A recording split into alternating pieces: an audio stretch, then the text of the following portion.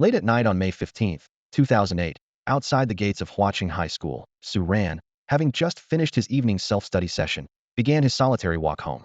Students and parents passing by instinctively made way for him, their gazes filled with complex emotions. At 18, Su Ran was dazzlingly exceptional handsome, gentle in demeanor, and consistently ranked first in the entire school. He was the principal's pride, the teacher's favorite, and the dream boy of all the female students. Every Valentine's Day, his desk would be piled high with chocolates and love letters. This campus heartthrob, who seemed to capture every girl's heart, naturally became the rival of all the boys. Su Ran was the undisputed king of Huaqing High School, albeit without a crown. Even the local troublemakers outside school didn't dare provoke him. In his first year of high school, a reckless individual had boasted about teaching him a lesson, only to be sent to the police station by the principal that very night. Since then, no one dared to act rashly around him.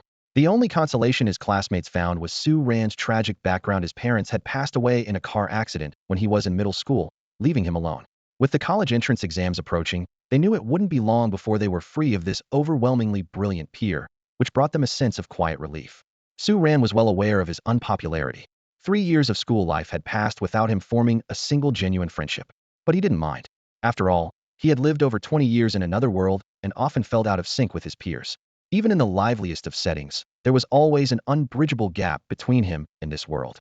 Sometimes, he wondered if he was merely dreaming a long dream. The world in his dream bore a striking resemblance to reality, though time moved much faster there. In that world, it was already the year 2024, and its development was far more advanced. There, he had also been a young man in his 20s, but after dying in a car accident, he had awakened as an infant in this world. As time passed, those memories began to fade, and Su Ran gradually let go of his questions. Following a familiar route, Su Ran made his way to the bus stop. His rented apartment was a fair distance from school and located in a rather secluded area, but he always managed to catch the last 405 bus. The timing was just right.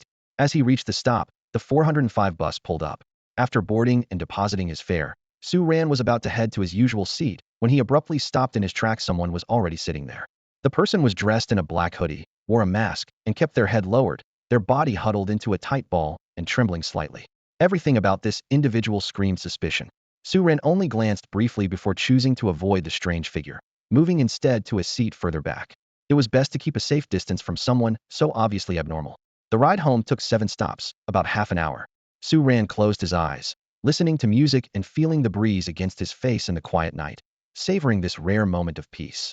But it wasn't long before he sensed something unusual. There was another sound in the otherwise silent bus. Thump, thump, thump. A deep, rhythmic noise penetrated his headphones, prompting him to open his eyes. It sounded like a heartbeat, but its intensity was far beyond anything humane or even an elephant could produce. Looking toward the source, his suspicions were confirmed. It was the peculiar person from earlier. They had curled into an even tighter ball, their trembling now more violent, as if enduring unbearable pain. Crack, crack. A chilling sound filled the air, reminiscent of teeth shattering or bones breaking. Before Su Ran could make sense of it, the person suddenly struggled to their feet. They let out a beast-like growl and staggered toward the bus door. Su Ran thought he caught a fleeting glimpse of golden eyes flashing, and an ominous feeling surged through him. Hey, buddy, we're not at the stop yet. Go back to your seat. The driver, noticing the odd behavior, forced a smile as he spoke. RRGH. The response was a low, guttural growl. The driver was puzzled. Was this person drunk or having a medical episode? Please, don't let anything happen. I've got a family to support and a mortgage to pay. Hey, if you're not feeling well, maybe. Before he could finish, the driver froze mid-sentence, his expression shifting to one of sheer terror. In his line of sight, the man's trembling intensified, his throat emitted constant growls, and most horrifyingly, his eyes' vertical pupils with a soul-piercing golden hue were anything but human. Just one glance left the driver paralyzed, his face pale, his entire body trembling. RRGH. In an instant, the man lunged forward with inhuman speed, his golden eyes wide, his mouth roaring as he leaped at the driver, aiming straight for his throat like a bloodthirsty beast. Caught off guard, the driver shut his eyes in resignation. A day would be his end. But at the critical moment, Su Ran sprang into action. He dashed from the back of the bus and delivered a powerful kick, sending the man crashing into the window with a heavy thud. Bang! The driver opened his eyes to see the serious expression of the striking young student standing nearby, as well as the creature on the floor, still growling with its golden eyes fixed on them. He took a deep, shaky breath. This was a disaster waiting to unfold. Driver, get ready to stop the bus. This guy is dangerous, Su Ran warned, his gaze locked on the creature, which had regained its focus and was now targeting him. He sighed internally, so much for a quiet life. Damn it. Why did it have to be something like this? Hopefully, this death servant wasn't of a high bloodline. Two ordinary people might still stand a chance. Are you Suran? What the heck is that thing? The driver asked in a panicked voice as he slowed the bus to a stop. That thing is called a death servant. Suran replied grimly. As for the rest, let's talk about it if we survive this. May 17th, 2008, 11:47 p.m., Executive Department of Cassell College, USA. In the spacious conference room, a massive holographic projection of Earth hovered in midair. The blue surface of the planet was dotted with hundreds of flashing red points. Each red dot represented a dragon-related incident: Deadpool sightings, the emergence of alchemical artifacts, signs of dragon resurgence, or the unearthing of dragon-related ancient texts and relics. Among these, Deadpool incidents made up over 80 of the total. These unfortunate beings, reduced to cannon fodder, had long been Cassell College's most familiar adversaries. Professor Manstein's bald head gleamed faintly under the blue light of the projection. Dark circles under his eyes betrayed his exhaustion as he scanned the flickering red dots. What's the status of the dragon blood creatures in South America? He asked in a low voice. Just handled. Agent Andrew is currently writing his report at the most luxurious bar in the area. Damn it. Manstein's face flushed red in an instant, and the veins on his neck bulged. He finished dealing with that thing in the rainforest and went straight to a luxury bar to write his report? What does he think this academy is? He took a deep breath. Forget it. Tell him to submit the report as soon as possible and notify the local staff to handle the aftermath. Understood. What about the alchemical artifact in the Middle East? Agent Ding Jia has located it. It's confirmed to be an artifact from the 3rd century BCE. However, there was a bit of a complication during negotiations. What kind of complication? A sense of foreboding rose in Manstein's chest. The other party is demanding $3 million before they'll sell it. Manstein buried his face in his hands in exasperation. Bring it to me, and I'll sign off on it. Professor Gudrian, who had been dragged in to help but was mostly yawning and slacking off, suddenly perked up. Don't be so grim, old friend. Alchemical artifacts are priceless treasures. What's 3 million in comparison? Manstein gave his friend a complicated look. What if I told you the artifact in question is a toilet? Eh, what? Even the typically scatterbrained Gudrian was momentarily stunned. Wait, when you say toilet, you mean the kind of toilet I'm thinking of? Not some bucket for horses, right? Seeing Manstein remain silent, Gudrian drifted into one of his characteristic tangents. No way. Who would be bored enough to turn a toilet into an alchemical artifact? Could it have been a dragon? Huh, that's some unique taste. Maybe we should inspect the toilet for interesting traces. What do you think? Manstein, already accustomed to his friend's eccentric reactions, simply ignored him and shifted the topic back to the projection. Has Schneider arrived in Hua country? Professor Schneider's flight landed at the destination 2 hours ago. He's currently in contact with Chu Zhihang. A voice, ethereal and clear, echoed in the air as a holographic figure with a futuristic design appeared before the projection, responding to Manstein's question. I hope he comes back soon, Manstein murmured with a sigh, gazing at the projection. The daily operations of the executive department were giving him a headache. The agents seemed to carry an innate talent for causing chaos, and only someone like Schneider, with his unyielding demeanor, could keep them in line. Not long ago, the AI system Norma detected an unusual signal. In the China region, an account was repeatedly searching for information about Cassell Academy. After thorough tracking, Norma identified the target, a young man from China, Chu Zhihang, who had already awakened his bloodline. Schneider only needed a glance at Chu Zhihang's profile for a glimmer of something unusual to flash in his eyes. This kid is a natural-born avenger, he said decisively, like a blade yet to be unsheathed. Without hesitation, he decided to travel to China personally to investigate. His stance was clear. If Chu passed the assessment, he would bring him back to the academy. If not, he would deal with him on the spot. Manstein wasn't surprised by Schneider's proactive attitude. Chu Zhihang stood out as the first hybrid to actively seek out Cassell Academy. His sharp, icy gaze seemed as though it was meant for carrying out missions. What about the investigation into the incident on the evening of May 15th in another Chinese city? Manstein asked with a frown. It's been 2 days, why haven't we received a report yet? What are the agents in charge doing? The mention of the incident brought to mind what appeared to be an ordinary bus accident. On the surface, it seemed like a mishap, but the details were riddled with oddities. The deceased, Li Zhengyang, was a seasoned driver with over 20 years of experience, known for his caution and spotless record. What stood out even more were the corroded holes on the bus, left by some kind of acidic substance, which reminded one of the dragon blood characteristic of a Deadpool. The cleanup crew has already erased all traces from the scene, Norma replied calmly. However, the incident occurred in a blind spot for surveillance cameras. The executive department agents we dispatched were delayed at customs and only arrived at the scene yesterday afternoon to begin their investigation. Delayed at customs? Manstein rubbed his tired eyes. What kind of trouble did those fools stir up this time?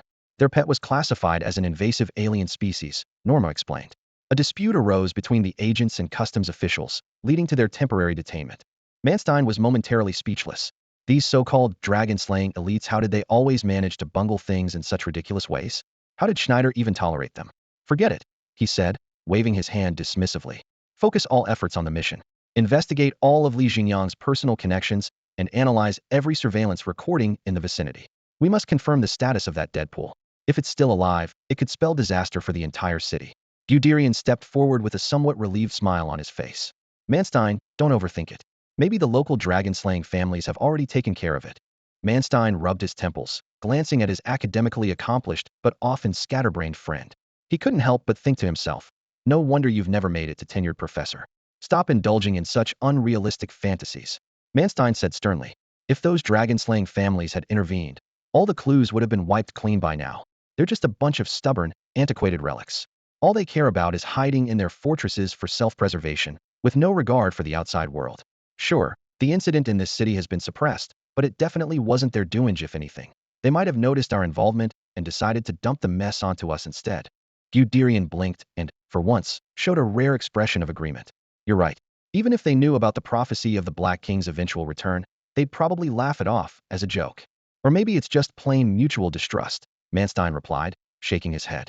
The secret party and the European hybrids are the same way. After all, we're the radicals among the hybrids, and our principal is downright insane. Anything involving dragons gets him as excited as a shark smelling blood. Guderian gave him a surprised glance before breaking into a mischievous grin. I thought you admired the principal. Never expected you to talk about him like this in private. Manstein adjusted his sleeves nonchalantly. For us hybrids, being radical and being crazy are the highest forms of praise. He turned to Norma, his tone sharp. Inform the agents responsible for this matter. The deadline is 12 hours. The facilities department must fully cooperate. The Deadpool must be located and completely eliminated within the given time frame. But Norma simply shook her head lightly. I'm sorry, Professor Manstein. 1 minute ago, Professor Schneider announced the termination of the mission. From now on, he and Chu Zhihang will be handling it. What nonsense is Schneider up to now? Manstein's expression darkened in anger. Chu Zhihang isn't even a member of the secret party. Involving him is a clear violation of the rules. This is a betrayal of the secret party's code.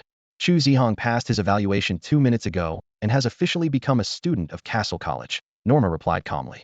Additionally, Professor Schneider has applied to become his mentor. This news left both Guderian and Manstein stunned. Schneider taking on a student again? But Manstein quickly regained his composure. Even so, Chu Zhihang hasn't joined the execution department, so he has no right to participate in this operation.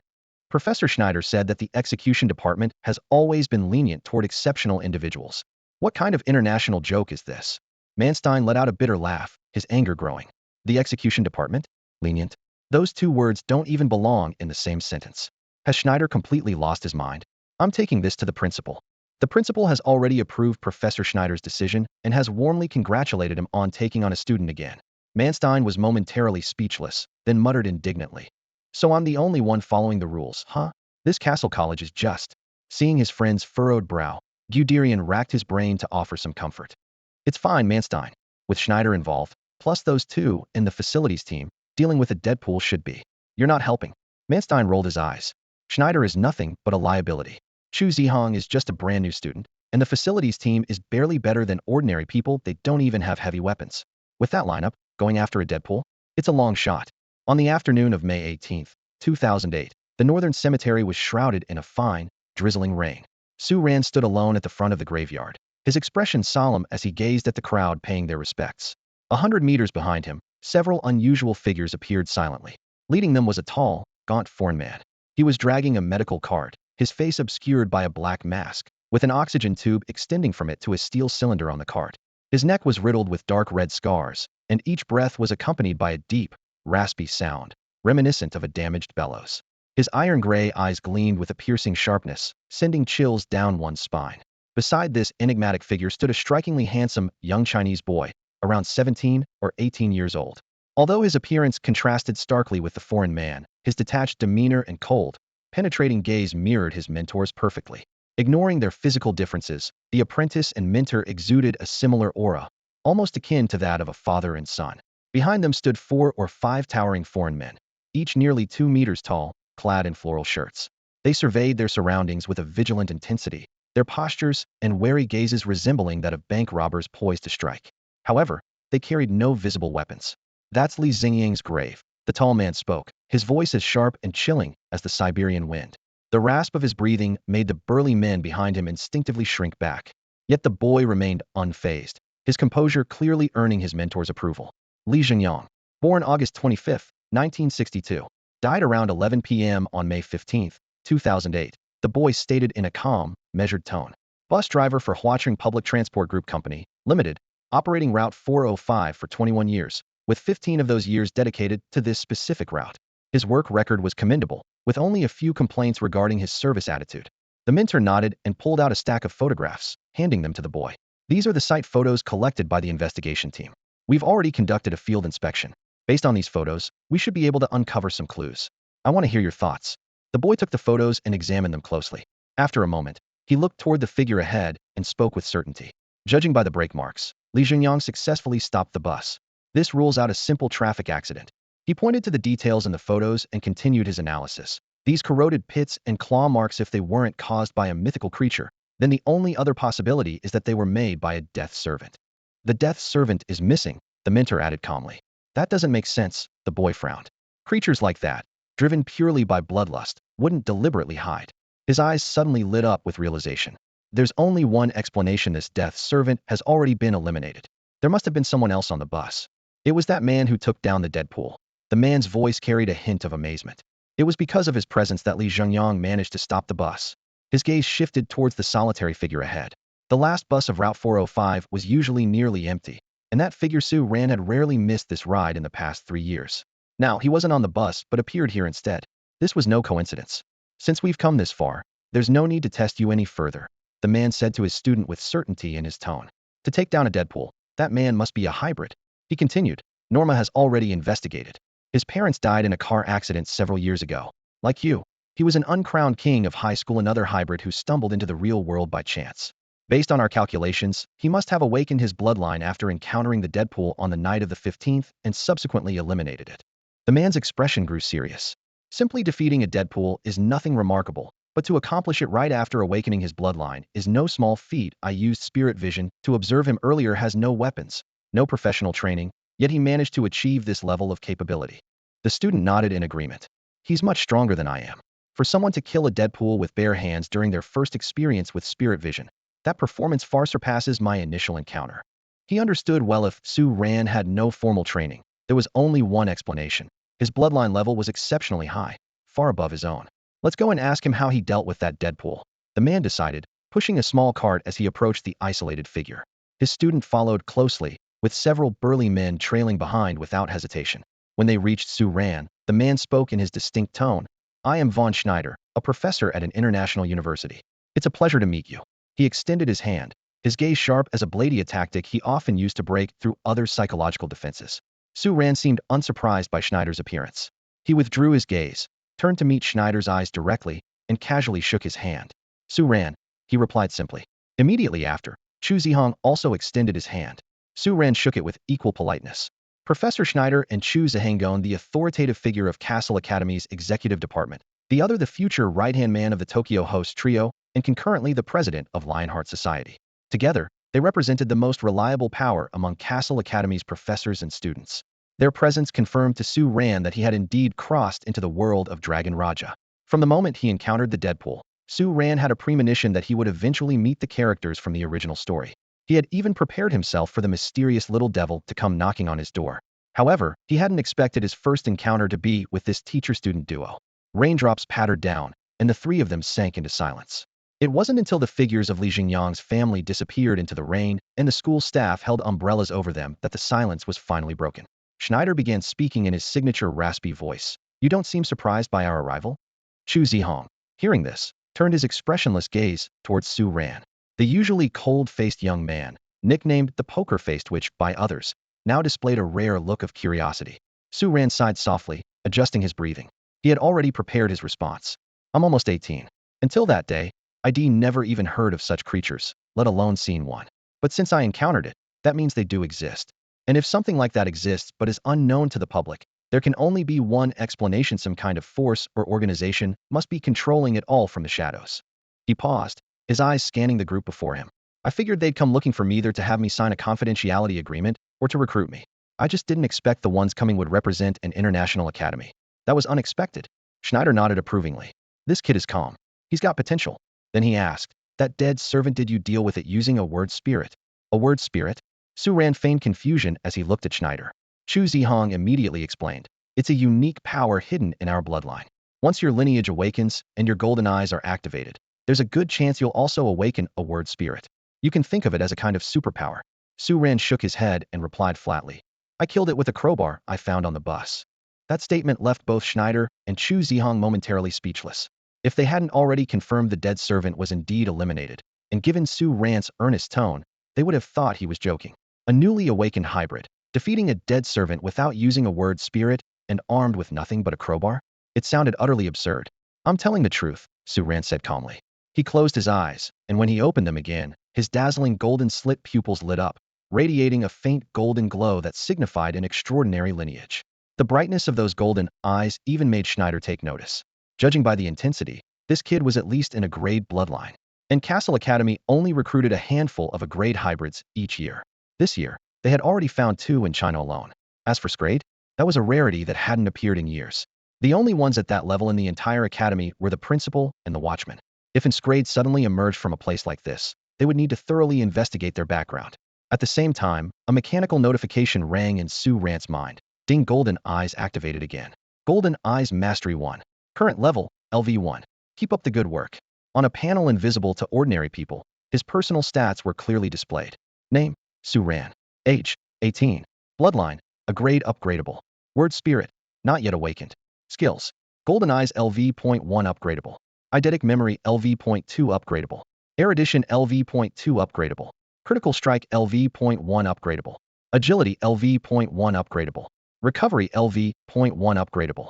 Eloquence LV.1 upgradable. The moment Su Ran killed the mercenary with a crowbar left Schneider momentarily stunned. But when those golden pupils lit up in Su Ran's eyes, the professor from Cassell College quickly regained his composure. A glimmer of discovery, like finding a rare treasure, sparkled in his gray eyes. Your bloodline's probably a rank, just like Chu Zhihang's. Schneider's tone carried unmistakable excitement, as if he'd just stumbled upon a raw, unpolished sword of immense potential. A rank bloodline? Su Ran feigned confusion. As a wild hybrid, he knew he had to tread carefully around Schneider. This man, the head of the Execution Bureau, was no ordinary figure. He was a relentless dragon slayer and a vengeful pursuer of justice. Under his leadership, the Execution Bureau had earned a reputation for ruthless efficiency among the hybrid world. Fortunately, Su Ran had already rehearsed countless scenarios in his mind over the past few days, anticipating every possible question and crafting every response, from tone to expression. The perplexed look he wore now was part of his carefully constructed act. Schneider studied Su Ran's reaction intently, and seeing the confusion on his face, he nodded in satisfaction. This is part of our Cassell College ranking system, which categorizes individuals based on their bloodline and abilities. From my assessment, both of you possess bloodlines no weaker than a rank. In the hybrid world, that makes you significant players. Sounds like something out of a video game, like an elite boss, Su Ran replied offhandedly. The response left Schneider momentarily speechless. He thought to himself, this kid seemed normal a moment ago. Why is he suddenly so unpredictable? Then again, since when was any a rank hybrid easy to handle? After all, aside from the 2 rank principals, a rank hybrids were the highest tier in the academy. At this critical moment, Chu Zhihang, standing stoically nearby, interjected to clarify. A rank is essentially the highest level among students. Still sounds like an elite boss to me, Su Ran muttered internally. He was well aware that later in the story, not only would there be Shrank hybrids, but even Emperor-class hybrids would make multiple appearances. These so-called ranks, aside from a few exceptions in the main cast, were no better than cannon fodder. But now wasn't the time to dwell on such thoughts. Playing his role as a clueless, wild hybrid, Su Ran maintained his facade of ignorance. Hybrids? Is that what we are?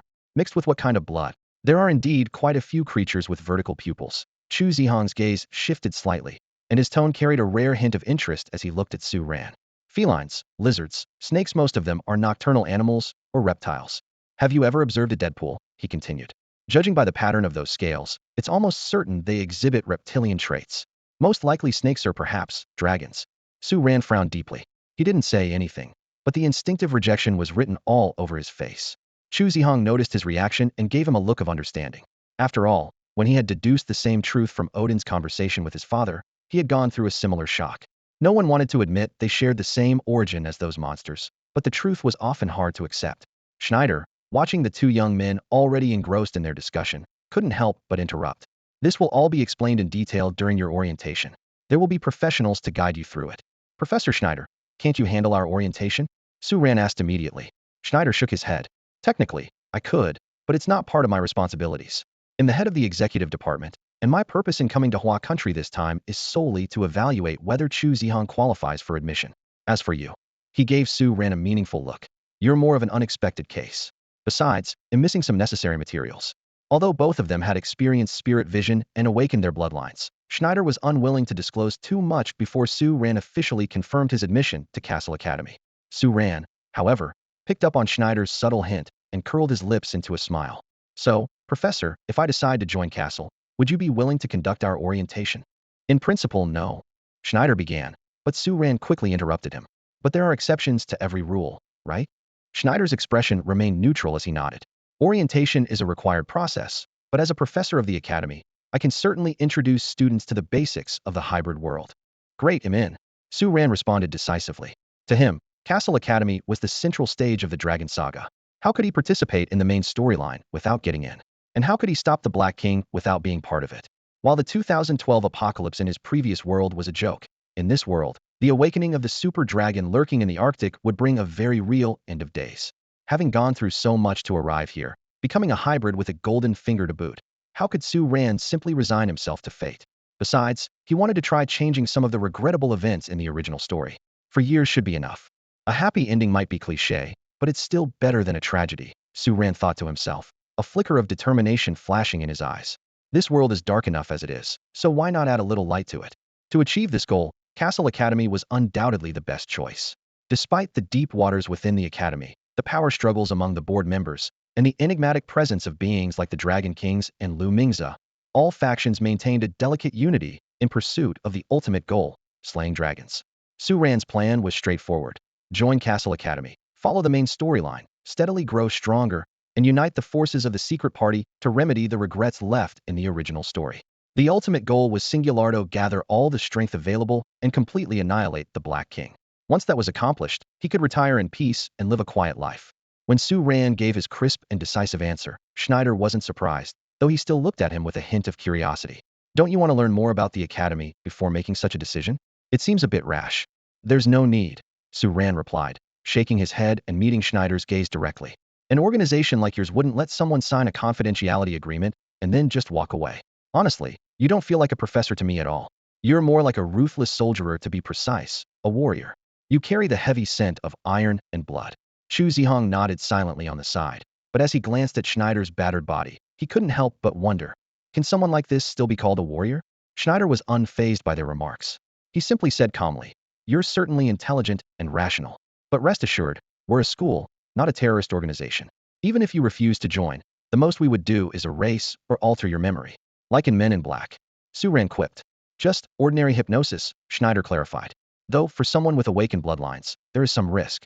Of course, even if something goes wrong, the academy will arrange a room for you in the best psychiatric hospital in the city. Wow, how considerate of you. Su Ran couldn't help but retort. The secret party sure knows how to leave people speechless with this level of creepy thoughtfulness.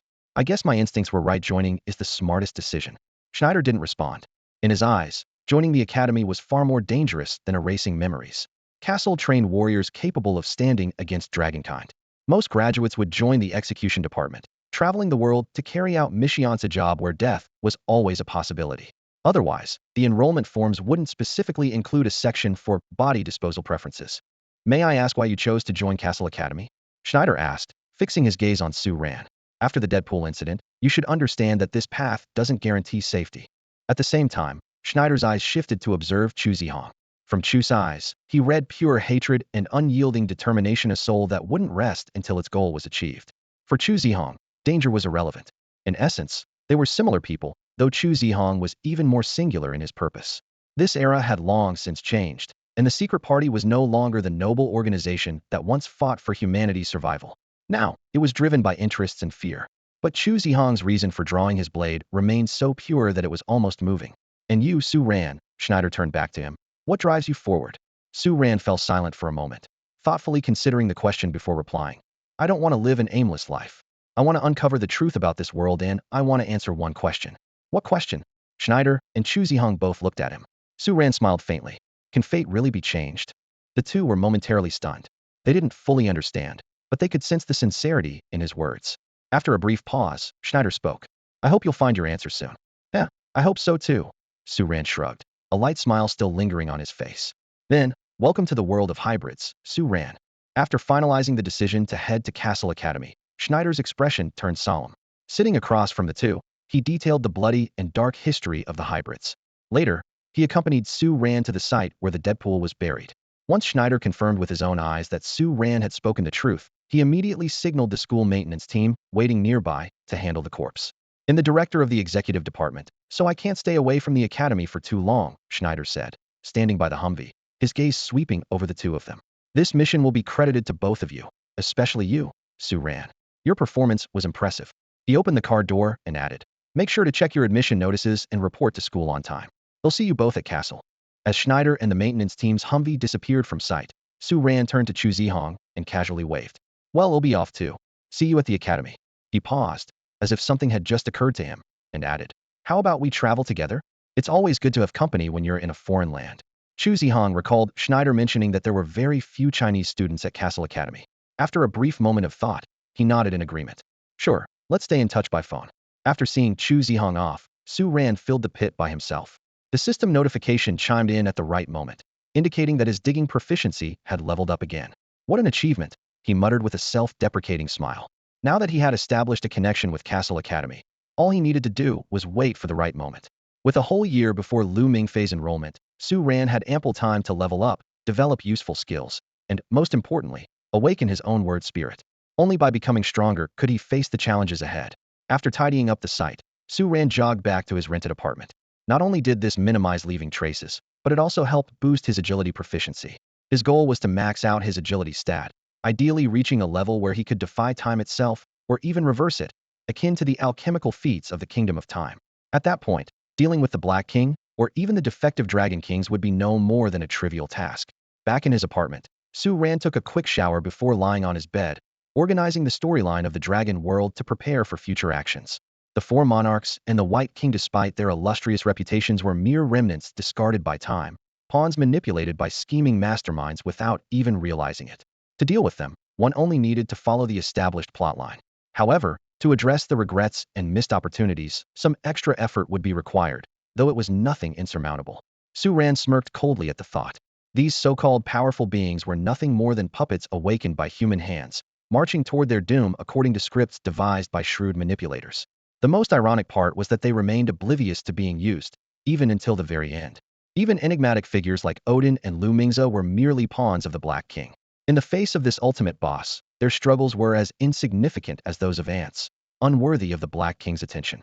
Both word spirits and alchemy, the two pillars of the dragon race, ultimately stemmed from the Black King. Without breaking free from the framework set by the Black King, there would never be any real threat to him. Thinking of using logos and alchemy against the Black King? Su Ran shook his head. The idea was as absurd as dreaming. As the founder and ultimate master of both these arts, the Black King held the highest authority over logos and alchemy. It was akin to humans attempting to overturn the fundamental laws of physics, a laughable notion. Logos, while somewhat effective against hybrids, was inadequate when it came to dragons. Especially against the first generation, it was practically useless.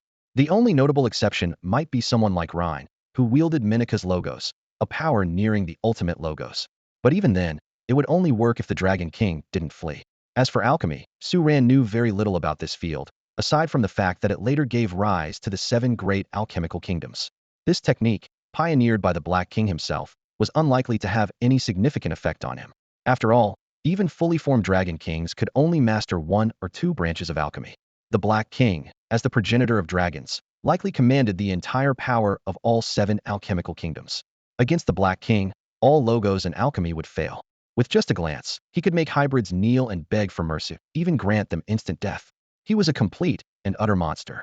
No wonder the original story claimed that any effort to kill the Black King was futile.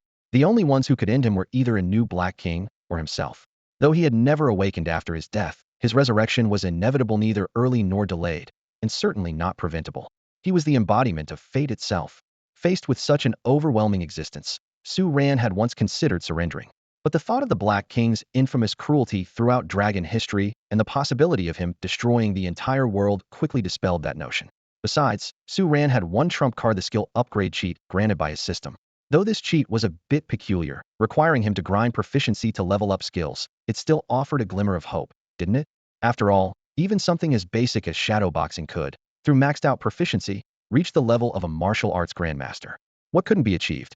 Suddenly, a bold idea flashed through Su Ran's mind. If both skills and bloodlines could be enhanced, could logos also be upgraded?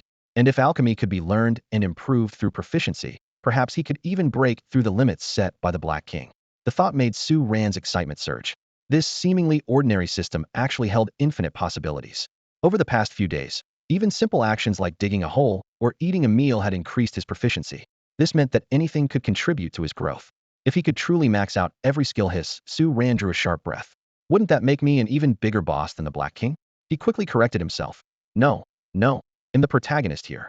Su Ran sat in his room, contemplating his current situation. The path of alchemy seemed temporarily out of reach.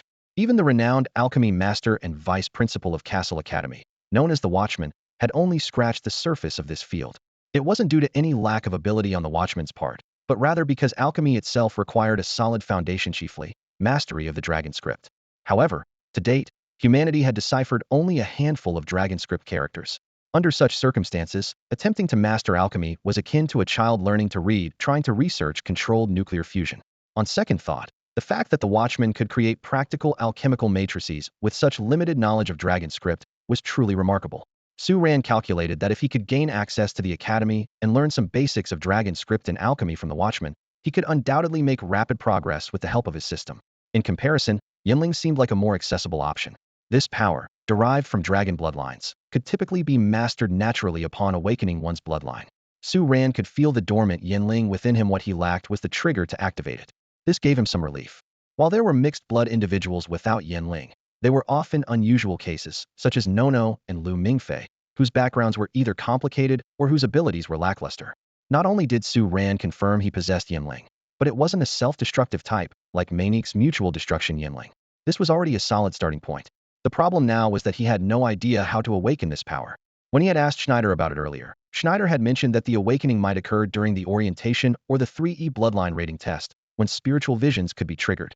This meant he currently had no way to improve his proficiency in Yinling, and any reckless attempts might result in catastrophic consequences, like Yusuji Era's destructive outburst that leveled an entire street. After careful consideration, Su Ran decided to take a different approach, focusing on improving his physical capabilities. With 3 months until the semester began, he planned to train intensively in critical strike, agility, endurance, and recovery. As an rank mixed blood, his baseline physical attributes already far exceeded those of ordinary humans. With systematic training, he might even reach rank or royal level mixed blood status. In addition, he intended to learn combat techniques. While fighting dragon kings was one thing, even battles among mixed bloods required a solid foundation in hand-to-hand combat. Although firearms were powerful, their use was often restricted. As for the academy's Tai Chi, seeing how ineffective it was for Lu Mingfei even after extensive practice, Su Ran knew not to rely on it. Instead, he decided to enroll in a swordsmanship class to lay the groundwork for becoming a sword master. He also planned to learn some powerful and easy-to-master combat techniques. Lastly, there was the matter of his current school.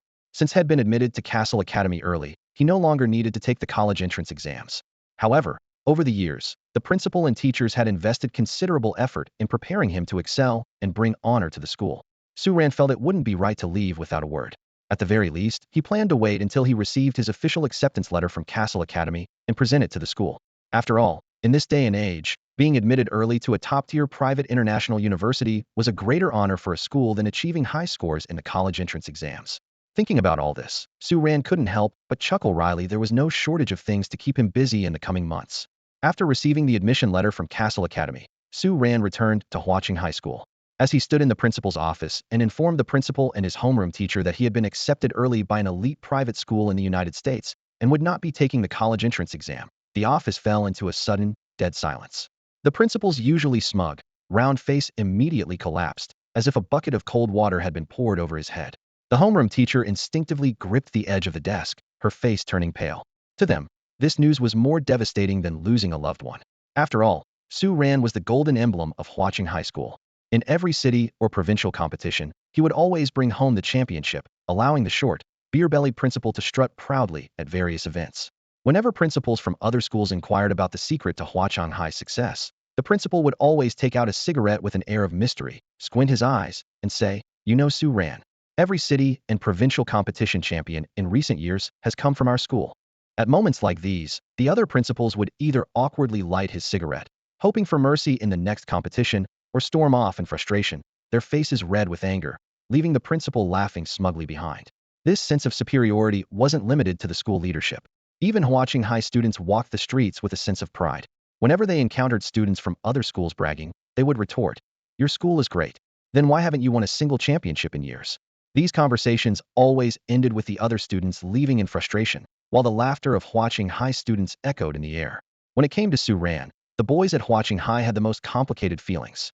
They resented this perfect child who always overshadowed them, stealing the attention of both teachers and female students. Yet, at the same time, they secretly admired the commanding presence he exuded during competitions. Every time they saw Su Ran effortlessly defeat formidable opponents from other schools, they couldn't help but wish they could be the ones bringing glory to the school.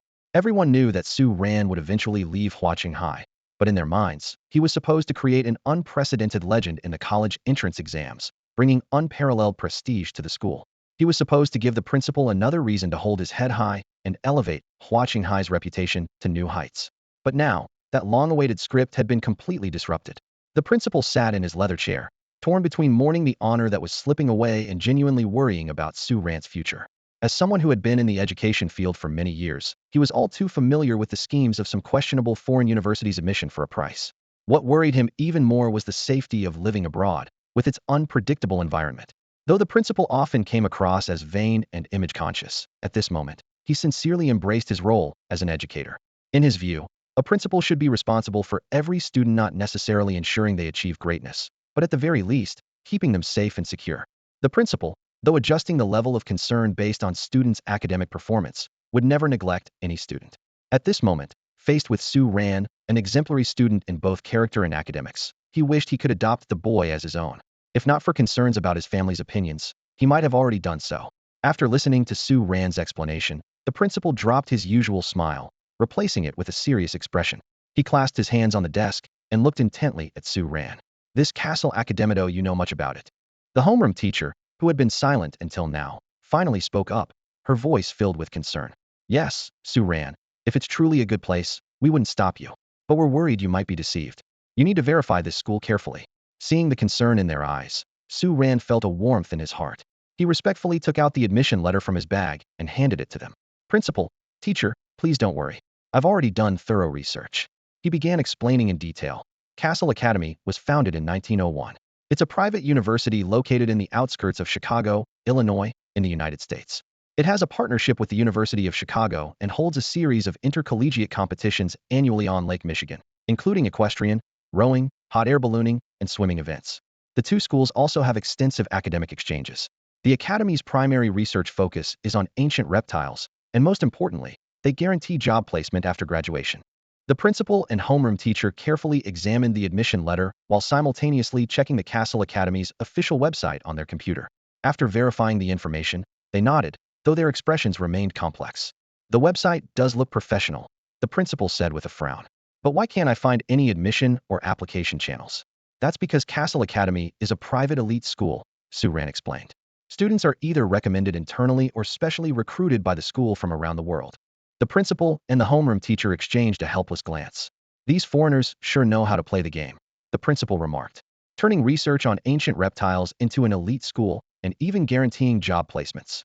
Though it seemed a bit unbelievable, since the school was listed as a partner of the University of Chicago, it was likely legitimate.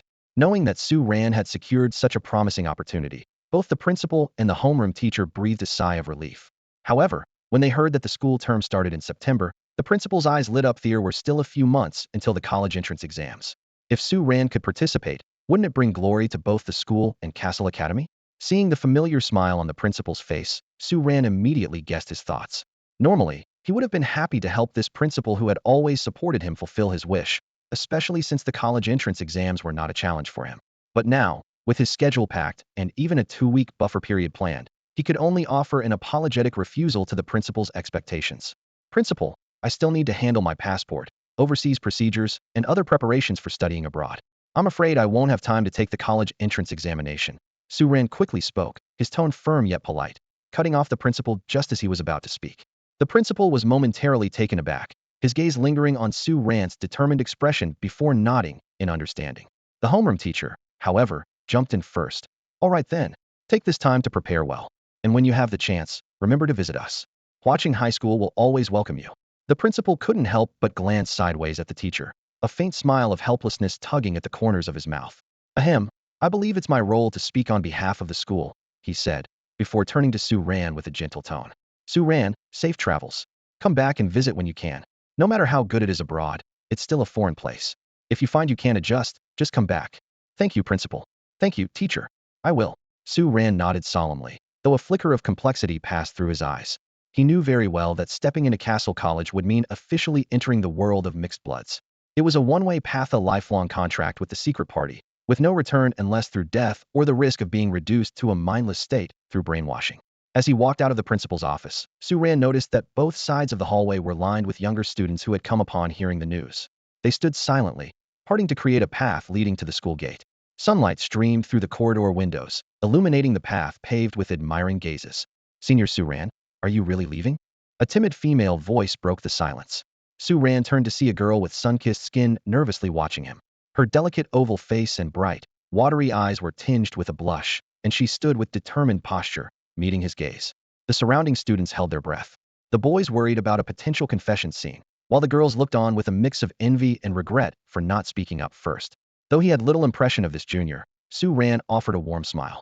Yes, I've been accepted early by a private, prestigious school abroad. I'll be quite busy in the coming days, so I won't be taking the college entrance exam. Work hard on your exams, and aim for great results.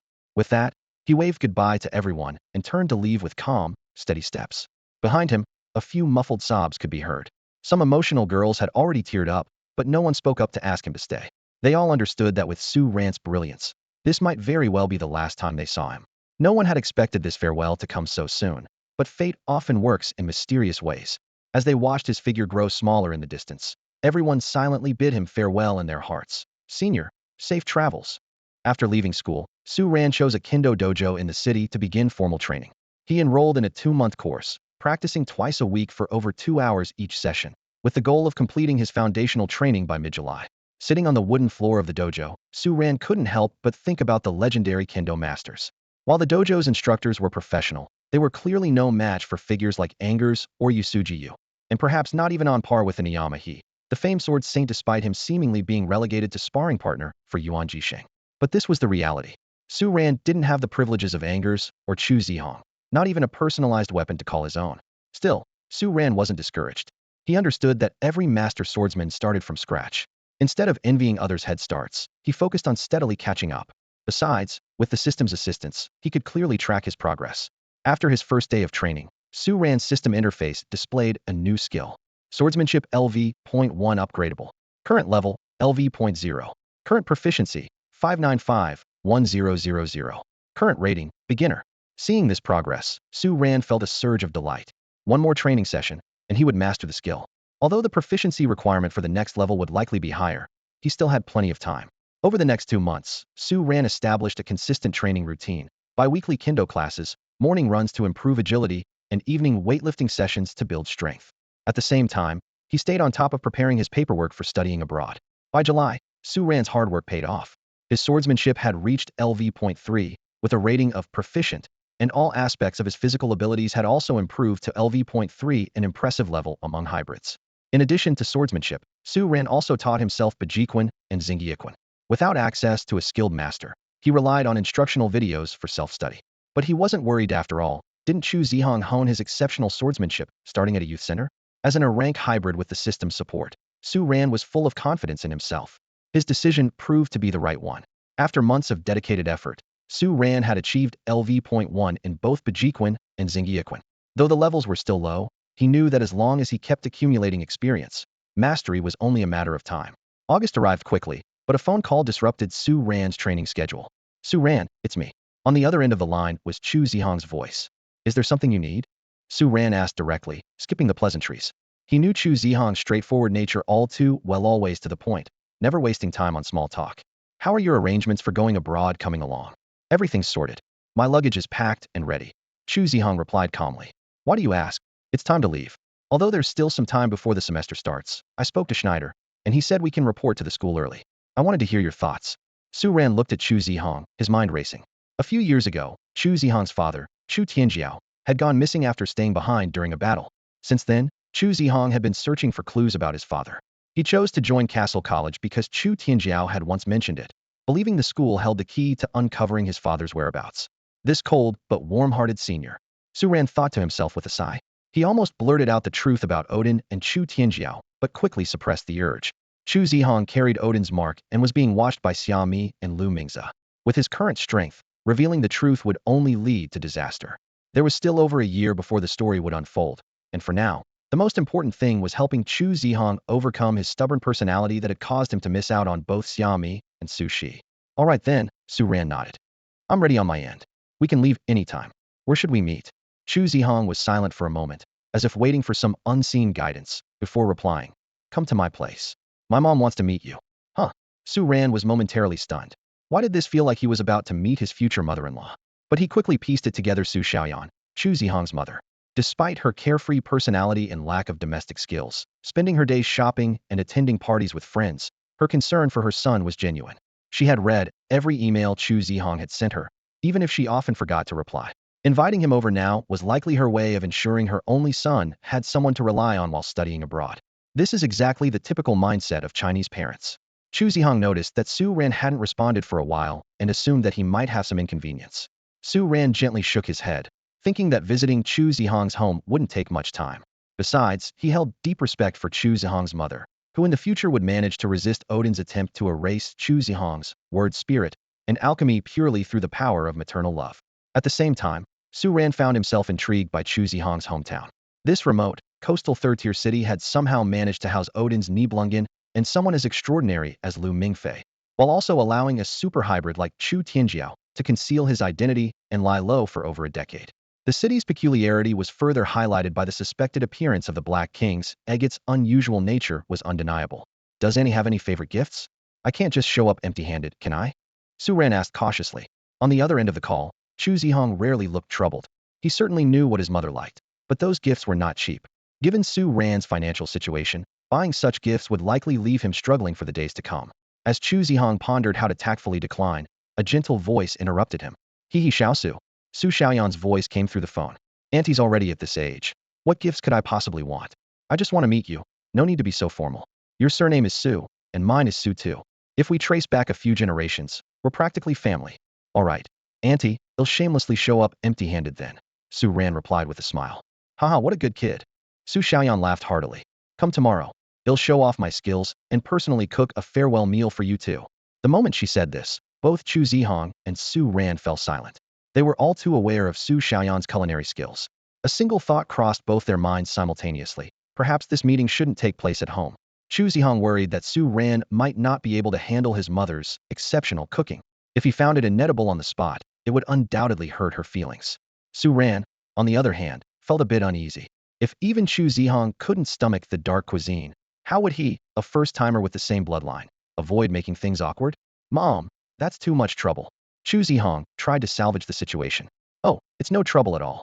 It's Xiao Su's first visit, so of course, we have to treat him well, Su Xiaoyan said enthusiastically. Before she even finished speaking, the sound of cheerful footsteps could be heard. They'll go check what ingredients we still have. Su Ran couldn't help but wonder, did Su Xiaoyan really have no idea about her own cooking skills? Su Ran, I'm sorry. Chu Zhihang said apologetically. He couldn't outright criticize his mother's cooking, so he could only offer an apology while silently resolving to eat more when the time came. Su Ran guessed what Chu Zhihang was thinking. Although he felt a bit apprehensive, he figured he could tough it out after all. It was just some dark cuisine. If he couldn't handle this, how could he face the Dragon Kings in the future? It's fine. Auntie is very warm and welcoming. They'll head out soon and should arrive around 4 or 5 in the afternoon tomorrow. All right, they'll send you the address. Or you can call me when you arrive, and they'll come pick you up. Deal. After finalizing their plans, the two exchanged brief goodbyes and hung up, each beginning their preparations for the visit. The following afternoon, Su Ran stepped out of the exit at the South train station, immediately spotting Chu Zhihang and his unmistakable Porsche Panamera. The combination was strikingly eye-catching outside the station. Chu Zhihang's composed, aloof demeanor, paired with his impossibly handsome face and the luxury of the Porsche, naturally drew everyone's attention. Passing men looked on with envy, while young women stopped in their tracks, their eyes gleaming with intrigue. Is he an adult? Probably, right? Even if he's not, with a setup like that, murmured fragmented voices in the crowd. However, when these intrigued women met Chu Zhihang's cold, unapproachable gaze, any thoughts of striking up a conversation quickly dissipated. Just as everyone assumed this icy swordsman type was destined to remain detached from the mundane world, he unexpectedly raised a hand and waved in a certain direction. So he's here to pick someone up. The onlookers followed his gaze, only to find that the person he had been waiting for was a young man. While the man was undeniably good-looking, it was clearly not what anyone had anticipated. Have you been waiting long? Su Ran asked as he approached, carrying a backpack and pulling a suitcase. Not really. I just got here a little while ago, Chu Zhihang replied, taking Su Ran's luggage and placing it in the trunk.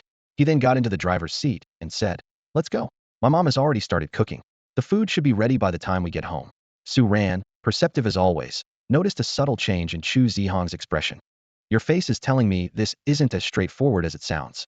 My mom isn't exactly skilled in the kitchen, Chu Zhihang admitted apologetically, glancing at Su Ran. You might want to pretend you're not feeling well later.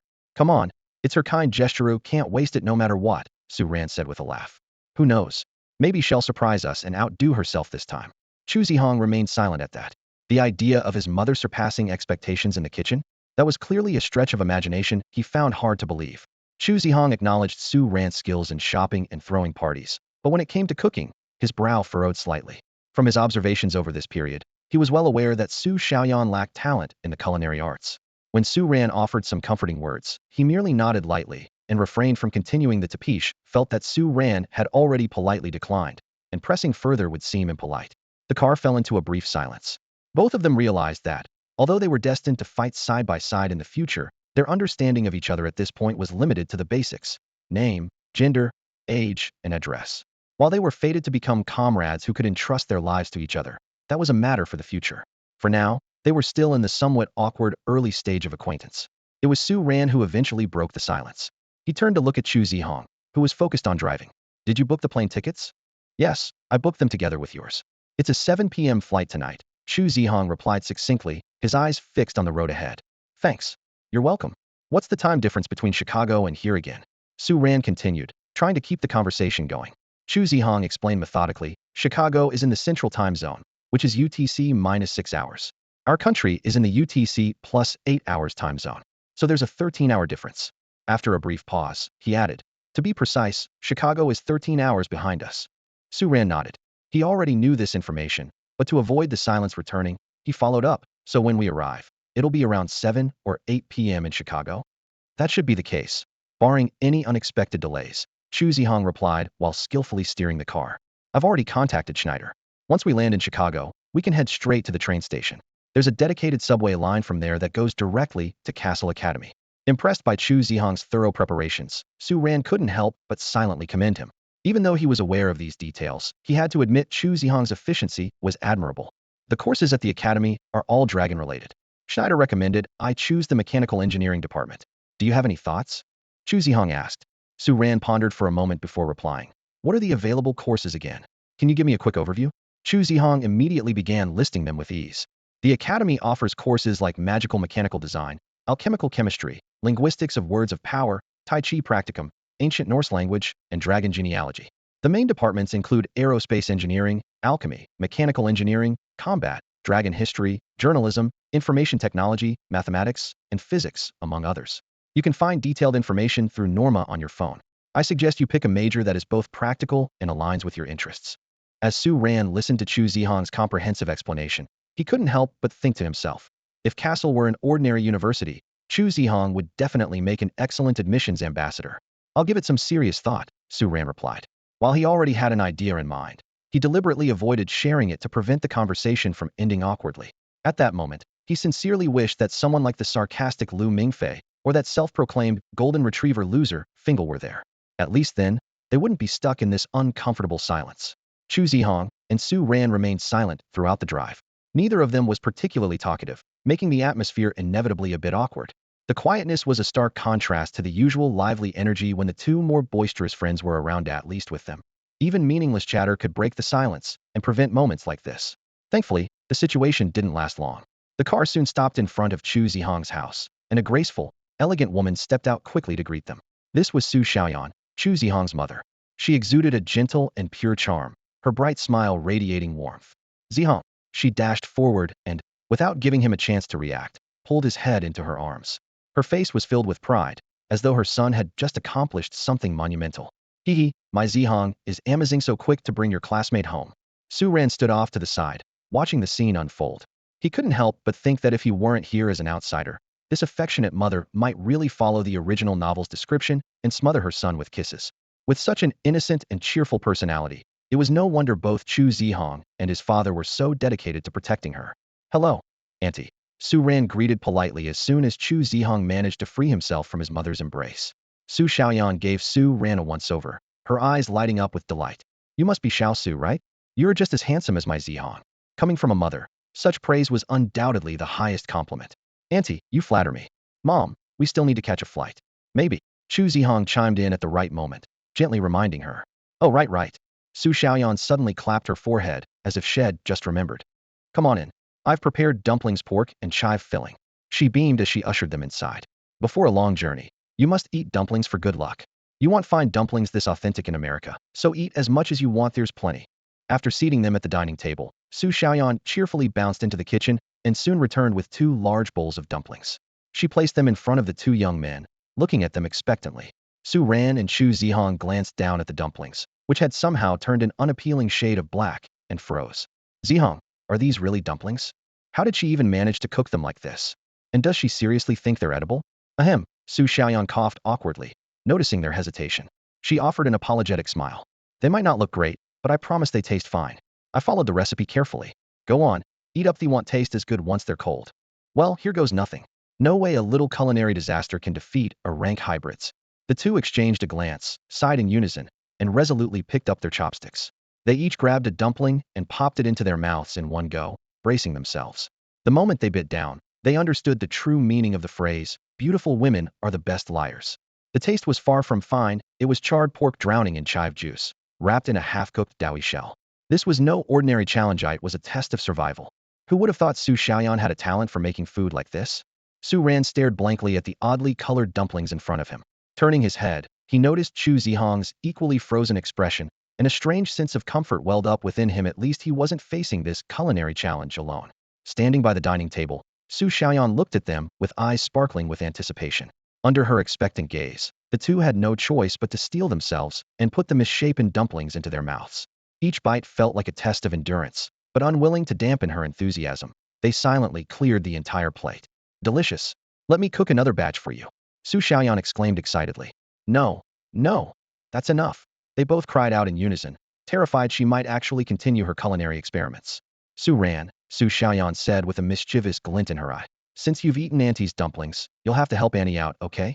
My Zhihang isn't very good at taking care of himself. Now that you're going to the same university, you must look out for each other. Faced with Su Xiaoyan's innocent logic for forging friendships, Su Ran felt a mix of helplessness and admiration for her motherly concern. Don't worry, Auntie. Zhihang and I will get along just fine.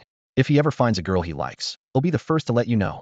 Chu Zhihang shot him a silent, unreadable glance, but seeing the spark of excitement in his mother's eyes, he refrained from saying anything further. That's wonderful. Su Xiaoyan clapped her hands, beaming. If that ever happens, Annie will give you a big red envelope. As the conversation between mother and son veered further into the distance, Chu Zhihang quickly reminded them it was time to leave. Before they left, Su Xiaoyan hugged her son tightly, her eyes brimming with tears as she urged them to take care of themselves. Once they were seated in the car heading to the airport, Chu Zhihang unexpectedly broke the silence. Thank you. The words were brief, but Su Ran understood their weight. No problem. Auntie's cooking really is unique, Su Ran replied with a grin, silently reflecting on the new skill he had acquired. Though it had been hard-earned and its usefulness was yet unclear, he firmly believed that every skill had its value depending on how it was applied. With the right use, no skill is ever wasted, Su Ran thought to himself. For Su Ran, it was his first time flying, and it was an international flight no less.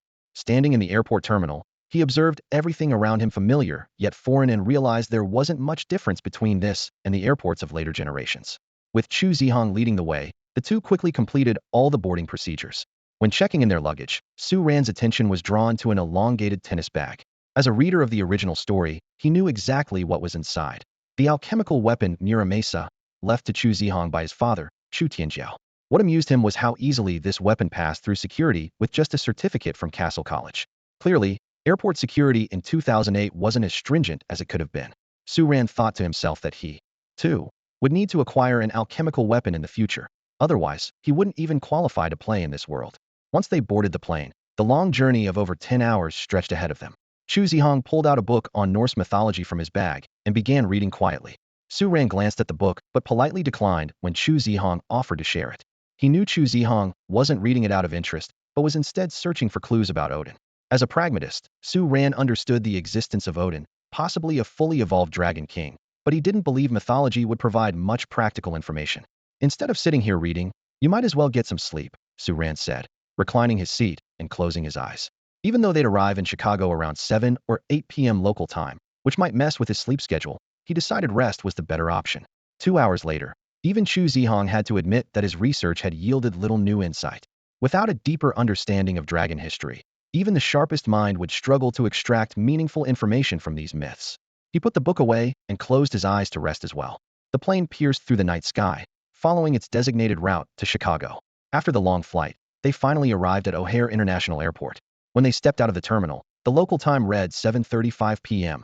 It's over an hour's drive to Chicago Union Station, Chu Zhihang said, scanning their surroundings. Considering this is one of the busiest airports in the United States, second only to Atlanta in passenger volume, we should allow for a 2-hour buffer. Even if the train station is closed, there should be hotels nearby where we can stay. That makes sense, Su Ran nodded, instinctively patting his wallet. Though I imagine it won't be cheap. A night stay shouldn't be too expensive, right? Su Ran thought to himself. But when he saw the price for a room at the Hyatt Hotel, he almost passed out $250 per night for a single room, which, at the current exchange rate, was over 1,700 yuan. This is daylight robbery. Su Ran fumed internally. He quickly calculated his savings. Years of competition winnings combined with income from tutoring during summer and winter breaks, minus living expenses and Kindo class fees, left him with only 20 or 30,000 yuan. Spending nearly 2,000 for one night was downright painful for him. Chu Zhihang noticed his reaction and offered to pay, but Su Ran immediately waved him off. You already booked my flight. I'll cover the hotel myself. Although he wasn't wealthy, he was determined to assert his pride. After paying, the two went to their respective rooms to rest. From the window of the hotel, situated along the Chicago River, one could see white cruise boats gliding past. On the bow of one boat, an enthusiastic, cheerful African-American guide was passionately recounting the city's glorious history to foreign tourists. That night, neither Su Ran nor Chu Zhihang felt like exploring the nightlife outside. One was engrossed in meticulously polishing Mesa, while the other lounged lazily on the sofa, watching TV. At 7 the next morning, they both woke up on time. After breakfast, they hurried to Chicago's train station, only to find they had arrived too early again. I checked with Norma, Su Ran said. The Academy's special train, CC 1000, is a branch line with no fixed departure time. The station staff have no knowledge of this train, Chu Zhihang added. If it weren't for our magnetic cards granting us access, they might have thought we were scammers. Just then, Su Ran noticed an Asian girl standing behind Chu Zhihang. She had jet black, silky hair, delicate and gentle features, fair and radiant skin, and a slender, elegant figure. Even with Su Ran's critical eye, he had to admit she was stunning. Zhihang, who's this? Su Ran asked with a teasing smile. I only went to ask for directions, and you've already met Sushi? Impressive, brother. Chu Zhihang ignored Su Ran's playful look and introduced them earnestly. This is Su Ran, and this is Sushi. We're all new students at Cassell College. He deliberately added. I noticed Sushi was also looking for the CC 1000 train, so I brought her along. Clearly, he was trying to avoid any misunderstanding that might harm Su Zai's reputation.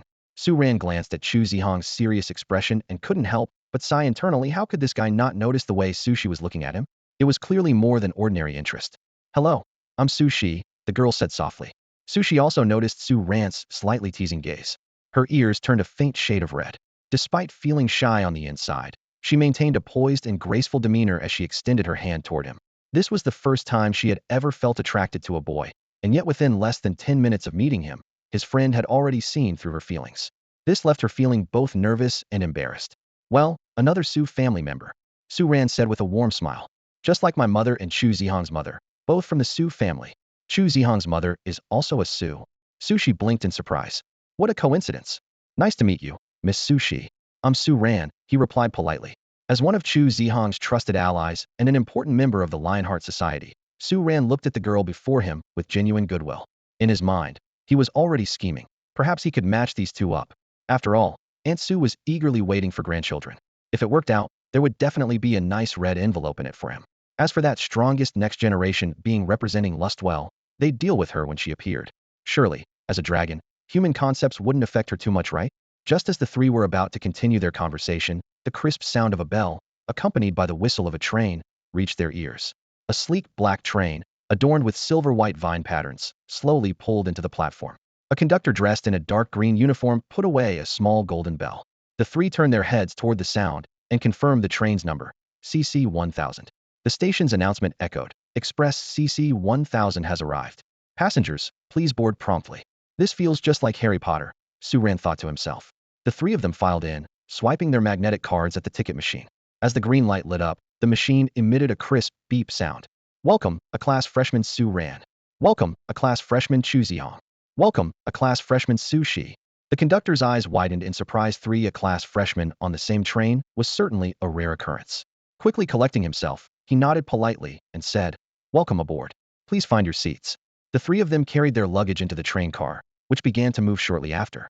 Up next was the orientation session, led by the seemingly unreliable Professor Guderian.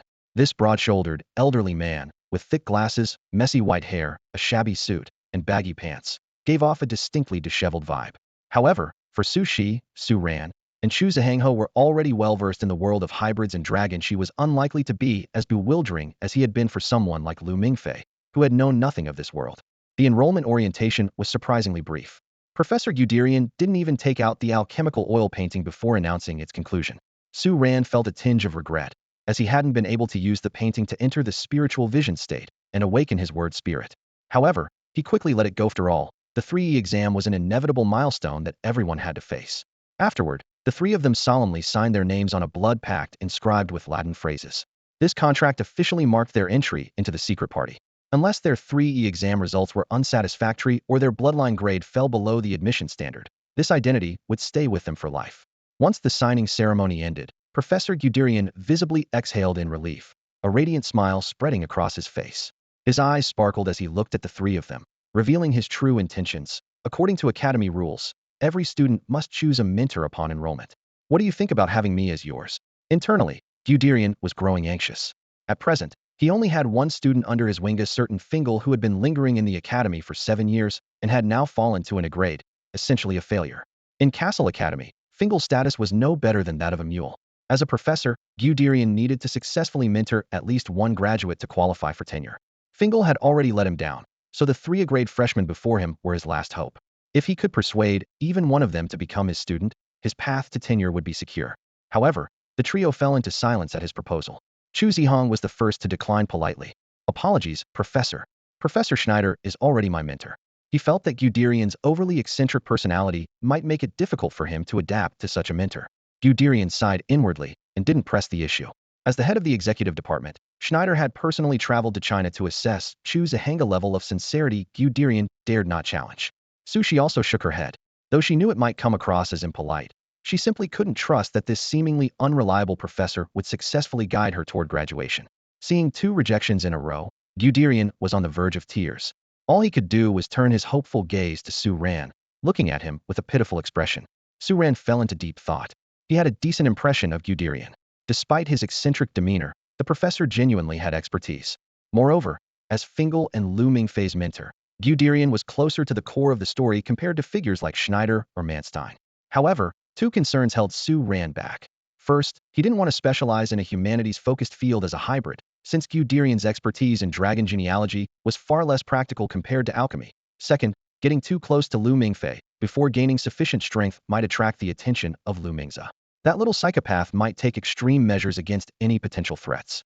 "Professor, I'm actually more interested in alchemy." Su Ran carefully chose his words, trying to politely decline Guderian. "I don't think dragon genealogy is quite suitable for me." Guderian's eyes lit up immediately, as though he'd caught on to something. The lunatics in the equipment department never recruit outsiders, and the Night Watcher's alchemy theories have never accepted students. Trust me, you definitely wouldn't want to study under the Night Watchers. But alchemy isn't that easy to learn. Even Manstein didn't have the talent for it. Guderian interrupted before Su Ran could finish. "If it were that easy, I wouldn't have ended up as a professor of dragon genealogy." He paused briefly, and his tone suddenly became persuasive. "Actually, While you can't major in alchemy, if you choose to be my student, you can definitely take elective courses in alchemical chemistry. I suggest for your first semester. For the next 30 minutes or so, Guderian talked non-stop, passionately outlining the course structure to Su Ran without even pausing for a breath. All right, professor, I agree. Su Ran finally couldn't bear it any longer and rubbed his throbbing temples, cutting off Guderian's lengthy speech. He had to admit, the professor did make some sense since studying alchemy wouldn't be hindered. It didn't really matter who his mentor was. As for Lu Mingze, after all, there's still a year before Lu Mingfei starts school. By the time I've grown stronger, let's see if that little devil dares to mess with me again. Su Ran resolved inwardly. Wonderful. I'll go grab your course selection forms right away. Guderian's face flushed with excitement as he muttered something about tenure within reach and rushed out of the train car, as if afraid Su Ran might change his mind. Su Ran sighed and shook his head, then turned to look out the window. The train had noticeably slowed down, signaling it was nearing the station. Unfortunately, being stuck with this eccentric old professor had left him no time to enjoy the scenery along the way. Arrived at the station. Yeah, time to get off. What about Professor Guderian? Come on, this is the school. Where could he possibly get lost? Fair point. The Cassell College is located on a hillside in the outskirts of Chicago, nestled against a lake. After arriving at the subway station at the foot of the hill via the CC 1000 train, one must transfer to a dedicated shuttle to reach the campus. What greeted the trio was a distinctive European ambience. An array of medieval-style buildings resembling small castles, scattered amidst lush green lawns, with a crimson cobblestone path winding through. Occasionally, students in unique uniforms passed by, white shirts paired with dark green blazers, elegantly trimmed with silver edges, and striking deep rosered bow ties. The iconic half-withered world tree emblem of Cassell was embroidered on the chest pocket. If not for the occasional sight of burly campus workers patrolling the area, this place could almost be mistaken for a secluded medieval utopia. Guderian jogged up to them, taking on the role of an enthusiastic tour guide as he introduced the various buildings on campus. Over there is the gymnasium, equipped with a swimming pool and other facilities. You can go there for daily exercise or relaxation. He gestured toward a building in the distance, then turned to a stately two-story building. That's the principal's office. Outstanding students may be invited by Principal Angers for tea. As he said this, a proud smile crept onto the elderly man's face. Was Principal Angers your principal when you were young as well? Chu Zhihang asked curiously. Guderian nodded with a smile. That's right. Our principal is already 130 years old. This astonishing number left Suzy and Chu Zhihang exchanging incredulous looks. At that age, wouldn't most people be confined to a hospital bed, relying on oxygen machines to survive?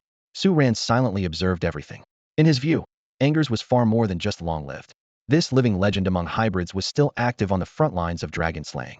Globally, there were only a handful of contemporaries like the Watchman, Han Gao, and King Solomon, but to maintain such vigor at his age, Angers was likely unparalleled.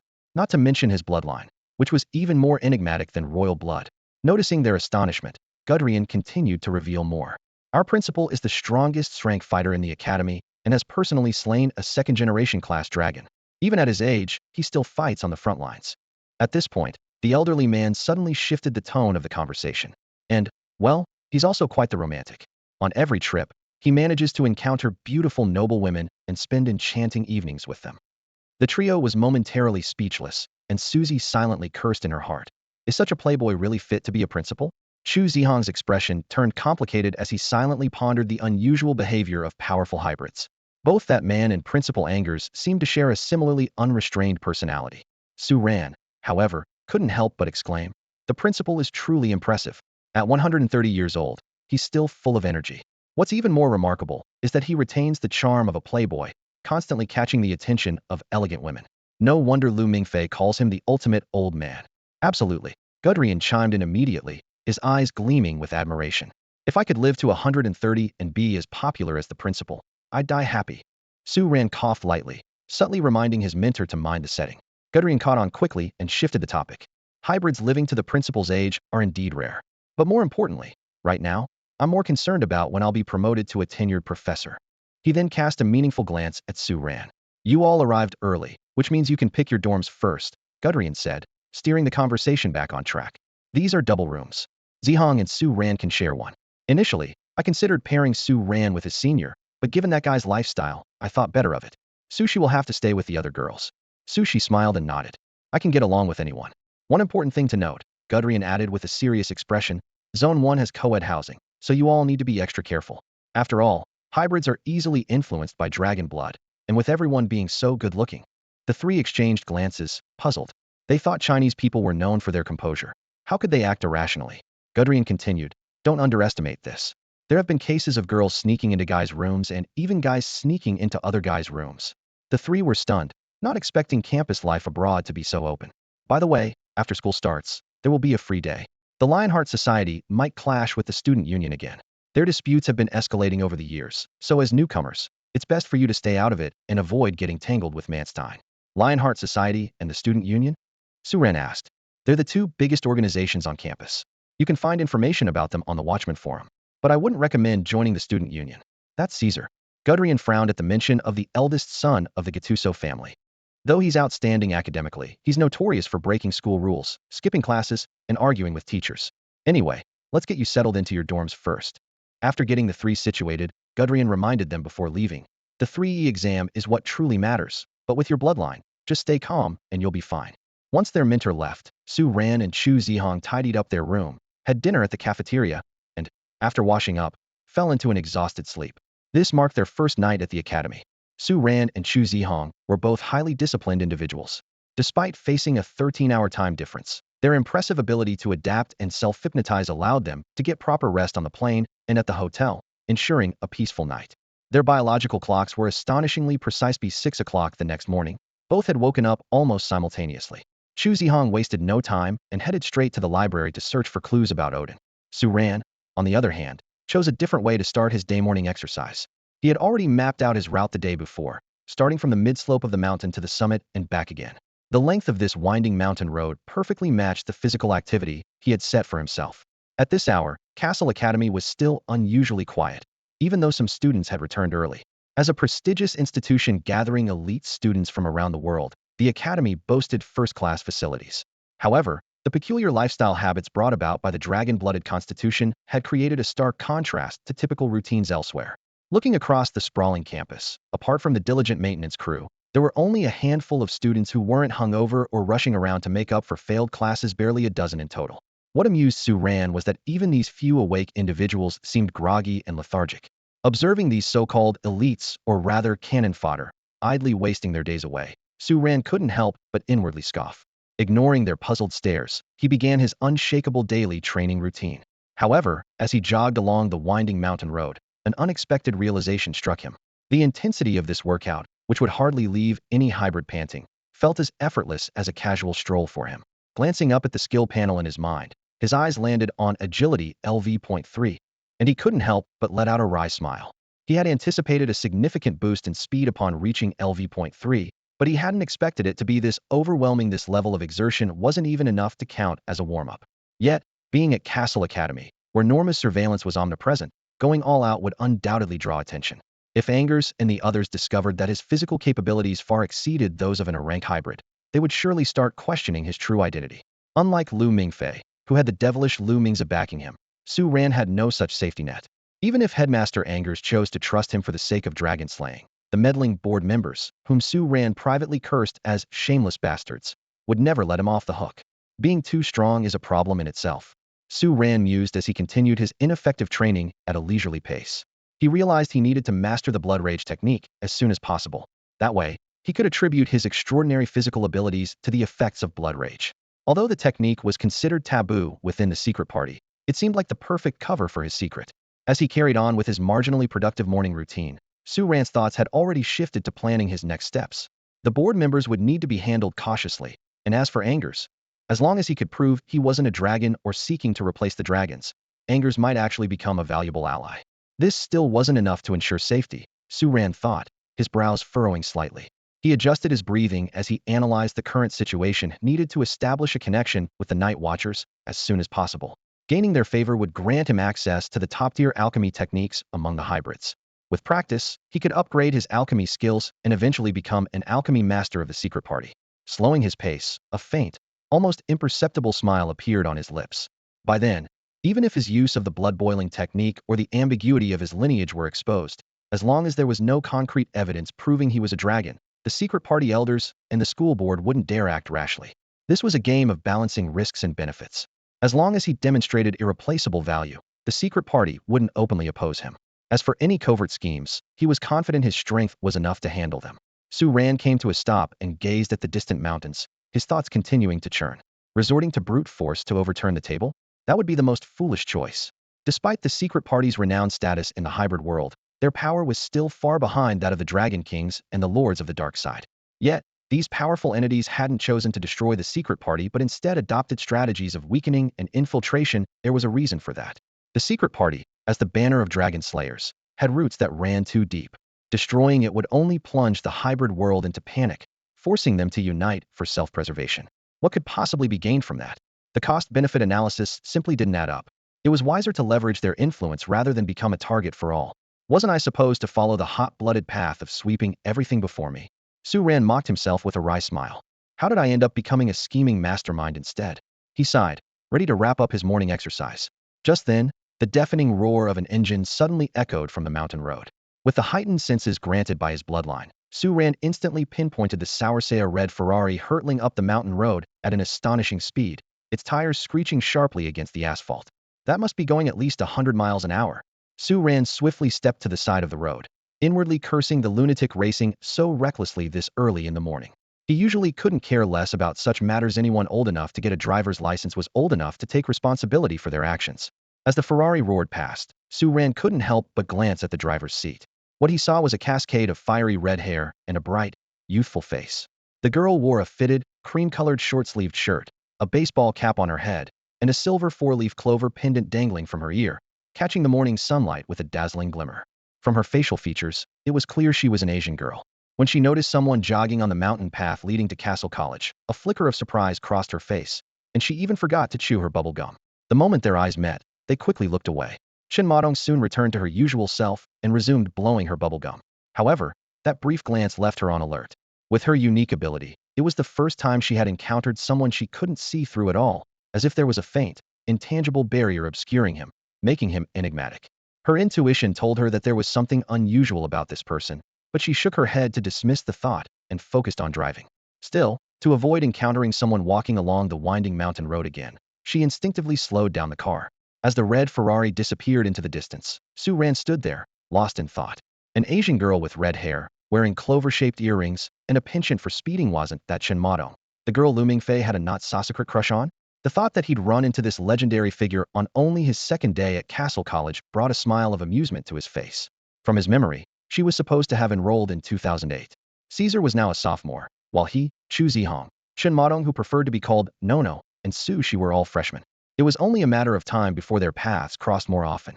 The nickname Nono came from her disdain for the Chen family, which extended to her dislike of the name Chen Madong.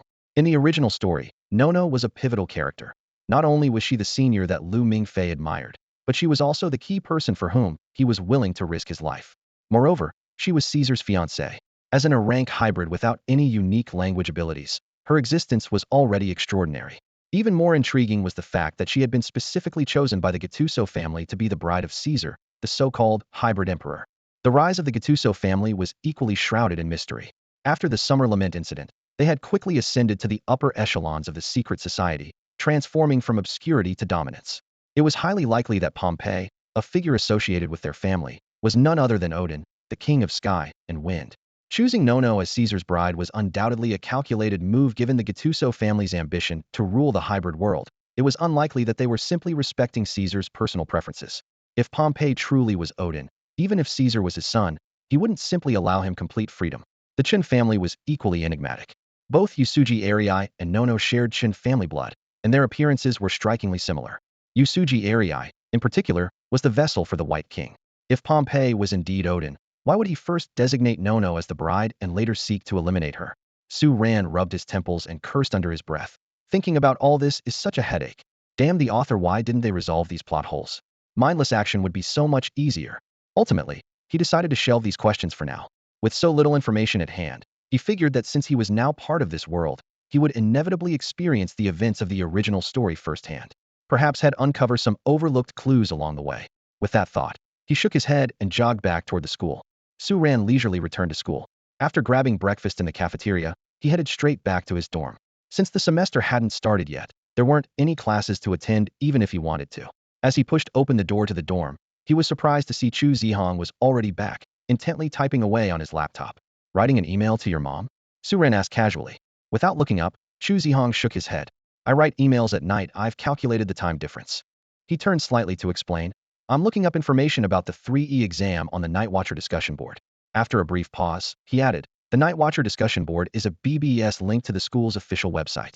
Students and faculty use it to communicate. You can discuss current events, post announcements, offer bounties, and even gamble. The moderators are the Night Watchers. All right, stop, Su Ran interrupted, waving his hand. I know about that. The Night Watcher is our vice principal. Chu Zhihang nodded. Yeah. Find anything useful? Chu Zhihang delved into the details of the 3E exam. Su Ran pretended to suddenly understand. So Gudrian was right. With our bloodline, there's really nothing to worry about. What do you know about Free Day and the two major clubs? Chu Zhihang asked seriously, looking directly at Su Ran. The discussion board has been buzzing about the upcoming Free Day. The Student Council and the Lionheart Society are the main players in the event. Our information has already been entered into the Norma system, so you can log into the discussion board after verifying your identity. I suggest you check it out too. You've already logged in? Yeah, just did. What's your ID? Mira Mesa. Chu Zhihang replied, his usual cold expression returning. Su Ran's gaze fell on the Japanese sword on Chu Zhihang's desk. He recalled how Caesar used dictator and Angers used Cambridge folding knife as their IDs, both seemingly tied to their respective weapons. Noticing Su Ran's curious expression, Chu Zhihang explained flatly, it's the name of my alchemical weapon. Su Ran nodded in understanding. Seeing that Chu Zhihang had nothing more to add, he turned to his own computer and quickly registered an ID, physical holy sword, before logging into the discussion board. Just as Chu Zhihang had mentioned, the hottest topic was Free Day, with heated debates between the Lionheart Society and the Student Council. A bold, pinned post in glaring red caught his attention. Get ready for the annual Free Day showdown. The Lionheart Society faces off against the Student Council once again. Who will emerge victorious? The Lionheart Society sharpens its claws, determined to avenge last year's defeat. Can the Student Council, steady as ever, defend their title? The provocative tone was unmistakable. Su Ran immediately recognized it as Fingal's handiwork. The Lionheart Society wants revenge? Keep dreaming. A heated war of words was unfolding on the forum of Cassell College. This time, the victory will still belong to the Student Council, declared a member of the council arrogantly in a post. Bullshit. A Lionheart Society member retorted immediately. Last year, we underestimated you guys and didn't expect you to make that freshman, Caesar, the president. This year, the win is definitely ours. The argument quickly escalated. Student council members condescendingly claimed that the Lionheart Society, with its ascetic monk-style ways, was outdated and bound to be abandoned by the times. Meanwhile, the Lionheart Society members fired back, mocking, you've only won once. We've won year after year before that, and we didn't see you bragging so much then. Su Ran was scrolling through the posts with amusement. These so-called elite students weren't much different from regular college students when it came to online squabbles. However, they did have the upper hand in looks, physique, and combat skills. The seemingly harmless verbal clashes often provoked furious reactions, sometimes even escalating to demands for in-person confrontations. At the bottom of the thread, an eye-catching figure made his presence known. Dictator, the co-president of the Student Council alongside Chu Zhihang. He left a lofty comment. If arguments could solve everything, we wouldn't have invented duels. As I've said before, you're welcome to challenge me, but I'm already prepared to laugh at your failure. This statement, brimming with pride, was quintessential Caesar. Yet, despite his arrogance, it was hard to dislike him. What set him apart was his unique demeanor. Even when he defeated an opponent, he would help them up, pat their shoulder, and say, you did well, just not as good as me. Want to join my team? I promise great perks, and you can ask for whatever you want. Even when someone coveted his girlfriend, he wouldn't bother suppressing them. Instead, he would look out for them, exuding a confidence that was undeniably captivating. Supporters on the forum chimed in enthusiastically. Long live the president. The president is wise. The president is absolutely right. In just 1 year, this so-called hybrid emperor, Caesar, had amassed a massive following at the academy. As a freshman, he had turned down the Lionheart Society's invitation and joined the Student Council instead. He then led his team to defeat the Lionheart Society during the Free Day, breaking their undefeated streak. Even after Chu Zhihang became the president of the Lionheart Society, he couldn't reverse their decline. Under the strong rise of the Student Union, the Lionheart Society, the oldest secret faction, was indeed declining. Su Ran stared at the computer screen, a glimmer of contemplation in his eyes. He lightly tapped the desk, pondering whether teaming up with Chu Zhihang could help suppress the Student Union once again. Especially when it came to Caesar's Bugatti Veyron. Just thinking about that multi-million-dollar sports car made Su Ran's heart itch. If he could somehow get his hands on it and sell it, he'd be set for life. His gaze shifted to Lu Mingfei's ID. If that slacker stayed in the Student Union, he'd be ruining his future. It seemed that no matter what, Su Ran would have to bring him into the Lionheart Society next year for some monk-like discipline. That dictator ID must be Caesar, the president of the student union, Chu Zhihang observed, noticing Su Ran's eyes lingering on the last line. Yeah, a very proud person, Su Ran remarked with a faint smile. I thought you'd call him arrogant, Chu Zhihang said seriously, studying Su Ran. Yeah, when you don't have the qualifications, it's called arrogance. When you do, it's called pride. Chu Zhihang paused to think.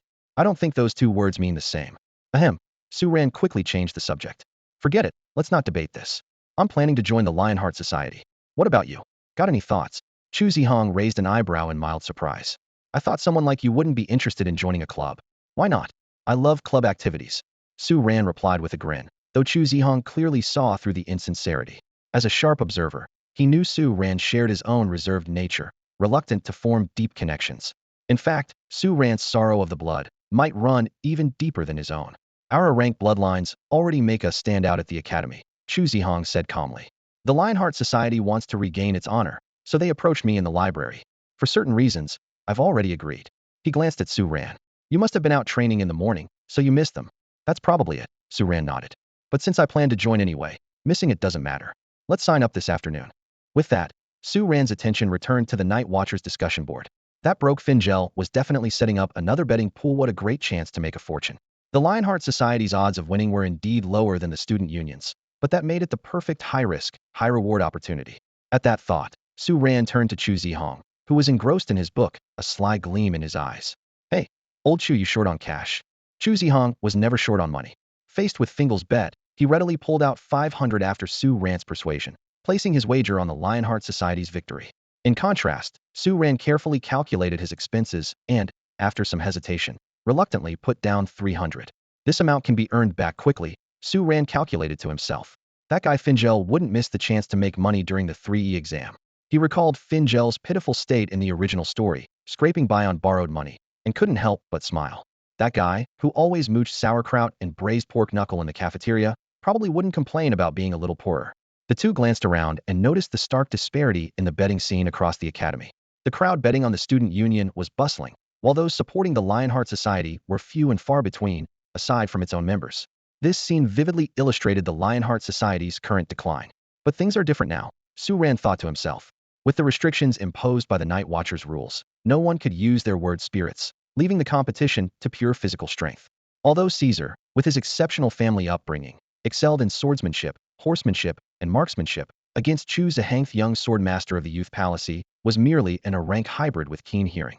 The Lionheart Society's previous decline was less about a lack of strength and more about its strict admission criteria, which resulted in fewer members and a predominance of brash individuals within the group. While Lancelot and Susie were capable of handling daily operations, they were no match for Caesar in terms of strategy. After all, Caesar had been groomed as an emperor figure since childhood. To make matters worse, Caesar was relentless in his pursuit of improvement, trained in swordsmanship specifically to challenge Chu Zhihang, and even studied military strategy to suppress the Lionheart Society. Still, his pride is his greatest weakness, Su Ran smirked. This time, let's give him a small lesson and earn some pocket money while we're at it. He had no intention of ending up like Fingel or Lu Mingfei, relying on sauerkraut and braised pork knuckle to get by. That afternoon, the two went to the Lionheart Society to sign up. With their rank hybrid evaluations and status as invited members, they passed the admission process with ease. After completing the application forms, they were taken to a meeting room to join a conference. It seemed the president wanted to use the upcoming free day to motivate the new members. After all, participation in free day was unavoidable for newcomers, and the president needed to familiarize himself with the recruits to better coordinate them in the future. Here, they encountered Su Shi, who had also been invited to join. The young girl's eyes immediately curved into crescent moons upon seeing Su Ran and Chu Zhihang. Though she tried hard to conceal her excitement, she couldn't help but stride quickly over to sit beside Chu Zhihang. Wow, you joined the Lionheart Society too? What a coincidence, she said to Chu Zhihang, attempting to appear calm. However, faced with Su Zai's enthusiasm, Chu Zhihang merely lowered his gaze slightly and gave a small nod. I accepted the invitation. His overly concise response made the atmosphere instantly awkward, leaving Su Shi unsure of how to continue the conversation. Sensing the tension, Su Ran quickly intervened. I was the one who dragged old Chu here. But Su Shi, I didn't expect you to join the Lionheart Society too. Su Shi, as if saved from an awkward situation, gave Su Ran a grateful glance. Yeah, my bloodline is a level after all. And don't underestimate me just because I'm a girl. My word spirit is sword dominion, and I'm skilled at sniping. I'm actually pretty strong. This seemed to pique Chu Zhihang's interest. He raised his eyes to scrutinize the seemingly delicate girl in front of him, evidently surprised to learn that she was a sharpshooter. Su Ran, however, wasn't surprised at all. He vividly remembered the original story where Su Shi and Nono had a sniper duel anyone who could be best friends with the little witch was bound to be extraordinary. Not many people are into firearms, Su Ran remarked. Neither old Chu nor I are any good with them. Were you invited to join the Lionheart Society as well? Yeah, Su Shi replied, her gaze unconsciously drifting toward Chu Zhihang. But even if they hadn't invited me, I would have joined on my own. The Lionheart Society is the oldest organization at Cassell, and almost everyone who graduates from it ends up in the executive department. Besides, as for the student council, she hesitated briefly. The new president, Caesar, is a notorious playboy. The atmosphere there isn't great. Su Ran nodded in understanding. It made sense that a girl who valued tradition wouldn't like the student council's indulgent culture. What about you two? Why did you join the Lionheart Society? Su Shi asked, her eyes bright as she looked at Chu Zhihang. For personal reasons, Chu Zhihang replied tersely, clearly unwilling to elaborate. I heard the Lionheart Society serves as a reserve for the executive department, and outstanding members can become intern agents. That's why I joined, Su Ran added. Because you're passionate about the dragon-slaying mission? Su Shi asked in surprise. She had always thought Su Ran was indifferent to most things and hadn't expected him to have such lofty aspirations. Su Ran rolled his eyes. What are you thinking? I just found out that intern agents can earn money by completing missions. Huh. Su Shi was stunned. So you're in it for the money? Chu Zhihang remained silent, his brows slightly furrowed. He keenly sensed that Su Ran's explanation might have hidden implications. While money was indeed a factor, Chu Zhihang, knowing Su Ran well, understood that his classmate was not someone overly concerned about wealth. Money seemed more like a convenient excuse, a cover for a truth he was unwilling to reveal. However, Chu Zhihang chose to be understanding and cooperative, asking softly. So, you spent so much time in the discussion forum last night to gather information on this? That's right. Su Ran shrugged, his tone carrying a hint of self-mockery. Unlike you, old Chu, whose mentor is the head of the executive department, my mentor is completely unreliable. I have no choice but to fend for myself and plan ahead, don't I? Chu Zhihang nodded in agreement, a look of understanding in his eyes. Meanwhile, Su Shi, standing nearby, found the conversation baffling. There was an inexplicable strangeness to their exchange and reactions, but she couldn't quite pinpoint what was off. At that moment, the new recruits of Lionheart Society for this year began to arrive one after another. As an elite organization requiring grade bloodlines at minimum, the number of new members was relatively small, less than 20. Among them, only 4 possessed a grade bloodlines, Su Ran's trio and a bespectacled, seemingly frail blonde boy named Lancelot, who managed the daily operations of Lionheart Society. His spirit speech appeared to be incinerate. The current president, Lord E, sat at the head of the table. His gaze swept over the fresh faces on both sides, and a faint smile played on his lips. His eyes lingered on the 4 grade recruits for a while, silently calculating. This year, there were only 7 or 8 A-grade freshmen in the entire school, and Lionheart Society had secured 4 of them, while the student council only got 2. With such a disparity, how could they not avenge last year's defeat? More importantly, these individuals might very well become the future pillars of Lionheart Society. As a senior in his final year, preparing to graduate and be dispatched to some corner of the world as an agent, Lord E had already begun contemplating the society's future. These promising young recruits deserved special attention, and he planned to advise the next president to focus on their development. Although they had yet to pass the 3E exam to officially confirm their bloodline grades, Lord E was confident they wouldn't disappoint. At worst, they would still be great. Welcome to the Lionheart Society, everyone. Once all the members had arrived, Lord E spoke in his signature deep and serious tone. I am Lord E, the president. He got straight to the point. I'm not one for empty words, so we'll spare you the formalities. I'm sure you're all aware that our society clashed with the student council last year. This year, we have one goal: revenge. To reclaim the honor Lionheart Society has lost. He paused briefly, his gaze turning sharp. I don't particularly like that flamboyant playboy Caesar, but he's right about one thing. Victory is earned through strength. After scanning the room, his tone grew graver. Some say we lost last year because we were careless, but I see it differently. It was a lack of strength. Years of victories made us complacent and arrogant, to the point where we no longer regarded any opponents seriously. In the Lionheart Society's conference room, Lord E stood at the front, his gaze resolutely sweeping over all the members present. The student council's strength has surpassed ours under Caesar's leadership, that's a fact. His voice was firm and commanding. We did lose in the last confrontation, but that was the first and will be the last time. There's an old saying in Huagua: shame leads to courage. Over the past year, we've been sharpening our weapons and preparing ourselves to wipe away that disgrace. Now, the opportunity has finally arrived. Clenching his fist, his voice grew even more powerful. On the upcoming Freedom Day, I demand that the Lionheart Society unite as one and crush the student council in a single blow, erasing our humiliation. The atmosphere in the room was already charged with energy, but Lord E felt it wasn't enough. He took a deep breath and revealed a bombshell. As you all know, I will be leaving for an internship soon.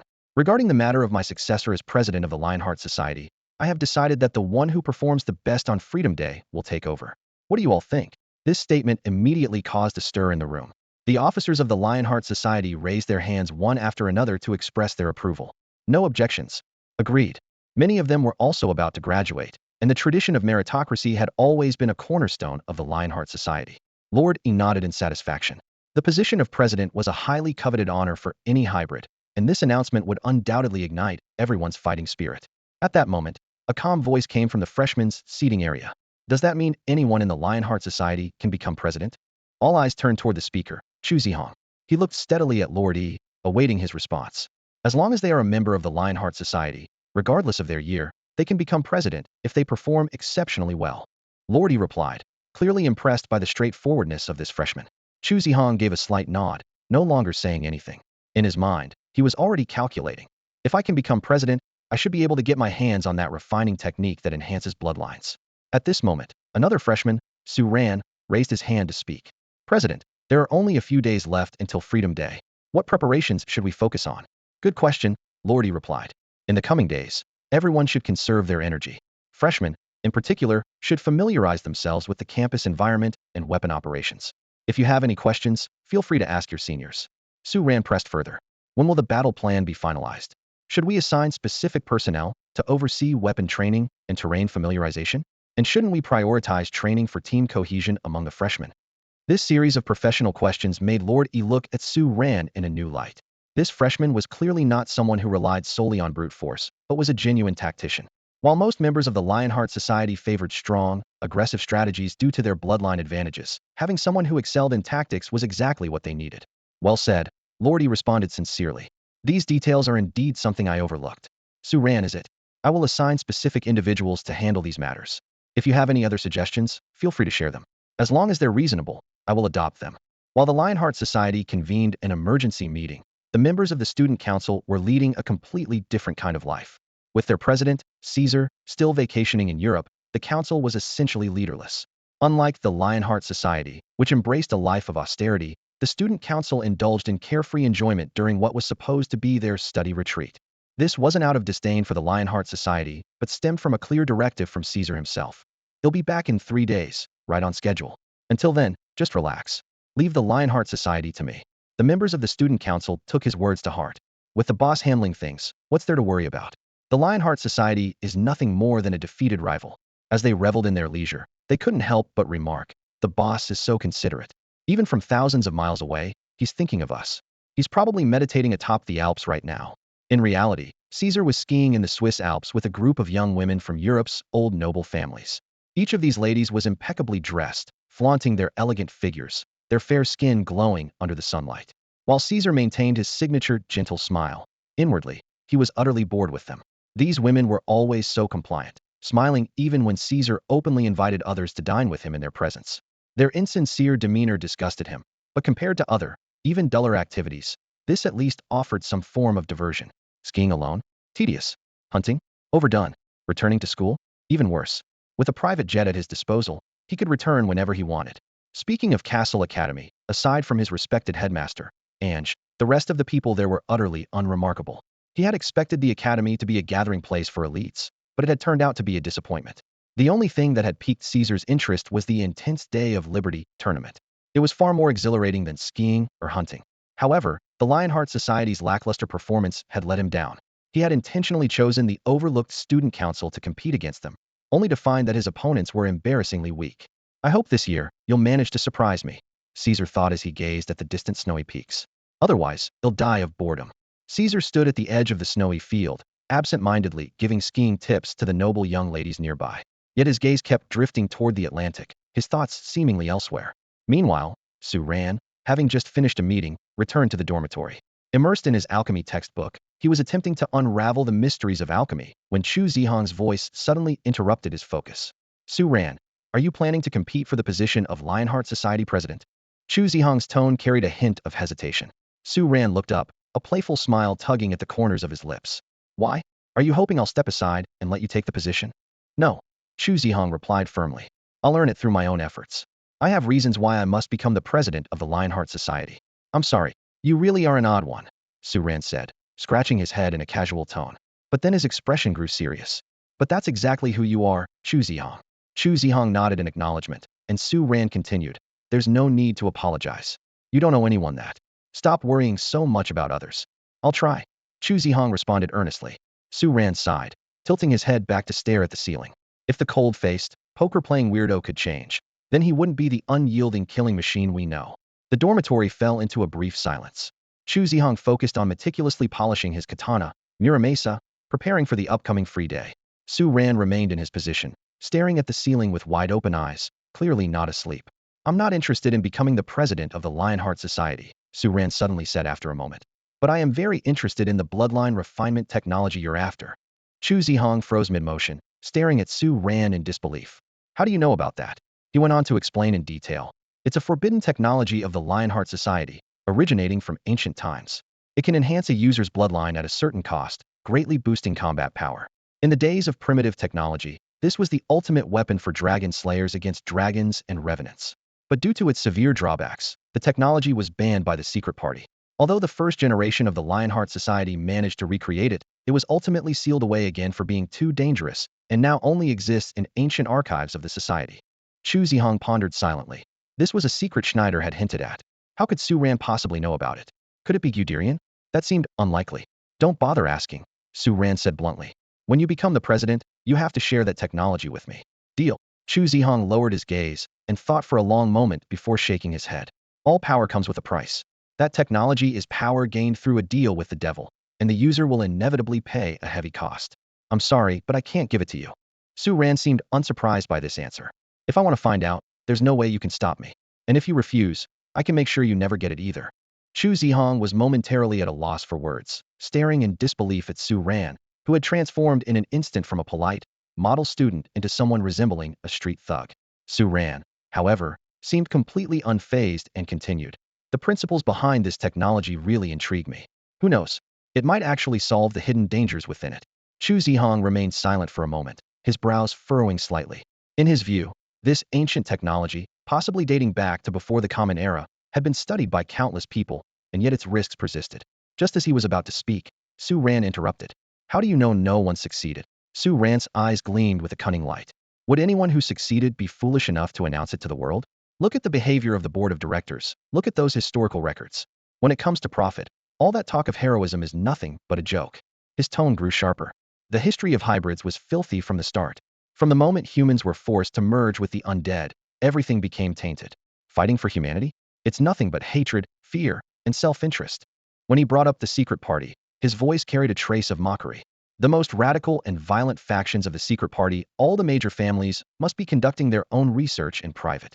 The so-called bans are just a smokescreen, a cover to prevent leaks. He turned to Chu Zhihang. Old Chu, don't forget about Aunt Su. I have to obtain this. It's my decision, and I'll take full responsibility for it. Chu Zhihang lowered his head and pondered for a long time. Finally, he looked up and gave an almost imperceptible nod. All right, he said, then added quietly. I just hope you won't regret it when the time comes. Never, Su Ran replied, a confident smile spreading across his face. He knew deep down that he had an Aegean ace up his sleeve. Learning the blood rage technique was nothing more than a cover for enhancing his bloodline. As for eliminating the risks of blood rage, he already had a solid plan. Stretching lazily, Su Ran said with a relaxed tone. Now we just wait for Freedom Day? Old Chu, for the sake of our money and your position as president, you'd better give it your best shot. In the following days, Su Ran and Chu Zhihang quietly prepared for the upcoming day of freedom. When the day finally arrived, the two of them headed early in the morning to the Lionheart Society's temporary base to meet up with Luo Di and the others. Inside the base, the members of the Lionheart Society were dressed in uniform black combat gear, armed with submachine guns, their expressions solemn and resolute. They stood in neat formation, their gazes fixed on Luo Di, who was positioned at the front. Su Ran had borrowed a sturdy crowbar from the school maintenance team, and two Colt Python revolvers were holstered at his waist as he listened intently to the tactical briefing. Luo Doi initially wanted to consult Su Ran for his input, but Su Ran understood that the key to dealing with Caesar lay in taking him by surprise. He opted to let Luo Di proceed with the original plan, while he and Chu Zhihang would break away from the main group. Their plan was to assassinate Caesar directly, while Luo Doi and the others created a diversion.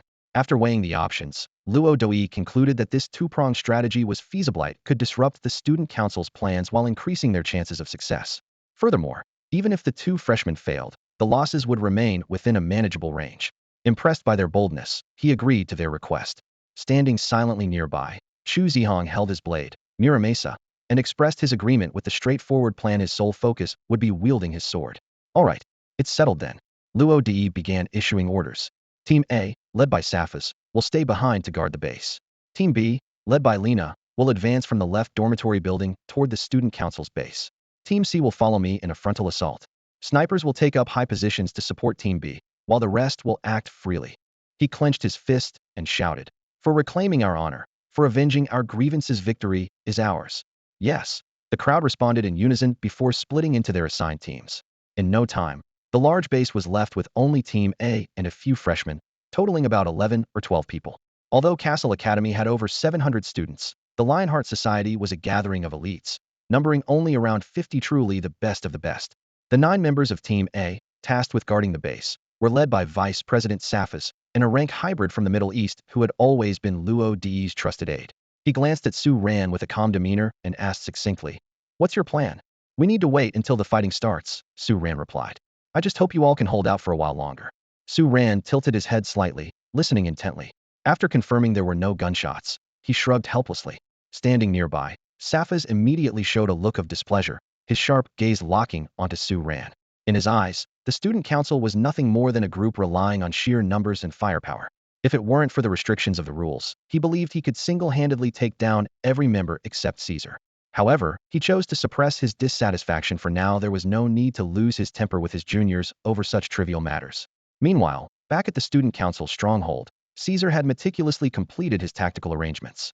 As someone well acquainted with the Lionheart Society's combat style, he knew they would undoubtedly opt for a frontal assault.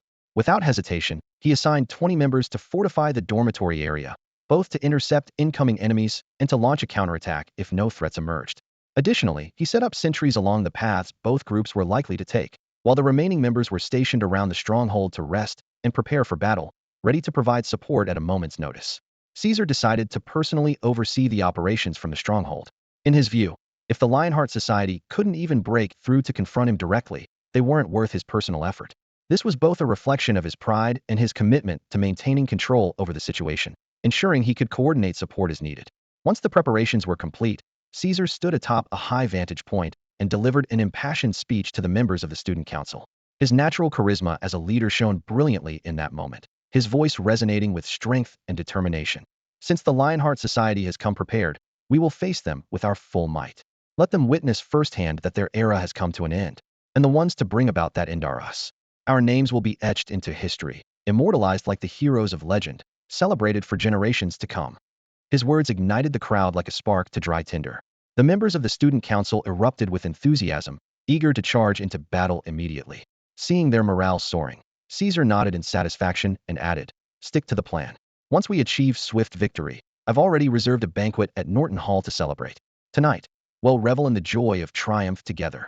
This announcement further electrified the crowd. As the heir to the Gattuso family, Caesar's banquets were nothing short of grand, rivaling royal feasts. Many still recalled last year's unforgettable celebration after their victory on Freedom Day. While some weren't particularly drawn to the promise of fine food, Caesar's unwavering confidence and commanding presence stirred their fighting spirit. Weapons in hand, they surged out of the stronghold, ready for action.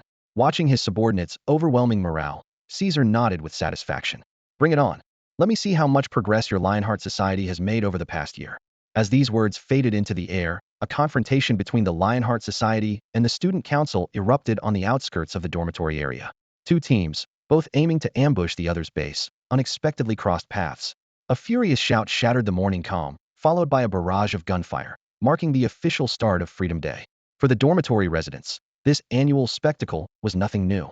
Most students simply put on earplugs, pulled their blankets tighter, and continued sleeping. Nobody was eager to join the commotion. According to an unspoken rule, while battles often broke out near the dormitories, both sides would tacitly avoid the dorm buildings themselves. No one wanted to anger their day-to-day roommates, not even members of the student council or the Lionheart Society. Fingal poked his disheveled head out from under the covers, rubbing his sleepy eyes. "It's already started?" A glint of excitement flashed in his eyes.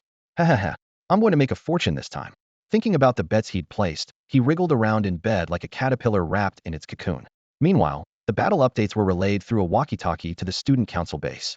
Boss, we've spotted a Lionheart squad near the dorms, about 10 of them, heavily armed. They've even got a sniper. We need backup. Caesar listened to Galahad's report, a faint smile curling at the corner of his mouth. A sniper? Looks like they're in a real hurry. When reminded that Mandeni had been reassigned to the dance troupe, he nodded gracefully. Indeed, a beautiful girl is better suited for dancing. That's the gentlemanly approach. Without hesitation, Caesar ordered a retreat to the teaching building on the dormitory's edge and began crafting a new strategy. Lordy's move is foolish, he mused, stroking his chin thoughtfully. With our advantage in both terrain and numbers, splitting their forces will only hasten their defeat. Confident in his plan, Caesar gave his orders. Dispatch a support team to reinforce Galahad, and have Miyamoto Yasi lead a squad to confront Lordy's main force. When his subordinates expressed concerns about the base's defenses being too thin, Caesar waved dismissively. As long as I'm here, it's enough. If anyone dares to launch an attack, I'd love to see which brave soul it is before I teach them a lesson with my dictator and Desert Eagle, of course. But first, I'll make sure to commend their courage. After a moment of contemplation, Miyamoto Yasi nodded in agreement. Understood. If we encounter the enemy, please notify us immediately, boss. Gunshots echoed from the direction of the campus dormitories, immediately putting the remaining members of the Lionheart Society on high alert. Sapaz frowned as he gazed toward the source of the noise, then turned to look at Su Ran and the others. Old Chu, time to get to work. Su Ran patted Chu Zhihang on the shoulder. Chu Zhihang instantly opened his eyes, grabbed Muramasa, and stood up. The remaining members, including Lancelot, exchanged questioning looks with Sapaz. Go on, we don't need you here. Sapaz nodded in approval. Be careful out there. Lancelot picked up his assault rifle and followed closely. Staying behind was too dull, and moving freely didn't seem exciting enough. As hybrids with dragon blood coursing through their veins, they naturally craved action. Following Su Ran and Chu Zhihang, who seemed so confident, might lead to something more thrilling. The other two freshmen quickly joined them. Watching the young men leave, Sapaz shook his head with a smile. Ah, to be young again. Catching up to Su Ran, Lancelot lowered his voice and asked, what's the plan? Are we going to directly attack the student council's base? Isn't that too risky? Chu Zhihang also cast a questioning glance at Su Ran. The student council's base was bound to be heavily guarded, and even with his strength, it would be nearly impossible to escape unscathed through a hail of bullets. Su Ran gave a friendly smile and patted Lancelot on the shoulder. Lancelot, right? You came at just the right time. You're going to be a big help. For some reason, an ominous feeling crept into Lancelot's heart. Su Ran continued. Originally, I was planning to distract the enemy by myself to clear a path for old Chu. But that would leave him to face Caesar alone, and I might not be able to back him up in time. Now that you're here, things just got a lot easier. Lancelot's smile froze. He had thought he'd be part of some grand, heroic mission, only to realize he was being relegated to the role of cannon fodder to cover for the main characters. Though disappointed, he gritted his teeth and nodded. Fine, as long as it helps the Lionheart Society win. We're in, too, the other freshman chimed in. We're not that strong anyway, so just being part of this is enough. Don't worry, we'll make sure your sacrifices are worthwhile, Su Ran said with a grin. The three of them felt a chill run down their spines. Why did that sound so ominous? Was it too late to back out? The mission is simple, Su Ran explained. During the fight, cover us and make sure the student council doesn't catch on to our movements. Once we reach their base, your job is to create a distraction and give us an opening. The trio nodded in agreement. What exactly do you need us to do? Fight your way through the dormitory area and then head toward the gymnasium, Su Ran instructed. There will be defenses there, but with battles already breaking out in other locations, they're likely to let their guard down. Just proceed carefully. Lancelot nodded slowly but shifted his gaze to Su Ran, his brows slightly furrowed. You only mentioned us just now, but left out yourself and Chu Zhihang. Aren't you two acting together? Talking to someone smart is always easier. Su Ran's lips curved into a faint smile. Didn't I already say? You'll be covering for us. Lancelot gave Su Ran a long, scrutinizing look before eventually scratching his head in resignation. Fine, we'll go with your plan. Although he felt a bit like he was being used, he couldn't go back on his word after agreeing. He calculated in his mind. If Su Ran and Chu Zhihang could take down Caesar and secure a victory for the Lionheart Society, then all would be well. But if they failed, there would undoubtedly be a reckoning in the future. If your assumptions are correct, no matter what happens, we'll reach the student council headquarters within an hour and draw away the final wave of enemies for you. Good. They'll leave it to you. As Lancelot led his team away, Chu Zhihang turned to Su Ran, voicing the doubts in his mind. If we want to approach the student council headquarters unnoticed, wouldn't it be better to go from the dormitory side? With Susie as a sniper holding the high ground, she could cover us more effectively. The gunfire over there is too intense, Su Ran explained. Caesar has definitely sent reinforcements. In terms of both numbers and firepower, we're at a disadvantage. We can only make Caesar think the Lionheart Society is spreading its forces thin. Chu Zhihang fell into silence. He understood well that while the Lionheart Society members were individually more skilled than the Student Council, they were significantly outnumbered. Theoretically, if the battlefield could be completely dispersed into unknown confrontations, their chances of winning would increase. But such a scenario was almost impossible. Caesar would never abandon his numerical advantage. Su Ran's plan was to force Caesar to spread the Student Council's forces into a manageable range, pulling personnel away from their headquarters and creating an opportunity for the two of them to break through. What if Caesar sees through it? Chu Zhihang asked. Though he had never met Caesar, he was familiar with the renowned figure's reputation. Someone of Caesar's intellect would undoubtedly recognize the strategy. Haha, Su Ran chuckled. Even if he does, it doesn't matter. His pride will make him welcome our arrival. So what's our next move? I found a route. Just follow me. Su Ran led Chu Zhihang away from the Lionheart Society's base, heading toward the cafeteria. Over the past few days, he had meticulously studied Cassell Academy's layout. Except for areas restricted by access permissions, he had explored nearly every corner. Sure enough, he had discovered a little-known path. When the two of them stood before the entrance to a sewer emitting an unpleasant stench, even the typically stoic Chu Zhihang furrowed his brows. It wasn't the smell that bothered him, but rather his doubt about whether this route could truly lead to the Student Council headquarters. Don't worry, Su Ran said confidently. I've already confirmed it with the maintenance crew. Our school's sewer system is independent and managed by them. Although it's monitored by Norma, as Academy students, we have permission to enter. We've got nothing to worry about. Su Ran had already investigated all of this thoroughly, just to teach Caesar a lesson. Chu Zhihang pulled out his smartphone and directly called Norma. Cadet Chu Zhihang, how can I assist you? Norma's signature cold, electronic female voice came through the phone. Is it possible to reach the current Student Council headquarters via the sewer system? Chu Zhihang asked bluntly. After calculations, that is indeed a possibility, Norma replied. According to the rules, students are free to move around the academy on free day, and the confrontation between the Lionheart Society and the Student Council doesn't forbid using the sewers. However, as the academy's main system, I cannot provide you with a specific route. Su Ran snatched the phone from Chu Zhihang's hand and grinned. No worries, Miss Norma. As long as you don't rat us out, we're good. I'm sorry, Cadet Su Ran. If someone inquires, I cannot lie. So, if no one asks you, Miss Norma, you won't say anything, right? Su Ran's eyes lit up. Correct. According to my programming, I cannot provide responses unless directly asked. Got it. Su Ran handed the phone back to Chu Zhihang and then pulled out a crumpled map from his pocket, his face full of smug confidence. Don't worry, I've got a map. Chu Zhihang nodded silently. The two exchanged a knowing glance before slipping into the sewer system. In the dim passageways, they activated their golden pupils, navigating stealthily toward the Student Council headquarters using the map as their guide. Meanwhile, the situation at the battlefield near the teaching building grew increasingly tense. As the Student Council members retreated behind the building to avoid sniper fire, reinforcements sent by Caesar had already arrived.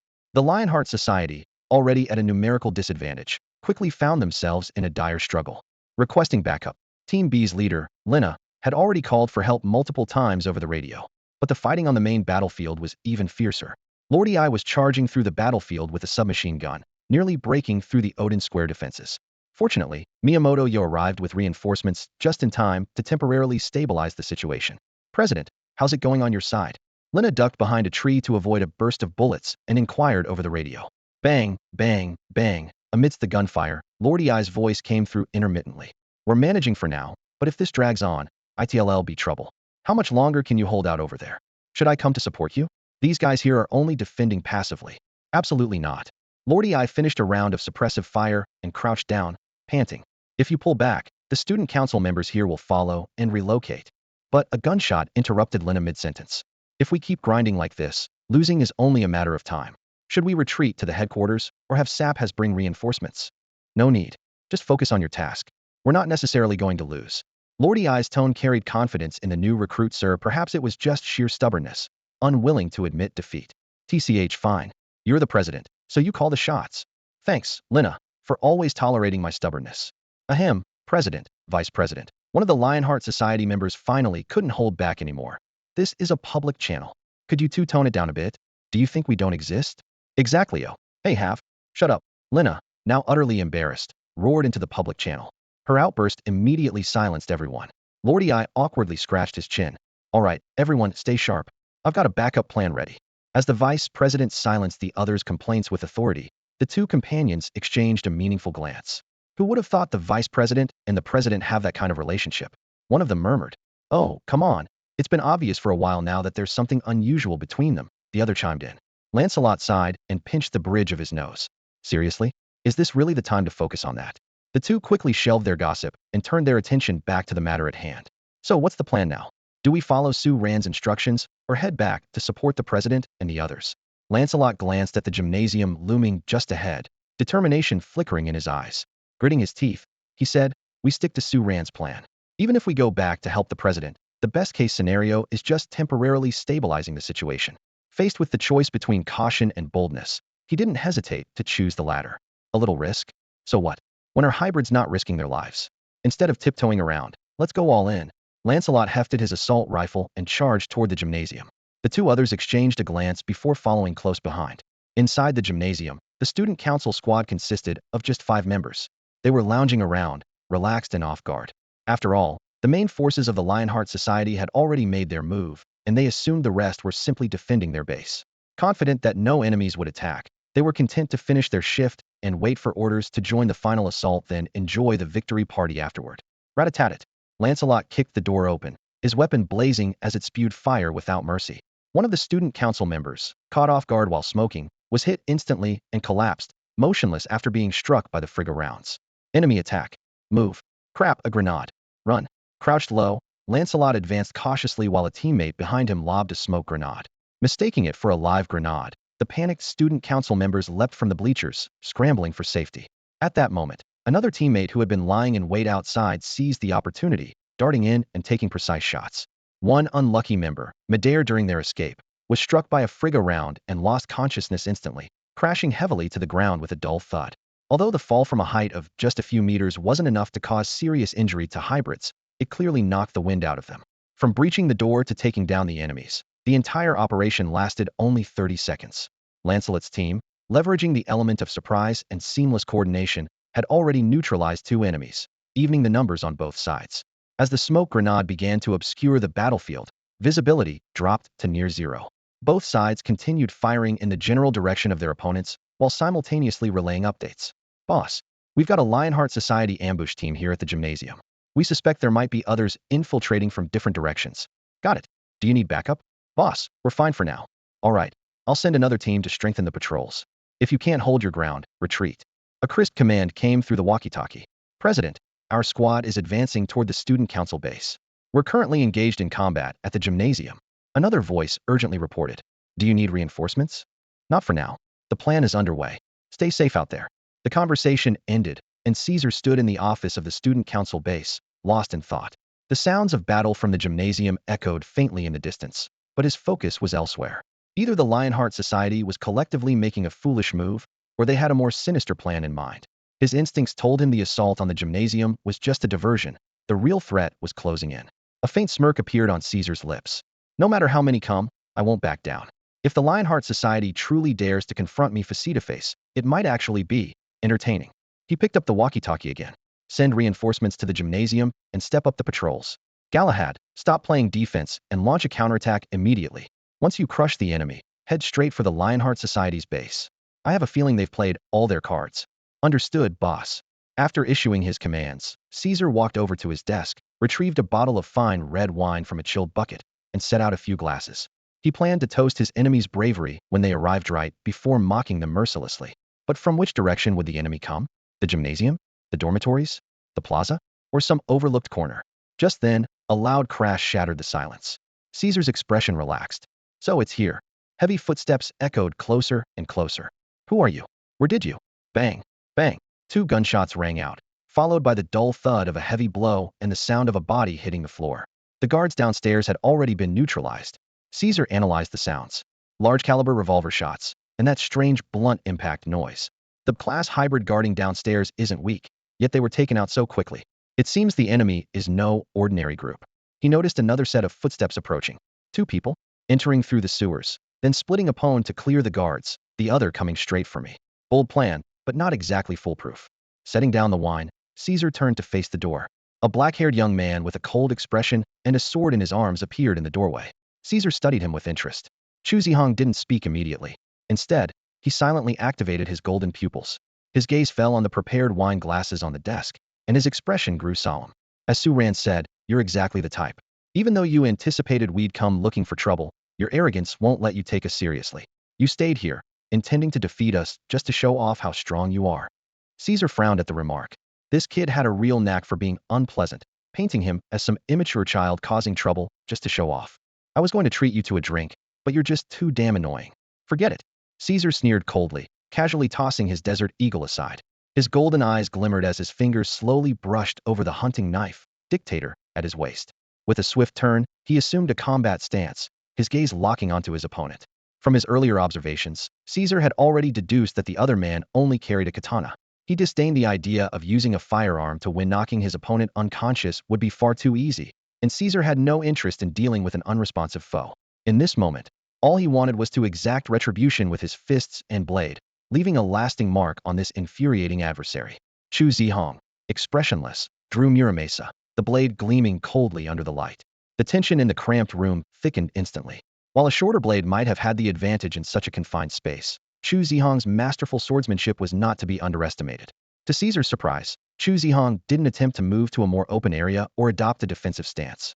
As soon as their eyes met, Chu Zhihang launched forward like an unsheathed sword, Muramasa slicing through the air in a sharp arc aimed directly at Caesar's vital points. "Ha, good move." Caesar advanced instead of retreating, his legs propelling him forward like a bullet. Dictator met Muramasa midair with a deafening clash of metal. Both alchemical weapons, capable of taking lives with ease, were wielded without reservation, each man recognizing the other as an opponent worthy of their full strength. In mere seconds, the two had exchanged over a dozen blows, their blades flashing as neither gained the upper hand. The unexpected stalemate surprised them both. Though Dictator's superior craftsmanship and Caesar's sheer strength gave him an edge, Chu Zhihang's precise and refined swordsmanship neutralized those advantages. Taking a half step back, Chu Zhihang attempted to create distance, intending to leverage the longer reach of his katana. Caesar immediately saw through this tactic and moved to close the gap, only to be caught off guard by a straight punch from Chu Zhihang. The punch landed squarely on Caesar's eye socket, extinguishing the light in one of his golden eyes. Before he could recover, Muramasa came slashing down in a diagonal strike.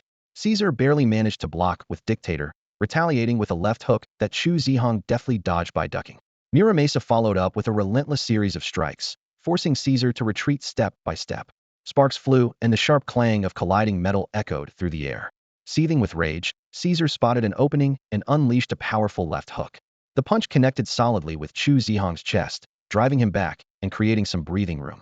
Their weapons separated once more, both men panting slightly, yet maintaining the same razor-sharp focus in their eyes. Hearing the loud thuds and crashes of a fight from upstairs, Su Ran pressed his lips together and shook his head helplessly. Those two are at it again, he thought to himself. Given the current situation, Chu Zhihang hasn't fully mastered the blood rage ability yet. If this drags on, he probably won't stand a chance against Caesar. Quickly and efficiently, Su Ran tore the curtains into strips and adeptly tied up the unconscious student council members lying on the floor. He piled the unconscious captives at the doorway to form a barricade and cleverly set up a few training sensor grenades using thin wires, creating a simple yet effective trap. The walkie-talkie he had taken from one of the student council members buzzed lightly in his hand. Su Ran pressed the communication button casually, lowering his voice deliberately. "Hello, President. We've successfully infiltrated the student council headquarters. The defense squad has been completely wiped out. Our team is currently engaging Caesar. Please hold off the others for 10 minutes. "What the hell? Who are you? How did you get into our channel?" Came a panicked voice from the other end of the walkie-talkie. "Are you kidding me? Did we really lose the headquarters?" The voices of the student council members erupted in alarm, their panic evident. The front lines haven't even settled yet, and now the base is gone? Even if the boss is strong, how can he fend off an entire squad on his own? "You bastard. Tell us what's really going on." Su Ran raised an eyebrow and cleared his throat. "Calm down, everyone. In with the student council. Just kidding. Everything's fine here at headquarters. You're lying. We don't even recognize your voice. Psst, no, bad signal here. Anyway, keep up the good work, everyone." Su Ran cut off the walkie-talkie decisively, a satisfied smirk spreading across his face. Meanwhile, on the battlefield, the student council members who were suppressing Lionheart Society fell into a brief silence. Galahad and Miyamoto-ya acted swiftly. "Miyamoto-ya, dispatch a squad to secure the headquarters immediately." "Understood." Miyamoto-ya responded sharply. "What's the situation at the sports complex?" "Report now." An unfamiliar voice interjected leisurely. "I'm afraid they won't be able to report back. If you have anything to say, why not let us from Lionheart Society relay the message for you?" Galahad's face darkened. Damn it. The sports complex has fallen as well. Don't you dare run. That's not going to happen, Lancelot replied with a cheerful tone. I still have a visit to pay to the student council. See you next time. Shit. Galahad roared. Miyamoto-ya, focus on the sports complex. The rest of you, charge with me and break through Lionheart Society directly. Galahad led the charge, throwing himself into the fray without hesitation, ignoring the hail of bullets. With his leadership, the student council, bolstered by their numerical advantage, launched a ferocious counterattack. His mind was consumed by a single thought. The headquarters was lost, and only by ending this battle swiftly could they salvage a victory for Freedom Day. With his immense physical strength, Galahad barreled forward like an unstoppable bull, driving his team to push Lionheart Society into a retreat with relentless force. Lena rubbed her temples, watching the sudden, explosive charge of the student council members before her, silently cursing her luck. Just as Galahad strode forward with a menacing aura, a sharp gunshot pierced through the air. His body jerked violently, and with an expression of unwillingness, he collapsed heavily to the ground. On the rooftop of the school building, Sushi lowered her sniper scope, her triumphant smile fading as she quickly reported through her earpiece. Target eliminated. This shot had not come easily earlier. When the student council members retreated to the back of the school building, she had been forced to reposition and wait for the perfect moment. When she noticed signs of student council reinforcements through her scope, Su Ran's command came through just in time. As an experienced sniper, Sushi seized the fleeting opportunity without hesitation. Galahad, who had been cautiously hiding all along, inexplicably charged out of cover as if possessed. Such a perfect target was not to be missed. One precise shot ended the life of the only commander on the scene. On the battlefield, the student council members, who had been so full of momentum moments ago, froze in shock as they watched their leader fall into a pool of blood. An awkward silence spread among the group. The boss' fate is uncertain, Miyamoto-ya isn't here, and now even you've gone down so recklessly. How are we supposed to fight now? The answer came swiftly in coordination with Sushi's precise firepower. The Lionheart Society launched a fierce counterattack. Meanwhile, on the front lines, Lord Yi received the exhilarating news that Su Ran had successfully led Chu Zhihang into the student council headquarters. His face lit up with the excitement of a child discovering treasure, and he turned crimson with enthusiasm, gripping a submachine gun in each hand and unleashing a relentless barrage of bullets. Everyone listen up, he shouted. By time for the decapitation plan. Hold them off at all costs. Understood. Don't worry, President. The group responded in unison. Now it's their turn to panic. After establishing contact with Su Ran, Lancelot decided to add fuel to the fire. Leading the last remaining team member, he sprinted toward the student council base while firing rapidly, the intense gunfire drawing everyone's attention. Miyamoto-ya, who was engaged in a standoff with the Lionheart Society, panicked upon hearing the shots nearing headquarters. What the hell is going on? How did the situation deteriorate this quickly? His anxiety grew as he realized that if this continued, not only would the headquarters fall, but their leader might also be defeated in the onslaught. Boss, it's all on you now. Meanwhile, the fierce battle inside the student council headquarters raged on. Though Chu Zhihang was at a disadvantage, he fought on with unwavering determination. After deflecting another strike from Caesar's blade, he was kicked squarely in the chest by his opponent. Yet, he used the moment to slash Caesar's radio in half, severing his connection to the outside world. Their duel, though brief, was a relentless clash of swords and blades, with neither able to gain the upper hand. Amidst the flickering glints of blades, what had started as a disciplined duel of swordsmanship had devolved into a chaotic brawl. Punches flew, feet kicked, and even headbutts moves more befitting a street fight were brought into play. Both Caesar and Chu Zhihang were drenched in sweat, yet neither could gain the upper hand. With his superior physique, Caesar held a slight advantage, but only by the thinnest of margins. Sweat dripped down their faces, but it did nothing to diminish the piercing intensity in their eyes as they stared each other down. Caesar blinked his already bruised right eye, silently cursing his opponent's lack of sportsmanship for landing a direct blow to his face. Chu Zhihang, on the other hand, gritted his teeth, his gaze burning with unyielding determination. Since Su Ran had created this opportunity for him, there was no way he would back down now. The tension was palpable when suddenly, a relaxed voice came from the doorway. Hey, are you two done fighting? I want to get some exercise too. Su Ran stood there casually, a crowbar slung over his shoulder, watching the two with amused interest. Caesar's expression darkened instantly. In his current state, he could barely hold his own against his equally exhausted opponent. But if a fresh combatant entered the fray, his chances of victory would plummet. And who was to say the two wouldn't gang up on him? Chu Zhihang glanced at Su Ran, who appeared completely at ease. He hesitated for a moment, torn. Teaming up might not seem entirely honorable, but then again this was supposed to be a free-for-all competition. Why cling to the notion of fairness? Was it fair when the student council relied on sheer numbers? Was it fair when second years bullied first years? On a real battlefield against dragons, who would care about fairness? Once he came to terms with this, a flicker of resolve crossed Chu Zhihang's eyes. Seeing the fighting spirit ignite in both their gazes, Caesar's scowl deepened. His eyes darted toward the Desert Eagle pistol lying on the table. If he could just grab that gun, he might still have a chance. Suddenly, Caesar launched an attack, feinting a charge toward Chu Zhihang. As his opponent raised his blade to block, Caesar abruptly changed direction, lunging for the pistol. But Su Ran, who had been watching closely, was already ahead of him. He pulled out a Colt Python and fired 3 shots in quick succession. Bang, bang, bang. The 3 frigate bullets whizzed through the air as Chu Zhihang also sprang into action without hesitation. Caesar dove for the Desert Eagle, simultaneously swinging his dictator blade in an attempt to fend off Chu Zhihang. What he didn't anticipate was Su Ran's astonishing speed. In a flash, Su Ran overtook Chu Zhihang and closed in on Caesar. With a swift, brutal strike to the head, he slammed Caesar onto the table. Red wine, glasses, and the Desert Eagle clattered to the floor in a shattered mess. Before Caesar could even process what had happened, he was already down. His vision blurred as he cast one final glance at Su Ran, before succumbing to unconsciousness. Chu Zhihang sheathed his Muramesa sword in silence, his gaze complicated as he looked at Su Ran. The speed Su Ran had just displayed was simply unbelievable. Whether it was dispatching the squad downstairs or subduing Caesar moments ago, he had moved with astonishing swiftness. If this was truly the power of an rank bloodline, then the gap was far wider than Chu Zhihang had imagined. Su Ran glanced at the broken wine bottles on the floor and shook his head regretfully. What a waste. I bet that tasted amazing. Could have sold it for quite a bit too. Chu Zhihang said nothing, merely observing his enigmatic roommate in silence. Whatever Su Ran's true bloodline might be, the answer would surely come to light after the 3E exam. Caesar was knocked unconscious. Su Ran and Chu Zhihang swiftly tore down the curtains and securely tied him up. Su Ran, adept and practiced, began rummaging through the room and quickly found Caesar's stash of fine wine. He casually tossed a bottle to Chu Zhihang and grabbed one for himself, tilting it back for a deep swig. Not bad at all. Su Ran smacked his lips and grinned, praising the taste. Chu Zhihang took the bottle, hesitated for a moment, then uncorked it under Su Ran's watchful gaze and mimicked him, taking a sip. Are you a wine connoisseur? Chu Zhihang asked. Su Ran shook his head, his expression dimming slightly. I'm an orphan, my parents passed away. I had to work part-time just to pay my tuition. Where would I get the money for luxuries like this? But, he shook the bottle in his hand. The Gattuso family is one of the wealthiest in the hybrid world, and they're also major benefactors of the academy. Caesar, as their future heir, wouldn't settle for anything less than the finest. A single meal of his probably costs more than what an average person spends in a lifetime. Chu Zhihang nodded silently. You make a good point. So, does this mean the day of freedom is officially over? Hold on.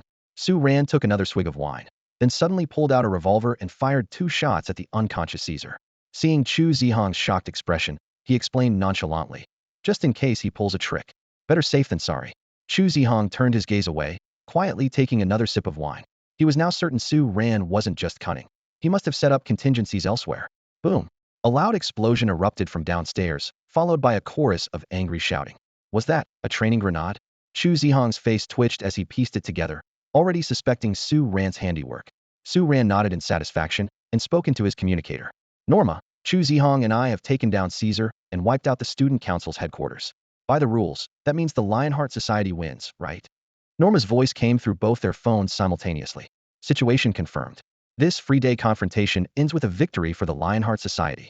Congratulations, Cadet Su Ran and Cadet Chu Zhihang, on securing this triumph for your faction. Moments later, a rousing march echoed across the campus, officially marking the end of Free Day. The Lionheart Society had emerged as the victor.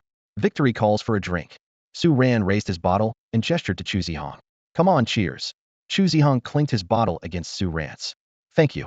He knew full well that on his own, there was no way he could have infiltrated the student council's headquarters, let alone taken out Caesar and the remaining guards. All of it had been within Su Ran's capabilities. Even without his help, Su Ran could have led the Lionheart Society to victory. Chu Zhihang wasn't entirely sure why Su Ran had chosen to help him, but as someone who valued gratitude, he silently made a note to himself to repay this favor someday. Yet, a trace of bitterness flickered across his eyes if he even lived long enough to see that day. This battle had given him a clearer understanding of his own abilities. Among the freshmen, he was undoubtedly one of the best, but his physical capabilities were unremarkable compared to other rank hybrids, let alone someone like Su Ran, who was almost monstrous in his strength. How could someone who couldn't even dominate among hybrids possibly challenge the gods? This harsh realization only intensified Chu Zhihang's desire for power. His fists clenched involuntarily. Only by gaining enough strength would he be qualified to face the gods in battle. No price was too great for that goal. Looking at Su Ran standing before him, Chu Zhihang hesitated for a moment before speaking up. With your abilities, you don't really need to use that technique. Su Ran immediately understood that Chu Zhihang was referring to the bloodburst technique. It was true that he didn't need it to enhance his power, but it served as the perfect excuse to conceal his true capabilities. Besides, he found this so-called path to godhood intriguing and wanted to explore it further. Setting down the bottle of wine in his hand, Su Ran shook his head at Chu Zhihang. I want to ask why you want to learn it, and you don't need to ask me either. We all have our secrets. Even as friends, we should respect those boundaries, don't you think? Chu Zhihang nodded. I understand. No more words were exchanged between them. Chu Zhihang pulled up a chair and sat down, while Su Ran, without hesitation, made himself comfortable on Caesar's custom-made sofa, pondering their next move. Before long, members of the student council burst into the room. When they saw their leader, Caesar, tied up like a trussed turkey and unconscious on the floor, while the culprits were casually drinking together, their fury was palpable.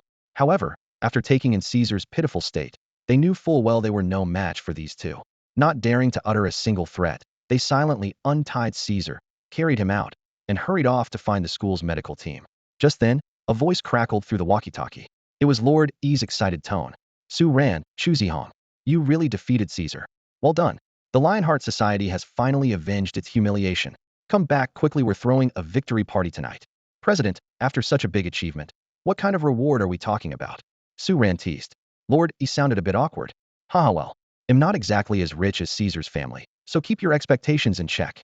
Although Lord Yi's family held a noble title, they were nowhere near as wealthy as the top-tier families. More importantly, as the leader of the Lionheart Society, he had always opposed the student council's extravagant ways and led by example. Still, if Su Ran insisted, he was willing to provide some kind of reward. Don't worry, I'm not asking for money. Just do me a favor, Su Ran said. All right, if you need anything, just let me know.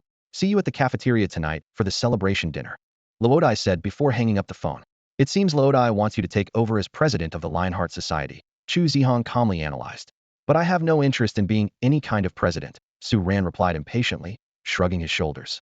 He wrinkled his nose and added, enough about that. Let's get back to the dorm and take a shower. I can't stand this smell anymore. With that, he strode off decisively.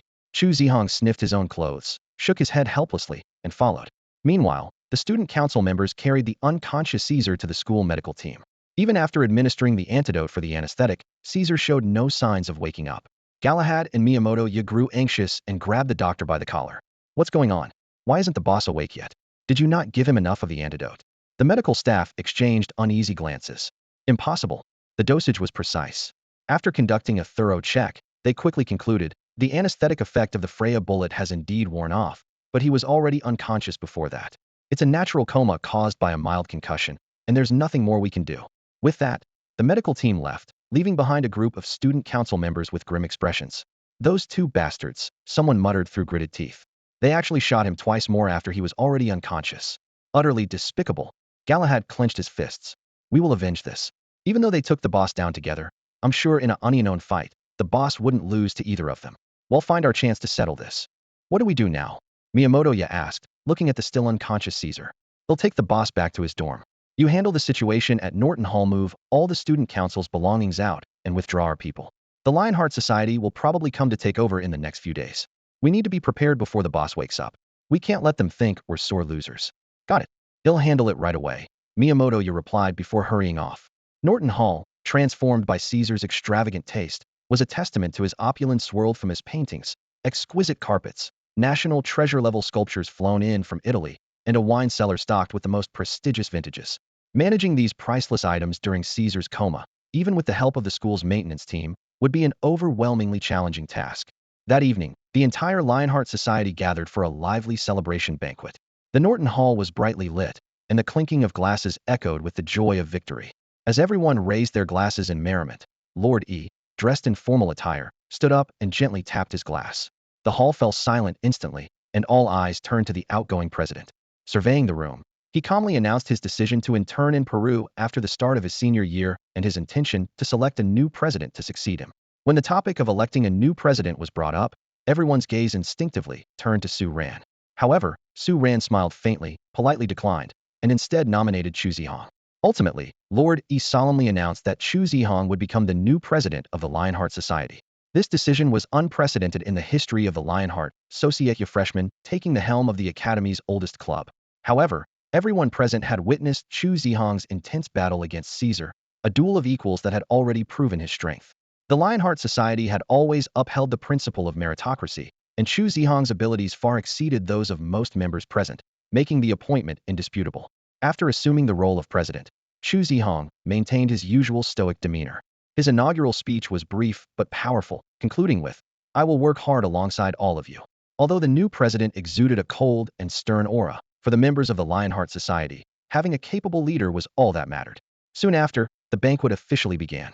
While it couldn't rival the grandeur of the student council's events backed by the Gattuso family, the Lionheart Society's feast was still impressive.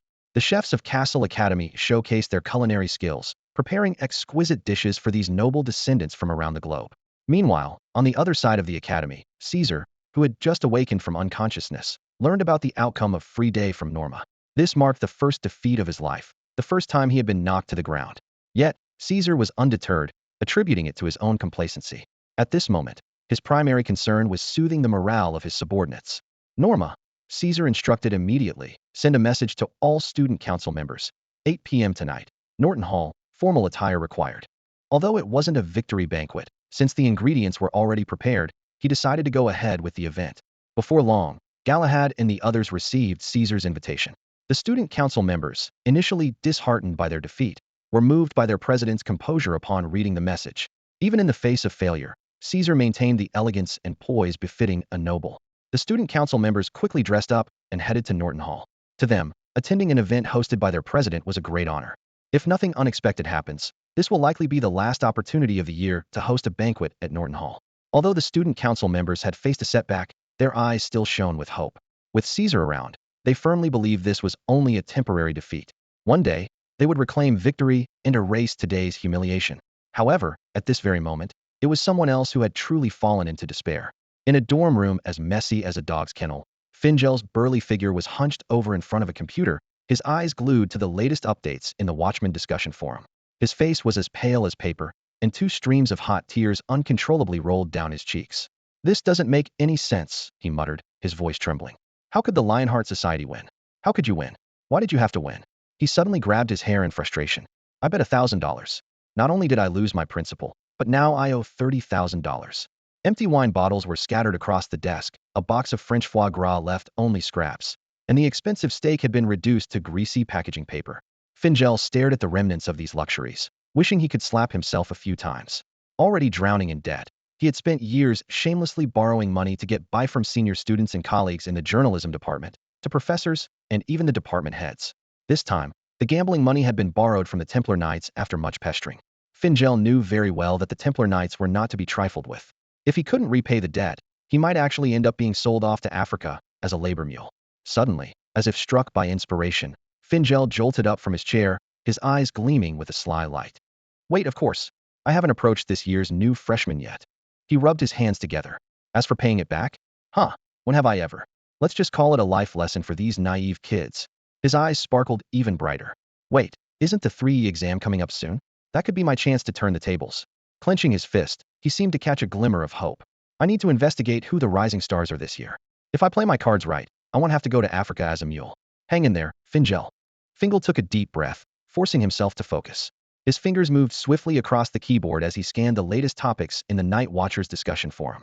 Before long, a trending post caught his attention. 2 freshmen, Su Ran and Chu Zhihang, had managed to defeat the student council president, Caesar, in a confrontation. "Wow," Fingel clicked his tongue in amazement. "Freshmen with skills like that? Just like me back in the day. Their bloodline's gotta be at least a rank. They're definitely acing the 3E exam." His eyes lit up, and his fingers flew even faster on the keyboard. As the unofficial paparazzi captain of Cassell College, though officially the head of the news department, Fingel decided to put his hacking expertise to good use. He began digging deep into the backgrounds of the 2 freshmen. Once he felt well prepared, Fingel unleashed his carefully crafted bombs into the forum. A series of posts flooded the discussion board. Freshman rising stars, the new Lionheart members who defeated Caesar, outnumbered or outmatched. How they beat Caesar, the mysterious Eastern boy, revealing the duo who took down Caesar, and 3E exam approaches. Can they maintain their bloodline grades? Each post was accompanied by meticulously chosen photos, detailing every accolade and achievement Su Ran and Chu Zhihang had earned over the years. The discussion board erupted in excitement. So these are the guys who beat Caesar? They do look amazing. Their looks aren't the point. They defeated Caesar. I heard they just became the new president and vice president of the Lionheart Society. Focus, people. The real question is how they'll do in the 3E exam. Soon, the spotlight shifted to Fingal himself. Fingal's at it again. Bet he's broke and setting up a betting pool. Lost all your money on free day, huh? Trying to make it back. One more loss. And you're heading to Africa as a work mule. Don't worry, my family's got businesses in Africa. We'll take care of you. Seeing the topic veering off course, Fingal quickly jumped in to steer it back. Ladies and gentlemen, the focus here is the 3E exam. Any predictions on how these rising stars will perform? Betting again, Fingal? Think carefully this time. One more loss, and it's the African Wildlife Park for you. With confidence, Fingal revealed 6 betting options. Both downgrade, both maintain, both upgrade, 1 downgrade and 1 maintain, 1 downgrade and 1 upgrade, or 1 maintain and 1 upgrade. Bets began pouring in like a tidal wave. $300 says they'll maintain a rank. $500 on them downgrading. $1,000 says they'll both stay a rank. Watching the flood of bets, Fingal finally broke into a satisfied grin. He silently rejoiced. With the speed Su Ran displayed, there's no way he's just a rank. This time, the opportunity to make a comeback was finally in his hands. Huh. This time, victory is mine. A sly glint sparkled in his eyes. The Bloodline Evaluation Exam of Cassell College, known as the Extraction Evaluation Exam, or simply the EE3E exam, is a rite of passage for every hybrid freshman. This exam not only determines whether a student can remain at the academy, but also directly affects their future ranking and privileges. The core of the test lies in assessing the purity of a student's dragon bloodline.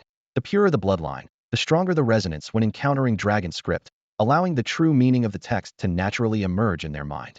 In a classroom on the 2nd floor of the library, freshmen Su Ran and Chu Zhihang had already chosen their seats early. The atmosphere in the room was tense, and other freshmen like Su Shi and Lancelot appeared visibly uneasy. Nono, however, was casually chewing gum, her gaze wandering out the window. Chu Zhihang sat upright and composed, as if attending a regular lecture, while Su Ran rubbed his sleepy eyes, forcing himself to stay awake. Before long, Professor Manstein's signature bald head appeared at the podium. Adjusting his impeccably neat attire, he swept a stern gaze across the room. It seems almost everyone is here. The exam is about to begin.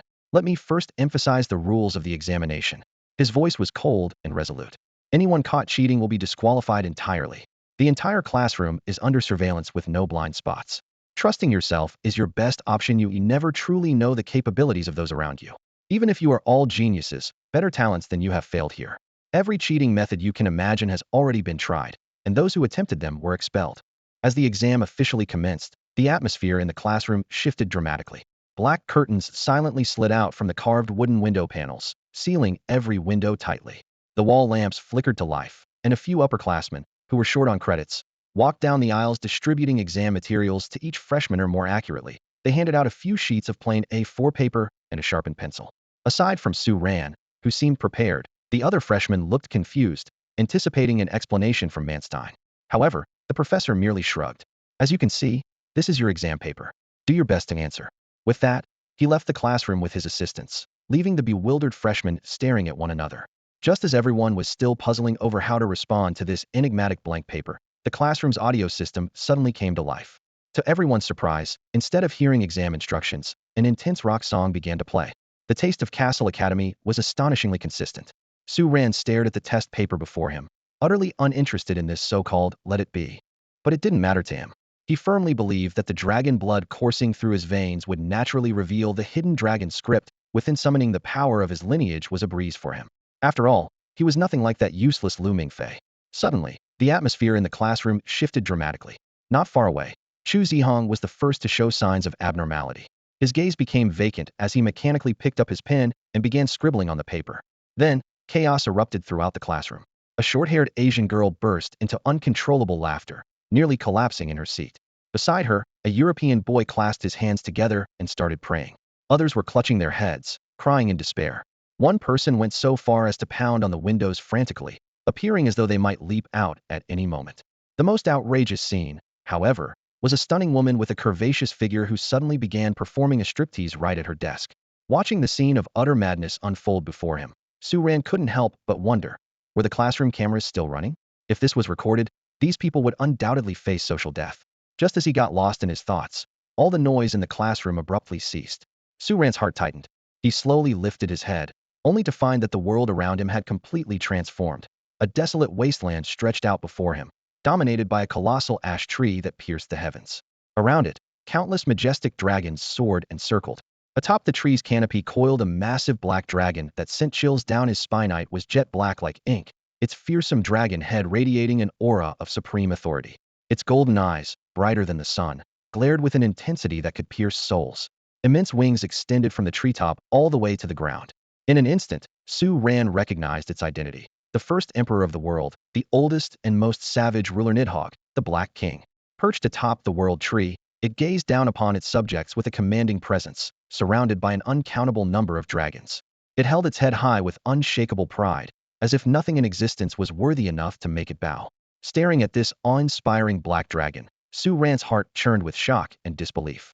This overwhelming aura, this colossal form, there was no doubt about it. It was Nidhogg. Throughout history, had anyone ever dared to face this Dragon King directly in a vision?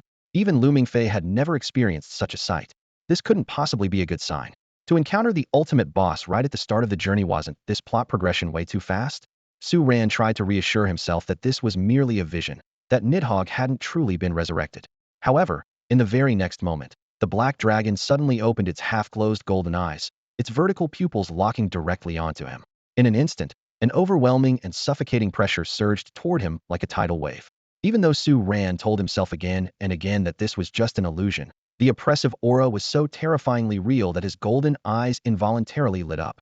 Su Ran's system panel suddenly popped up, and his personal data began to refresh frantically. Dragon Script Proficiency, Golden Eyes Proficiency, Dragon's Might Resistance Proficiency, each one flashing continuously. He could understand the improvement in these skills, but the Dragon's Might made his heart tighten. Could it be that he was about to encounter the legendary Nidhogg? Just as this thought crossed his mind, a massive black dragon appeared before him. Before he could react, its gaping maw opened wide, and scorching dragon flames engulfed him in an instant. Damn it! Su Ran jolted upright from his seat, gasping for air. A quick glance around the familiar classroom calmed him slightly. It was still the middle of the exam. Wiping the cold sweat from his forehead, he looked down at the test paper he had just filled out. The previously chaotic scribbles now appeared clear and meaningful, each stroke imbued with a strange significance. With a mix of apprehension and curiosity, he summoned his personal panel. As expected, several new options had appeared in his skill list: Dragon Script, Dragon's Might Resistance, Dragon Flame Resistance, and even a Death skill. While these newfound abilities were thrilling, they also confirmed a disturbing truth: had indeed encountered Nidhogg and had been incinerated by its dragon flames on the spot. Just great. You dare spit flames at me before I even get a chance to revive? Wait till I'm reborn. I'll make you pay for this. Su Ran muttered through gritted teeth. Then he noticed something else. He seemed to have awakened a new word spirit. Looking up, he froze when he saw the sequence number, 106-inch commandment. Although the word spirit had a high sequence number and decent stability, it was essentially a pure support ability. It created a zone where dragons with lower bloodline purity than the caster were prohibited from using word spirits while the ability was active. In simpler terms, it was an anti-magic field. While it sounded impressive, its practical use was limited. Dead servants didn't rely on reasoning or word spirits. Shrank bloodlines might only occasionally encounter next-generation dragons, and battles between dragon kings were mostly decided by brute force. This meant it was ineffective against the strong and overkill against the weak. Fortunately, Su Ran had his system to help him enhance his bloodline, giving this seemingly useless word spirit a glimmer of hope. He carefully reviewed his panel data. Name: Su Ran. Age: 18. Bloodline: a rank upgradable. Word spirit: commandment upgradable. Skills: Golden Eyes LV.2 upgradable. Photographic Memory LV.2 upgradable. Dragon Script LV.1 upgradable. Dragon's Might Resistance LV.1 upgradable. Death LV.1 upgradable. Erudition LV.2 upgradable. Agility: at least now I look like a proper high-ranking hybrid. Su Ran consoled himself. He scanned the chaotic classroom to ensure he wouldn't be dragged back into the spiritual vision or face the Black King anytime soon. Finally, he exhaled in relief. Rubbing his throbbing temples, he slumped back into his seat, staring at the ceiling of the classroom as he quietly waited for the 3E exam to end. For most college freshmen, the days after exams are usually a relaxing wait for grades to be released, attending classes as scheduled. However, Su Ran and Chu Zhihang seemed particularly different. During this waiting period, the two of them coincidentally decided to get a head start on their first-year courses. As students from the great Eastern nation, they both carried an innate, awe-inspiring passion for learning. In the archive room, the two were buried in thick textbooks. Although they were starting from scratch, their natural aptitude for academics, combined with mutual discussions and validations, gradually helped them grasp many key concepts. Su Ran occasionally glanced up at Chu Zhihang, pondering whether to invite Sushi to tutor them. After all, as someone from a pure-blooded mixed race family, Su Zai's knowledge of dragons far exceeded that of self-taught hybrids like them. However, knowing Chu Zhihang's reluctance to trouble others, Su Ran ultimately kept the suggestion to himself. Beyond academics, the two were also busy taking over responsibilities for the Lionheart Society. Under Lord Yi's guidance, they began to receive the documents and archives of this oldest brotherhood of the secret party. As the youth group of the secret party era, the Lionheart Society had accumulated an extensive collection of historical records, far surpassing those of the later formed student council. During the handover ceremony in the archive room, Lord Yi solemnly handed the keys to the two of them. With a deep, thoughtful gaze, he said, "The essence of the Lionheart Society is to unleash the heart of the lion. But I believe, if you can't control the lion's heart, it might be better not to unleash it at all." After speaking, he patted their shoulders, gave a carefree smile, and walked away. As the president of the Lionheart Society, he was clearly aware of the existence of blood rage. Yet, he neither attempted to restore it nor showed any willingness to study it. He understood the real purpose of these two young individuals, and as a senior, he felt obliged to offer such advice. But he also knew that, unless utterly desperate, who would willingly make a deal with Satan? After watching Lord Yi leave, Su Ran and Chu Zhihang fell into a brief silence before tacitly pushing open the archive's room door. After 2 full days of searching, they finally discovered a record of blood rage on a yellowed piece of parchment. However, the consequences of this method were catastrophic. Once a hybrid began to learn blood rage, they were destined for eventual destruction. Destroying the human lineage was easy, but rebuilding it was utterly impossible. Human willpower is incredibly strong, but after repeated self-weakening, it can become extremely fragile. Su Ran stared at the blood rage documents in his hand, his brows tightly furrowed. Once the critical point is exceeded, human willpower can no longer suppress the dragon will within, and this is the true reason why blood rage is considered a dead end. He placed the documents on the table, his fingers lightly tapping on the surface. To solve this problem, there are currently only 2 paths: suppress the dragon will or reshape and even strengthen human willpower. The dragon blood baptism is undoubtedly an effective method to suppress dragon will, as the faint dragon will within hybrids is no match for the bloodline pressure of the Dragon King. Su Ran shook his head. While he couldn't perform bloodline suppression like the Dragon King, according to the original work, the strongest second-generation hybrid, Xiaomi, possessed this ability. Perhaps, could old Tang, who hasn't recovered his memory, also accomplish this? He silently noted this thought for future experimentation. As for reshaping human will, that path is far more challenging. Su Ran stood up and paced back and forth in the archives room. Humanity's research on the soul and willpower is almost a blank slate.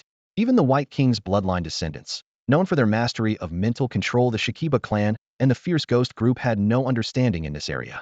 Unless the White King himself could be brought forth, the only other option would be to seek advice from the Black King. Too bad neither of these big lizards are exactly easy to reason with.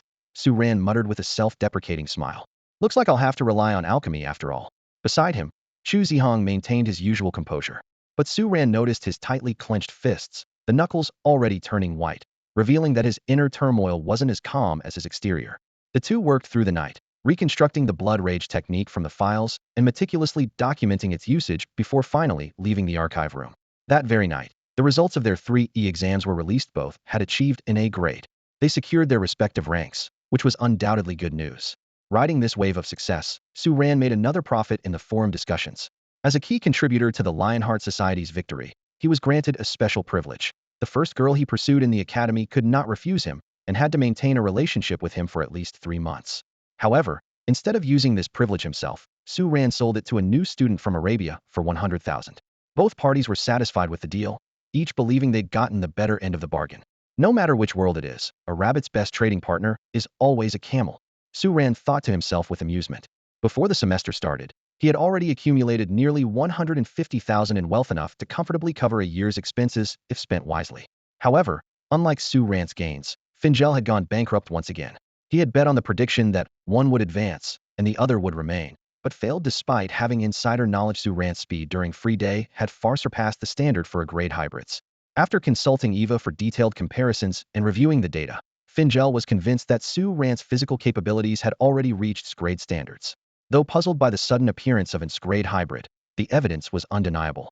Lying on his dorm bed, Fingel muttered to himself, "What kind of kid cries every day? What kind of gambler loses every time? My fate is mine to decide, not the heavens." Fingal gritted his teeth and decided to go all in, betting everything he had. If he won, he could live the high life surrounded by luxury and beautiful women. If he lost, he'd have to roll up his sleeves and work hard labor.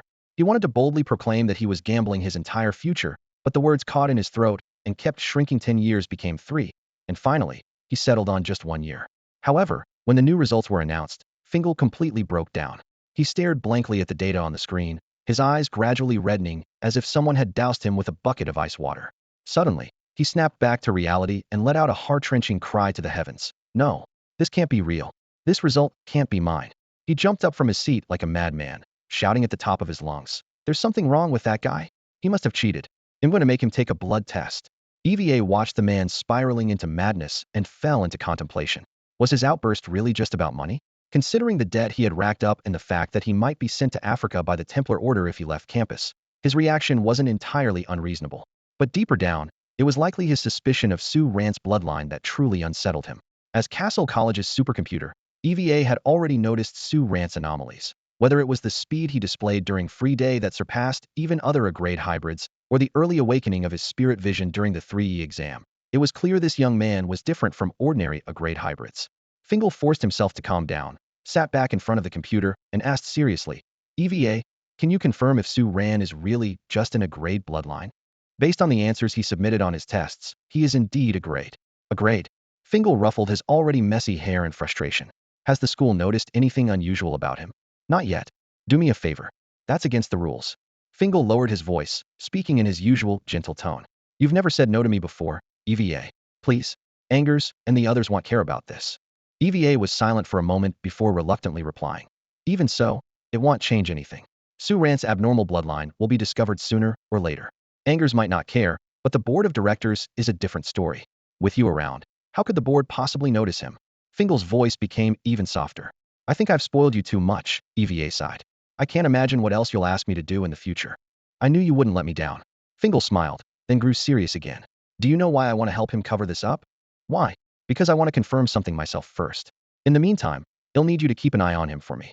Fingal stared at Su Ran's photo on the computer screen with a complicated expression. EVA didn't press further but reminded him. Others might be easy to handle, but the headmaster's clearance level is high. He might already know about this. Don't worry about the headmaster, Fingal said confidently. As long as Su Ran isn't a dragon, his identity doesn't really matter. Besides, I have a feeling Su Ran has many more secrets, and the headmaster won't take action against him. What about you? Me?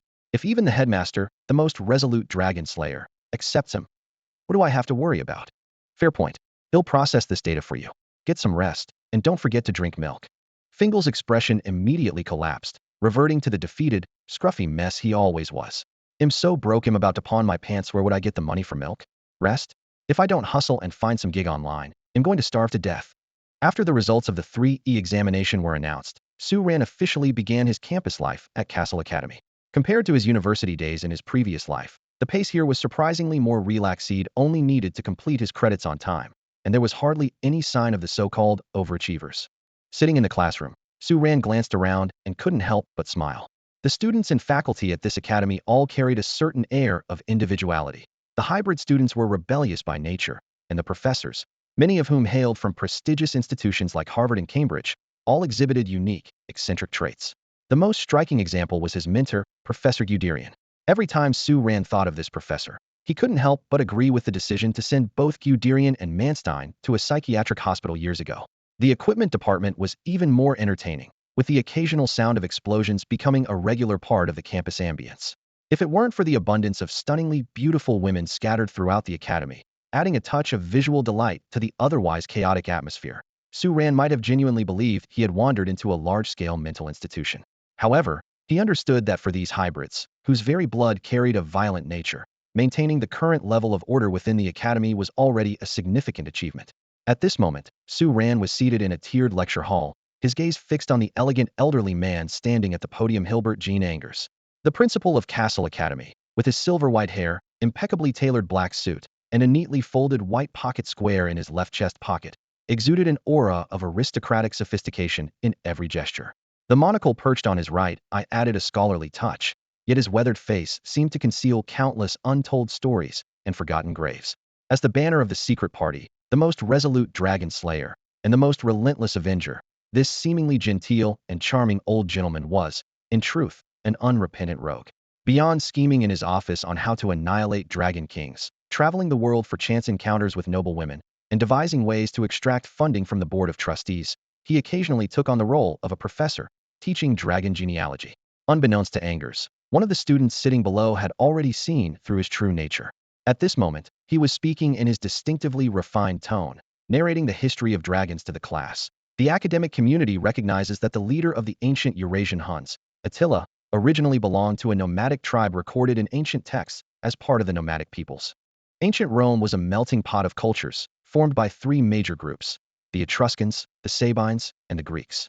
On this land of diverse civilizations, in the year 418 AD, a boy destined to change history was sent to the Roman court. In the tiered lecture hall, Professor Ager's steady voice echoed through the air, broken only by the occasional rustle of pen on paper. The students were entirely focused, recording every word of this legendary dragon slayer. As an shrank hybrid with mastery over the time-zero language spirit and someone who had personally slain a next-generation dragon, Angers was a living legend. Even the most rebellious geniuses had to temper their arrogance in his presence. In the world of hybrids, bloodline is everything, Angers continued. Even today, being able to say, "I was once a student of Angers," remains a point of pride for many. He paused, a faint, wry smile appearing on his lips. Of course, that doesn't stop certain people from wanting me dead, like the Sheki Bajia, for instance. His gaze drifted toward the distance, as though piercing through time to a distant past. The young Attila displayed extraordinary talent within the Roman court. Even as a hostage, his gifts quickly caught the attention of the high-ranking members of the secret party. They even considered grooming this foreign youth as their future successor. The atmosphere in the classroom grew tense. Anger's voice lowered, carrying a weight that drew everyone in. But when Attila came of age, the ancient memories buried in his bloodline awakened. In that moment, the human Attila was gone, replaced by the king of earth and mountains. A collective gasp filled the room. The gravity of the situation dawned on the students. A boy who should have been a hero had, in an instant, become humanity's greatest adversary. The dramatic shift sent chills down their spines, and they couldn't help but wonder, could someone among their classmates be hiding a similar ticking time bomb? Sitting in the corner, Su Ran appeared disinterested, fighting off drowsiness. He knew full well that cases of dragon kings reviving with amnesia were exceedingly rare. Among the four monarchs, only the king of bronze and fire and the king of earth and mountains had been unlucky enough to encounter such a fate. Still, with the thought of encountering the amnesiac Norton next year and Jormungandr joining the academy the year after, the students' concerns weren't completely unfounded. Su Ran couldn't help but internally mock the situation. These so-called mighty four monarchs, don't they seem more like a rehabilitation ward? A premature baby, an amnesia patient, the strongest next-generation dragon, and a monarch with both physical and mental disabilities. This lineup was both laughable and pitiful. Though the little devil's manipulations had kept these dragon kings from causing major upheavals, their mere existence still posed a terrifying threat to ordinary hybrids, a force that felt like a crushing blow from a higher dimension. Not all hybrids have a marked. The students in the classroom exchanged uneasy glances, their eyes filled with doubt and apprehension. Angers stood at the podium, observing the anxious young faces before him, and couldn't help but recall his own reaction upon hearing this revelation for the first time. "There's no need to be so tense, everyone." Ager's voice was steady and reassuring. "Norma's global surveillance network has detected no signs of the Four Sovereigns' revival. The classmates around you are trustworthy allies." Hearing the principal's assurance, the tense atmosphere in the classroom eased noticeably. However, in the back row, Chu Zhihang furrowed his brows, lost in thought. Deadpool obeyed the commands of dragons, and Odin was known to have a group of Deadpool by his side. Could there be a connection between Odin and the dragons? Could the supreme god of Norse mythology have some link to the Dragon Kings? "Principal." Su Ran raised his hand, his eyes sharp and focused. "Yes, Su Ran." Angers smiled and motioned for him to speak. "I acknowledge the capabilities of Norma's surveillance, but there are always blind spots where signals can't reach," Su Ran said, meeting Ager's gaze directly. "And when you say the Four Sovereigns haven't revived, do you mean they haven't been resurrected, or that they haven't awakened their memories as Dragon Kings?" The question struck a nerve. Su Ran recalled how the King of Bronze and Fire had been schemed against and killed by Angers and the little demon. Did Angers know Lao Tang's true identity beforehand? If he did, why not eliminate him before his awakening? After all, an unawakened Dragon King was just an ordinary hybrid, and Norton wasn't even the one wielding power. With Ager's folding knife and time zero, killing an unawakened Lao Tang should have been effortless. Angers gave Su Ran a meaningful look. "You have a point," he said slowly. "But according to ancient records, when a Dragon King revives, it causes a surge in the surrounding elemental activity, which is relatively easy to monitor. Moreover," he paused for a moment, Even a resurrected Dragon King who has lost their memories couldn't possibly create an entire family lineage and bloodline network out of thin air. While Dragon Kings possess incredible power, they are not omnipotent, Angers added, a sly glint in his eye. So, those with large families and numerous relatives can generally be ruled out. Additionally, records indicate that none of the four sovereigns have the ability to reproduce, which is another clue. As soon as Angers finished speaking, the classroom erupted in laughter. Some of the male students even started whistling at the girls. However, the female students at Cassell were not ones to be trifled with. Beneath their skirts and tucked into their lingerie were real weapons. Dragon blood had not only granted them exceptional beauty and physical prowess, but also an insatiable thirst for power. In the face of such teasing, some of them glared back fiercely, while others exchanged knowing smiles with those they fancied. Su Ran watched as the class veered further off track and cursed inwardly. Angers, you old scoundrel, what are you turning this lecture into? Sure, foreigners are open-minded, and hybrids have an unhealthy obsession with beauty, power, authority, and honor, but as an educator, is this really appropriate? Fortunately, Angers still had some semblance of a bottom line. Before ending his speech, he reminded the students that marriage required submitting an application to the Board of Trustees to assess the genetic compatibility of their offspring. Su Ran sneered internally. What kind of bottom line was that supposed to be? As the bell signaled the end of class, students began packing up their books and preparing to leave. Su Ran closed his notebook, ready to follow his meticulously planned schedule, which included heading to the library to study or managing matters for the Lionheart Society. As a freshman, his daily itinerary was packed, a stark contrast to Lu Mingfei, who seemed content to idle away his time. Su Ran, Ajay's voice suddenly called out from behind him. Do you have a moment? I'd like to discuss something about your family. My family. Su Ran turned around and gave Angers a peculiar look. His parents had died in a car accident years ago. What was there to discuss? A ridiculous thought flashed through his mind. Could he be a Dragon King too? Instinctively, he checked his own status panel. No memory loss, no unawakened markers, and his bloodline level was only Class A. He let out a quiet sigh of relief. As long as he wasn't connected to the dragons, he wouldn't have to worry about becoming one of them. That meant Angers wasn't his enemy, at least for now, and could still be trusted. Amid the curious and uncertain gazes of other students, Su Ran nodded and followed Angers to the principal's office. The two-story building, located near the Hall of Valor, appeared modest on the outside, almost like a garage, surrounded by dense trees. But when Su Ran stepped inside, the sight was breathtaking. The first and second floors were entirely open, with a massive skylight of frosted glass at the center of the ceiling. The walls were lined with bookshelves, except for a few oil paintings, and the shelves were filled with neatly arranged sets of leather-bound volumes and ancient manuscript reproductions. Staircases and platforms were strategically placed against the walls, providing access to the books. The office felt more like the private library of a Renaissance artist than the workspace of a hybrid elite leader. Angers gestured for Su Ran to take a seat before retrieving a small package of tea leaves from a drawer. With practiced ease, he began preparing tea. This is authentic Wui Mountain Dahong Pao, he explained as he poured water. I went to great lengths to get my hands on this small amount. I thought you might appreciate it. As the tea's fragrance wafted through the room, Su Ran shook his head with a wry smile. You're overestimating me, Principal. I can't afford to drink something this luxurious. I've read your file, Angers said, placing a cup of tea in front of Su Ran. You may have struggled financially in the past, but with your bloodline, that won't be your future.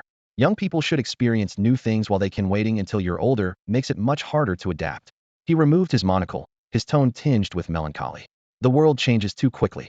For someone like me, who's lived over 100 years, keeping up with the times is a real challenge. Su Ran couldn't help but smirk. From where I'm sitting, Principal, you seem to be keeping up just fine. You're living more freely and elegantly than most young people I know. Su Ran was browsing the Watchman forum when his eyes widened in surprise.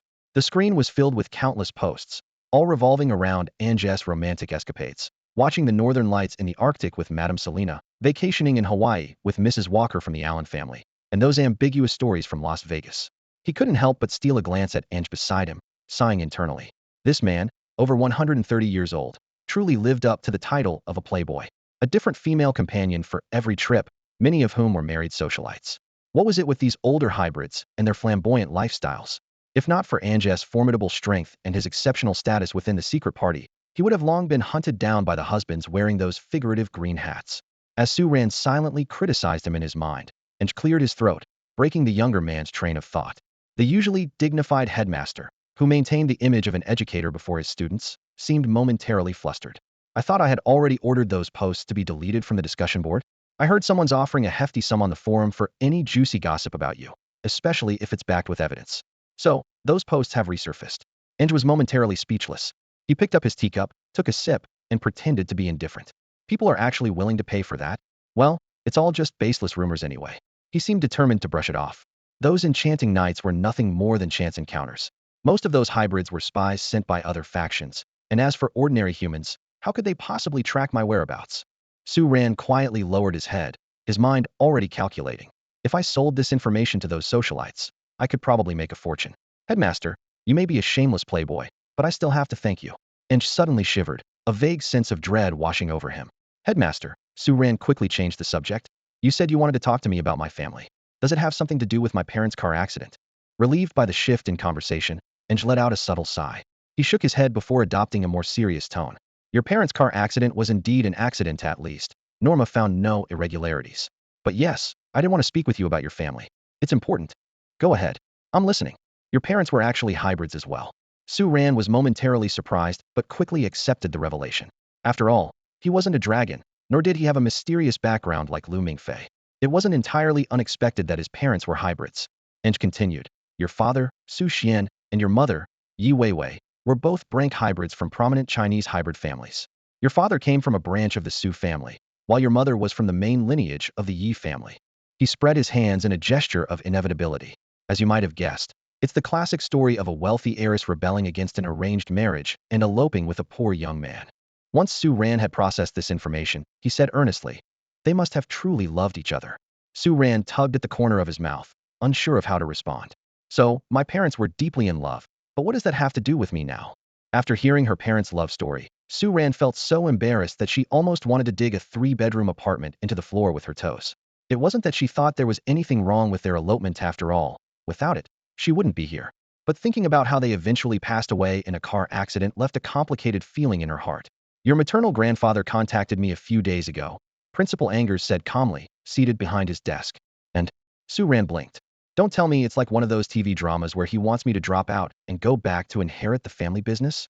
Angers shook his head slightly. Actually, your grandfather's family has already fallen into decline, despite its size and numerous grandchildren. He made a request wants the school to expel you and replace you with his grandson. If I'm understanding this correctly, Su Ran said, puzzled. It's because my grandfather's family can't make it domestically anymore, so they're trying to go international? They want to use Cassell Academy to connect with the secret party? But their bloodline is so diluted that they can't meet the admission requirements, so they're hoping the school will kick me out to make room for his grandson. That's a very accurate summary. Angers nodded, his calm gaze fixed on Su Ran.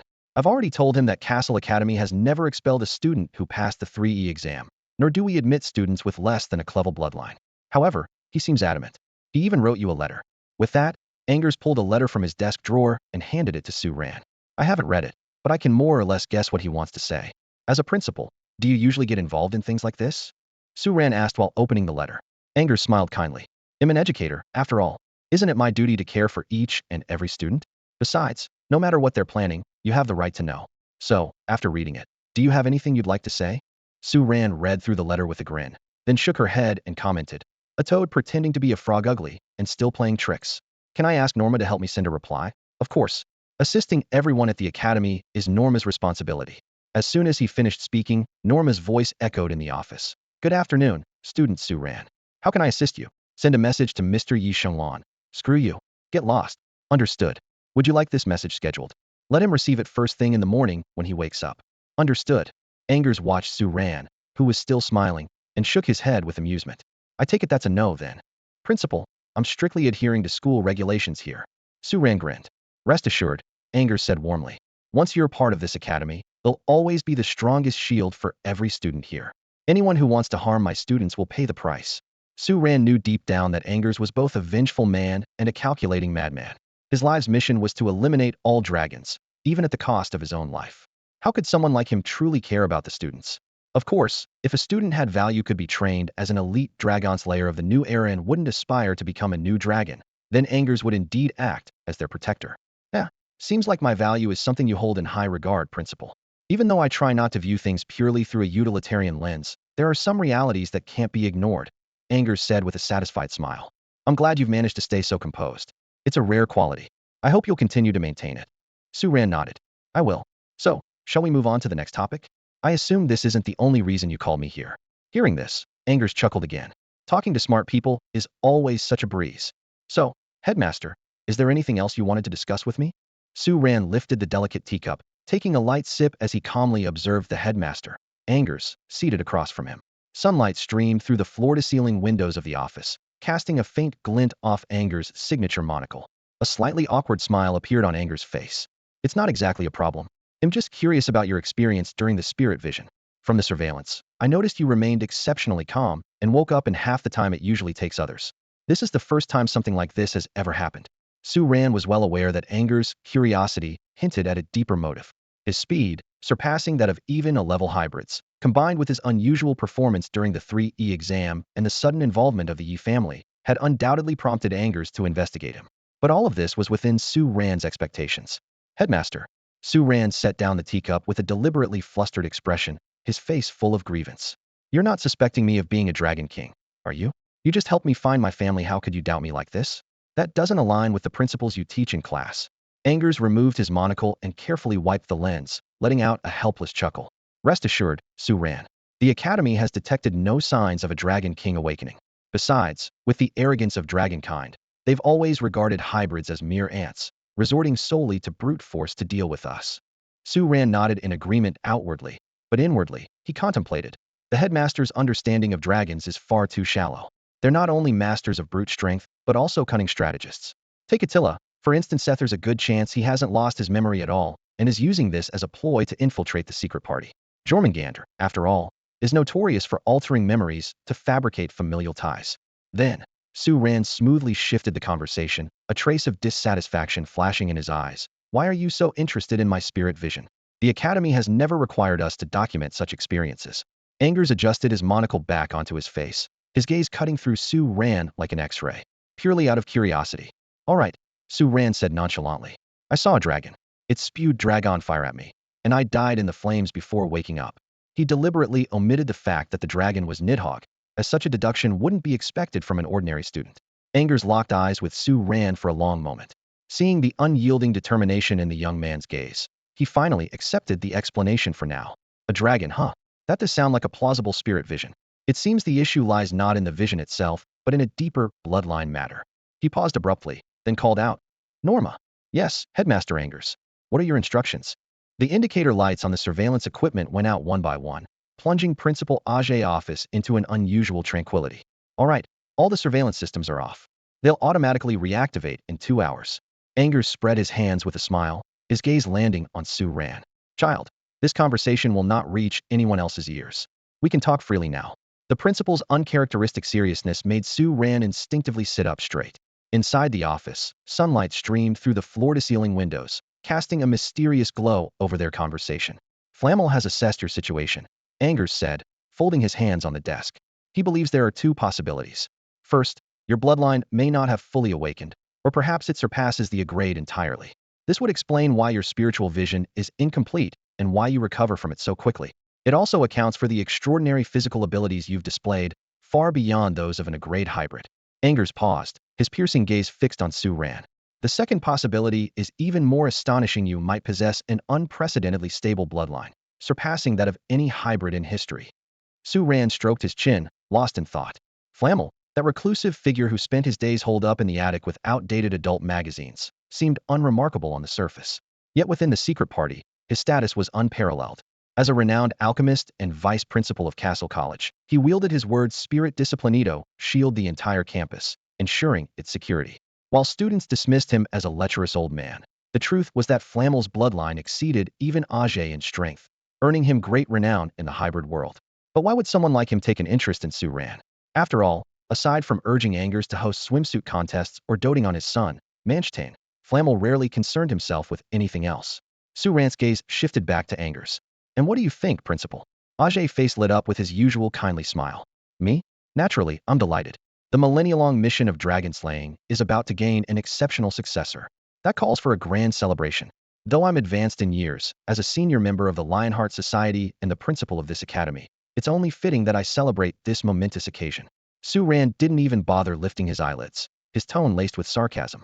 But before that, you'll need to confirm which possibility applies to me, and then figure out if it can be replicated and mass-produced, right? He knew these veteran hybrids all too well. They would go to any lengths to achieve their goals. In the sunlight, Su Ran saw Ajay's smile remain warm and gentle, Yet somehow, it felt glaringly sharp. No one actually believes the secret party is some noble and righteous organization, do they? Su-ran sneered. How old are you to still believe in fairy tales? In this world, only self-interest is the eternal pursuit. There was a hint of mockery in his tone. Even the strongest faith will fade, and the greatest ideals will decay. When the thin, shiny veneer wears off, what's revealed is the despairing darkness of human nature. Ange shook his head slightly, a complex expression flickering in his eyes. If it were before, I might have done that. But not anymore. He paused, his gaze fixed on Su-ran. I don't want to figure out exactly what's going on with you. Both possibilities are too extraordinary to ignore. If the equipment department or those old geezers lying in coffins find out, they'll come knocking immediately to study you. If the board of directors gets wind of this, Angie's tone grew somber. Your best outcome would be to end up as a breeding stallion, dedicating your life to producing high-quality, stable hybrids. Su-ran frowned. That sounds a bit like the first generation of Deadpool hybrids bred for reproduction. Don't worry. Angie's expression shifted back to his usual unserious demeanor as he waggled his eyebrows. I won't let such an ugly fate befall you. Of course, if you're willing, I wouldn't stop you. Ever since Flamel retired from his stud duties, the ladies of the hybrid world have been rather disappointed. I should have known better than to expect anything proper from an old rogue like you. Su-ran gritted his teeth. Just wait. Once my speed surpasses your times 0, he'll make sure to punch you. Why don't you do it now? Because I'm the headmaster, and you're my student. And sighed again. All right. Kids these days really lack charm. Can't they believe in truth, kindness, and beauty anymore? He straightened up, his tone serious. Because if Flamel's hypothesis is correct, you could very well become the strongest hybrid in history. I won't let some fools make dumb decisions and complicate this great opportunity. As long as you're not an enemy, that's all that matters. Because according to your hypothesis, the first possibility means my bloodline is at least glass, and the second is linked to blood rage. Su-ran cut straight to the point, showing no hesitation in addressing the topic of blood rage. He knew Ange, as someone who could use blood rage himself, must be aware that Lionheart Society had access to blood rage files. Ange glanced at Su-ran, slightly surprised, but avoided discussing blood rage. Instead, he asked seriously, have you used it? Not yet. Then that means Flamel's judgment is still credible. Su-ran remained noncommittal. It's just a hypothesis. It could also be a misjudgment. Well then, would you mind satisfying the curiosity of two old men? Suddenly, a syringe appeared in Angie's hand. It was clear he had used times 0. Su-ran willingly extended his left hand. Ange inserted the needle into a vein, and bright red blood slowly filled the syringe. Observing the blood's characteristics, Ange visibly relaxed. It was clear from this that Su-ran hadn't used blood rage. He'll have Flamel study this privately, Ange said, holding the syringe filled with blood, his tone light. I'm sure we'll have results soon, and I'll let you know when we do. Thank you, Headmaster. Su-ran stood up, preparing to leave. He was also eager to understand how the system had enhanced his bloodline and what improvements it had made to the dragon blood within him, so he could have a clearer picture. By the way, members of Lionheart Society with exceptional performance can apply to become interns for the executive department, Ange reminded him. If you're interested, you can submit an application. Headmaster, I'm still a student. With great power comes great responsibility. I'm not Spider-Man. Even raw jade needs to be polished. Proper training is the best way to grow. He'll think about it. As Su-ran's figure disappeared into the distance, Ange played with the syringe filled with blood and casually asked, Oh, I forgot to ask, has your word's spirit awakened? Yeah, it's sequence 106, discipline. Ange raised an eyebrow, surprised. Discipline, huh? Flamel's going to be thrilled about this. Not long after Su-ran left, Ange also exited the principal's office and headed straight for the school clock tower. He needed to deliver Su-ran's blood sample to the watchman for analysis. Pushing open the door to the vice principal's office in the clock tower, a nauseating stench assaulted his senses. Ange frowned slightly. As his eyes adjusted to the dim light, a peculiar figure came into view. It was an overweight old man dressed flamboyantly, exuding the aura of an American Wild West cowboy. His loosely fitted plaid shirt hung off his body, a tilted cowboy hat rested on his head, and shiny spurred boots adorned his feet. At that moment, the watchman was sprawled on the sofa like a giant potato, feet propped up high. In his left hand, he held a nearly tattered adult magazine with an overly provocative cover, while his right hand gripped a half-empty bottle of beer. Welcome, great dragon slayer. The watchman raised his beer bottle. Ange, you've done a fine job, efficient as always. Care for a drink? Angie's brows knitted tighter. This man, who was once dashing and full of vigor, had now descended to such a state that if the noble women and young ladies he used to charm ever saw him like this, they'd probably vomit in disgust. If it weren't for the fact that his expertise in alchemy was irreplaceable and the academy needed the discipline he enforced, Ange would have long since kicked him out if only to avoid enduring his ramblings about women's nude swimming competitions. Taking a deep breath to calm himself, and swept the adult magazine off the sofa with a wave of his hand and sat down heavily. Can't you tidy up this pigsty of yours? No wonder Manstein doesn't like you. The watchman's face immediately turned pitiful. If my son were willing to get close to me, I'd let him ride me like a horse. Even though he looks older than I do, I wouldn't mind. Cleaning my room is nothing compared to that, but Manstein is still in his rebellious phase. Rebellious phase? At his age? Ange shook his head in exasperation. Your fatherly love is truly extraordinary. This is all your fault, Ange. The watchman suddenly erupted in fury, raising the beer bottle in his hand before setting it down carefully on the table instead. He began shouting at Ange with unrestrained emotion. Why did you bring me to Cassell College? Do you know how happy I was to see my son? Do you know how heartbroken I was when I realized he rejected me? No, you don't. You don't care. All you care about are those damn dragons. You've betrayed our friendship. You just want to see me suffer. As he ranted, the watchman paced back and forth in the room, only to eventually collapse in a corner, covering his face as he began to sob. All these years, you've never helped me, you just wanted to see me humiliated, boo-hoo. And remained unfazed by the spectacle. Rising from his seat, he walked over to the cabinet, took out a bottle of fine, unopened vintage wine, and poured himself a glass after confirming its condition. If you want me to forgive you, you have to let me be a judge for the swimsuit beauty pageant, the watchman suddenly demanded, his tone shifting dramatically. Without turning around, Inch replied in an even voice, that's enough. I've never seen anyone cry their eyes out while picking up a dirty magazine. If your fatherly love is so cheap, not even God could make Professor Manstein accept you as his father. The night watchman abruptly stood up from his seat, the adult magazine he had just picked up carelessly tossed back onto the table. He rubbed his temples, a hint of helplessness in his tone. I really do want to mend my relationship with my son, but his words trailed off as his gaze froze on the bottle in Ange's hand. Bloody hell. Inch, put that bottle down right now. That thing is older than you. Ange, expressionless, pulled a folding knife from his pocket.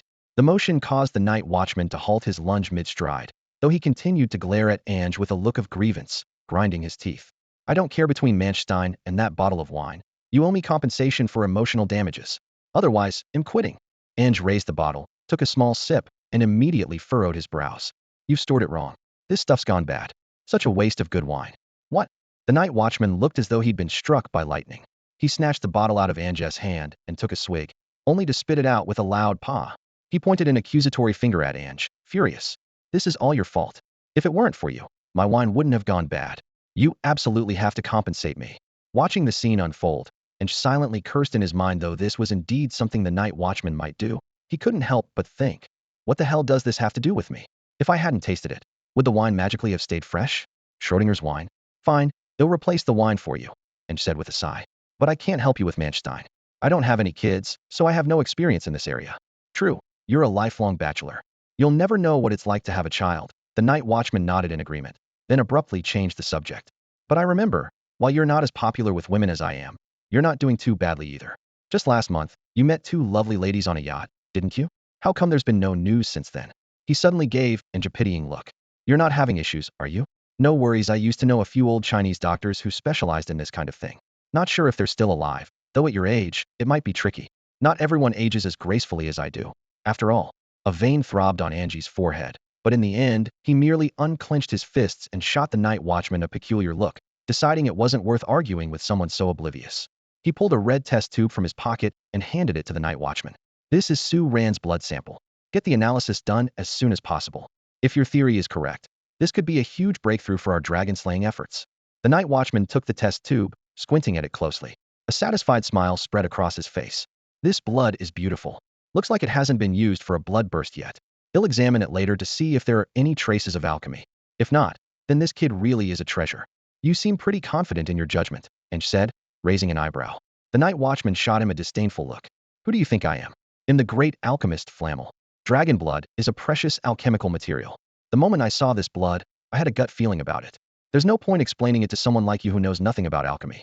Just know that I have an instinct for rare alchemical materials. Do you think just anyone can learn alchemy? Age's attitude toward the night watchman was surprisingly calm. Although this alchemist always gave off a sleazy first impression, his expertise in his field was undeniably remarkable. How long will it take? Angers asked bluntly. The night watchman waved his hand impatiently, his gaze already wandering to the experimental equipment. At least a month at the earliest, he replied, clearly eager to begin his research and subtly signaling Angers to leave. But suddenly, as if remembering something, he added, oh, and remind that kid not to use Dragon Blood Berserk. I'll need accurate data later. Got it. Angers turned and left the clock tower, leaving the night watchman alone. Inside the lab, the night watchman's hands trembled slightly with excitement. A bloodline that was semi-awakened, yet remarkably stable. This was an unprecedented discovery. If it could truly be confirmed as a new form of hybrid, its significance would be comparable to humanity discovering a new evolution akin to a super scion. As he prepared his experimental equipment, he muttered to himself, just like how a superior stallion can improve an entire breed. It seems the legacy of the stallion's mission has a worthy successor. His tone was filled with admiration and envy. It brought back memories of his own past once. He too had been a prominent spreader of superior hybrid genes, until an affair with the wife of a hybrid family patriarch led to him being hunted for an entire year, forcing him to retire from his pursuits. His only regret was not leaving behind any siblings for Manstein. As for whether Su Ran would take up this mantle, the night watchman didn't see it as an issue. Dragon blood, it's in their nature, he chuckled to himself. The thirst for power, wealth, and beauty is ingrained in hybrids. Even if he doesn't want to, there'll be plenty of hybrid beauties throwing themselves at him. At this thought, he couldn't help but smile bitterly. Had he fallen victim to the same thing back in the day? The night watchman straightened up, his expression becoming serious. All right, let's see what secrets you're hiding. Carefully, he placed the blood sample on the lab table. Then he bent down and dragged a dusty old chest out from under the bed. Just as he was about to open it, he slapped his forehead in frustration. Damn it, I forgot to negotiate terms with Angers. My swimsuit beauty pageant tickets. Meanwhile, Su Ran received a text from Angers. Su Ran, don't use that thing until the results are out. Flammel says he might need another accurate data sample in a month. Also, your application for the executive department trainee position should take about a month to process. Sitting in his empty dorm room, Su Ran replied to the message and fell into thought. He remembered that Chu Zhihang had already started taking on missions during his time at school.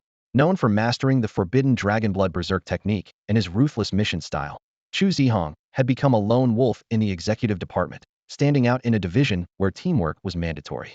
Should I apply to partner with him? Su Ran pondered. Chu Zhihang was reliable, and Su Ran had long been aware of his use of dragonblood berserk. More importantly, Chu Zhihang always took on the most dangerous missions. By teaming up with him, Su Ran figured his own abilities could improve rapidly.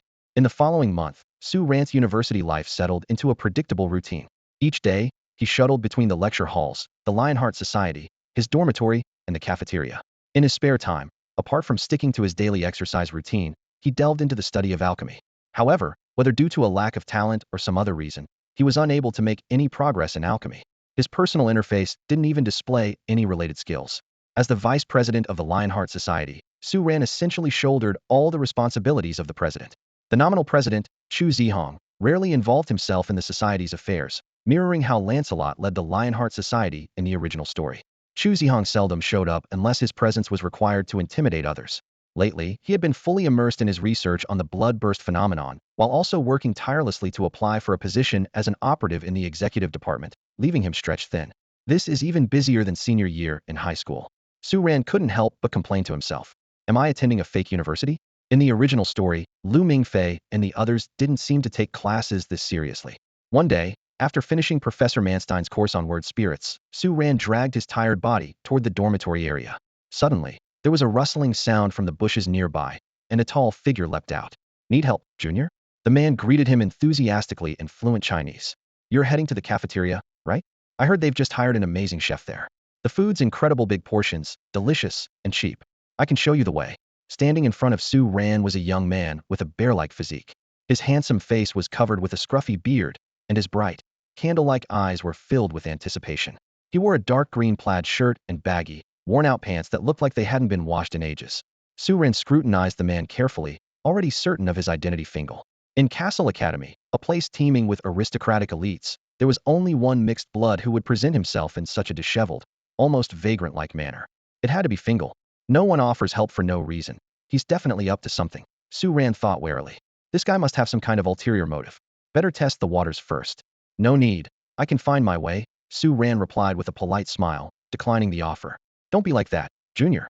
The man insisted, thumping his chest with a loud thud. I've been, observing you from the bushes for a while now. It's obvious you just finished class and are heading to eat. That chef is truly amazing. You can't miss out on this. I can't let you wander around and miss such a treat. After all, in the best senior of the year, it's my duty to help juniors get familiar with the campus, so don't even worry about it. Su Ran had been skeptical about the sincerity of the man in front of him from the very beginning. He had seen too many faces like that filled with flattery and ulterior motives. What made him even more suspicious was the man's exaggerated behavior. as if he were deliberately staging an accident. Why is Finjel here to see me? Su Ran wondered to himself. Am not Mingfei. Could it be that he found something through the EVA system and wants to test me? Or does it have something to do with Principal Angers or the Vice Principal? After all, he is the Principal's secret agent and also the Vice Principal's student. What do you want in return? Su Ran abruptly interrupted the man's endless monologue. The man, who had been passionately talking about building a better campus and benefiting society, froze at the question. Then, he gave a thumbs up and grinned. Junior, you're straightforward. Generous. You're simply, one more word, and I'm leaving. No, no, don't go. I was wrong, Junior. The man, who had been all righteous a second ago, instantly transformed into a tearful stray dog, clutching Su Ran's leg tightly. Just one dinner. I haven't eaten in 3 days. Those cold-hearted guys wouldn't lend me any money. I've got no choice. Please, Junior, have some mercy on me. The man wailed dramatically while clinging to Su Ran's leg, but his eyes were dry, not a single tear in sight. Su Ran watched coldly. I was going to treat you anyway, but since you enjoy crying so much, let's wait until you can actually shed some tears. As soon as the words left his mouth, the man stopped crying and immediately replaced his expression with a beaming smile. He stood up and gave Su Ran a deep bow. Junior, your words are enlightening. I swear he'll never cry again. He'll be a true man of steel. He rubbed his hands together eagerly. Let's go. The cafeteria's this way. We'd better hurry before all the good food is gone. As they walked toward the cafeteria, he casually asked, What's your name, Junior? Who's your mentor? Su Ran blinked, exasperated. Senior Finjel, you're the admin of the Night Watch discussion board. How could you not know me? Didn't you even place bets on me twice before? Besides, we're both students of Professor Guderian. How could you not recognize me? Well haha. Finjel scratched at his messy, bird's nest-like hair awkwardly, laughing nervously. Junior, you even know that about me? Am I that famous now? Su Ran shot him a sidelong glance. You're definitely famous. After all, you've borrowed money from most of the school and never paid it back. Plus, you hold the record for the longest time repeating grades in Cassell Academy's history, and you are the only ranked student in the entire school. How could you not be famous? Haha, a mere reputation, nothing but a reputation. Finjel puffed out his chest proudly, waving his hand as if to downplay it, though his smug expression betrayed him. Is that really something to be proud of? Su Ran thought to himself, silently ridiculing him. He figured that even if Finjel wasn't deliberately acting eccentric, he might still be a bit unhinged after all. Hybrids were rarely normal, and the higher their bloodline, the worse they tended to be. Haha, since you know me, Junior, I won't pretend anymore. Finjel laughed as he dragged Su Ran to order the most expensive dinner the cafeteria had to offer. While doing so, he introduced himself with a sheepish grin. I'm Finjel, full name Finjel von Frings. I'm German, and I'm your senior brother from another mother and father. Not to brag, but back in the day, your senior brother here, he launched into an exaggerated recounting of his so-called glorious deeds. This guy looked like he hadn't eaten in centuries, shamelessly ordering a table full of delicacies. 2 servings of golden, crispy truffle bread, 2 plates of pan-seared foie gras drizzled with lemon juice, a whole roasted goose with perfectly crispy skin, and 2 servings of herring rolls paired with rich cheese. Fingal's eyes darted around, and after haggling with the waiter for what felt like ages, he finally managed to get a bottle of red wine at a 30% discount. A quick calculation revealed that the meal was going to cost nearly $1,000. After placing the order, Finjel rubbed his hands together and looked at Su Ran with an embarrassed grin. Haha, junior brother, I'm really sorry. I've been starving for so long, I couldn't help myself. Su Ran smirked and casually swiped his card. No worries. It's not like I didn't earn this money thanks to you, senior brother. Finjel, who had just been secretly thrilled at getting a free meal, immediately deflated upon hearing that. He began to mentally recount his junior brother's glorious achievements since enrolling. Not only had Su Ran infiltrated the Lionheart Society and become vice president, but he had also made a huge splash during Free Day, gaining a flock of admirers. Worst of all, this kid had achieved financial freedom by exploiting him.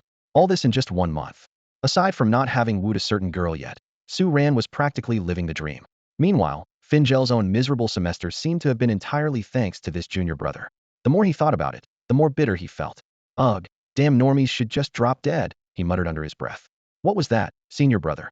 Su Ran asked. I said, junior brother, you're brilliant no. I mean, you have a real talent for making money. Finjel quickly plastered on a fawning smile and dragged Su Ran to a private balcony outside the cafeteria. He eagerly set up the tableware and poured red wine for both of them. I've been busy with other things lately. Even though I knew I had a junior brother, I just couldn't find the time to meet you. Now that I've finally wrapped things up, I rushed over to strengthen our bond. I wanted to give you a proper welcome, but alas, your senior brother is broke. I had no choice but to use your money to treat you. To show my sincerity, let me toast to you first. With that, Finjel eagerly raised his glass and downed it in one gulp, flashing a goofy grin at Su Ran. Watching this, Su Ran's lips twitched, and he couldn't help but admit he had underestimated how shameless his senior brother could be. Feeling a little annoyed, Su Ran decided to strike back. Senior brother, have you been busy dealing with debt lately? Have you settled your account with the Templar Knights? Finjel froze for a moment before his eyes lit up. He grabbed Su Ran's hand with tears of gratitude welling up. Junior brother, are you offering to help me pay off my debt? You truly are my dear brother. I'm so moved. Su Ran was speechless. Unbelievable, Finjel. You've once again redefined the limits of human shamelessness. Relax, I don't have that kind of money. I'm an orphan, no financial backing. I've been fending for myself all these years, just trying to get by. I'd love to help you, but I can't. Doesn't the school provide credit cards? I'm not into spending money I don't have. It's just a personal preference.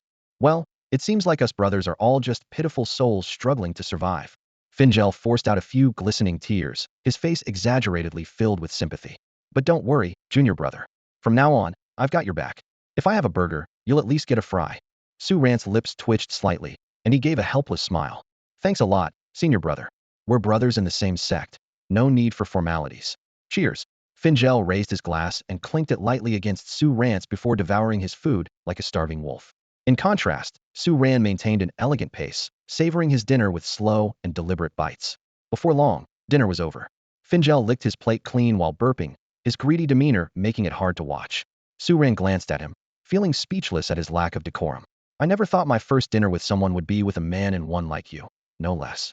Hearing that, Finjel set down the now shiny plate and frowned in thought. After a moment, he put on a mock expression of noble sacrifice. Junior brother, I may not be into men, but since you treated me to dinner, I guess I could make an exception. Just, be gentle, okay?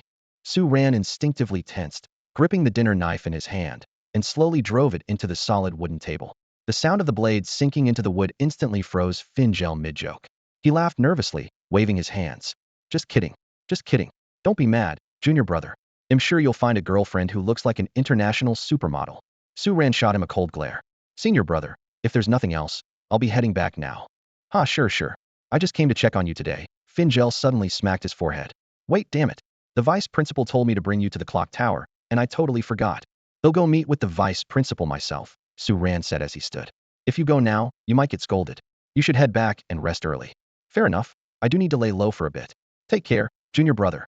Finjel watched Su Ran leave, and his entire demeanor shifted. The carefree, playful air vanished, replaced by a predatory aura like that of a beast ready to strike. He approached Su Ran's former seat and pulled out the knife that had been deeply embedded in the table. Staring in the direction Su Ran had gone, he recalled the analysis provided by the night watchers. A flicker of complexity flashed through his eyes. Knowing why the watchman was looking for him, Su Ran headed straight for the clock tower. As he pushed open the door to the vice principal's office, he was greeted by a scene of utter chaos. The vice principal, a portly man with bloodshot eyes, was pacing back and forth, while Principal Anger sat leisurely on the sofa, his expression calm, as if waiting patiently. The watchman, upon seeing Su Ran, rushed toward him like he had found a savior, grabbing his hand excitedly. You must be Su Ran. Finally, someone alive. Alive. Su Ran was startled by this sudden and inappropriate behavior. All right, old friend. Anger stood up from the sofa, walked to the door, carefully checked the hallway, and then closed the door tightly. Calm down a bit, or you'll scare my student. The watchman sneered at Anger's remark. Shut up, old man. You have no idea what this means. This is the dawn of a new era. Don't lump Su Ran in with someone like you. Anger shrugged. He's a good kid. I won't let you corrupt him. Rubbish. The watchman retorted passionately. To those hybrid families, a good kid is just a stud, meant to produce more exceptional hybrids for the family. He paused, his tone turning resentful. And besides, what do you mean, comparing him to me? I've retired from that life ages ago. You're the one with the most notorious reputation as a playboy now. His voice took on a tinge of melancholy as he continued. I just want to retire peacefully at the academy now. Maybe even have my son take care of me in my old age. Honestly, I'd love to spend time with my grandkids, but unfortunately, it seems like Manstein won't be able to give me that chance. He's already bald. Anger rolled his eyes in exasperation, unwilling to argue further with his old friend. Su Ran, who had been enduring the watchman gripping his hand this whole time, finally couldn't take it anymore and yanked his hand free. He had no interest in listening to these two centenarians ramble on and quickly redirected the conversation. So my blood test results, are they out? Yes. The watchman's eyes lit up like he was looking at a rare treasure. This is a groundbreaking discovery that will go down in the history of hybrids. The fervent gaze sent a chill down Su Ran's spine. What was wrong with this school? Was everyone here insane? And for the record, he was a man. I'll get straight to the point. Anger interrupted the watchman just as he was about to launch into a lengthy speech. The tests show that your bloodline is incredibly stable. However, we are still uncertain if this stability is hereditary. If it can be passed on, this unprecedentedly stable bloodline could. Su Ran's brows furrowed deeply. This was starting to sound more and more like he was being evaluated as some kind of premium stud. A high-level hybrid with a perpetually stable bloodline? That was exactly what those hybrid families had always dreamed of. Wasn't this starting to sound like the emperor among the White King's bloodline? Could he possibly be a descendant of the White King? Exactly, Su Ran. The watchman exclaimed with excitement. Your bloodline is the most stable I've ever seen. I tried every method to interfere with it, but it hasn't shifted in the slightest. It's as if God himself locked it into the most stable state. I dare say, you were born for the art of blood burst, the watchman said excitedly, his eyes gleaming as he stared at Su Ran. The dragons call this the path to apotheosis, and I believe you can definitely achieve it. He could barely contain his excitement, almost driven mad with envy by such an incredibly stable bloodline. In his opinion, if he had such a bloodline, he would have mastered blood burst long ago, perhaps even to the point of beating Angers to the ground without breaking a sweat. A vice principal for 100 years? Ridiculous. Ahem, Flammel. Angers cleared his throat, cutting off the watchman's endless chatter. What are you so afraid of? Flammel waved dismissively, completely unconcerned. This so-called taboo who hasn't studied it in secret? Those useless board members, which one of their families hasn't? Even those decrepit old relics lying in coffins are researching it. If you really wanted to put an end to it, you'd hang all those hypocrites. As the chief alchemist of the secret party, Flammel held an exalted position, one that even the elders had to show respect for. He had always spoken his mind freely, criticizing anyone he pleased. If the secret party ever dared to turn on him, hybrid organizations would immediately extend olive branches, and even Han Gao would send a private jet to invite him. The only reason he remained with the secret party was out of loyalty to his family's early ties with the organization, coupled with the fact that his son, Manstein, was highly valued there, and his personal friendship with Angers. Were it not for his son's presence, he would have long since left what he deemed a decaying establishment. Bloodburst is indeed extremely dangerous, Angers said as he stepped in front of Su Ran, his expression somber. Even if it might not be life-threatening for you, that in itself is the biggest risk. Su Ran, the fact that your bloodline is extraordinarily stable didn't tell anyone. No one, except us. Understood. I understand, Headmaster. The watchman nodded and continued his analysis. Your bloodline isn't just stable, its vitality is exceptionally powerful. Vitality. Su Ran frowned. What does that mean? It's hard to explain in detail, but it's definitely a good thing, the watchman said excitedly. I suspect that this extraordinary vitality is what allows you to exhibit abilities beyond the level of an A-grade hybrid. As an alchemist, the watchman was intimately familiar with the characteristics of dragon blood. Its most prominent feature was its immense aggression, yet Su Ran's blood was unusually gentle and possessed an unparalleled vitality. This completely overturned everything he knew. No records in any text described anything like it. Even after spending an entire month and delving deeply into alchemical research, he could only confirm these two traits. The deeper mysteries remained unsolved. If not for the risk of unforeseen consequences, he might have even considered teaming up with the lunatics in the equipment division to dissect Su Ran for further study. Su Ran nodded slightly, a realization dawning in his mind. The peculiar traits in his blood must have been the result of modifications by the system. Since he had already passed the scrutiny of Ange and the Night Watcher, he didn't need to worry too much about safety within the academy. After all, these two, often at odds with the board of directors, would undoubtedly protect someone as valuable as him, a potential candidate to walk the path of ascension. However, to better study your bloodline, they'll need you to come here regularly, the Night Watcher proposed. The suggestion piqued Su Ran's interest. Wasn't this the perfect opportunity to study alchemy? Still, he cautiously asked, wouldn't coming here too often attract attention? The Night Watcher frowned at the question, patting his stomach in annoyance as he glanced at Ange. What do you think? Ange flashed a sly, fox-like grin. You could become Su Ran's mentor. That way, he can openly visit the clock tower to assist with research. Long live the headmaster. I promise to go easy on you in the future, Su Ran thought joyfully, though he feigned hesitation outwardly. But I already have a mentor. The Night Watcher shot a sidelong glance at Ange, clearly unimpressed. You're not suggesting I teach him alchemy, are you? Well, you haven't taken on a successor for your alchemy anyway. You wouldn't want to take it to the grave with you, would you? Rubbish. Do you think I haven't taken on a student because I don't want to? Not everyone has the talent for alchemy. Even Manstein didn't have what it takes, let alone. The Night Watcher cut himself off mid-sentence, waving dismissively in frustration. Forget it. There's no point explaining this to you. You don't understand alchemy anyway. Ange remained unbothered, casually removing his monocle to polish it. It's just a formality. The Night Watcher exploded in anger. You think the great title of Flammel is a joke? Even if you made me the judge of a swimsuit contest, I wouldn't agree to this. Su Ran secretly nodded in approval. It seemed this usually unreliable deputy headmaster did have his principles when it came to important matters. No wonder he was Angie's closest, troublesome friend. Unless, the night watcher suddenly shifted his tone.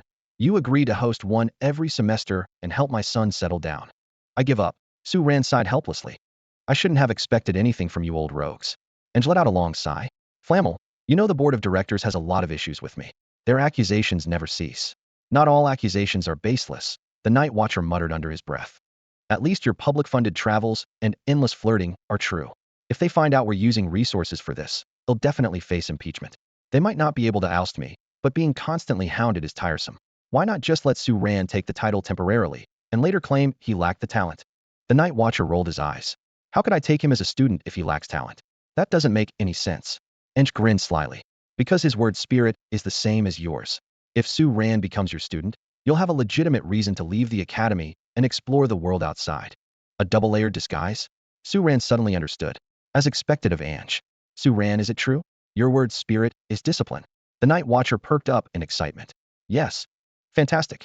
The same word spirit, and he can enhance his bloodline through dragon blood. I've finally found my successor. I can finally leave the academy. The night watcher was overjoyed, clapping his hands like a child. If Su Ran truly had the talent for alchemy, then his long-desired freedom was within reach. Haha, my dream of retirement is finally calling to me. 2 weeks later, the sound of yet another alchemical experiment explosion echoed from the bell tower, marking the third time such an incident occurred. It was the final straw for the night watchman. He expelled Su Ran from the bell tower and issued a strict ban forbidding him from stepping foot inside for an entire month. Standing outside the bell tower, Su Ran shook his head with a wry smile. He held immense respect for this ancient craft. Though alchemy shared some similarities with modern chemistry and physics, it was an entirely distinct discipline. It defied the constraints of physical laws, a concept that felt like turning the entire foundation of knowledge upside down for someone with a modern education. However, his painful learning process wasn't without its rewards. Under the night watchman's guidance, Su Ran's status panel now displayed the alchemy skill, signaling that he had officially entered the field. With continued practice, it was only a matter of time before he mastered it completely. The biggest challenge now was the exorbitant cost of alchemical materials, which his current financial situation couldn't support. The night watchman's mentorship not only provided professional guidance, but also granted him access to free experimental materials, a significant advantage. Looks like he'll have to bid farewell to my happy study sessions for now. Su Ran sighed softly before turning toward his dormitory, ready to bury himself in theoretical books once again. Meanwhile, the night watchman peered cautiously from the bell tower, watching Su Ran's retreating figure with a mix of relief and dread. Only after confirming that the walking disaster had truly left did he let out a long sigh, wiping the cold sweat off his forehead with his sleeve. That kid is a monster, he muttered to himself. I thought I could just teach him some superficial basics and be done with it. But who knew he'd not only have talent, but also surpass me? The night watchman recalled his own struggles when he first learned alchemy. It had taken him an entire month to barely sketch a miniature alchemical matrix. But Su Ran? He had reached the same level in just 2 weeks. Admittedly, the process had caused plenty of chaos, but compared to the equipment department's disasters, Su Ran was practically restrained. Collapsing onto the couch, the night watchman pulled out his phone and dialed Ange's number. The line connected quickly, and a lazy voice came through on the other end. What's the matter, my dear friend? I've only been away from the academy for a week, and you already miss me? Shut up, Ange, the night watchman growled through gritted teeth. Every time I think about how I'm stuck here working my ass off while you're lounging on a black sand beach in the Dominican Republic with bikini-clad women, I want to take a revolver and blow your ass to pieces. His tone was dripping with resentment. It was the life he had always dreamed of living. Although he had witnessed similar scenes before, the sight of Anger's flamboyant demeanor still left the night watcher feeling annoyed. On the other end of the phone, Anger was casually embracing 2 blonde women dressed in revealing outfits.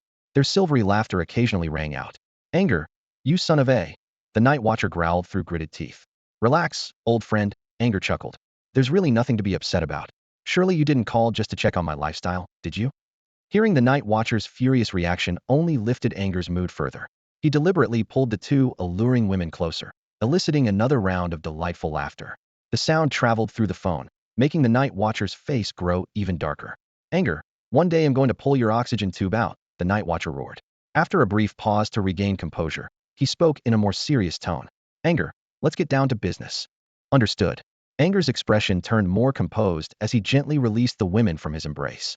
Ladies, would you excuse me for a few moments? My friend seems to have encountered some trouble. Of course, but don't keep us waiting too long, one of them replied playfully. Don't worry. Keeping such beautiful ladies waiting would be most ungentlemanly of me. I still plan to invite you both to dinner. Anger smiled warmly before turning away.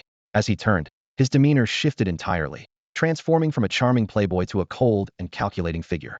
Behind him, the two women also dropped their playful smiles, their eyes narrowing as they silently watched his retreating figure. Now speak, Anger said firmly. Anger, can you fire Gudrian already? The night watcher blurted out, getting straight to the point. Hmm? Did he offend you? Or did something happen between him and your son that went beyond mere friendship? Shut up. Even if you sold yourself, my son would never stoop so low. The night watcher snapped furiously. Letting Gudrian mentor Su Ran is a complete waste of talent. Do you understand? Anger raised an eyebrow, immediately catching on. So, Su Ran has a talent for alchemy? Of course. Ahem. Well, maybe just a little less than mine, the night watcher admitted with an exaggerated cough. If he keeps it up, he could inherit the legacy of Flammel's lineage. You can't entrust someone with such potential to Gudrian. Anger sighed. So, just because of this, you want your son's good friend fired? He'll discuss it with Professor Gudrian, and also respect Su Ran's own wishes. Fine, but if you can't handle it, let me know. He'll make sure Gudrian is taken care of. Su Ran's alchemy talent must be exceptional if you're willing to resort to underhanded methods. But there's no need for that. Professor Gudrian is a reasonable man who considers the bigger picture. TCH, he's just an absent-minded softy, the night watcher sneered. While he usually had a fondness for Gudrian's quirky demeanor, when it came to preserving Flammel's legacy, even someone like Manstein would have to step aside unless he was willing to join him for some quality father-son bonding time. Anger chuckled lightly, refraining from further comment. Instead, he asked, anything else you want to discuss? Yes, there's more. Ange, this child may be born for the power of dragon blood, but he was also born for alchemy. The night watcher spoke while anxiously rubbing his round belly. Compared to slaying dragons, he's far more suited to staying in the rear like me, studying alchemy. Why not revoke his position as an intern in the executive department? The world doesn't lack dragon-slaying heroes, but there's a dire shortage of alchemy masters. But my friend, Ange's voice came through the phone. Isn't the purpose of studying alchemy to slay dragons? That statement instantly ignited the night watcher's fury. Nonsense, he roared. Not everyone is as crazy as you. The original alchemists weren't studying it for the sake of dragon slaying. Calm down, old friend. Ange held the phone slightly away from his ear, waiting for a moment before continuing. You must have noticed by now, haven't you? Su Ran, there's something about that child. You mean the curse of the blood? The night watcher's tone grew heavier. Yes, that boy's easygoing and sunny demeanor can't hide the loneliness and coldness deep within him. Among our most outstanding students, Caesar's eyes carry pride. Chu Zhihang's are filled with resilience, but his eyes are utterly empty. The two centenarians exchanged a glance, both seeing the worry reflected in the other's gaze. The night watcher sighed deeply. It's maddening. Is it true that the higher the bloodline and the greater the talent of hybrids, the more severe their inner struggles? Can't any of them give us a break? No. Angie's voice turned resolute. He needs to slay dragons. He needs a goal, a tether. Only through the great endeavor of dragon slaying can he find his sense of purpose. And only then can we fully unlock his potential. Ange, you're a shameless old rogue. The night watcher couldn't help but retort. You go on about being an educator, but all you do is scheme against your students. Compared to you, I almost feel like a virtuous man. My friend, don't judge me by moral standards. Ange chuckled nonchalantly. For a great ruler, kindness and compassion are often seen as weakness. We're up against the most ruthless rulers of this world. How can we afford to hold ourselves to lofty ideals? He paused briefly, then continued. And I'd say I'm a successful educator, wouldn't you? In merely placing Su Ran in the environment best suited for him. Isn't that what Confucius called teaching in accordance with one's aptitude? Besides, I'm genuinely curious to see how far dragon blood can go. You weren't exactly a saint in your younger days, either. It's no big deal. Only those who survive can be called geniuses. As for the ones who don't, well, I can only mourn them. Anyway, that boy can make his own choices. I'm a very open-minded headmaster. You know I fully respect my students' decisions. The night watcher eventually relented. Fine, I understand. He knew that flowers raised in a greenhouse could never withstand the storms outside. It's just a bit more risk, right? Nothing we can't handle. Let's hope that boy lives up to our expectations. Of course he will. Su Ran is a good kid. After the call ended, Ange didn't walk away. Instead, he immediately dialed another number. Assigned Su Ran a mission. Let's see how he performs in the field. At that moment, Su Ran was in his dormitory, engrossed in an alchemy textbook, preparing for deeper study. Suddenly, his phone buzzed. It was a message from Professor Schneider of the executive department. Su Ran, your application for the position of executive department intern has been approved. You are now officially appointed as an intern with the executive department. Your ID is 122707A. We have a mission for you. Norma has already sent you the details. You have 1 hour to make your final preparations. Oh, so the quest begins, huh? Su Ran chuckled softly. Yeah, Looks like he'll never get a moment's rest. Under Norma's arrangement, Su Ran boarded a flight bound for the Nafud Desert. Through the plane window, he gazed at the unfolding landscape of the Arabian Peninsula below, reflecting on the information from the mission briefing. The Nafud Desert spans the eastern and northern parts of the Arabian Peninsula, divided into two sections, the Greater and Lesser Nafud. His destination, the Greater Nafud Desert, lies in the northern region, with an average elevation of 760 meters and towering red sand dunes reaching heights of 10 meters. Even during the rainy season, the area is sparsely dotted with patches of greenery, with some regions entirely barren. The vast stretches of desolation beneath the golden sands evoke a sense of awe and trepidation. In such an isolated environment, even modern technology struggles to provide effective support. The 5-day deadline set by Schneider felt exceptionally tight to Su Ran. On the plane, he carefully reviewed the mission file. Half a month ago, a sheik of a Bedouin tribe had been murdered. The local government took over the investigation but made no progress. Matters worsened when tourists began reporting sightings of ghouls, compounding the already challenging case. According to Norma's monitoring data, this was highly likely the work of a revenant. Under normal circumstances, dealing with revenants had become routine for Norma. Dispatching agents to eliminate the target, erasing traces, removing all evidence, and smoothing things over with money. However, this case was different. Two class bloodline agents, sent by the Academy with alchemical weapons, had gone missing in the desert. Even Norma's surveillance system could not pinpoint the whereabouts of Roger and Weiss. Schneider was well aware that the chances of these elite agents' survival were slim. With the executive division short-staffed, Su Ran, a student, was selected for this dangerous mission upon Ajay's recommendation. By the time Su Ran's flight landed at Hyle International Airport, 24 hours of the mission deadline had already passed. He immediately contacted Schneider, hearing the man's signature hoarse voice through the receiver. "Address me as director during the mission." Schneider's tone was grave. "Agent Su Ran, the mission level has been upgraded from class to a class. You have roughly 100 hours remaining. Though time is tight, we can't delay any further. If this isn't resolved in 4 days, it could draw the attention of human society. To ensure the secrecy of the Dragon Clan, Norma will forcibly erase all related traces in 4 days. At that point, your mission will be deemed a failure." "For days, huh?" Su Ran tightened his grip on his phone and looked out at the blinding sunlight streaming through the window. "This is the desert we're talking about, barren and desolate. It feels like we're running out of time." Schneider ignored Su Ran's concerns and got straight to the point. "The 2 agents who entered the desert earlier have already gathered some clues. Once the analysis is complete, I'll have Norma forward the results to you. It should be of some help." He paused for a moment. "But that's the most support the Academy can provide. I hope you can complete the mission successfully." With that, Schneider ended the call. As the head of the operations division, he had to coordinate agents' assignments across the globe. An A-level mission wasn't something that warranted too much of his attention. Besides, in an uninhabited desert, even Norma's capabilities were extremely limited, let alone the far-flung operations division. Su Ran stared at his now-dark phone screen with a calm expression. Putting on his headphones and sunglasses, he picked up the Academy's custom-made, pre-cleared suitcase and walked out of the airport with steady steps. At 9 p.m. local time, he checked into a tourist hotel. After receiving a travel guide booklet from the front desk, he flipped directly to the section about the Nef Desert, hoping to glean some useful information. By 10 p.m., Norma had sent over intelligence and related materials compiled by the Operations Division's logistics team. Su Ran carefully reviewed the scattered records. In 2003, the bodies of a father and son were discovered, seemingly mauled by wild animals. In 2006, a tourist group mysteriously disappeared, sparking local rumors of ghouls. In 2007, livestock in a nearby town began vanishing one after another. Su Ran furrowed his brows. If these accounts were true, it would mean that the desert had been plagued by revenants for 5 years. However, there could be alternative explanations. Wolf packs in the desert could produce similar outcomes. As for the rumors of ghouls, while ordinary people might use the term to describe revenants, the credibility of such claims remained questionable. The biggest mystery was this. If revenants were truly responsible, why had their activities been so sporadic, without causing widespread chaos? Revenants were mindless creatures incapable of concealing their tracks. No matter how remote this area might be, the secret order couldn't have been completely unaware of the situation. It wasn't until the Bedouin man Sheikh was killed that the local government began to take the matter seriously.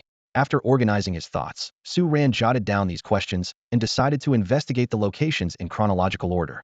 Time was tight, but as long as he acted quickly, it should be doable.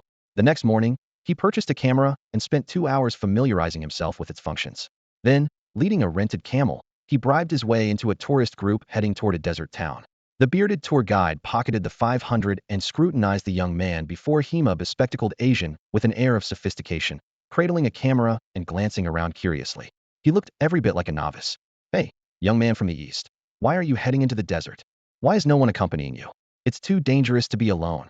Hearing the bearded guide's concern, Su Ran instinctively clutched his camera tighter. He hesitated for a moment, a trace of sorrow flashing in his eyes. I'm just trying to fulfill a friend's regret. He always dreamed of exploring the desert alone. But now he'll never get the chance. His voice choked as he finished speaking. The bearded man blinked his thick eyelashes and nodded sympathetically. Sorry for bringing it up. So what are your plans next? I'm not very familiar with the desert. I was thinking of traveling with your group to the nearby town. I'll stay there for a few days and promise not to cause any trouble, Su Ran said earnestly, bowing deeply to the guide. The bearded man quickly helped him up and patted his shoulder. Your friend would be proud to have a brother like you. Come on, hop on the camel. If all goes well, we'll reach the town by afternoon. I go there over 10 times a year. You're lucky to have met me. Thank you, sir. Su Ran beamed and, with the guide's help, clumsily climbed onto the camel. As he settled into his seat, he suddenly felt a faint gaze directed at him. He turned to scan his surroundings, only to see a group of tourists riding camels, all dressed in traditional Arabian robes.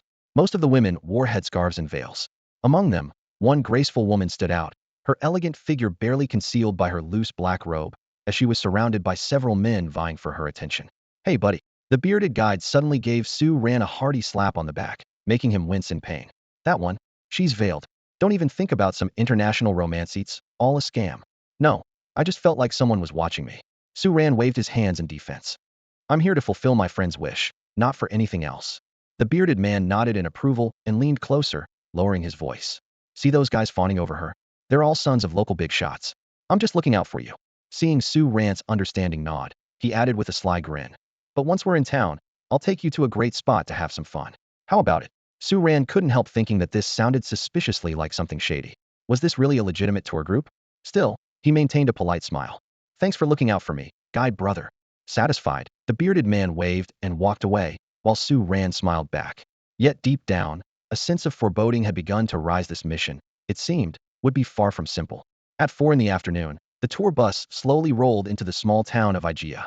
Standing at the front of the bus, the bearded tour guide introduced the history of this remote desert town in a deep, resonant voice. He explained that Igea was originally a temporary settlement for the Igeas tribe of the Bedouin people. Before the 1940s, the tribe maintained a nomadic tradition, traveling along fixed routes through the Nafud Desert and stopping briefly at suitable locations. It wasn't until then that the tribe's sheik decided to settle in the area, officially establishing the town. Over 60 years have passed, and the small town has grown to a population of over 700. While the residents still primarily rely on raising camels and sheep, the rise of tourism in recent years has allowed this desert crossroads to begin venturing into the service industry. The bus came to a stop in front of a local inn, and the bearded guide, holding a megaphone, sternly reminded everyone. There's no internet or cell signal here. If you go out, you must report in advance, and under no circumstances should you leave the town on your own. The desert at night is not only bitterly cold, but also home to wolf packs. Now, everyone can head to dinner and get some rest. We'll meet back here tomorrow morning to depart. After dismissing the group, the bearded guide quietly approached Su Ran with a sly grin and said, Su, come to the town's tavern at 8 tonight. That doesn't seem appropriate, Su Ran replied, his mouth twitching slightly. You're not still.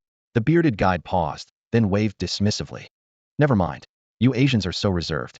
Just come for a drink, no strings attached. There are only 2 or 3 gathering places in the entire Nafud Desert, and it won't be easy to find another chance to drink. Besides, the nearest tribe recently had a murder case, and it's still unsolved. They're not welcoming outsiders right now. Got it. They'll head over after dropping off my luggage. Su Ran nodded in agreement. After paying $300, Su Ran followed the reticent innkeeper to a standard single room. The innkeeper gave only a brief reminder not to damage the facilities before leaving. Once the door closed, Su Ran carefully inspected the room. After confirming everything was in order, he took out his phone. While there was no regular signal in the area, the special phone issued by the Academy still showed a connection thanks to the Academy's private satellite system. Although the system could only be used to contact the Academy and required a call to establish a location, it was far better than being completely cut off. This was precisely why Schneider had surmised that the previous agents had likely perished. Losing contact, even with a satellite phone, could only mean they were either killed or had lost the device. And in the vast desert, losing a satellite phone was almost equivalent to death. Staring at the phone screen, Su Ran couldn't help but fall into deep thought. What exactly had they encountered? Su Ran leaned against the worn-out sofa in the inn, lost in deep thought. This small town of Igea, being the first stop into the desert, must hold crucial clues. The last known traces of agents Roger and Weiss before their disappearance had to be here. If they were still alive, they would inevitably return to this pivotal location. With his hands clasped against his forehead, he went over the key points of the mission, investigating the Deadpool incident and the missing agents. These were, in fact, interconnected events, as the agent's disappearance was clearly tied to the Deadpool. Tracing the agent's trail would naturally lead to tracking the Deadpool. What worried Su Ran even more was the mastermind behind it all. Years of experience had shown that, apart from the Castle Manor attack involving the Dragon King, the Deadpool had never displayed rational behavior. The fact that Deadpool incidents had evaded the secret party's notice all these years suggested someone was controlling things from the shadows. An unsettling hypothesis emerged in Su Ran's mind. Could it be another group of ambitious individuals coveting the power of the Dragon Clan, conducting Deadpool experiments? If true, the situation was dire. Such experiments would never involve just one Deadpool, and there were likely countless hybrids scheming in the background. No wonder the two agents had vanished. Su Ran's gaze shifted to the desert outside the window. The Deadpool's testing grounds must be near a populated area after all. Researchers needed supplies to sustain their work. This made Igea town even more suspicious. Over the past few years, other settlements had all encountered Deadpool-related incidents, except here. Either someone had deliberately erased the evidence, or this place was under some kind of special protection. As he pieced his thoughts together, a noise came from the neighboring room. A black abaya and veil were casually tossed on the bed, while the sound of running water echoed from the bathroom. Through the frosted glass, a stunning silhouette was faintly visible. Her figure rivaled that of an international supermodel, exuding a breathtaking allure. I mean, couldn't you have picked a better hotel? A woman's sultry, slightly exasperated voice called out. The conditions here are terrible. If I stay any longer, my skin will suffer. Amid the crunching sound of chewing, a resigned response came from the other side. Longlegs, you really have no idea how lucky you are. Do you think I had a choice? This is the desert. Finding a hotel at all is a miracle, so stop complaining. You can even take a shower here in the middle of a desert. Do you even realize how expensive water is here? Judah Mai stood with her hands on her hips, glaring at Su and Shi with a look of exasperation. You only care about money and not about me, your best friend, huh? I rushed back in the middle of my vacation in the Maldives just for you. She stood in the shabby motel room, reminiscing about the luxurious island getaway she had been enjoying not long ago. One phone call from Su and Shi had dragged her to this desolate desert. As a skilled ninja, harsh environments weren't an issue, but Su and Shi's obsession with water costs was really getting on her nerves. I've made so many sacrifices too. Judah Mai continued to complain. I have to research, keep an eye on stocks and funds, and work hard for my whole family. And now you're picking a fight with me over the motel conditions. She feigned a heartbroken expression and added dramatically. Oh, life is so hard. Longlegs, this is the end of us. The bathroom door clicked open. Judah Mai emerged, wrapped in a towel, just barely covering the essentials. Her long, fair legs were strikingly eye-catching, and her crimson eyeshadow added an alluring touch. She elegantly crossed her legs as she sat on the couch, a small black earpiece in her ear as she spoke to someone miles away. All right, I misunderstood you, she said, changing her tone. So, Miss Potato Chips, tell me what's the deal with the guy next door? Him. Su and she glanced at her laptop screen. He's either meditating or lost in thought.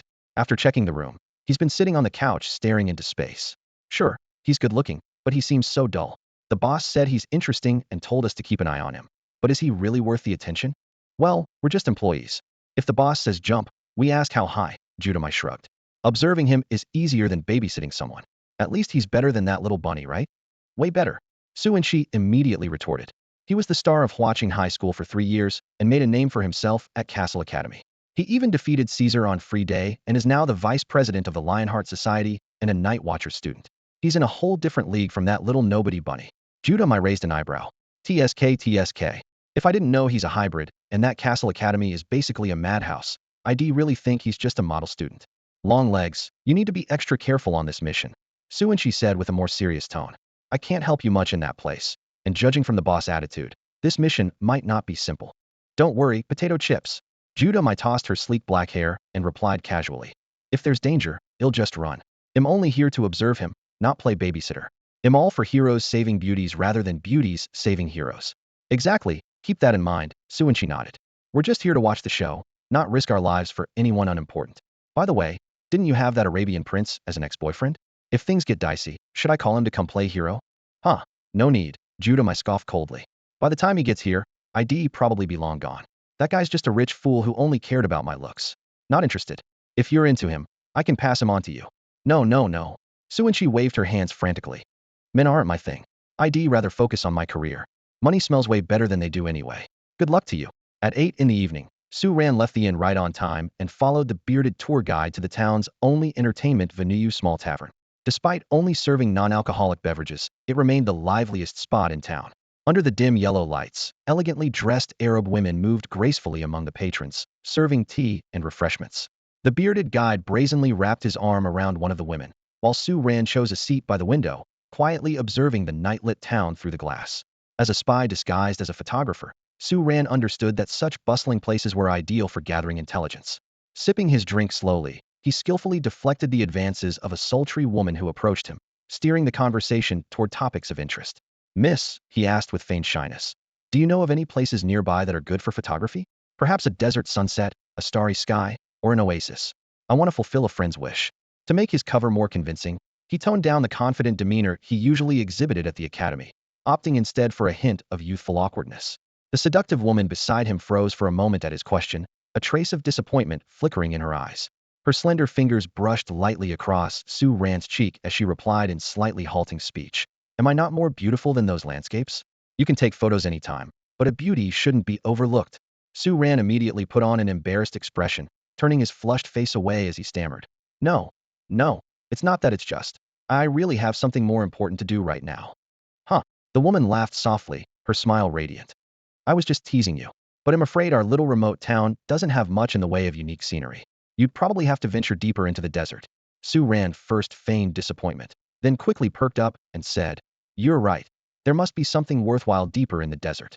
With that, he downed the rest of his drink in one go, his gaze sharpening as he set the empty glass down thoughtfully. "What's this drink?" he curiously asked the bearded guide. "It doesn't taste like beer or champagne, but it's quite unique." "Haha," the bearded man chuckled. "That's the specialty of our little town, blood flower.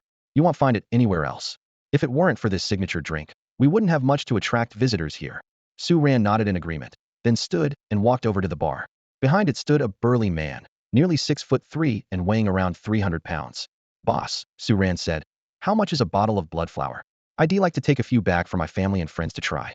The bartender, busy polishing a glass, glanced at him indifferently, his hands never pausing. "I'm sorry, but blood blossom can only be consumed in this town. It's not allowed to be taken outside." His voice carried a tone of unyielding finality. "Why?" Su Ran frowned slightly. "I can pay for it." The bartender set the glass down and cast another look at Su Ran. He hadn't intended to explain, but after a moment of silence, he spoke. "This is a rule set by Shahave, mayor of the town. Outsiders are too clever. If someone gets hold of a bottle of blood blossom, they could quickly figure out how it's made. Then, our town's unique charm would be lost. Shahave made this rule to protect the livelihood of the town." Su Ran sighed softly. "What a pity. Such an excellent drink, shouldn't it be sold more widely? That could bring in more profit, right?" "I wouldn't know about that. Maybe there's a shortage of ingredients." The bartender trailed off, giving Su Ran a meaningful look. "I heard you're here as a tourist, fulfilling a dream for a friend? Aside from the research group, you're the only one carrying a camera. And that friend of yours, really something, wanting to venture into the desert." The bartender continued wiping the glass as he spoke. "Dying is one thing, but dragging others down with them? There's nothing to see in the Nev Desert. You've come to the wrong place. At least the Sahara has pyramids and the Nile. Here, there's nothing but sand.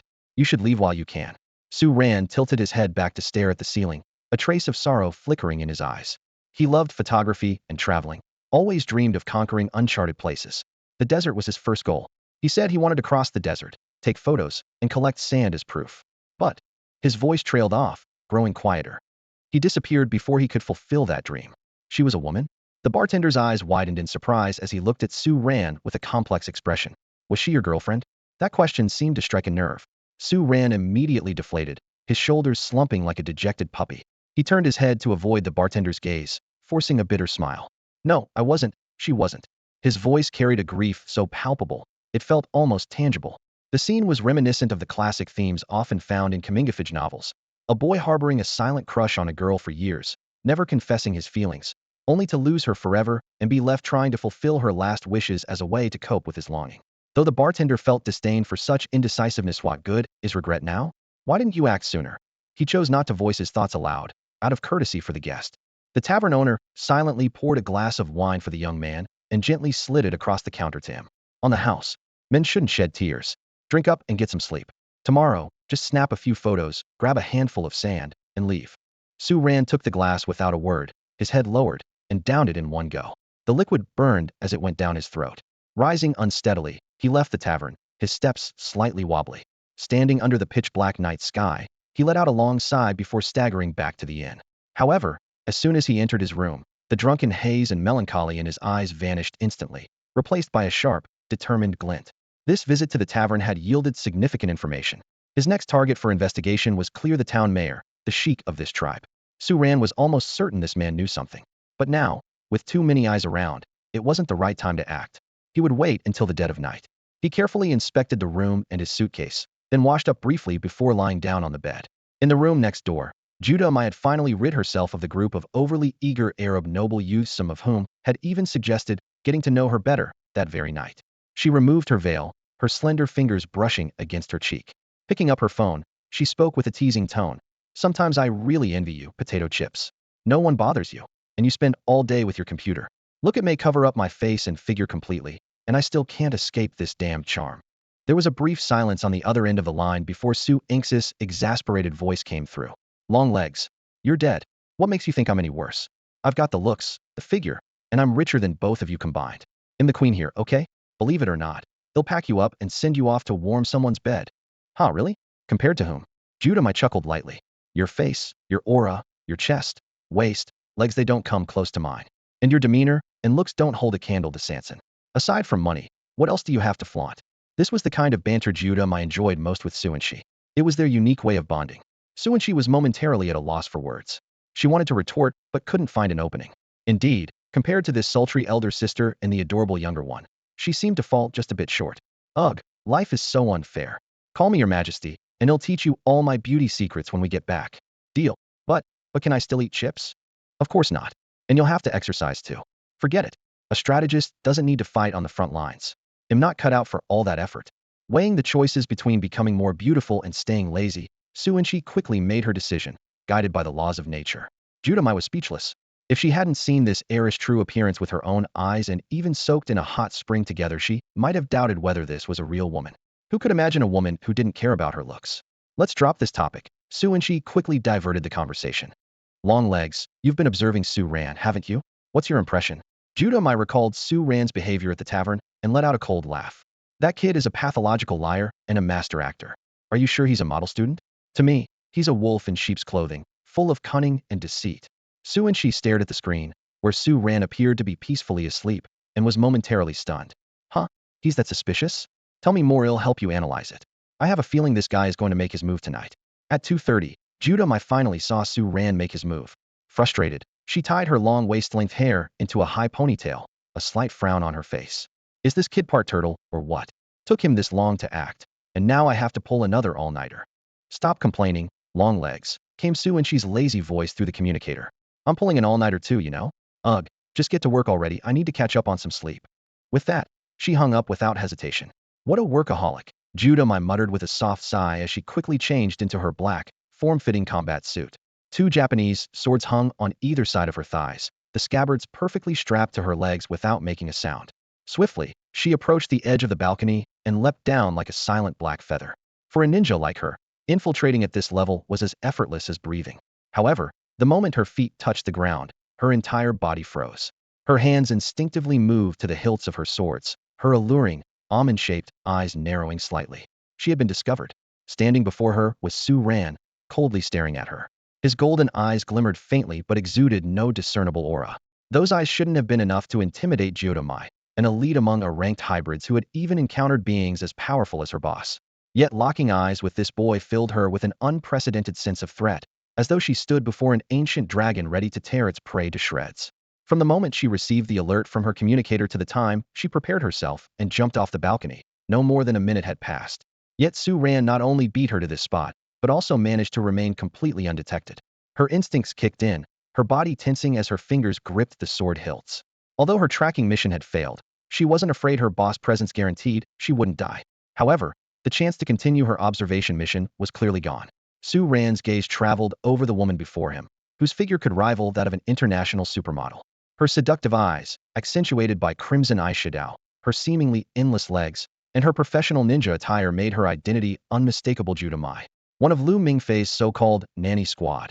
Her codename was either Long Legs or Egret, wasn't it? She was the one who most frequently handled field missions. A skilled ninja with exceptional swordsmanship, her bloodline ability, Dark Reflection, made her ideal for infiltration. Her combat rating was around A. No wonder he had sensed someone watching him several times before, but failed to pinpoint their location. It had been her all along. Still, her sudden appearance likely meant Lu Mingze had already taken notice of him. The sharpness of this little devil was unexpected. She had locked onto him so quickly. Su Ran observed Judah Mai's hands gripping the hilt of her blade, a sly smile tugging at the corner of his lips. Heading out to enjoy the moonlight, miss? Quite an unconventional way to go about it, I must say. Judah Mai rolled her eyes elegantly, her slender fingers lightly brushing the hilt. Can't be helped, having too many admirers is such a hassle. And the blade is for? Well, as a gorgeous and fiery beauty, I need to be prepared when stepping out late at night. Judah Mai replied with a charming smile, casting Su Ran a meaningful glance. Her fingers tightened on the hilt as she discreetly activated her earpiece. After all, there are plenty of creeps out there. Su Ran silently grumbled to himself. Is this woman always this self-absorbed? And what's with that suggestive look? Sure, you're stunning and your figure is flawless, but do I look like some sort of pervert? Just as Judah Mai anticipated a confrontation, Su Ran unexpectedly deactivated his golden eyes and nodded seriously. You're right. Women, especially beautiful ones, do need to protect themselves. That said, a woman as bold and formidable as you shouldn't have to worry about creeps, right? Judah Mai was clearly pleased by the compliment. So, why are you following me? Though Su Ran had already guessed her intentions, he had no intention of revealing his cards too soon. Only a fool would do that. Aside from himself, he trusted no one, especially not Lu Mingze, that over-the-top, self-absorbed younger brother. Faced with the question, Judah Mai shrugged with exaggerated helplessness. I'm just following orders, you know? My unscrupulous boss insisted I investigate the situation, but I had no leads. Then I stumbled upon some traces of the secret party and thought I'd try my luck. Su Ran fell silent. Her explanation seemed plausible, but while Judah Mai might be easy to fool, Su and she was not. If things went too smoothly, Su and she would definitely sense something was off. With that in mind, he shot Judah Mai a sarcastic look, as if addressing an idiot. You knew I was part of the secret party and still dared to follow me? Bold move. Well, I was just taking a chance, and it didn't pan out, Judah Mai replied lightly. Though her tone was casual, her long, pale hands had tightened on her blade once more. Her body tensed slightly, ready to act at any moment. So, are you going to make a move on this defenseless woman now? Su Ran shook his head. I don't believe everything you've said, but for now, it seems we're not enemies. Let's exchange information. Huh? Judah Mai blinked, caught off guard. Wait, did I miss something here? Aren't we skipping a few steps? Like I said, we're not enemies for now. Why not exchange intel? Judah Mai gave Su Ran a peculiar look, mulling it over for a moment before seemingly receiving some instruction through her earpiece. She shook her head decisively. If I had any intel, do you think I'd be tailing you? Su Ran clicked his tongue in frustration. Damn stingy. Who said big-chested women were supposed to be brainless? Judah Mai wasn't so easily fooled, or maybe her external brain had finally kicked in. The only thing I can tell you, she added, is that there's something strange about this town. Su Ran shook his head. These words were as good as useless. He originally intended to test Judah Mai to see if he could glean any clues from her, but it was clear that she either genuinely had no knowledge or was deliberately concealing it. Though disappointing, this outcome was not unexpected. The most important thing now was to ensure that Judah Mai, along with Lu Mingze behind her, didn't detect anything unusual. After all, he couldn't explain why he knew her and had no desire to face that little devil Hedon prematurely. Who knew what twisted tricks that little maniac might pull? Better to wait until he was strong enough. Useless fool, Su Ran muttered under his breath as he turned and walked away with resolute steps. Taking you along would only be a burden. From now on, we stay out of each other's way. If you dare mess things up, I'll kill you. Watching Su Ran's nonchalant departure, Judah Mai clenched her teeth in fury. Useless fool. Was he talking about her? And threatening to kill her? This arrogant brat. Someday, she would make him kneel and beg for mercy. Hey, Longlegs, are you okay? A lazy voice sounded in her earpiece. It was Su and she, who had clearly just been forcefully woken up. For now, I'm fine, Judah Mai replied curtly. That guy noticed me, but didn't make a move. What should I do? Su Anx's voice suddenly perked up. There are two possibilities here. Either he's smart enough to realize we're not enemies and wisely avoids unnecessary conflict, or, her tone shifted mischievously, he's already fallen for your charms and is completely captivated by you. Haha, the irresistible allure of our long legs strikes again. Judah Mai rolled her eyes. It's probably the first possibility. What? No way, long legs. Are you doubting your own looks and figure now? Su and she exclaimed in mock disbelief, grabbing a bag of watermelon-flavored chips as her sleepiness vanished. Humph, Judah Mai scoffed. He did seem momentarily distracted when he looked at me, but right after that, it was like he was sizing up prey. I even suspected he'd pounce on me and snap my neck in the next second. Are you sure he's really a mixed blood? Well, he's definitely not a dragon king, that's for sure. And since you're still alive, hurry up and finish the mission. Easy for you to say. He did threaten to kill me if I caused trouble. Jiodamai grumbled, but she had already activated her shadow veil technique to conceal her presence and silently followed Su Ran. Don't worry, Longlegs. Have faith in your charm. Besides, as long as you don't cause trouble, you'll be fine. Though Su Anxis' words were teasing, her expression was serious.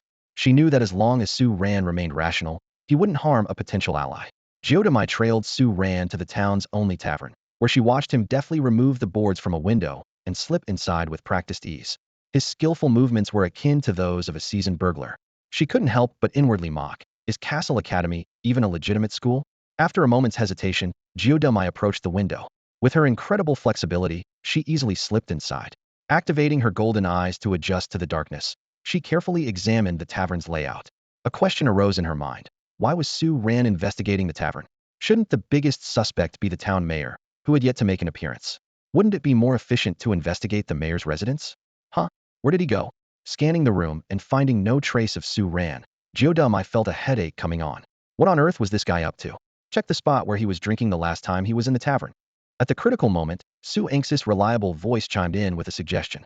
Underneath a Persian rug behind the bar, Jiodamai discovered a hidden basement. The entrance was square, about a meter on each side, with a simple single ladder leading downward. Peering into the darkness below, the space seemed like a ravenous beast, its gaping maw waiting to devour its prey. Faint noises echoed from the basement. Jiodamai held her breath, her movements as cautious as a wary cat. She descended the ladder nimbly, holding onto her spirit lantern, which illuminated the scene before her on narrow corridor stretching deep into the shadows. She advanced carefully, her eyes scanning for any suspicious traces. Meanwhile, Su Ran had already reached the innermost room of the basement. Bright fluorescent lights illuminated the space, revealing rows of neatly arranged wooden barrels. Various types of wine glasses were placed around the room, giving the impression of an ordinary wine cellar. Squinting, Su Ran carefully inspected his surroundings. He casually turned the spigot on one of the barrels, and a crimson liquid flowed out. Grabbing a glass, he filled it and took a sip without hesitation. A satisfied smile spread across his face. This unique flavor was unmistakably the blood blossom. Just then, Jiodamai entered the room and caught sight of Su Ran sampling the drink. She couldn't help but laugh in exasperation. Seriously? You made it all seem so mysterious. I thought you'd uncovered some huge secret. But, are you seriously just here to steal wine? She shook her head, feeling utterly at a loss. This guy was becoming more and more irritating to her. Setting the glass down, Su Ran glanced at his skill panel, noting the addition of Dragon Blood Evolution 1. He began calculating in his mind. The so-called Blood Blossom was essentially a genetic agent. Though it only enhanced attributes by 3 to 5 points each time, its nature was strikingly similar to the substances that caused hybrids to devolve into death servants. Considering what the tavern owner had mentioned, this locally exclusive and strictly prohibited product must harbor secrets far beyond its surface. The town's upper echelons seemed to share a tacit understanding, which allowed them to suppress the death servant incidents so seamlessly. Yet, there were still loose and Su Ran couldn't quite piece together. The secret party was a ruthless organization driven solely by profit. Its execution division was its sharpest weapon, concerned only with fulfilling missions. But Su Ran was different. Deep down, he still held on to a shred of compassion. Su Ran leaned against a wooden barrel in the tavern, the glass in his hand gently swirling as the amber liquid shimmered faintly under the dim light. His furrowed brow hinted at the rapid calculations racing through his mind. I can't act rashly, he thought to himself. There's still more than 2 days enough time to unravel this entire puzzle. The blood flower, the key evidence that turned hybrids into revenant, had already been found. Yet its effects were so weak that it clearly required long-term, substantial consumption to drive hybrids out of control. This realization drew his gaze to the eerie little town. Not a single elderly person could be seen here. So that's how it is, Su Ran murmured with a faint, cold smile. Even with the blood flower's limited potency, drinking it day after day, year after year, would inevitably push the bloodline of those elders past the critical threshold. 60 years. This town had existed for 60 years. By that calculation, they might have already created hundreds of revenants. No wonder 2-level operatives had fallen here without warning. For someone like Su Ran, whose word spirit lacked offensive capabilities and who had no heavy weaponry to rely on, this was the worst possible scenario. He swirled his drink slowly, his thoughts becoming clearer. To complete the mission, he needed to locate 2 critical sites, the place where the revenants were held and the blood flowers production facility. Initially, he had suspected the tavern to be the production site, which was why he had come to investigate in the dead of night. But now it seemed this was merely a storage point. While it confirmed that the tavern owner was a trusted confidant of the town mayor, it was far from the core of the operation. Su Ran had no choice but to reorganize his clues. He had hoped to start from the outskirts, but now it seemed he would have to aim directly at the heart of the matter. The town mayor, who had never appeared in front of outsiders, was clearly an exceptionally cautious individual, someone who wouldn't trust others easily. Although Su Ran had already narrowed down his suspicions, he needed further evidence to avoid alarming the enemy. What puzzled him even more was the question of the revenants. If they weren't being held in the town, then where were they? The sporadic incidents involving revenants seemed to follow no discernible pattern. Most importantly, how were these hybrids controlling the revenants? The original records never mentioned such details. If I hadn't come, who would have completed this mission? Su Ran muttered to himself. Chu Zhihang and Caesar probably haven't encountered anything like this before. What a mess. Meanwhile, hidden in the shadows under the cover of her word spirit, the drunken deity watched the young man lost in thought. She could sense that Su Ran had made a significant discovery, yet he stubbornly kept it to himself. This stingy brat, she cursed inwardly. Can't he even mutter to himself a bit? At least let me in on what's going on. Rapid footsteps suddenly shattered the silence of the cellar. Judging by the heavy tread, the intruder was undoubtedly a burly man. Jiodamai raised an eyebrow slightly, already reaching a conclusion in her mind. Quietly, she stepped away from the doorway and slipped into a corner, weighing her options. Escaping hastily now was clearly unwise. The only choice was to wait for a potential moment of chaos. Instinctively, she glanced at Su Ran, only to find him looking utterly at ease. He leaned casually against a wooden barrel of wine, poured himself another glass of blood blossom, and watched the door with a composed expression. For a fleeting moment, his gaze flicked in the direction of her hiding spot so quick that she wondered if she had imagined it. Before a word could be spoken, a hulking figure filled the entire doorway. The man's eyes scanned the room before landing squarely on Su Ran. Guest, the towering man sighed. What business do you have in the wine cellar at this late hour? Su Ran turned to face him, a sudden flustered smile spreading across his face. His gaze darted away to avoid direct eye contact as he stammered. I just wanted to sample the taste again and maybe take some back for my family. His voice quickened. Please don't be angry, boss. I'm willing to pay double, just don't tell anyone. The sudden transformation from a cold, composed operative to a shy, nervous youth was seamless. Coupled with the flawless delivery of his lie, it left Jiodamai inwardly astonished. If she hadn't already seen his true nature firsthand, she might have been fooled. This guy was definitely up to no good. It's not about the money, the man sighed again. Blood Blossom cannot leave this town, that's the rule. You already know why, don't you? His tone was calm, but his hands began to clench tightly. Su Ran nodded repeatedly, his expression earnest as he analyzed. I understand it's to prevent the secret recipe from leaking, right? But listen, I just want my wine-loving elders to try it, that's all. Besides, the ingredients for Blood Blossom must be incredibly rare.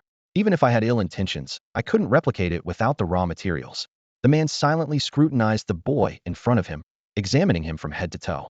Finally, he sighed in resignation and activated his golden eyes. You understand what I mean. You could have walked away unscathed, but you refused to heed the warnings. You never should have come here. Before the last word left his mouth, his body suddenly swelled, muscles bulging and tearing through his loose Arabian robe. He now stood like a small mountain, towering and imposing. Jiodamai cursed inwardly, what rotten luck. Of all the hybrids they could run into, it had to be a human tank like this. An assassin's worst nightmare. TCH, a bronze throne? Su Ran muttered in exasperation. Why is my useless senior brother's power as common as cabbages? They're everywhere. Though he had hoped to bluff his way through, it was clear that wasn't an option anymore. But honestly, running into me today? That's your bad luck. Su Ran extended his left hand, unleashing his words of power. In an instant, an invisible pressure radiated outward from him. The man, who had just transformed into a human tank, was immediately forced back into his original form. Meanwhile, Jiodamai, who had intended to stay on the sidelines, was also compelled to reveal herself, staring at Su Ran in shock. Su Ran grinned, a hint of smugness in his expression. Sorry, but that's just how the rules are. What the? Jiodamai's face darkened as she glared angrily at the bag of chips nearby. Damn it, Chips, you useless traitor. Didn't you say he didn't have a lingual spell? How the hell is it this disgusting and self-destructive thing called commandments? The tavern owner immediately realized the danger of his situation. In this space where lingual spells were prohibited, he was unarmed and up against two opponents. Without hesitation, he turned to flee, planning to call for reinforcements and turn the tables. Jiodamai quickly drew the long blade from her waist. Since her cover was blown, there was no need to pretend anymore. To eliminate future troubles, the tavern owner had to die. But Su Ran moved faster. Like a phantom, he darted forward, snatching the other blade from Jiodamai's side. In an instant, he appeared behind the tavern owner. The blade pierced the man's chest mercilessly. Just as the owner was about to scream, Su Ran's left arm locked tightly around his neck in a brutal chokehold. With a powerful twist, he flung the 300-pound man into the wooden barrels in the wine cellar with a deafening crash. Bang! The barrels shattered, and dark red wine spilled across the floor like blood. The seamless series of actions left Jiu Zhihang frowning deeply. She noticed that as Su Ran hurled the opponent aside, he had also pulled out his blade and blocked the exit. This boy was not only sharp-witted and cunning, but also impressively skilled in combat. Though his moves were still somewhat raw and his experience limited, for a novice, he was already quite remarkable. Of course, he was still a long way from matching her. But in an environment like this, even she might not find it easy to take him down. Jiu Zhihang's gaze shifted between the unconscious tavern owner and Su Ran, who stood by the door with his golden eyes gleaming. Her grip on her blade tightened. Even so, she remained confident that she could subdue this kid. However, Su Ran gave her no time to think. He lunged forward again, and Jiu Zhihang instinctively raised her blade to meet him. But to her surprise, he bypassed her entirely. In one swift motion, Su Ran stepped on the owner's body, his blade flashing like a shooting star as it sliced through the man's neck. The head rolled, blood gushing everywhere, and the tavern owner, lying on the ground, lost his life before he could even react. Awkwardly, Jiu Zhihang sheathed her blade. Feeling Su Ran's gaze on her, she quickly raised her hands and blinked her narrow phoenix-shaped eyes, putting on a pitiful expression. That was just a misunderstanding. I was just trying to protect myself. Su Ran, you wouldn't turn on me over something so trivial, right? We're allies now, after all. If it really doesn't work, I'll apologize to you, okay? Su Ran ignored Jiu Zhihang's apology and instead focused intently as he drove the blade in his hand into each wine barrel. Crimson blood-like liquid gushed out from the punctures, quickly pooling on the ground into a lake of red that submerged their ankles. In just a few minutes, the entire stock in the cellar was completely destroyed. Jiu Zhihang gazed at the blood-soaked scene before her, seemingly lost in thought. So, you're trying to see where they'll bring the new batch of blood flowers from, aren't you? Is this stuff that important? Su Ran turned and gave her a peculiar look. You've never tasted it? Of course I have, Jiu Zhihang replied, blinking innocently. The flavor is unique, I'll admit, but it's still not as good as those top-tier wines. Su Ran fell silent, pondering for a moment. Jiu Zhihang's indifferent attitude toward the blood flowers was somewhat reassuring. It suggested that the death servants they were about to face might not be as formidable as anticipated. We need to head back, Su Ran said abruptly, offering no further explanation as he turned to leave. Once the mayor discovers this, he'll definitely start investigating. Jiu Zhihang hurried to catch up, asking as she followed. Have you completed your mission? Far from it, Su Ran replied. Gripping the blade, he had no intention of returning. I've just confirmed a few things for now. The remark made Jiu Zhihang grit her teeth in frustration. Hey, do you realize you've ruined my designer high heels? Who wears high heels on a mission? Serves you right. Su Ran retorted mercilessly. What? You think being a ninja makes you special? Don't even dream of me compensating you. Ugh, you're so rude. No wonder you're good-looking, but still single. Not your business. The two made their way through the dim hallway and climbed the ladder back to the tavern. Jiu Zhihang quickly checked the entrance, her sharp eyes narrowing. The door's been locked from the inside. They're probably trying to contain the situation. Others will likely arrive soon. The urgency was clear, and the pair sprang into action. Su Ran deactivated his linguistic ability, while Jiu Zhihang activated her stealth technique, cloaking them both entirely. They slipped out through the window they had opened earlier. Watching Jiu Zhihang maneuver through the window with serpent-like agility, Su Ran couldn't help but silently admire the ninja's skills. Not long after they escaped, several figures appeared outside the tavern. They rushed toward the inn, only to find the lights in the second-floor rooms beginning to flicker on one by one. Damn, they're moving faster than we expected.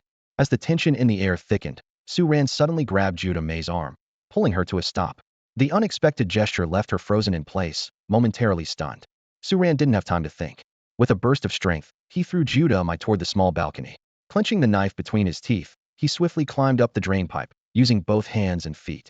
Jiu Zhihang, who had been tossed into the air, reacted instantly, landing gracefully on the balcony like a butterfly. She glanced in surprise at Su Ran, who was scaling the pipe, then quickly stepped back into her room. Su Ran also leapt onto the small balcony of his own room. He quickly stripped off his blood-stained blade and the clothes tainted with the scent of blood, securing them beneath the balcony with a belt. Just as he finished, he looked up to see Jiu Zhihang leaping over from across the way. She was still dressed in her striking leather outfit, a knife between her teeth, clutching an Arab robe and black veil in her hands, clearly unable to deal with them in time, and choosing instead to flee here. Though a 2 to 3 meter gap between balconies was nothing to an rank hybrid, Su Ran instinctively reached out to catch her. A faint scent of cherry blossoms filled his nose, and the soft, warm sensation in his arms made his heart race.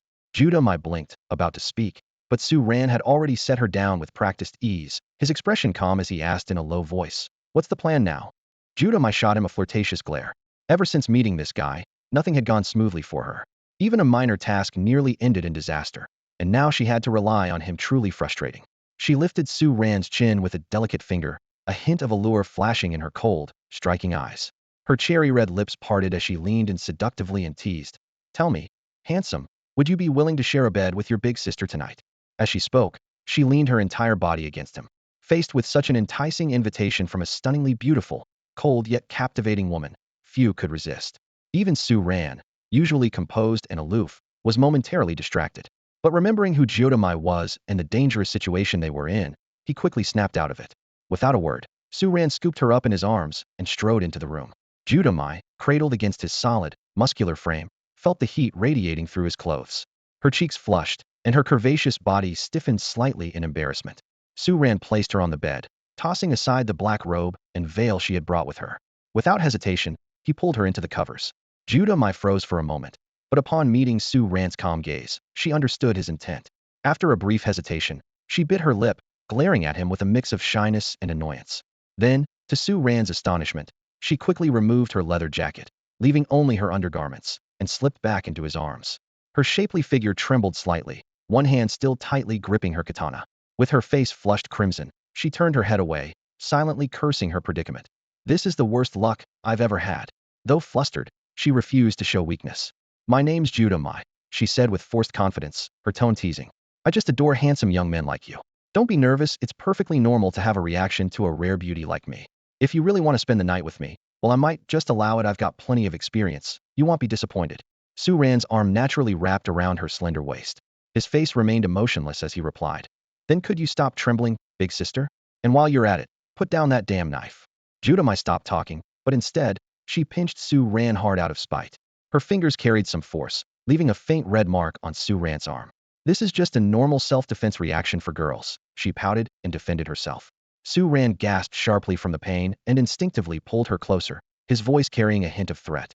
"You better remember, you're the one asking for my help right now." Just as Jiodamai was about to retort, a sudden knock on the door interrupted their argument. As Su Ran prepared to get up, Jiodamai quickly grabbed him and bit down on his shoulder without warning. Her teeth sank into his skin, leaving a clear bite mark. "Are you part dog or something?" Su Ran winced in pain, trying to free himself from her grip. Jiodamai released her bite and leaned close to his ear, whispering, "Stop fussing. Without leaving some marks on you, it wouldn't look convincing." "You certainly know a lot," Su Ran said, momentarily stunned. "But did it have to be my shoulder? I feel like you did that on purpose." Before he could finish speaking, Jiodamai suddenly planted a loud kiss on his face and then kicked him off the bed. Her cheeks flushed red as she mouthed silently for him to go answer the door quickly. Realizing the urgency, Su Ran threw on a robe and deliberately put on a tired expression as he opened the door. Standing outside were the bearded tour guide, a few burly men, and some members of the tour group, all of whom stared directly at him. "What's going on?" Su Ran asked, feigning confusion. The bearded guide awkwardly explained. "Well, there's been some trouble in town, and we need to check things out." His voice trailed off as his eyes landed on the bright red lipstick mark on Su Ran's face. His expression turned teasing. "Brother, looks like you're having a good time." The other men exchanged knowing smiles, while the tourists widened their eyes in shock. Seeing the empty room behind Su Ran, they began to form their own conclusions. A few of the leading men frowned and started speaking in Arabic with the bearded guide. The guide glanced at Su Ran with hesitation. Brother, mind if we take a look inside? That beautiful lady next door seems to have gone missing." Su Ran awkwardly turned his face away. "She's in my room, but now's really not a good time." Before he could finish, the privileged young men who had taken Jiodamai as their target of pursuit erupted in anger, arguing heatedly in Arabic. They shoved past Su Ran and barged into the room. What greeted them was a trail of scattered women's clothing leading from the bed. This sight made the veins on the foreheads of the young nobles, who had been vying for Jiodamai's attention, bulge in fury. Ahead of them, they saw a disheveled bed and, nestled amidst the sheets, was Jiodamai. She was wrapped in a blanket, her fair shoulder partially exposed, her face flushed, and her eyes flickering with a mix of panic and amorousness. The scene plunged everyone present into silence. Several men stared intently at the alluring figure on the bed, especially the young aristocrats who had been pursuing Jiodamai. Their hearts felt as if they were being torn apart. Their faces were etched with frustration and confusion, their gazes questioning. Why him? Why that foreign boy? These local nobles, all wealthy, influential, and not lacking in looks, couldn't fathom losing to an outsider with no power or status. It was as if a group of noble heirs had been courting a distinguished lady, only to find her choosing an ordinary farmer, instead completely shattering their worldview. Had enough of a look? Get out already. Judah Mai snapped, her eyes blazing with anger, her face flushed as she scolded them. The bearded man and his companions awkwardly averted their gazes, waving their hands in embarrassment. Haha, it's a misunderstanding, just a misunderstanding. You two rest up. They hurriedly retreated. Only one young man lingered, standing rooted to the spot, gazing at Judah Mai with tearful, heartfelt eyes. He said something in Arabic. A flicker of disdain crossed Judah Mai's face as she firmly shook her head. The man finally lowered his head, dejectedly leaving the room. Su ran, his face red with embarrassment, saw the group out, and shut the door. The moment it clicked shut, his shy and flustered demeanor vanished. Returning to the bed, he asked curiously, "What did that guy just say?" Judah Mai gave him a playful, teasing glance, her smile enchanting. "Why? Are you jealous? Afraid he'll be moved by him and shift my affections? Cut it out with the act already, will you? There's nothing between us. What you do has nothing to do with me," Su Ran replied, exasperated. Judah Mai instantly adopted a pitiful expression, biting her lip, her eyes brimming with unshed tears. "We just shared a bed, didn't we? And now you're pretending like nothing happened? You're such a scoundrel. I must misjudged you. Say what you want, or don't. I don't care." Su Ran interrupted, clearly unwilling to play along. Judah Mai pouted briefly, then dropped the act and reverted to her usual composure. "Fine. He said he doesn't mind. Even if I were pregnant, he'd accept me and raise the child." Su Ran could only shake his head in disbelief. Wow, simping really knows no borders, huh? Judah Mai let out a cold laugh, her eyes filled with disdain. "He's no simp. 7 wives, over a dozen kids, and now he wants to make me his 8th? What a joke." She glared at Su Ran with a mixture of anger and scorn. "You men are all the same. I helped you, and now I'm the one taking the heat." She raised her chin, her eyes filled with defiance. "And you're no better. Always taking advantage of me." Su Ran took a deep breath, forcing himself to stay calm. Arguing with a woman in this state was a losing battle. "All right, it's over now? Shouldn't you be heading back? You think I don't want to?" Judah Mai flopped onto the bed without hesitation. "They're definitely still watching this place. For safety's sake, I have to stay here tonight." She twirled the knife in her hand and smirked coldly. "You're sleeping on the floor. Try climbing onto the bed, and I'll kill you." Su Ran opened his mouth to retort, but stopped himself as he watched her burrow under the covers. He thought about pointing out that it was his bed, but after a moment's hesitation, he decided it wasn't worth the trouble.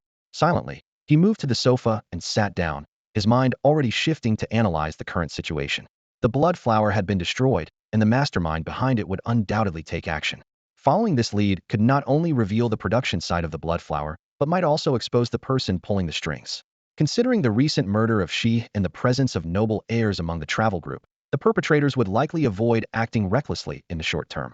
If anything happened to these nobles, the local police would launch an intense investigation, plunging the entire Nephta Desert region into chaos. Su Ran's expression grew serious.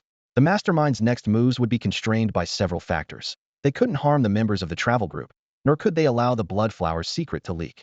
The most likely course of action would be to stabilize the situation in the town, prevent the news from spreading, and quietly eliminate any suspicious individuals without alerting the group. They might even manipulate those wealthy Arab young men to clear the town's name and pin the blame on outsiders. The death servants would undoubtedly be their weapon of choice. Regardless of whether their cover was blown tonight, it was clear that all non-noble outsiders were in grave danger. However, this unexpected disturbance had accelerated the mission's progress, and Su Ran had already pieced together the town mayor's true identity. Meanwhile, Judah Mai, lying on the bed, wasn't idle either.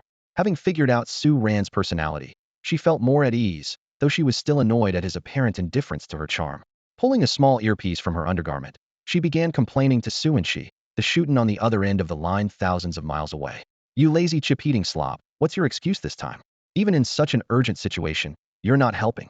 Long legs, you've got it all wrong." Su and Shi replied lazily, stifling a yawn. "I'm the strategist, remember? Fighting isn't my job, that's your department. Why are you so worked up? Don't tell me you got the short end of the stick?" "Wait a second." Her voice suddenly perked up as she noticed something on the video feed. Rubbing her eyes in disbelief, she gasped, "Whoa, why are you in Su Ran's room? And lying on his bed, no less. You two are moving fast. I was offline for what, a couple of hours? And now you're already in bed together? This is moving way too quickly. What did I miss? I feel like I just lost $1 billion scoop. Long legs, you've fallen so far. The guy just turned legal, for crying out loud. No way, I've got to record this for blackmail later." "Waha. Shut up." Judah Mai snapped, her face flushed with embarrassment. "This is all your fault. Huh? How is this my problem?" Su and Shi retorted, baffled. "I didn't tell you to do this. Don't go blaming me for your choices. Just shut up. Drop it already. I've got a situation here, and I need your analysis. Now hurry up." Judah Mai hastily changed the subject, knowing that the more she explained, the worse it would sound. Su and she smirked mischievously. All right, spill the details. The more detailed, the better. They'll help you analyze the situation. Oh, and I can offer free consultations on, positions too. Judamai. The next morning, as Su Ran and Judamai came downstairs together, the bearded tour guide happened to walk toward them. His eyes lit up, and he gave Su Ran a knowing wink, a mischievous smile spreading across his face. Judamai noticed his expression, shot a cold glance at both of them, and walked straight ahead, deliberately creating some distance. The bearded guide immediately threw an arm around Su Ran's shoulders and lowered his voice. Well done, Su. Yesterday, I wanted to take you out for some fun, but you turned me down. I never thought you'd be so capable landing such a stunning girl. Come on, tell me, how did you manage that? Su Ran clutched his camera tightly, his head lowered as he stammered. Actually, she came after me. The bearded man froze, his gaze shifting between Jyoda Mai's graceful figure ahead and Su Ran's bashful face. After a moment, he gave a thumbs up and exclaimed sincerely, "Never judge a book by its cover, my friend." I'm impressed. Su Ran continued his act, tilting his head upward at a dramatic angle. His expression conflicted as he explained. She knocked on my door last night, said she wanted me to take her photo, and then her clothes just started disappearing. The bearded guide stared in stunned silence at Jyoda Mai's curvaceous silhouette and then glanced at the camera in Su Ran's hands. Muttering to himself, he said, "Are women these days really so into art? Maybe I should take up photography too." Su Ran didn't respond. He kept his head down, sneaking glances at Jyoda Mai ahead, looking every bit the love-struck, innocent young man. The bearded guide sighed, patting Su Ran on the shoulder. "Listen, a woman like her isn't suited for a pure-hearted guy like you. She's more for a man with the strength of a lion. Just think of this as a beautiful encounter and let it go once you're back home." Su Ran nodded quietly, gripping his camera tighter and lowering his head to hide his expression. "I get it. Just spending one night with such an incredible woman is already more than enough." The bearded man let out a sigh, offering a few words of consolation before leaning in close to Su Ran's ear and whispering, "We were planning to leave right away, but the town mayor sent people to invite us to stay for a banquet to apologize for last night's incident. Everything's on the house. Su, why don't you stay? You'll have a few more days to spend with that beauty." He winked again. Su Ran grew more alert, but kept his composure as he asked, "Did you agree to stay?" The bearded guide looked at him in surprise. "You're not planning to stay?" Su Ran touched his camera and sighed. "I've got a tight schedule. I'd rather leave now. I really can't afford any delays." "Man, you're something else. You've got a girl like that, and you're still hung up on your first love?"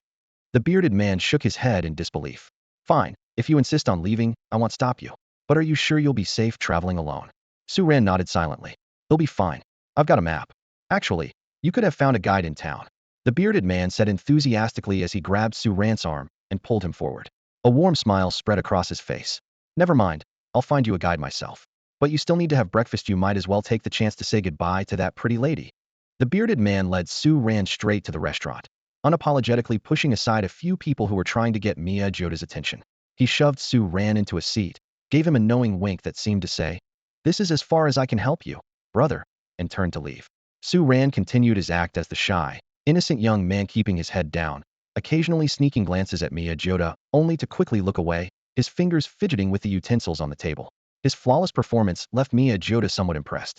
If she hadn't personally witnessed this seemingly harmless guy use his words of power to effortlessly take down a hybrid with a bronze throne ability, she might have been fooled by his innocent facade.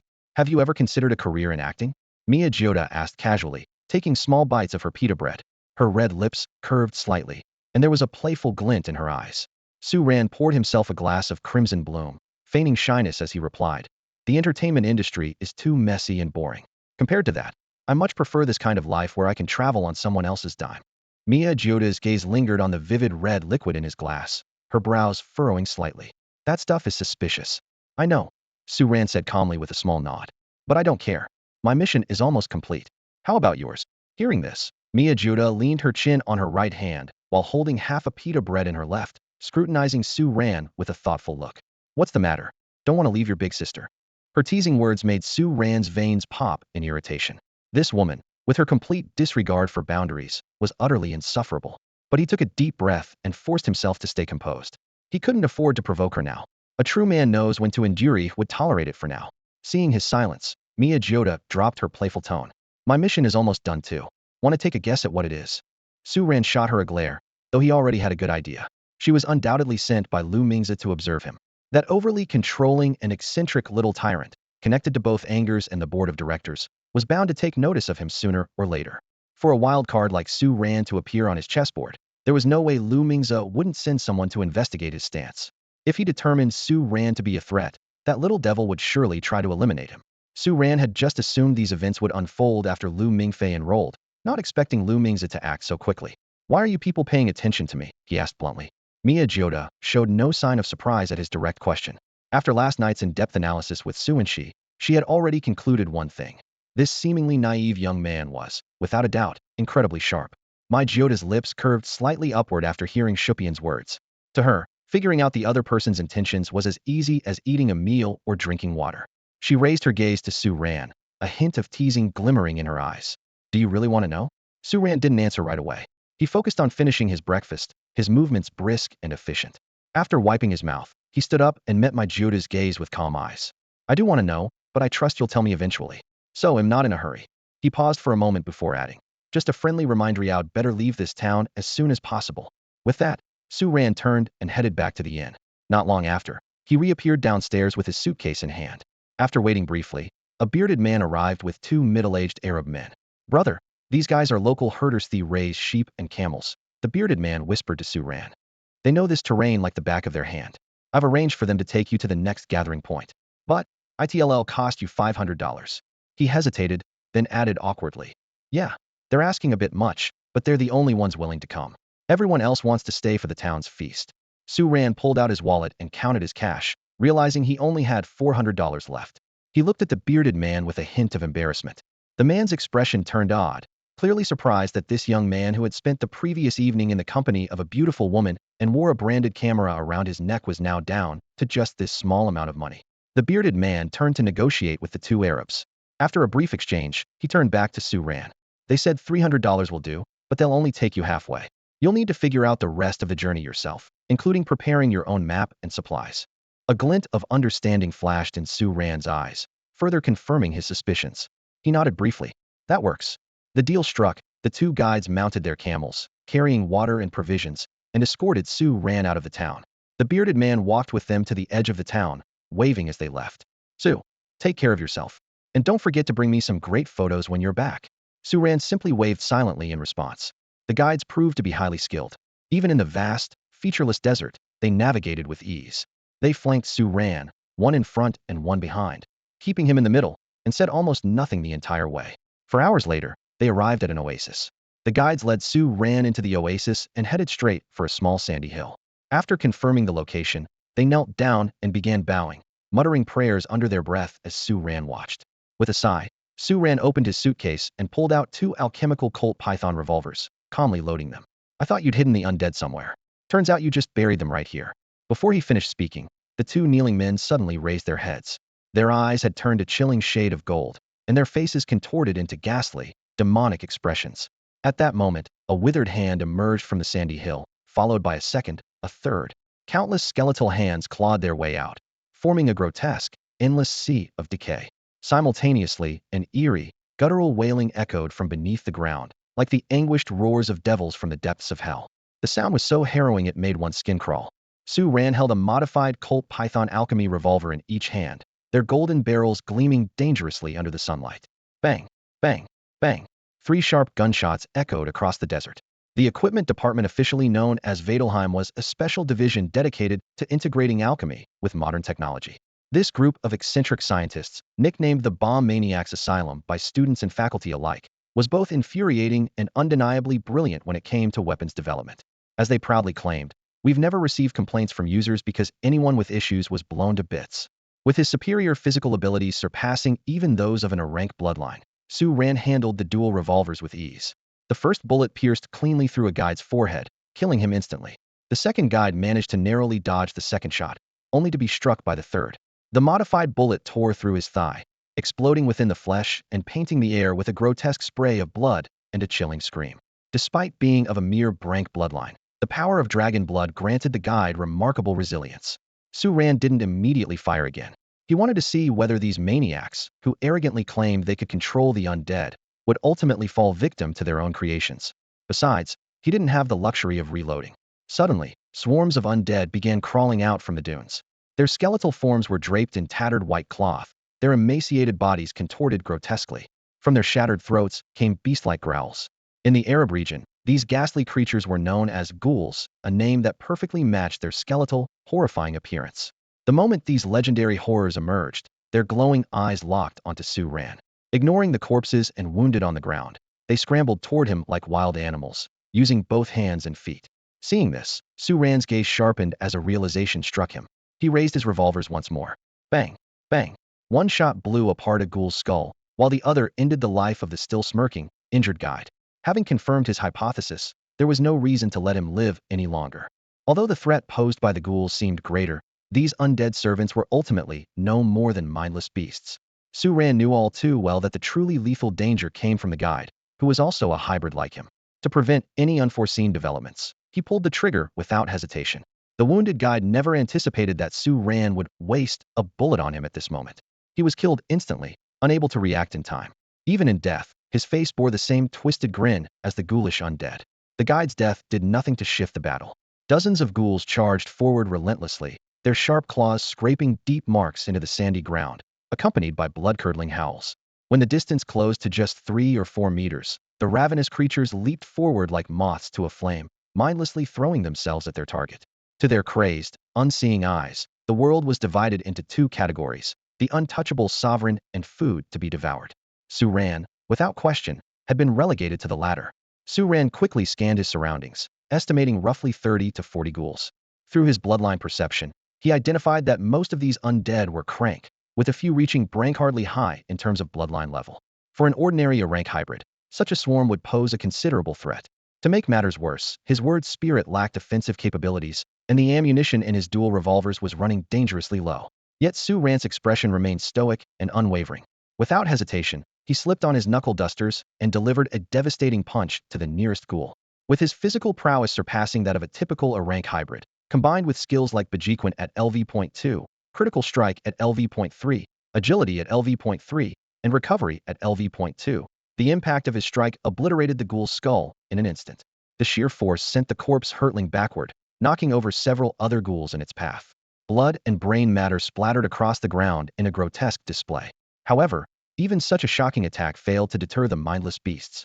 The metallic tang of blood in the air only seemed to heighten their ferocity. Their eyes burned with an even more unhinged madness, and they lunged forward with greater speed and aggression. To Su Ran's disgust, the ghouls swarmed over their fallen comrade's corpse, tearing it apart and devouring it in moments, leaving behind nothing but shredded remains. Suppressing the wave of nausea rising in his chest, Su Ran gripped his revolver in his left hand and clenched his right fist, charging directly into the oncoming tide of ghouls. He unleashed a flurry of Bejequent technique shoulder strikes, elbow blows, palm thrusts, hip strikes executed with fluid precision. Against these undead, he cared nothing for the elegance or formality of his moves. His sole focus was delivering lethal blows with each strike. Su Ran specifically targeted the weak points of the undead necks and heads with every strike, carrying the resolve to kill. Empowered by various skills, his attacks were relentless, like a storm, almost ensuring one kill per blow. On the rare occasion one slipped through, he would swiftly finish it off, crushing its head underfoot if it was close, or sending it off with a shot from his alchemical revolver if it was farther away. As the battle raged on, an unprecedented exhilaration surged from deep within his veins. It was the savage nature of the dragon race, a primal thirst for bloodshed etched into his very being. His entire body became a deadly weapon. Fists, elbows, legs, fingers, every part capable of ending an undead's life with ease. His strikes landed with precision on the vital points of his enemies: the neck, heart, head, and spine. The thick scent of blood further agitated the ghouls. One particularly burly ghoul seized an opportunity, lunging at Su Ran the moment he crushed another ghoul's skull with a kick. Su Ran's reflexes were lightning fast. Before his right leg had even returned to position, his right fist followed the motion of his turning body, delivering a straightforward punch that shattered the ghoul's teeth and sent it flying. Without hesitation, he drew his alchemical revolver with his left hand. A single shot rang out, and the ghoul's head exploded like a watermelon. The blood-soaked battlefield not only provoked the ghouls, but also ignited the boiling dragon blood within Su Ran. The feral instincts of his dragon lineage surged wildly in his heart. Yet, curiously, he maintained a clear and rational mind. The boiling of his blood did not cloud his judgment in the slightest. When the battle finally ended, Su Ran stood alone amidst the carnage. He quickly calmed his inner savagery, regaining his composure. Around him lay the mangled bodies of ghouls, some with shattered skulls, others with pierced hearts or broken necks. In the distance, a frightened camel, still tied to a tree, struggled uneasily. Near the edge of the oasis, by a cluster of sand dunes, two lifeless hybrid bodies lay sprawled on the ground, while the surrounding earth, disturbed by the ghoul's emergence, was riddled with pits and scars. After steadying himself, Su Ran approached the two hybrid corpses to investigate. He could understand why the camel, lacking dragon blood, had been spared, but the fact that these two hybrids had avoided ghoul attacks even in death was peculiar. It wasn't long before he discovered golden pendants with an Arabian design on their bodies, emblems he had seen before on the signboard of a tavern in the nearby town. Alchemical artifacts? Su Ran muttered, rubbing the emblem in his hand, a sense of unease creeping over him. It felt as if things weren't so simple. If there truly was an item capable of warding off the undead, Flammel would surely have known about it. This artifact seemed to have some connection to the undead and the blood flower. Damn it. Why is this mission turning into such a headache? Su Ran sighed. Never mind, we'll bring it back for Flammel to study. I still need to return to the town to tie up loose ends. The undead and ghouls there are bound to be more numerous, and the mastermind is still waiting for me. Su Ran carefully inspected the scene and, after confirming there were no survivors, dragged the bodies of the mercenary and the two hybrids into a pit and buried them. Once everything was dealt with, he mounted his camel and sped toward the direction of the town. By the time he reached the outskirts of the town, night had already fallen. Su Ran concealed himself behind a sand dune, cautiously observing his surroundings. From his suitcase, he retrieved two alchemical revolvers and holstered them at his waist. He then tucked bullets, a medallion, and brass knuckles into his jacket pockets. Finally, he dug a deep pit on the far side of the dune and carefully buried the suitcase. He donned an Arab robe taken from the hybrid's corpse, wrapping it securely around himself to obscure his identity. After ensuring his disguise was flawless, he led the camel at a leisurely pace into the town. The moment he stepped into the town, an eerie silence made every muscle in Su Ran's body tense. The streets were completely deserted, devoid of any sound. He cautiously scanned his surroundings. Restaurants, inns, and homes were all in shambles, as if ravaged by some brutal force. There wasn't the slightest trace of a festive celebration here. Instead, it was clear the place had fallen victim to an attack by some terrifying creatures. Following the traces left behind, Su Ran found himself standing before the entrance of a tavern. Unlike the other buildings with doors left wide open, this tavern's door was tightly shut, its appearance unnervingly clean and orderly, a detail that immediately aroused his suspicion. Creak. The tavern door slowly opened, as if inviting passers-by to step in and enjoy a drink. In the middle of this desolate desert, no traveler would easily turn down such an offer. After all, a tavern promised not only thirst-quenching wine and delicious food, but also the charm of enchanting Arab dancers. For weary travelers, these were the perfect remedies for a tired soul. On any other day, people would have scrambled to rush inside and indulge if they had the courage to face what awaited them this time. What greeted Su Ran's eyes was a tavern packed with ghouls. Countless pairs of golden eyes gleamed in the darkness, like venomous snakes lying in wait. A suffocating sense of oppression immediately engulfed him, as the frigid, bloodthirsty, and savage aura emanating from the creatures seemed almost tangible, flooding the air around him. The moment the door opened, every ghoul's gaze locked onto Su Ran. He swiftly drew his alchemical revolvers while pulling out the medallion designed to ward off ghoul attacks. There was something disturbingly unusual about these ghouls. As the moon rose higher, its pale light bathed Su Ran, making the golden hue of his eyes glow even brighter. Confronted with danger, the dragon blood within him began to boil once more.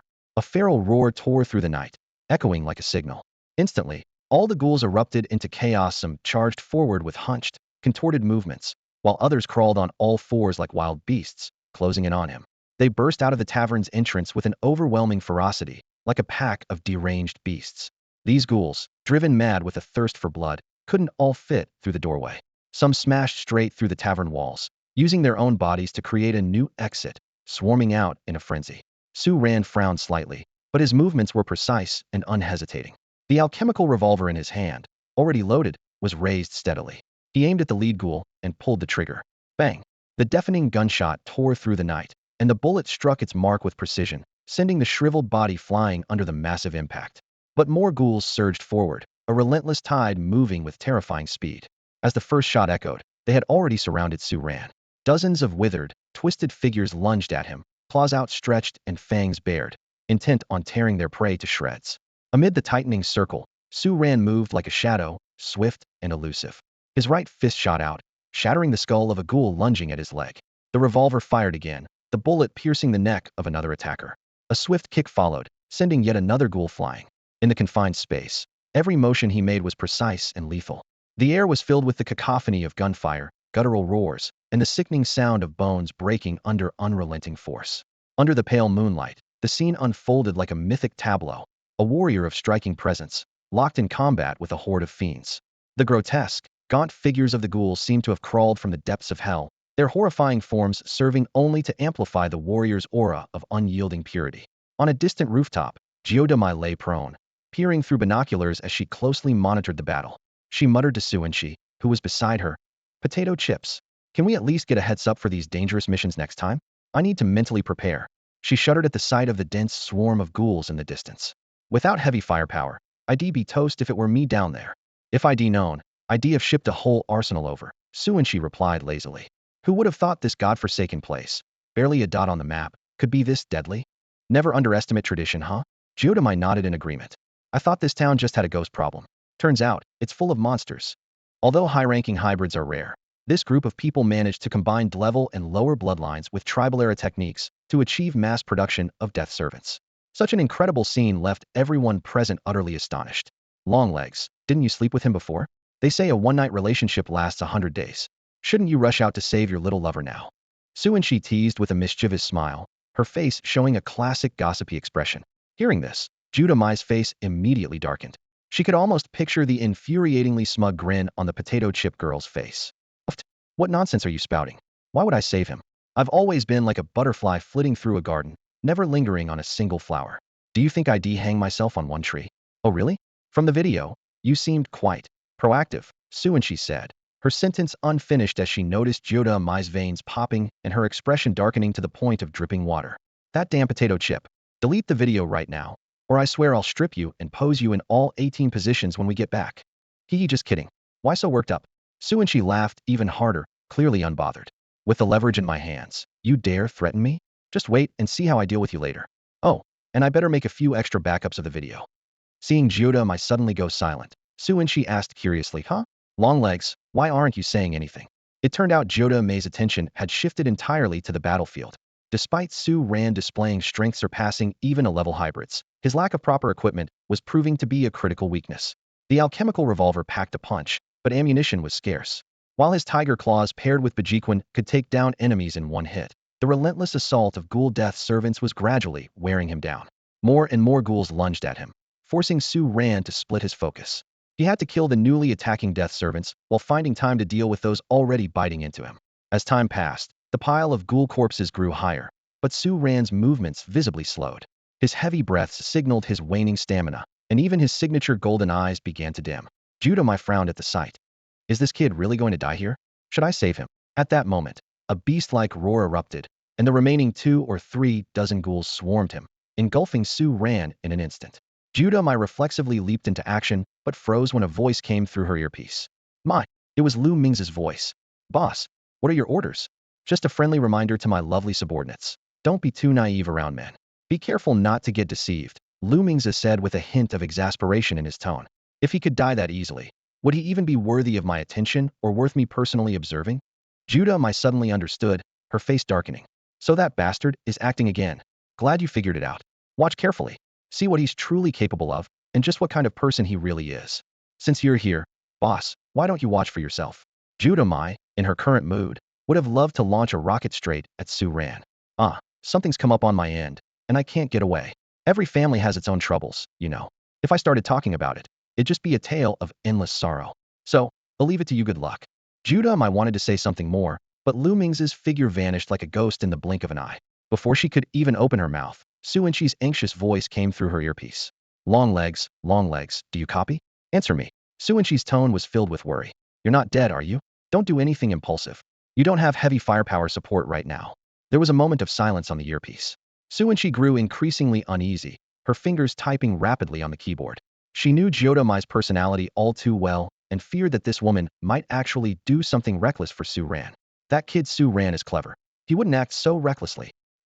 You wouldn't seriously do something crazy over a man, would you?" "Chips, shut up. Don't distract me while I'm watching the show." Jiodamai snapped, cutting off her chatter.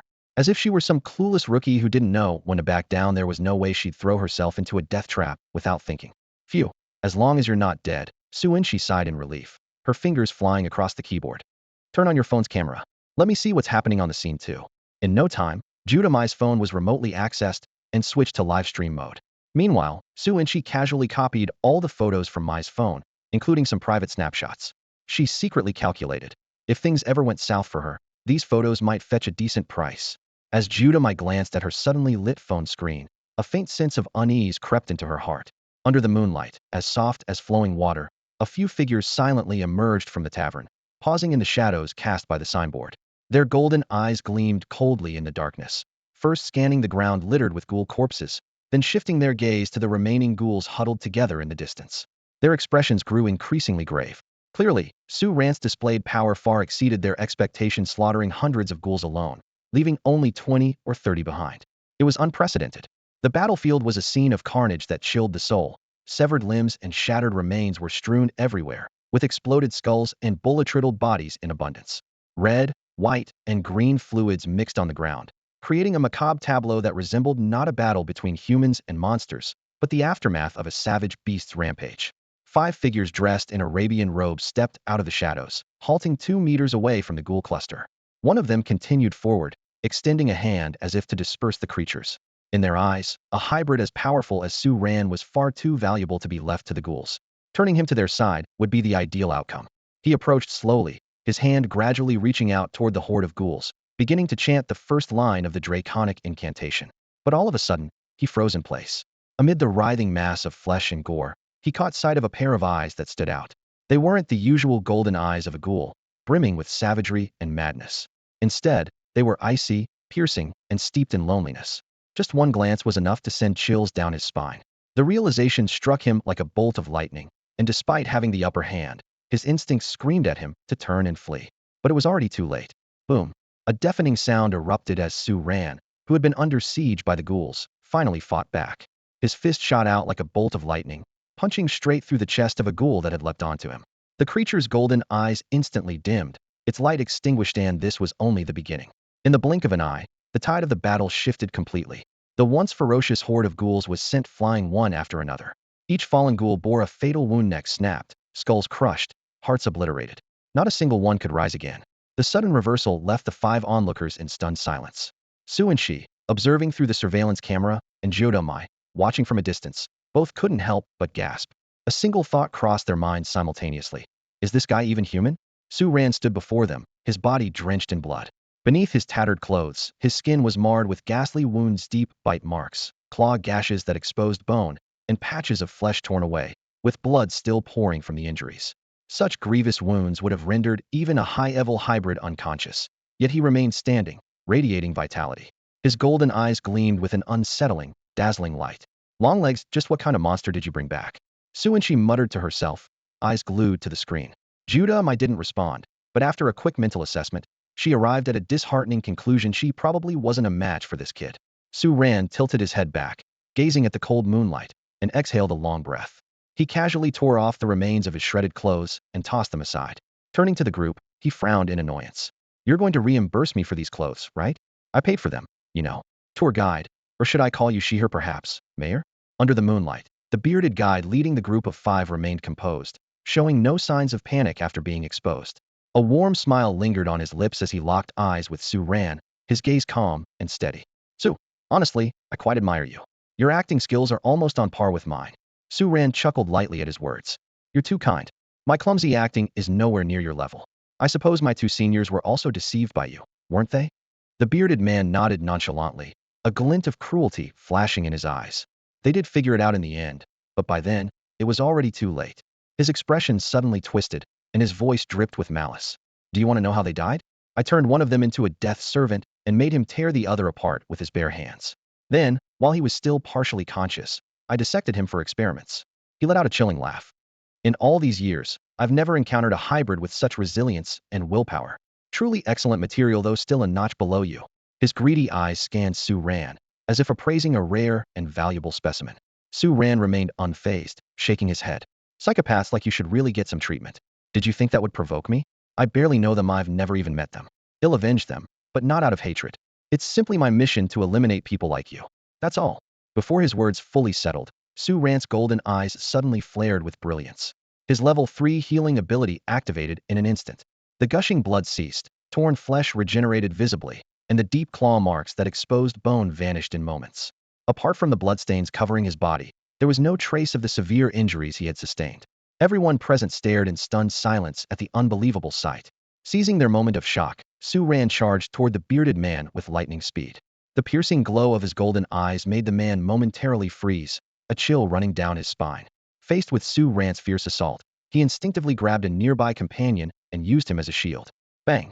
The heavy fist, equipped with brass knuckles, tore through the unlucky companion's shoulder and continued its momentum, slamming into the bearded man's chest.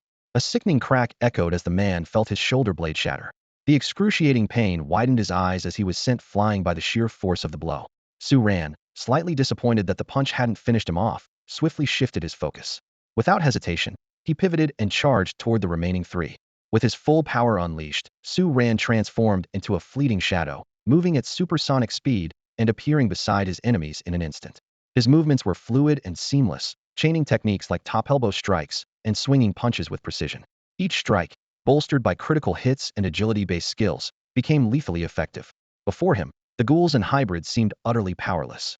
In just 3 seconds, the remaining 3 hybrids collapsed lifelessly, unable to comprehend what had just transpired even in their final moments.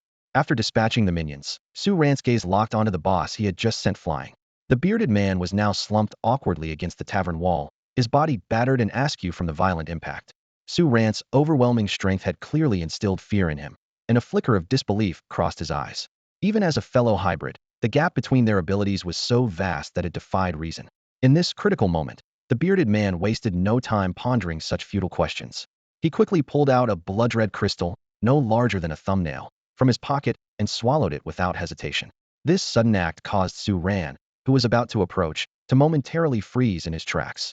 The bearded man's body began to contort violently, his skin rapidly turning crimson as his golden irises were consumed by a thick, blood-red hue.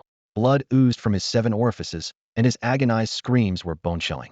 Witnessing this grotesque transformation, Su Ran couldn't help but inwardly quip. How is this any different from players using cheat codes when they can't win? The mutation continued. The man's hair fell out in clumps, his skin became covered in dense, dark scales, and his nails grew grotesquely long. The blood-stained golden irises re-emerged, glowing with a sinister light. Within mere breaths, this once tire hybrid had fully transformed into a mindless yet formidable death servant. Well, now this is getting interesting, Su Ran muttered with a faint smirk. As a newly minted alchemist, his curiosity was piqued by the blood-red crystal that had triggered such an extreme transformation. His instincts told him that it must be a rare and valuable alchemical material. The bald version of the ghoul Deadpool suddenly appeared. Under the miraculous influence of dragon blood, its shattered shoulder blade healed instantly, and a layer of hardened scales covered the wound. Its hands had evolved into menacing dragon claws, with arms covered in fine scales, and dark greenish-blue dragon scales creeping up both sides of its face. Its legs twisted unnaturally, and its pupils shifted from golden yellow to blood-red vertical slits. The violent mutations tore apart its cloak, revealing a grotesque and chillingly twisted form. In a matter of moments, this once mammalian creature had completely transformed into a reptilian form. By the logic of hybrid incidents, it had stimulated its own lineage and broken through the critical bloodline threshold. Though it had sacrificed its human consciousness and rationality, it had indeed moved closer to the so-called perfect being the dragon race. It looks like an ugly lizard man, Su Ran muttered under his breath. To willingly become a mindless servant just to kill me. What a dull creature. Before he could finish speaking, the ghoul, now devoid of reason, charged forward like an arrow released from a bow. Driven by the instincts of dragon blood, it felt an overwhelming desire for Su Ran. Its speed far surpassed that of an ordinary ghoul, and in an instant, it closed the distance between them, exuding a bone-chilling aura and a heavy stench of blood. With its jaws wide open, it lunged straight for Su Ran's neck without hesitation. Su Ran's eyes narrowed. Relying on his agility and critical strike skills, he reacted with lightning speed, a sharp elbow strike to its lower jaw. A crisp crack echoed as the ghoul's attack was abruptly halted, sending its entire body flying backward. This single, decisive blow highlighted the stark difference in their strength. Yet, the evolved ghoul was indeed far more formidable than its ordinary counterparts. It quickly regained its footing. Though its jaw was shattered, the corrosive black blood stopped flowing almost instantly under the effect of the dragon blood. The broken bones mended themselves, and layer upon layer of dense greenish-black scales grew over the injured area. Rather than being severely wounded, the ghoul seemed to grow even stronger, its scales spreading wider and becoming more concentrated. Roar! It howled skyward, a primal cry of exhilaration for its own evolution. Though it had lost its sanity, It instinctively recognized its newfound power. Spurred on by the dragon blood, this fearless ghoul king charged once more at its prey. Facing the crazed servant, Su Ran wasted no time. He drew his alchemical revolver and fired the last 2 bullets in one swift motion. At the same time, he clenched his right fist tightly and charged forward to meet the ghoul king head-on. Bang! Bang! 2 alchemical bullets struck the ghoul's hardened scales. These specialty rounds, designed to confront dragons, proved equally effective against the undead. The bullets easily pierced through the ghoul's scaly defense, exploding into 2 bloody craters on its chest. Yet, such injuries were barely a nuisance to the creature. Its terrifying dragon blood was already healing the wounds at an astonishing rate faster than before. Su Ran followed closely, his right fist aiming directly for the ghoul king's neck. Instead of retreating, the ghoul king charged forward, its razor-sharp claws slashing towards Su Ran's throat. Boom. Swish. Neither dodged, and their attacks collided head-on. Both were forced back by the impact. A claw tore a gash across Su Ran's neck. Though his agility allowed him to avoid a fatal blow at the last second, the shallow wound was enough to rupture blood vessels, causing blood to gush out. Pressing his left hand against the injury, Su Ran glanced at the fluctuating data on his interface and felt the wound rapidly healing. The ghoul king, however, sustained a much graver injury. Its neck was reduced to pulp by Su Ran's punch. Yet the ferocious dragon blood continued its relentless work, repairing the damage with terrifying speed. Even though the neck was utterly pulverized and beyond restoration, the invasive dragon blood corroded and reshaped its body, ensuring its survival. Dense, dark green scales surged over its mangled neck like a tide, enveloping it entirely. In mere moments, the scales spread across every inch of its body, transforming it into a monstrous, scale-armored beast devoid of any human traces. Incredible vitality and regenerative power, that crimson crystal must be something extraordinary. Su Ran released his left hand from his neck. Apart from the lingering bloodstains, there was no sign of injury left. Roar! With a deafening roar, the ghoul king dropped to all fours and charged at Su Ran like a feral beast. Su Ran's eyes sharpened, and he met the attack head-on without hesitation. His left hand gripped the alchemical revolver, now bent and useless, which he swung toward the creature's head. Simultaneously, his right fist, equipped with brass knuckles, aimed for its heart. He was done with the prolonged battle and sought to end it with this decisive, lethal strike. If the ghoul king chose to trade blow for blow, so be it. It might have been empowered by some bizarre substance, but Su Ran had his own tricks up his sleeve. If it came down to an all-out brawl, he was confident he could outlast it for an entire day if needed. But what Su Ran didn't anticipate was the sudden, explosive surge in the ghoul king's speed. Its claws moved like lightning, striking first and plunging into Su Ran's shoulder before tearing through with frenzied force.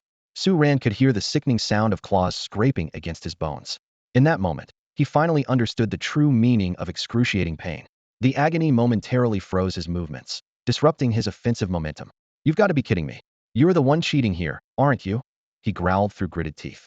Su Ran's assault slowed down, and the ghoul seized the fleeting opportunity, lunging forward and locking him in a deathly grip. Its gaping, blood-stained maw snapped towards Su Ran's neck, a foul stench filling the air. In the nick of time, a glint of cold resolve flashed in Su Ran's eyes, and he delivered a fierce headbutt, tilting his head back with brutal force. Bang! The sound of bone colliding with bone echoed under the moonlight. A mixture of black and crimson blood arced through the air, splattering onto both combatants and staining the sandy ground beneath them. The corrosive liquid instantly turned the golden sand into an ominous black. The strike hit its mark. The ghoul king's blood-red and gold eyes lost focus, momentarily dazed. Despite its immense strength, it had long forfeited the rational thinking that made intelligent beings formidable, reduced to nothing more than a beast relying on claws and fangs. And that was its fatal flaw. It could never anticipate that a human would use their hardest weapon, the skull, against it. Taking advantage of the creature's momentary confusion, Su Ran's left hand, gripping the alchemical revolver, found an opening. With a sickening sound, the weapon's barrel was driven deep into the ghoul king's skull. Black, viscous blood spurted out, and its movements slowed drastically. Su Ran sneered coldly, applying more force with his left arm, pressing the alchemical revolver further into the creature's head. The ghoul king let out a furious roar, thrashing its claws wildly in an attempt to resist. But Su Ran's right hand held its claws in an unyielding grip, while his left hand relentlessly pushed the weapon deeper, forcing the ghoul king to the ground. The moonlight bathed the scene in an eerie glow. From afar, it might have appeared as though a king was tenderly cradling the head of a trembling subject overcome with emotion. But in truth, this was no serene tableau of loyalty and compassion. It was a gruesome execution. Su Ran was the merciless executioner, ending the defiance of this undead servant with ruthless precision. The irony was bitter. Just this morning, they had shared a civil conversation. Yet, within mere hours, they were locked in a life-and-death struggle. Now, with Su Ran's unrelenting dominance, the brutal battle had finally reached its conclusion. Su Ran's arms erupted with astonishing strength. His left hand drove the alchemic revolver mercilessly through the Ghoul King's skull, leaving a gruesome dent in its head. At the same time, his right hand held the creature's claws in a vice-like grip, the sound of bones shattering audible in the tense air. The ferocious monster finally exhausted its last ounce of energy, its head drooping lifelessly as the light faded from its eyes. As Su Ran released his grip, the Ghoul King collapsed to the ground with a heavy thud. Pitch-black blood gushed from its head, neck, and wrists, spreading across the sand. The corrosive liquid hissed upon contact with the ground, instantly staining the surrounding sand into a dark, ominous black.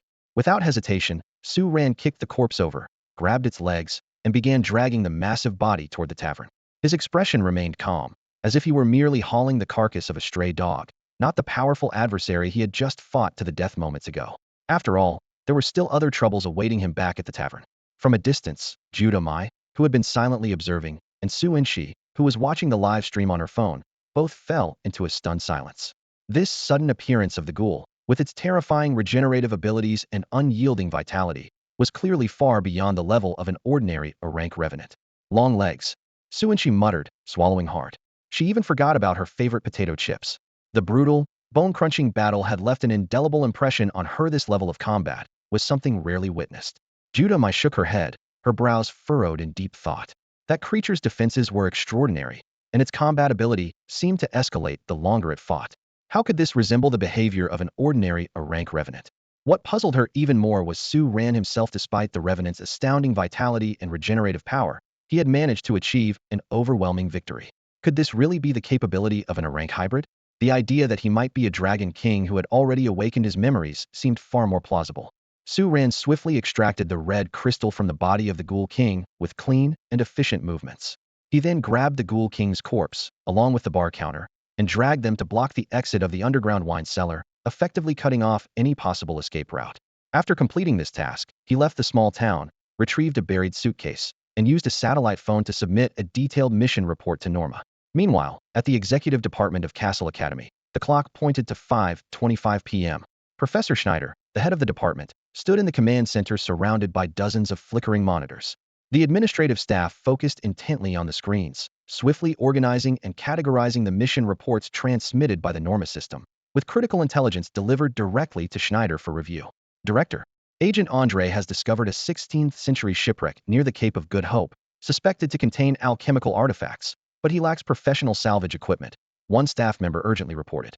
Schneider immediately issued an order. Notify Manstein to allocate 100,000 from the Academy's account and negotiate with the local government under the pretext of artifact recovery. Director, there's an issue in Hokkaido. Our research vessel has been detained. They suspect smuggling activity. Another staff member reported. Contact the Sheki Beigia and have them. Schneider began, but the staff member interrupted. They've already engaged in a firefight. Schneider cast a cold glance at the clearly inexperienced employee. Why are you even asking? Does the executive department look like a peacekeeping organization to you? But Agent Mond is concerned this could lead to a conflict with the government. Just tell them to keep it clean, Schneider said impatiently, waving his hand dismissively. Leave it to the Sheki Beigia. After all, that so-called Japan branch is essentially a Yakuza organization theory more than skilled at handling situations like this. At that moment, new reports came flooding in. Chu Zhihang had completed a mission to eliminate the Deadpool, but it caused roughly $5 million in damage to a school in the process. Schneider paused for a moment before regaining his composure and said, send the nearest maintenance team to the site and submit a formal report to the Academy. Soon after, Su Ran's mission report arrived. Upon learning that it involved erasing the memories of hundreds of people, maintaining ongoing surveillance, and shutting down local tourist routes, even Schneider couldn't help but frown. While the efficiency of completing the mission in 3 days was commendable, the scale of the disruption was undeniably significant. This was only the first mission, and it had already caused such a commotion. Schneider frowned deeply, his instincts telling him that something was off. In his memory, Su Ran was not someone who would recklessly create chaos. Norma, send me Su Ran's detailed report. Schneider ordered decisively. Understood. The detailed report on Agent Su Ran has been forwarded to your phone. Norma's electronic voice responded immediately. Schneider quickly skimmed through the report, his frown deepening. The professor, known for his swift and decisive actions, made an immediate decision. Norma, report this matter to the principal right away. Notify the local branch to spare no effort in sealing off the tourist route for 3 days. Also, book a flight immediately and have the logistics team bring Fushan Masashi over without delay. Understood, Professor Schneider, Norma replied promptly, executing the commands while forwarding the mission report to Principal Angers. The logistics team wasted no time in taking action. A group of strong men barged into Fushan Masashi's dorm room, hoisted up the bewildered student without explanation, and sent him directly onto a flight bound for the Arabian region. Meanwhile, the local branch of Cassell Academy received Schneider's orders and sprang into action. They coordinated with the local government while dispatching personnel to Hail. When the branch agents arrived at the scene, they were greeted by a shocking sight. Su Ran was calmly sitting at the entrance of a tavern, sipping on a drink, while over 100 corpses of Deadpool lay scattered before him.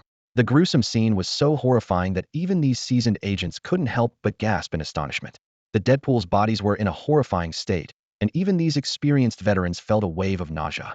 What shocked them even more was that all of this had been caused by the unassuming young Asian man sitting before them. Even for an A-level hybrid, taking down such a massive group of Deadpool without heavy weapon support would have been an incredible challenge. Yet Su Ran not only emerged unscathed, but was also leisurely enjoying a drink, completely upending their understanding of what was possible. Agent Su, good day. I am Farah, a 2002 alchemy and mechanics student from Cassell Academy. We are agents from the Saudi branch, tasked by the Academy to assist you and handle the aftermath. A tall man with a thick beard stepped forward to introduce himself.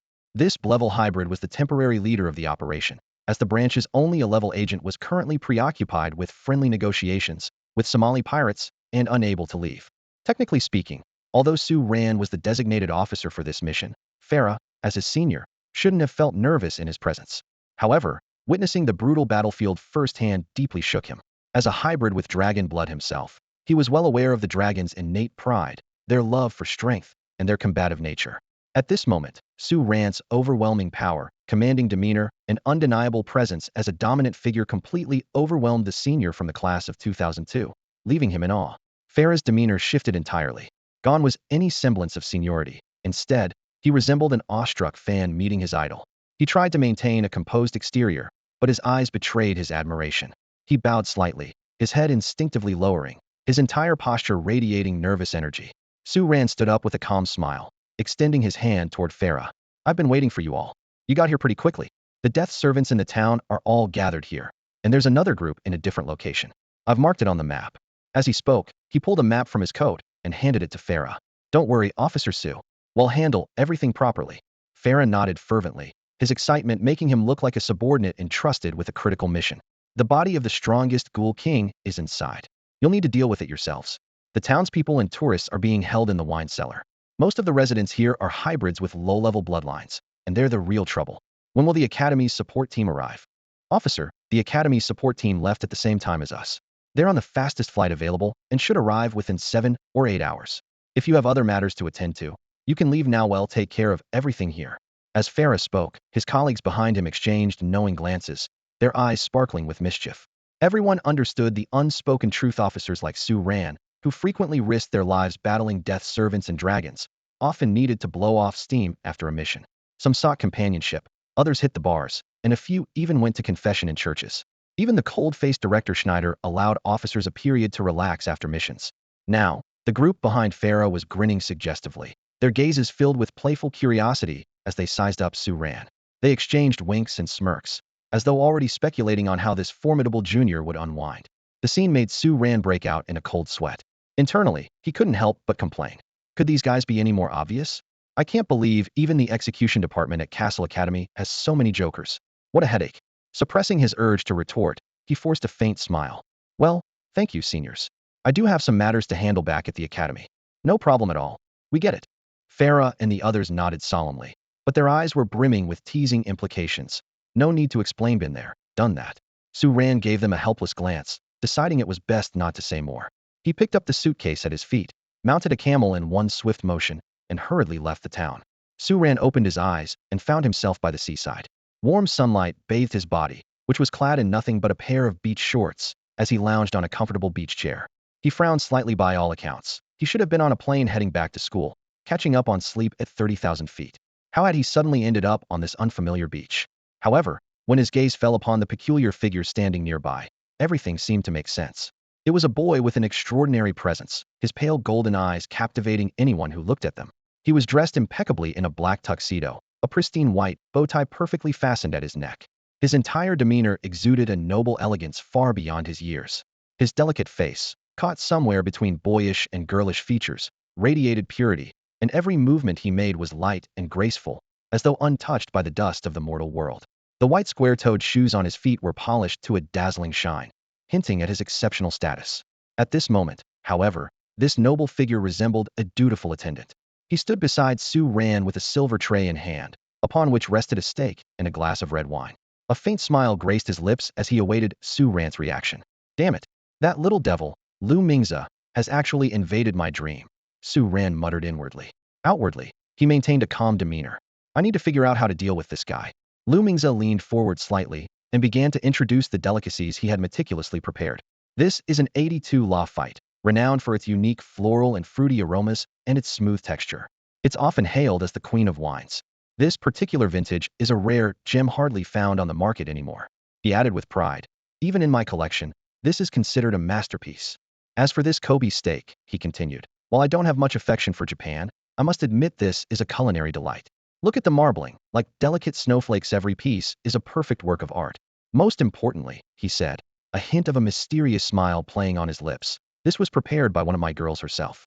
Normally, I wouldn't let them step into the kitchen, but for a distinguished guest like you, only the utmost sincerity will do. Su Ran took the food and began to feast heartily.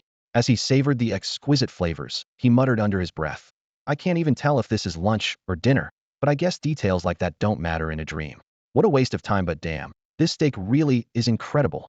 Su Ran gracefully raised his wine glass and took a sip of the 1982 La fight. The translucent wine shimmered with a faint dark red glow in the crystal glass, and his thoughts began to drift far away. Who would have thought that Judam had such a talent for cooking, he mused. Instead of all that fighting and scheming, she might as well become a chef.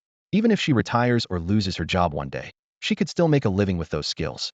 If only I could hire her to work for me, her cooking would surely win over the guests. So, how do you find the 1982 La fight? Lu Mingze asked eagerly, a bright smile on his face. To be honest, I don't know much about wine, Su Ran admitted. But I've often heard people talk about the 1982 Lafite must be quite pricey. The taste is indeed remarkable, far better than the cheap sodas I usually drink. With that, he downed the remaining wine in his glass, placed it back on the tray, let out a contented burp, and lay back down. Lu Mingze elegantly stroked his chin, furrowing his brows slightly before letting out a helpless sigh. I just can't understand how could anyone compare industrial waste with the queen of red wines. Suddenly, his tone shifted, becoming melancholic. You know, you remind me so much of my brother. It's really troubling. Clearly, I was the one who noticed you first, whether it was paying attention to you or meeting you. Damn it, this dialogue doesn't match the timeline. Su Ran muttered as he turned over, grumbling in frustration. Lu Mingze's bright eyes sparkled as he leaned closer to Su Ran's ear. Hey, I'm putting on a serious performance here. From an etiquette standpoint, shouldn't you cooperate a little? Why would I talk to something from my own dream? That's just pure insanity, Su Ran replied, keeping his eyes closed and continuing to complain. That's too much, Lu Mingze exclaimed indignantly. How can you casually deny someone's existence? I'm not something you imagined. Besides, don't you think it's a bit strange for a grown man like you to dream about a refined, elegant young boy?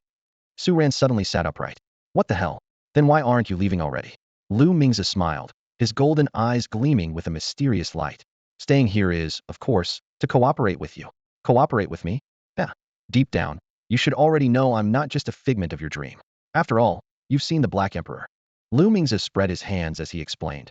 If you can encounter something as ancient and fallen as him from the primordial era, then meeting someone from the real world in your dreams doesn't seem so far-fetched, does it? Su Ran's expression darkened instantly. He fixed a wary gaze on Lu Mingze, ready to act at any moment. How do you know about that?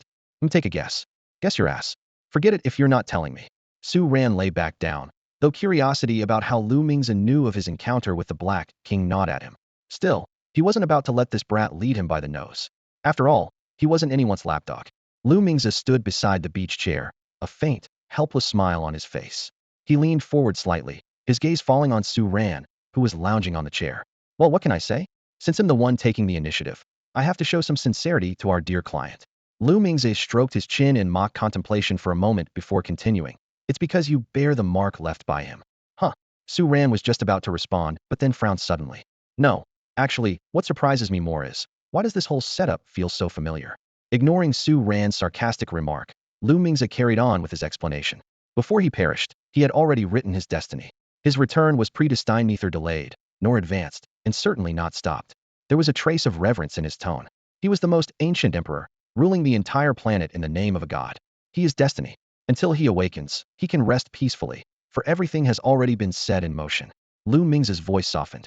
He is so proud, so arrogant, that he doesn't even bother to glance at his enemies. That's how it was supposed to be. At this point, Lu Ming's suddenly stopped and cast Su Ran a meaningful look, a cryptic smile playing on his lips. But not too long ago, he suddenly opened one eye and glanced at this world, a world he never deigned to look at before. Now, that was unprecedented. His tone turned slightly excited. Out of curiosity, I investigated the direction of his gaze, and that's when I found you. Su Ran lay on the beach chair, outwardly looking bewildered, but internally, his mind was in turmoil. What the hell? How am I supposed to deal with this? I haven't even left the newbie village yet. The main quest hasn't even started, and I've already been noticed by the ultimate boss. Why is the Black King fixated on me? That's what I'd like to know too. Lu Ming's looked genuinely puzzled. He's supposed to be completely indifferent to the struggles of his enemies. Maybe he's experiencing some kind of divine senility? Quickly brushing aside these doubts, he added, if I had to guess, maybe he's curious, or maybe he sensed some kind of threat. But honestly, it doesn't really matter. After that, he fell back into slumber, so there's no immediate danger. Easy for you to say. How about you try being targeted by a boss like that? Su Ran rubbed his temples in frustration, already guessing the real reason Lu Mingze had come looking for him. Hey, I'm here to help you solve this problem, aren't I? Lu Mingze patted Su Ran's shoulder with a determined expression. A man shouldn't stay down forever, right? To settle this once and for all, let's go take down the Black King together. I can even bring a cheerleading squad of girls in miniskirts to cheer you on. A vein throbbed on Su Ran's forehead as he glared at Lu Mingze, then made a move to lie back down. Lu Mingze quickly grabbed his arm, still smiling. Okay, I was just joking. How could I let you handle something so dangerous alone? I promise, when the time comes, I'll assemble a whole team to take him down together. Fine then, put it in writing. Lu Mingze pouted. What happened to trust between people? Seeing Su Ran's increasingly displeased expression, he hastily added, fine. It's not that I don't want to. It's just that I can't exactly give you a written promise in a dream, can I? Besides, my physical body is currently dealing with some minor complications. Noticing Su Ran about to lie down again, he quickly shouted, you've got to believe me. The Black King marked you, surely it wasn't so he could pass the world's oldest throne to you after his resurrection, right? Lu Mingze grabbed Su Ran's hand anxiously, his eyes gleaming with sincerity. He's definitely your enemy, and I'm his enemy too. We're natural allies. Even if it's for my useless brother, I have to face the Black King Hedon. Su Ran coldly pulled his hand back and rolled his eyes. Words are unreliable. You think I'd just believe you and team up to take down the ultimate boss because you said so? Do I look like a 3-year-old to you? But I'm telling the truth. Lu Mingze stomped his foot in frustration. I may be a devil, but I always keep my word. I'm not like those crooked merchants. Su Ran remained expressionless, a faint smirk tugging at the corner of his lips. Oh really? Then where's your proof of sincerity? TCH, clients are truly the most annoying people in the world, Lu Mingze muttered under his breath before quickly putting on a warm smile. His wide, innocent eyes blinked earnestly as he asked, so, my esteemed guest, how should I prove my sincerity? How about I send you a few beautiful girls to warm your bed? The ones I have here are all top tier, each with her own charm. Just say the word, and whether it's a princess or a queen, I'll have her delivered to your bed immediately. Su Ran scoffed and curled his lip in disdain. Do I look like someone driven by lust? Fine. Lu Mingze threw up his hands in mock surrender, his expression turning serious. Then what do you want? Give me $1 billion. In US dollars, Su Ran said without hesitation, his tone firm and unwavering. Lu Mingze froze, then rubbed his nose awkwardly, a strange look crossing his face. Why does it feel like my girls have just been insulted? Are you serious? $1 billion. He shook his head with a sigh. Come on, man, we may be poor, but we can't be short-sighted. Sure, an ordinary person might never dream of that amount in a lifetime, but for Ushiro's destined to slay the Black King and save the world, asking for $1 billion as proof of sincerity feels a bit childish, don't you think? Lu Mingze tilted his head, a sly smile playing on his lips as his fingers lightly tapped the table. Why not ask for a bit more? You're asking for so little, it makes me worry you think I'm trying to trick you. His eyes lit up mischievously. I could handle all the major events in your life for you, consider it practice for my useless brother. Mature ladies, cute girls, wealthy women, whatever you want, it's all here. Su Ran rolled her eyes coldly. I don't even trust you. Why on earth would I trust the girls you send? Do you think I'm an idiot? Hey, Lu Mingze immediately retorted. Doesn't your Huaxia culture preach, submit to your husband after marriage, with the husband as the leader? That's such outdated nonsense for the feudal era. Su Ran scoffed. What you're doing is just psychological manipulation, you know.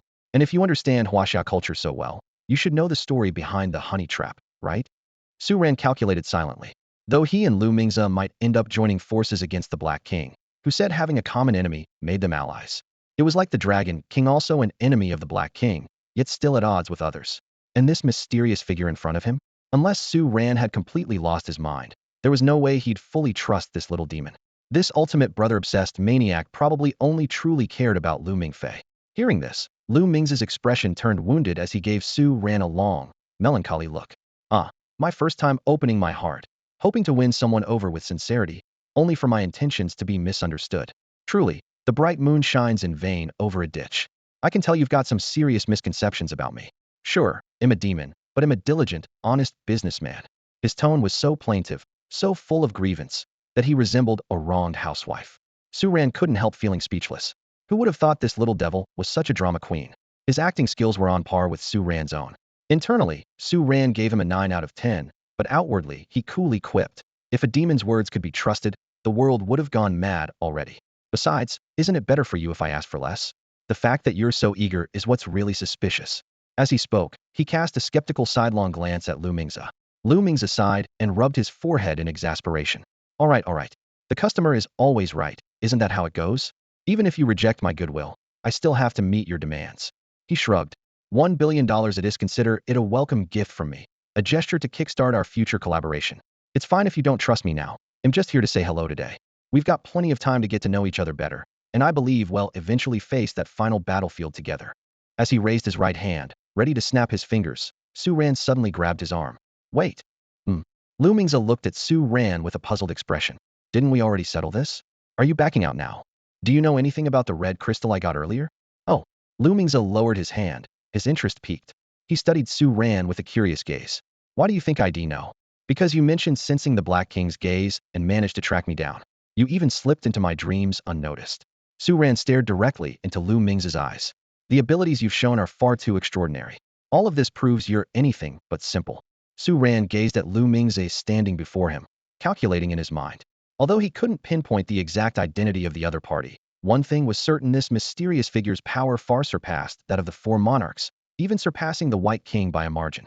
With both the Black King and White King in slumber and the treacherous Odin ruled out, when it came to understanding dragons, no one could rival him. This little thing shouldn't count as classified information, right? Su Ran cautiously probed. After all, they were still in the early stages of contact, and far from being true allies. Lu Mingze stroked his chin leisurely, his deep gaze scanning Su Ran from head to toe. You're quite sharp. It seems you've studied me a lot. He smiled faintly. Speaking of which, you are indeed a peculiar case. Your bloodline is astonishingly stable, even more so than that of pureblood dragons. Despite being in a grade bloodline, your physical capabilities are nearly its grade.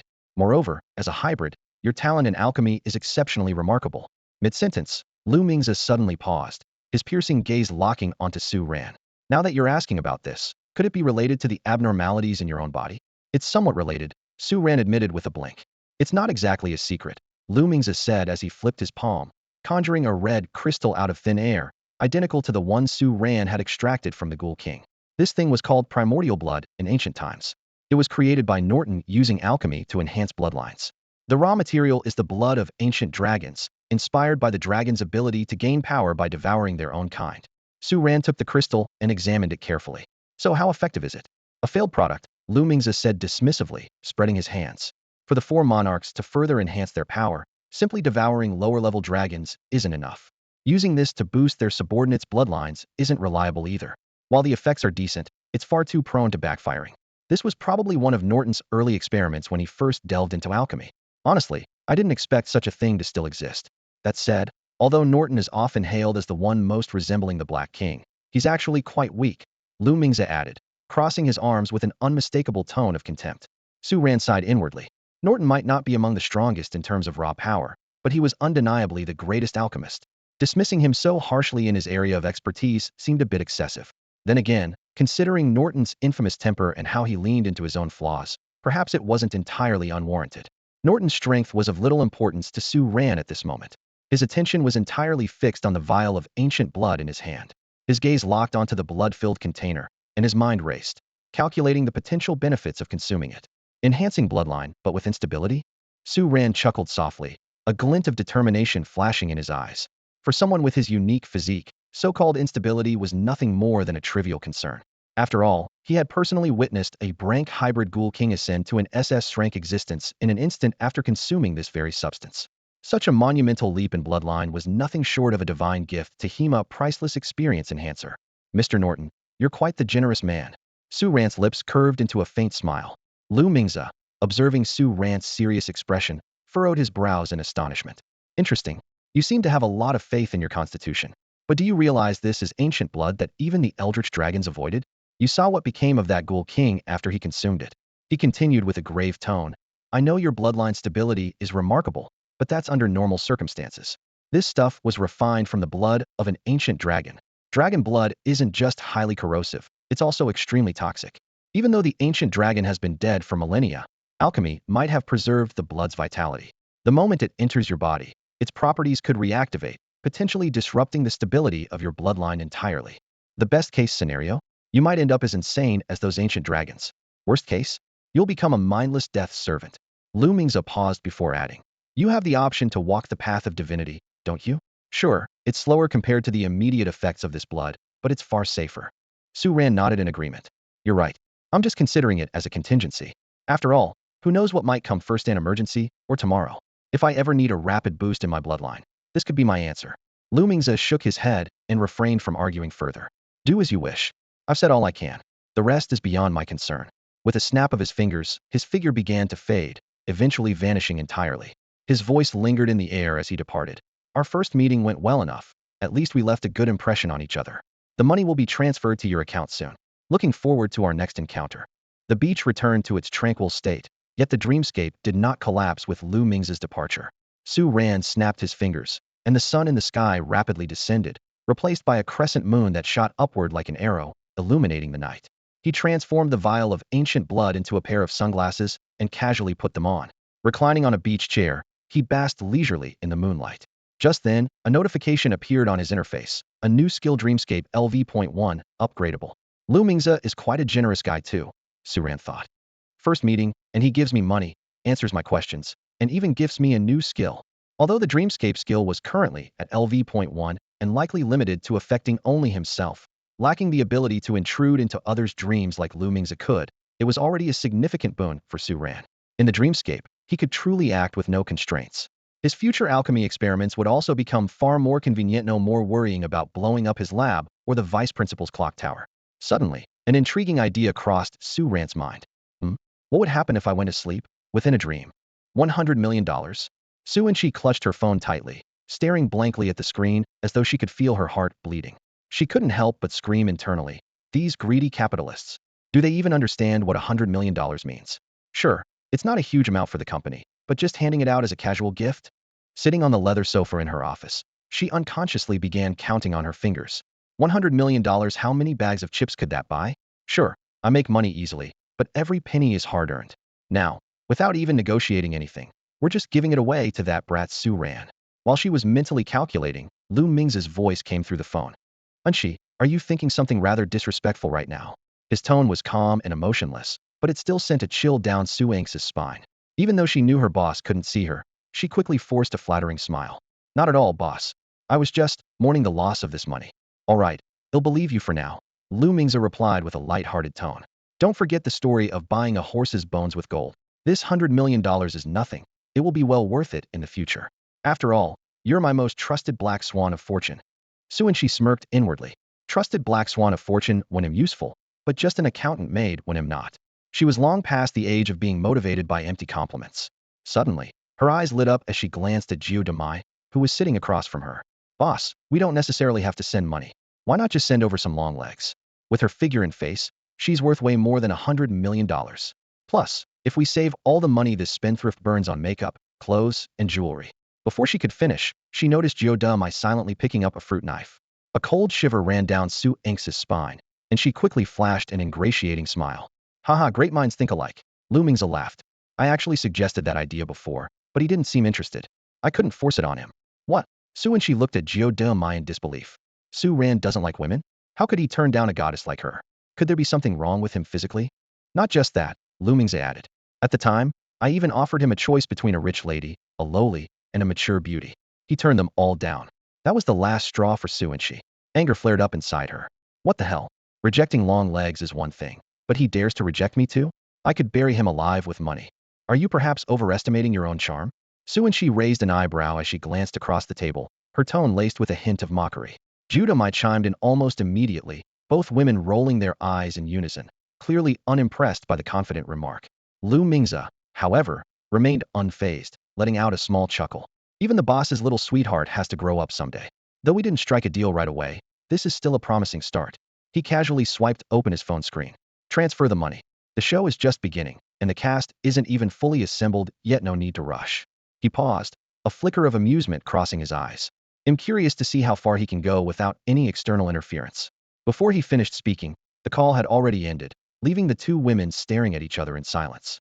Judah crossed her long legs, deftly twirling a fruit knife between her fingers. That's Su Ranwat's story.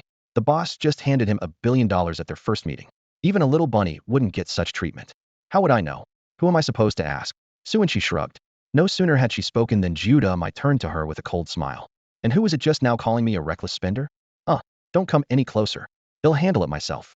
Recognizing the clear gap in their strength, Su and she immediately dropped to her knees in mock apology, showing no hesitation in admitting defeat. Meanwhile, back at his university, Su Ran received a notification about $1 billion deposit into his account. Leaning back comfortably in his chair with his legs crossed, his face radiated satisfaction. $1 billion in 2008, more than enough to live out the rest of his life in luxury. If not for that temperamental giant lizard keeping an eye on him, he might have been tempted to retire right then and there. Reflecting on the rewards of his recent mission, Su Ran couldn't help but smile with satisfaction. Practical combat experience, academic credits, skill level-ups, a strengthened bloodline, and even a vial of primordial blood that could further enhance his lineage. As long as he could withstand the blood's corrosive effects, it would be his ultimate safeguard. More importantly, this might be a golden opportunity to delve into Norton's alchemy. As an ambitious visionary aiming to forge alchemical weapons and dominate the Seven Kingdoms, Su Ran couldn't afford to let his research into alchemy stagnate for even a moment. With $1 billion in his pocket, upgrading his lifestyle was no longer a concern. Houses, cars, anything was within reach. The funds could even serve as seed money for investments. If he made a profit, great. If not, it wasn't a big deal. However, the most pressing issue was the piece of information Lu Mingze had revealed was now being watched by the Black King. Su Ran frowned. This was far from good news. On this matter, he had no reason to doubt Lu Mingze's honesty. Su Ran pondered deeply over the Black King's threat. As Lu Mingze had mentioned, judging from the vision where the Black King killed him instantly, it was clear that this ancient monarch bore him no goodwill. Although Nidhogg was currently in a state of slumber and posed no immediate threat, the fact that it could leave a mark on him even in its death state was enough to send chills down his spine. Frowning, Su Ran deliberated on his next move. Heading to the Arctic recklessly would be akin to walking into a trap, with a high likelihood of being dragged into Nibelungen by the Black King. Fortunately, the presence of Lu Mingze was a favorable factor. As an ally opposing the Black King, he likely wouldn't sit idly by and allow the Black King to make any moves during its dormant period.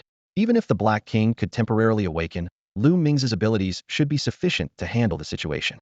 After analyzing the current circumstances, Su Ran decided to focus his energy on studying alchemy.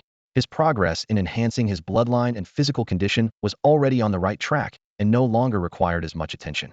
Alchemy, however, was different. It was a highly specialized discipline that demanded sustained concentration. With the support of his dream skills and the power of ancient blood, now was the perfect time to delve deeper into this field. As he was lost in thought, Su Ran's gaze fell on Chu Zhihang, who was engrossed in reading. A sudden idea crossed his mind. Muramesa, as an alchemical weapon, wasn't particularly remarkable in quality. Perhaps he could help Chu Zhihang enhance it? But on second thought, it was a precious keepsake from Chu Zhihang's father, so any alterations might not be appropriate. Noticing Su Ran's peculiar stare, Chu Zhihang put down his book and asked warily, Su Ran, is there something you want to say? Why are you smiling so strangely? Nothing really. I just thought of something that made me happy, Su Ran replied with an innocent smile. He then pulled out his phone and showed it to Chu Zhihang. Look, my account just got credited with $1 billion. Isn't that something to be happy about? Chu Zhihang examined the screen carefully before responding seriously. $1 billion would warrant a heavy sentence in any country. Relax, it's completely legal. A friend gifted it to me, Su Ran quickly explained, taking the opportunity to suggest. By the way, want to make some money together? We could use it as a benefit for Lionheart Society. After all, compared to Caesar's student council, our resources are definitely lacking. Chu Zhihang considered the proposal for a moment before nodding in agreement. You've been managing Lionheart Society's affairs well. I trust your judgment. Su Ran silently rejoiced everything was going according to plan. With this sum of money, he could organize team-building activities for Lionheart Society and even create opportunities to bring Chu Zhihang and Sushi closer together. It seemed that in addition to strengthening himself and preparing for enemies, he also had to worry about his friends' love lives. What a busy man he was. That evening, as rain tapped against the dormitory windows, Su Ran and Chu Zhihang enjoyed their delivered steak dinner. While cutting into the tender beef with knives and forks, they reviewed the missions they had recently completed. How did you manage to track down that Deadpool? Su Ran swirled the wine in his glass, his gaze resting on Chu Zhihang across the table. Without the help of bloodline-based word spirits, locating a hidden Deadpool on such a vast campus was no easy feat. Chu Zhihang continued cutting his steak with methodical precision, not even looking up as he replied. That Deadpool had a habit of targeting female students. I dressed as a woman to lure him out. Su Ran's eyes immediately lit up, and a sly smile curved his lips. That's so like you, Chu Zhihang. Sacrificing even your dignity for the mission, he teased, pausing for effect before adding. I never thought you had this kind of inclination. How did it feel to wear women's clothes? I heard you even pretended to be pregnant later. Don't tell me you've developed a taste for it. As he spoke, Su Ran couldn't help but imagine Chu Zhihang in female attire, grimacing as if the mental image had burned his eyes. Tisk, TSK, as if the cold-faced killer liking Winnie the Pooh and desserts wasn't surprising enough. Now role-playing? That's a bit much. Chu Zhihang, long accustomed to Su Ran's mischievous sense of humor, didn't need to look up to picture the playful smirk on his roommate's face. The two of them, both from Huaxia, not only shared a dorm and served as the president and vice president of the Lionheart Society, but also mastered the forbidden blood rage and had even been blacklisted by the logistics staff of the execution department. Though they both knew the path they walked was perilous, Chu Zhihang valued the camaraderie with this reliable ally for as long as fate allowed. This time, however, Chu Zhihang decided to teach his ever-teasing roommate a lesson. Finally raising his head, he looked at Su Ran with an expressionless face. So, you spent an entire night sharing a bed with that woman, Zhou Demai. Are you really saying nothing happened? Su Ran froze, his expression stiffening as though he'd just seen a ghost. He stared at Chu Zhihang in disbelief. Wait, are you seriously exposing your gossiping side this early? Ahem, didn't I already explain? We were just hiding our identities, and I spent the whole night curled up on the couch. You can't just say things like that and ruin a good man's reputation. Chu Zhihang nodded to show he understood, but his brows still furrowed in doubt. So, nothing really happened? Su Ran sighed helplessly at his words. What is it with people not believing the truth these days? How about we step outside and spar? I'll even let you use one hand. Seeing Su Ran's bewildered expression, Chu Zhihang explained. It's just that earlier, when you mentioned Zhou Demai, you specifically emphasized her looks and figure. It's the first time I've heard you talk about a girl like that. If there's been any misunderstanding, I apologize. I don't believe you for a second. You're clearly just getting back at me. Su Ran retorted indignantly. Chu Zhihang merely shrugged in response, offering no further defense. Su Ran rubbed his forehead and sighed, thinking to himself that he had only been stating facts. Thankfully, he hadn't included anything about Zhou Demai in the mission report. If that paparazzi-like Fingal found out, tomorrow's headlines would surely be filled with scandal. How about we change the subject? Chu Zhihang nodded in agreement. After a long silence, he lowered his gaze to his plate, as if steeling himself for something, before speaking. I used it. The blood rage. Su Ran immediately caught on. Yeah, that Deadpool was too strong. Chu Zhihang's voice was low. Once the blood rage starts, it can't be stopped. My body has already begun to change. After a moment of contemplation, Su Ran nodded. Don't worry, blood rage is a small issue. I have a way to help you deal with it. Chu Zhihang didn't seem entirely convinced, but he didn't argue. He knew Su Ran was trying to comfort him, and refuting it would only come off as ungrateful. Besides, there was something else he needed to say. Su Ran, can I ask you for a favor? What is it? Chu Zhihang raised his head, locking eyes with Su Ran. His tone was calm to the point of being icy. If I completely lose control, kill me before I hurt anyone. Are you sure you want to entrust something like that to me? You're strong enough. You can do it. Su Ran frowned. That's your only request? No last wishes? Isn't there something you absolutely have to accomplish? And what about your mother? I will only fall on the battlefield, Chu Zhihang interrupted. If I die having fulfilled my goals, great. If not, I shouldn't drag others down with me. As for my mother, he paused. If possible, please delay telling her for as long as you can. She's a carefree woman, well protected by her father. I don't want to see her get hurt. Su Ran's voice carried a sense of helplessness. He paused, a bitter smile tugging at the corner of his mouth. If Aunt Su found out I killed her precious son, she'd probably come after me with a kitchen knife. Chu Zhihang fell silent for a moment after hearing that. The image, though absurd, somehow felt oddly fitting. He eventually replied in a complex tone. I'm sorry. Ugh. Can you have a little more confidence in yourself and in me? Su Ran frowned. Don't be so pessimistic. Life is still full of wonderful things. Feeling the need to correct Chu Zhihang's negativity, he shifted the topic abruptly. By the way, have you ever considered trying to date someone? Chu Zhihang tilted his head in confusion, a few metaphorical black lines appearing on his forehead. I'm entrusting you with something important here, and you're asking me if I want to date? Su Ran, unfazed by Chu Zhihang's reaction, grew even more animated. What do you think of Su Shi? I can tell she likes you. Aunt Su would love for you to bring a girlfriend home soon. You can't keep leaving it to me to visit her whenever you go back to China, right? You have to know, Fingal, as the head of the academy's paparazzi squad, can spin any story just to grab attention. Knowing he couldn't avoid the conversation, Chu Zhihang sighed. Su Shi is a wonderful girl, but I'm someone with no future. I don't want to drag her down. Seriously, have you ever asked her what she thinks before deciding that? Su Ran sounded exasperated. Old Chu, you're always putting others first. Doesn't that exhaust you? Sometimes, being a little selfish makes life a lot more enjoyable. Chu Zhihang hesitated, wanting to say that he really wasn't like Su Ran, but in the end, he chose to remain silent. Just then, a roaring sound shattered the quiet of the rainy night. A girl's voice rang out alongside the engine's growl. I'm going to Chicago. I'm going to Chicago. Anyone coming with me? The voice echoed around the dormitory building, refusing to dissipate. Clearly, some sleep-deprived, crazy woman was driving her luxury car around in a frenzy. While hybrids were known for being a bit eccentric, this level of letting loose was rare, even for them.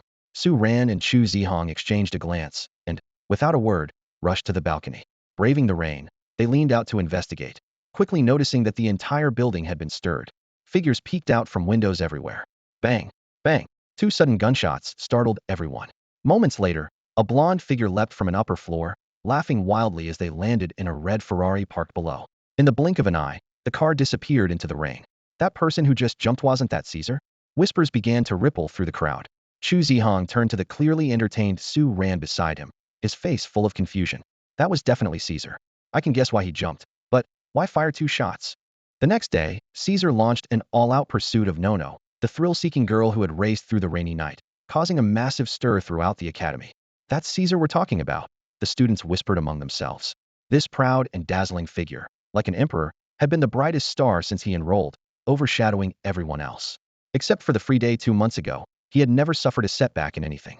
By all accounts, someone like Caesar should have been the object of admiration for countless noble socialites. It would have been perfectly normal for him to casually enjoy the attention of many admirers. But now, he had set aside his pride and was actively pursuing a girl who seemed a little eccentric. The elegant noble ladies, who had prided themselves on their grace, were taken aback. So Caesar doesn't like our type? Why didn't he say so earlier? We could have dropped the act. Even more shocking was Nono's response to Caesar's passionate courtship. She remained remarkably calm, accepting his attention with an air of reluctant indifference. This infuriated Caesar's fan club, who decided to confront her to figure out what kind of woman could captivate their idol so deeply. What they discovered was even more jaw-dropping. After joining the student council, Miss Nono had begun pushing for the expansion of the ballet troupe, personally overseeing the recruitment process and specifically selecting tall, curvaceous, and beautiful girls. This move, the fangirls' initial anger quickly turned into delight. You're building a harem for Caesar. Nono, from now on, you're our queen. Caesar, for his part, simply smiled and said, I don't fully understand what's going on, but I support it. Besides, he added, looking at Nono with a doting gaze, having such an interesting girlfriend means life will never be boring. Meanwhile, at the Norton Hall, the headquarters of the Lionheart Society, President Chu Zhihang sat silently at the head of the table. Seated to his immediate right was Vice President Su Ran, who was in the middle of announcing a significant decision. After discussing with the president, Su Ran said seriously, we've decided that, to avoid falling behind the student council in terms of soft power, we must improve our extracurricular activities. While we don't need to compete with their extravagant resources, we can no longer maintain this ascetic lifestyle. Vice President Lancelot raised his hand to ask. The Lionheart Society is a prestigious and highly selective organization. Given that only a few can join, is such a reform really necessary? Su Ran nodded in understanding. You're right, but being elite doesn't mean we have to act like humorless robots, does it? Taking a proper break is always a good thing, Su Ran said with a smile. Besides, we'll plan everything carefully to ensure it doesn't have too much of an impact on the culture of the Lionheart Society. Lancelot blinked and shifted his gaze to the silent Chu Zhihang. The latter gave a brief nod and said, I agree with Su Ran's perspective. Seeing this, Lancelot couldn't help but shake his head with a wry smile. Why does it feel like our majesty is being held hostage by a powerful minister? Who's the real president here anyway? But he quickly comforted himself internally. Although the vice president does have a bit of a scheming side, he's always handled the Lionheart Society's affairs with care. This decision must also be the result of thorough consideration. All right, since no one has any objections, it's settled then. Yes, everyone responded in unison. At this moment, Sushi slowly raised her hand. President, Vice President, the intercollegiate event with the University of Chicago is happening in a week. Should the Lionheart Society participate? Su Ran stroked his chin, looking a little surprised. So that thing in the admissions brochure wasn't just a gimmick. I thought it was just the Academy throwing money at the University of Chicago. The others present also showed similar expressions of surprise. Chu Zhihang remained silent, glancing at Sushi alongside Su Ran, waiting for her to elaborate. Sushi nodded solemnly.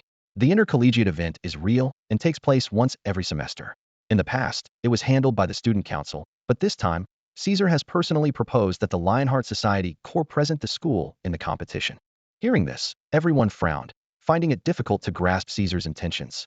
After all, during the recent free day, the two presidents had given him a thorough lesson.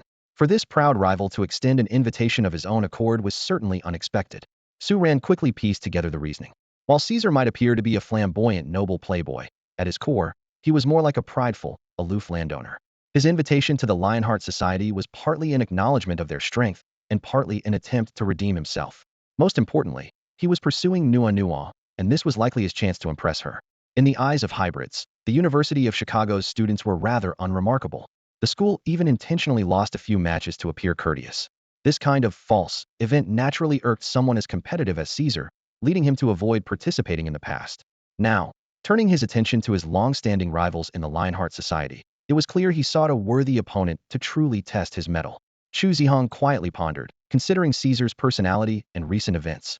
He, too, deduced the true motives behind Caesar's actions. In the past, Chu Zhihang would have undoubtedly refused such an activity without hesitation. Whether it was due to his dedication to swordsmanship or concern for the opinions of other Lionheart members, it would never have crossed his mind. However, at this moment, he simply glanced silently at Su Ran beside him and let out a faint sigh. Inform Caesar that the Lionheart Society agrees to participate in the social event. Sushi cautiously observed Chu Zhihang's expression. Seeing no trace of displeasure, she nodded in agreement. The other members quickly followed suit, praising the vice president for his wise decision. Meanwhile, at the Amber Hall, the student council's headquarters, Caesar was lounging casually on his custom-made luxury sofa. He swirled the champagne in his hand, his brows slightly furrowed as if deep in thought.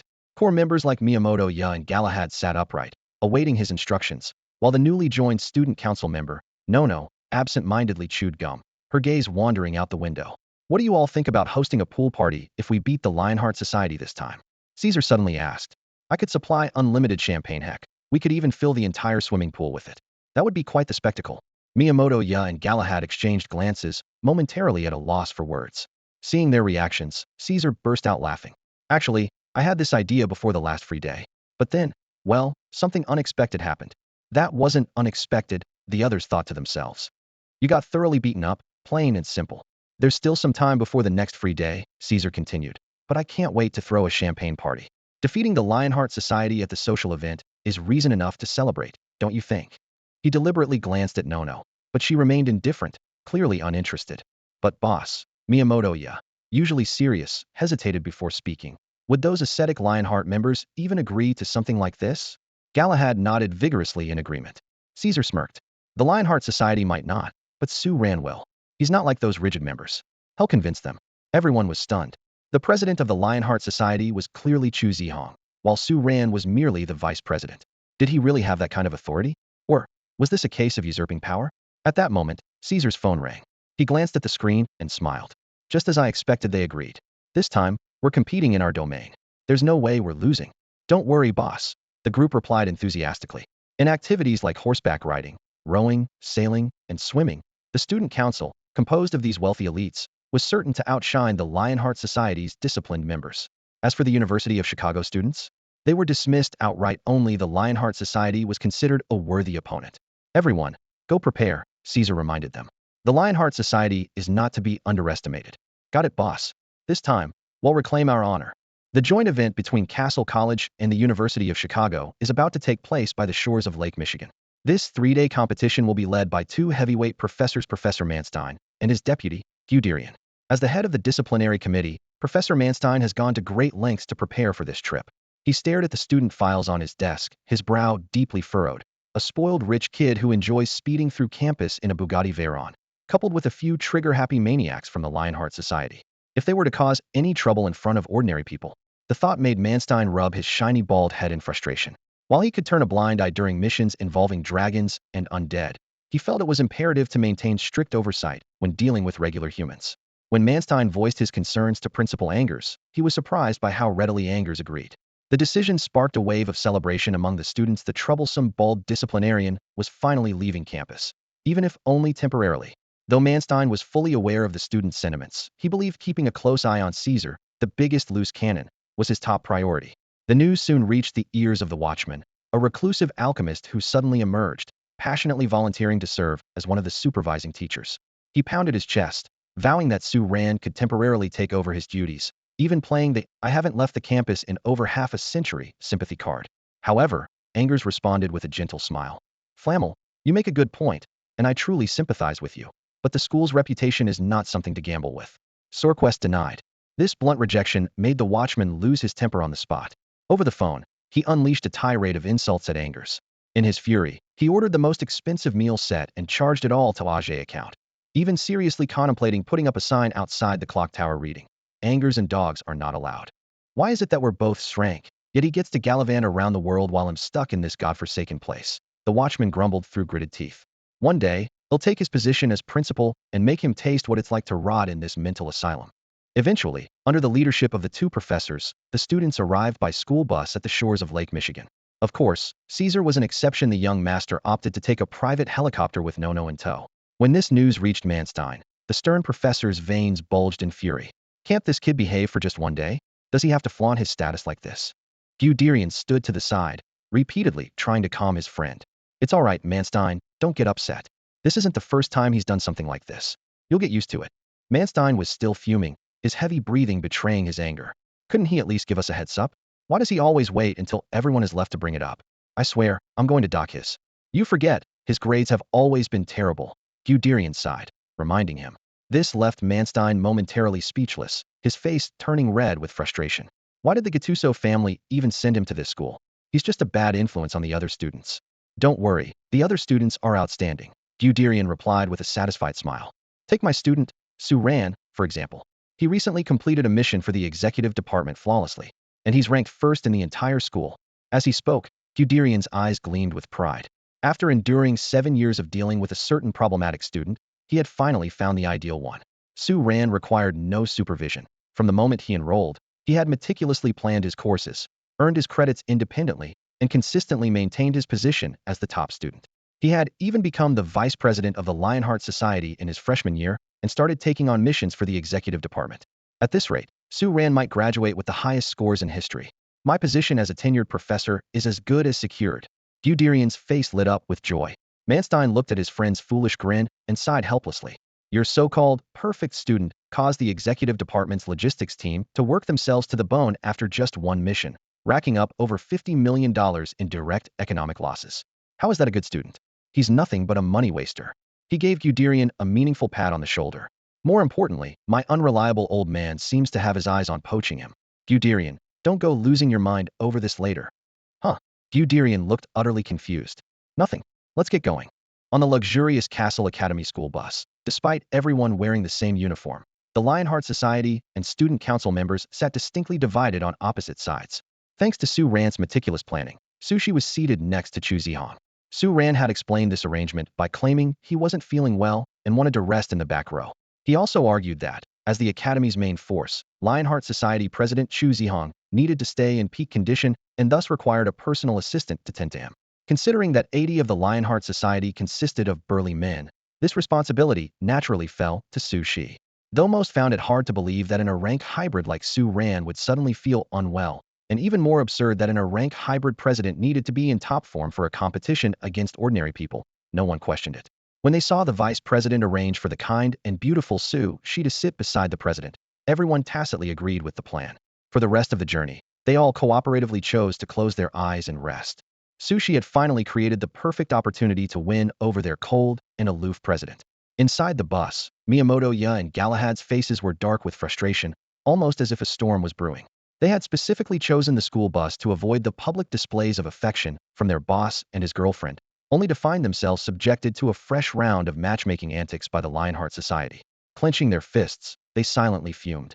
If only we were stronger, would have flipped the table by now. Chu Zhihang stood still, his gaze flickering slightly.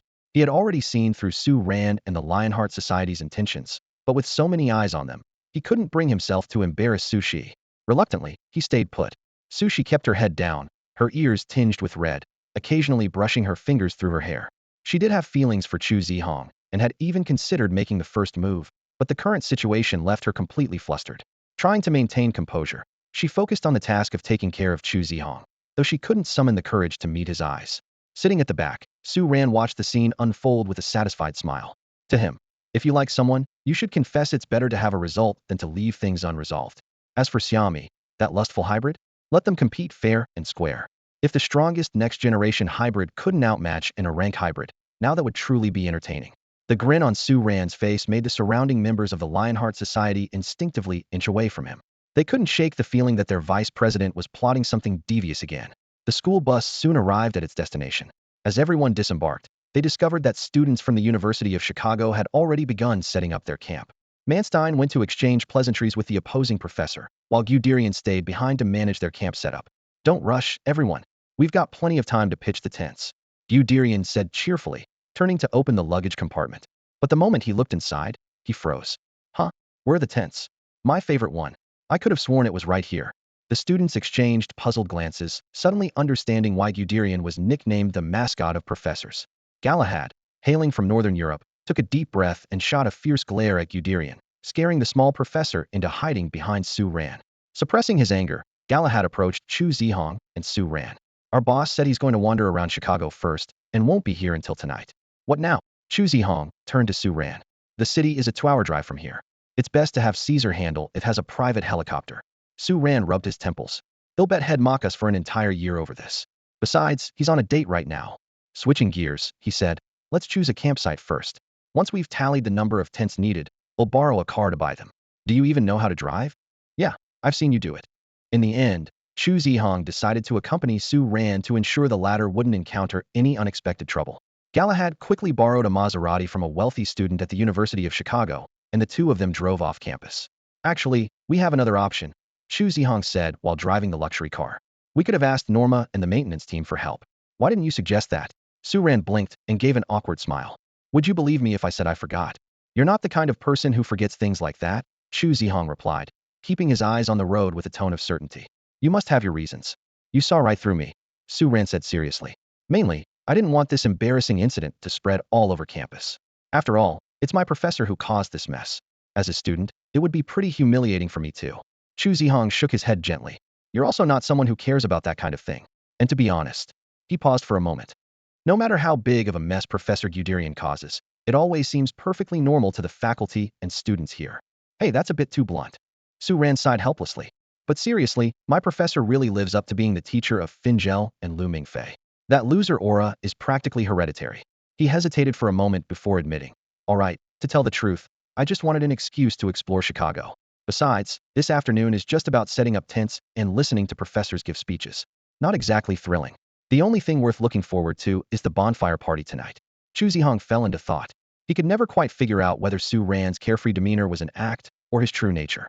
This guy, who could rival an Oscar-winning actor, always switched between personalities seamlessly, without a single flaw. Except when it came to sushi, Chu Zhihang had never truly understood Su Ran's thoughts. In fact, he often suspected that Su Ran's attempts to set him up with Su Shi carried a hint of mischievous amusement, as if he enjoyed watching the drama unfold. The two sped along and soon reached the city center. They contacted a camping supply store and purchased enough tents. Su Ran paid the full amount up front, and the white store owner patted his chest, assuring them the delivery would arrive by 6 p.m. After leaving the store, Su Ran dragged Chu Zhihang along for a stroll through the streets of Chicago. As they passed a luxurious restaurant, they both noticed some familiar figures inside. Before Su Ran could say anything, Chu Zhihang had already reversed the car. Through the window, they observed the scene inside. Although Chu Zhihang's expression remained calm, Su Ran knew his eyes were undoubtedly filled with curiosity because his own were too. Inside the upscale restaurant, the most striking figure was a man with shoulder-length blonde hair. He resembled a proud lion, his features as exquisite as a Greek sculpture. Dressed in a custom-made, pure white handcrafted evening suit, he exuded an extraordinary air of refinement, with every gesture radiating aristocratic elegance. In an upscale restaurant, a striking pair of a man and a woman drew everyone's attention. The man, dressed in a tailored suit, exuded elegance and sophistication with every gesture. In contrast, the woman beside him seemed completely out of place. With her striking deep red hair, her delicate features stood out against her casual attire. White canvas sneakers, slim-fit washed blue jeans, a white tank top casually layered with a blue-striped short shirt. She looked every bit like the girl next door. Standing before the pair were two tall American girls. The one on the left had shoulder-length chestnut hair and wore an off-the-shoulder white top paired with a cherry blossom pink skirt, perfectly highlighting her graceful neckline and collarbones. Her long legs added to her sweet and charming aura. Beside her, her friend was a picture of elegance. Her light golden hair cascaded over her shoulders, and her black off-the-shoulder dress accentuated her slim waist, with its tailored design emphasizing her mature and sophisticated demeanor. At this moment, the two friends stood with reddened eyes, speaking to the man and woman in front of them with visible grievance.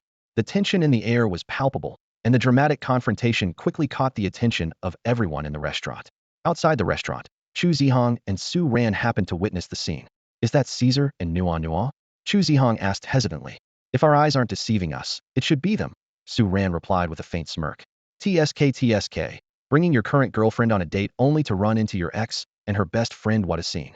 Watching Caesar occasionally stealing nervous glances at Nicanor beside him, Chu Zhihang quickly pieced things together and remarked, "What a small world." "It's not that surprising, actually," Su Ran explained. "With Caesar's family background, the circle of girls who could date him is pretty small, and there are only so many places they'd go for a date. Running into each other is bound to happen." Chu Zhihang thought for a moment and nodded in agreement. "You have a point, but I'm more curious about how he's going to handle this situation." Before he could finish his thought, he noticed Su Ran had already taken out her phone and started recording. "What are you doing?" "Caesar's scandals are rare commodities. Posting this online could fetch a good price," Su Ran said with a grin. "Aren't you worried he'll come after you?" "Huh?" Su Ran raised an eyebrow. "Caesar doesn't care about this kind of thing. Besides, he can't beat me anyway." Recalling Caesar's personality and Su Ran's abilities, Chu Zhihang couldn't deny the logic in her words. But he was still bewildered. How could someone as proud as Caesar tolerate two women being so openly confrontational in front of him, especially with his newly official girlfriend right there? Chu Zhihang stood to the side, witnessing a scene that took him by surprise. A girl was clutching Caesar's collar, tears streaming down her cheeks as she screamed accusations at him with all her might. What shocked him even more was that Caesar, despite his darkened expression, did not push the distraught girl away. Could it be that the innate romance of Italian men compels them to always show tolerance towards someone they once cared for? Chu Zhihang's face remained stoic, but his thoughts raced. The Caesar before him seemed vastly different from the arrogant, overbearing figure he had come to know. How could someone so proud endure such blatant disrespect? Su Ran, standing with her back to him, explained calmly. "Everyone has a wounded child inside them. What we show on the surface is often just a facade. No one completely bears their soul to others. Just as you have your reasons for mastering the art of blood rage, Caesar's almost indulgent chivalry toward that girl must have its own justification." Chu Zhihang nodded thoughtfully, his gaze resting on Su Ran's back. He wanted to ask, "And what about you? Do you have a wounded child in your heart too?" But in the end, he chose silence. He believed that true friends didn't need to interrogate each other. If the other person wanted to share, they would do so willingly. At that moment, the scene before them took an unexpected turn. Nicanor, as if unable to tolerate it any longer, stepped forward and positioned herself in front of Caesar. With a sharp slap, she knocked the girl's hand away from Caesar's collar. Towering over them, she scolded the two girls with such authority that they were left dumbfounded. The girl who had always seemed dismissive and unremarkable in their eyes now radiated a commanding presence. Caesar's eyes lit up instantly, and a smug smile tugged at the corners of his mouth. But the moment he realized he was being protected by his girlfriend, his expression grew complicated. In the next second, he decisively pulled Nicanor behind him, stepping forward to confront the two girls himself. His demeanor turned serious as he spoke to them. The girls' expressions quickly shifted from arrogance to shock, and finally to a grudging sense of shame. They bowed apologetically to Nicanor before fleeing in embarrassment. Chu Zhihang murmured after a moment of silence, narrowing his eyes. "They do seem like a good match, but something about it feels off. I can't quite put my finger on it, but there's this sense of incongruity." Su Ran turned to him with a surprised glance. "You're usually so perceptive. How is it that when it comes to your own feelings, you're so oblivious?" "I guess it's true what they say. Those involved in the situation are the most confused, while onlookers see everything clearly." She knew exactly where the incongruity stemmed from. This relationship, so far, was entirely built on Caesar's one-sided effort. Chen Modong's eyes flickered with a hint of confusion. What she sought was not love itself, but the sense of security she had always yearned for. Despite her habit of presenting a strong and assertive front, beneath that tough exterior lay a heart that was exceptionally fragile. She once said her ideal partner must be someone who could make her believe he would always stay by her side. No matter where she was, with just a single thought, that person would appear instantly. Even if the whole world couldn't find her, he would be the one to locate her. Her words revealed a profound dependence and insecurity, a true reflection of her innermost self. Su Ran watched Nua's departing figure thoughtfully. This girl had been searching all along for someone who belonged entirely to her. Someone who would value her above life itself, never abandon her, and always be ready to sacrifice everything for her. This almost obsessive longing was both poignant and heart-wrenching. No wonder Lu Mingfei is so captivated by her, Su Ran thought. That boy who never seems to grow up is, in some ways, so much like her. As he watched the two girls leave the restaurant, Su Ran let out a soft sigh and gestured for Chu Zhihang to start the car. Old Chu, Su Ran turned to glance at Chu Zhihang, who was focused on driving. If you ever meet a girl you like, don't let her go. With your personality, anyone who can touch your heart must be extraordinary. And if there's something you can't handle, you can always come to me for help. Chu Zhihang frowned slightly, turning the steering wheel as he asked, "Are you talking about Su Shi?" Su Ran crossed his arms and let a meaningful smile play on his lips. Ha, who knows? When Su Ran and Chu Zhihang returned to the camp, the tents were already neatly set up on the open ground. In the distance, a private helicopter was slowly descending, and Caesar and Nono gracefully stepped out of the cabin, clearly having arrived ahead of them. The scene immediately drew the attention of the University of Chicago students present. Although the faculty and students of Cassell College were long accustomed to Caesar's almost flamboyant penchant for luxury, such an ostentatious entrance at an intercollegiate competition was undeniably over the top. Professor Manstein's face darkened as he strode towards Caesar with large, purposeful steps. As the student council president, you abandoned the tasks assigned to you by the school just to go on a date? His voice trembled slightly with anger. Can't you tone down that pompous aristocratic demeanor of yours? As for Nono, the professor merely gave her a meaningful glare but refrained from further reprimand. Caesar, unperturbed, adjusted the collar of his shirt with a composed smile. Professor, the student council members are all elites. There's no need to treat us like children. He raised an eyebrow. As for the date, that's my personal freedom. And the private helicopter, he tilted his head, feigning confusion. Isn't it just an ordinary mode of transportation? Manstein was on the verge of losing his temper, but Gudrian, quick to react, stepped in and restrained his visibly enraged friend. Calm down, he said, holding the furious professor tightly. You're a professor. You can't resort to punishing students. In the upcoming competition, you'd better perform exceptionally well. Manstein threatened through gritted teeth. Or he'll deduct all your grade points. Caesar shrugged nonchalantly. Of course, professor. But a confident smile played on his lips. My opponents are hardly ordinary people. Gudrian, concerned, interjected. Caesar, we're here for an intercollegiate exchange. Can you at least try to go easy on them? He knew all too well that while Caesar's academic record was a disaster disrespecting teachers, violating school rules, damaging property, and barely scraping through exams and essays, she excelled in all the activities commonly associated with the aristocratic elite, thanks to the meticulous grooming by the Gattuso family. It was clear that the University of Chicago was in for a tough time during this event. However, Caesar disagreed with this perspective. If they can't even face failure, wouldn't that make their lives even more of a failure? His tone grew unexpectedly serious.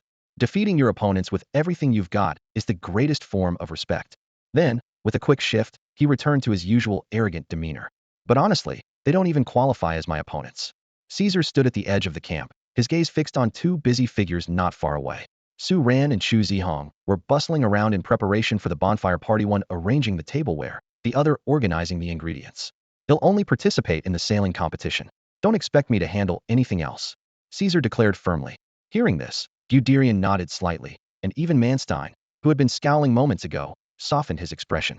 Both professors knew Caesar was a man of his word, and his proud nature ensured he wouldn't bully the weak. With this reassurance, they silently breathed a sigh of relief and turned to leave. Are you sure Chu Zhihang and Su Ran will compete with you in the sailing race? Nono asked doubtfully as she watched the professors walk away. Huh, if they're afraid, they can just surrender outright. Caesar raised an eyebrow smugly, his eyes gleaming with anticipation. No, what do you think? Should I hire an artist to capture the historic moment of their surrender? I could hang it in the most prominent spot in the student council room. He rubbed his chiseled jaw as he spoke, his tone dripping with self-satisfaction.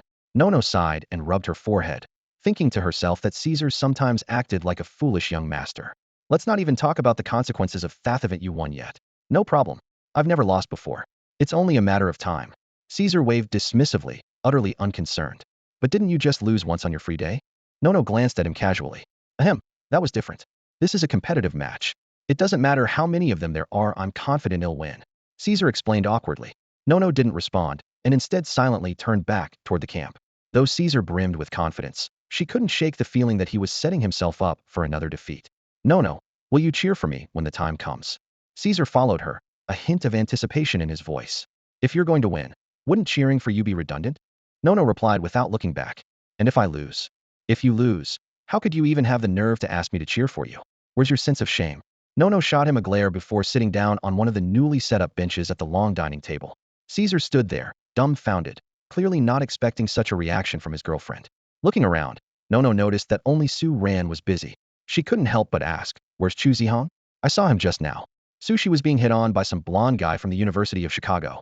I sent him over to get rid of that annoying guy. Su Ran replied without looking up as she adjusted the wine glasses. Oh, a hero saving the damsel in distress, huh?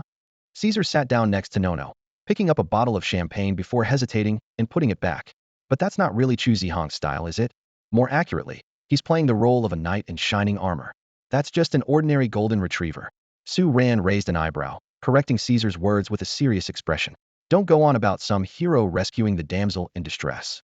With Sushi's skills, she could take down her opponent in no time, splitting them into 18 pieces. His gaze fell on the champagne Caesar had just placed back on the table, a hint of doubt in his eyes. Caesar noticed the look and, for once, furrowed his brow as he explained. Champagne is meant for celebrating with everyone. Do you have some misunderstanding about me? I am a polite person, not some unruly playboy with no manners. Hearing this, Su Ran's lips curled slightly into a skeptical smirk as he sized up Caesar. Are you sure you're talking about yourself? Polite. He couldn't help but chuckle. A brat who constantly stirs up trouble for his uncle and managed to make enemies on the first day of school is talking to me about manners? Sounds like a joke. Even Nono, standing nearby, cast a surprised glance at Caesar. However, Caesar remained oblivious, standing tall and proud as if he were completely unbothered. All right, I'll take your word for it. Not like believing you cost me anything. Su Ran shrugged and shifted the conversation. But why were you guys late today? Nono elegantly picked up a stray grape from the table with her slender fingers. Her curiosity piqued as she looked at Su Ran. In her mind, Su Ran and Chu Zhihang were always punctual, even when dealing with something like setting up tents. Being late was unusual. We wandered around Chicago and caught a good show along the way. Su Ran replied with a cryptic smile. Nono gave him a puzzled look, still unable to decipher what this peculiar guy was thinking. Caesar's lips curled into a knowing grin. I didn't expect you two to be the type to enjoy stirring things up. Why not? A mischievous glint flashed in Su Ran's eyes. We happened to catch you in the middle of some drama taking your new girlfriend on a date and running into your ex. I even recorded a video. But he kept that last part to himself. After all, that footage could be worth something. You didn't come all this way just to exchange pleasantries, did you? Nono tossed the grape into her mouth, chewing as she spread her hands. I'll stay out of whatever business you men have. Caesar immediately stood up, meeting Su Ran's gaze with a serious expression. I'm here to issue a challenge. So, what's the competition? And what's the wager? Su Ran asked, unfazed. It wasn't surprising at all. Someone as prideful as Caesar would never take defeat lying down. Word had it that Caesar, spurred by the competition with Su Ran and Chu Zhihang, had already applied to become an intern for the executive department. Although his application was temporarily stalled due to his stellar reputation and his status as the heir to the Gattuso family, knowing Caesar, he'd probably have it sorted by the end of the semester. Sailing race. Caesar grinned broadly, looking as eager as an overexcited golden retriever. What do you say? If you're too scared, just admit defeat right here. Su Ran frowned in mock difficulty and spread his hands. But we're not like you privileged types, we have no idea how to sail. Winning a competition in a field where your opponent is completely inexperienced, does that really give you a sense of accomplishment, Caesar? Su Ran spoke in a calm tone, his face carrying an almost innocent expression. Yet his words left Caesar momentarily stunned in place. The nobleman from the Gattuso family stared at Su Ran in disbelief, carefully observing his composed demeanor and steady heartbeat. Once he confirmed Su Ran wasn't joking, Caesar's brows furrowed tightly. What's there to be proud of in a victory like this? There's absolutely nothing to take pride in. Caesar's voice carried a hint of displeasure, though he quickly added, however, if you can offer me the right terms, I might consider agreeing to join this competition. As soon as he said this, Caesar shot to his feet, visibly angry. I'm not the kind of person who takes advantage of an opponent. If my opponent was missing an arm, I'd tie one of mine up before the duel. Su Ran's lips curled into a teasing smile. I thought you'd say you'd chop off one of your own arms. Caesar's face instantly darkened. I'm proud, not stupid. I still have to live after winning a duel. Why would I do something so ridiculous? Haha, relax, Su Ran chuckled lightly. Chu Zhihang and I will participate. Our performance at the academy has always been top-notch. Learning to sail won't be a problem for us.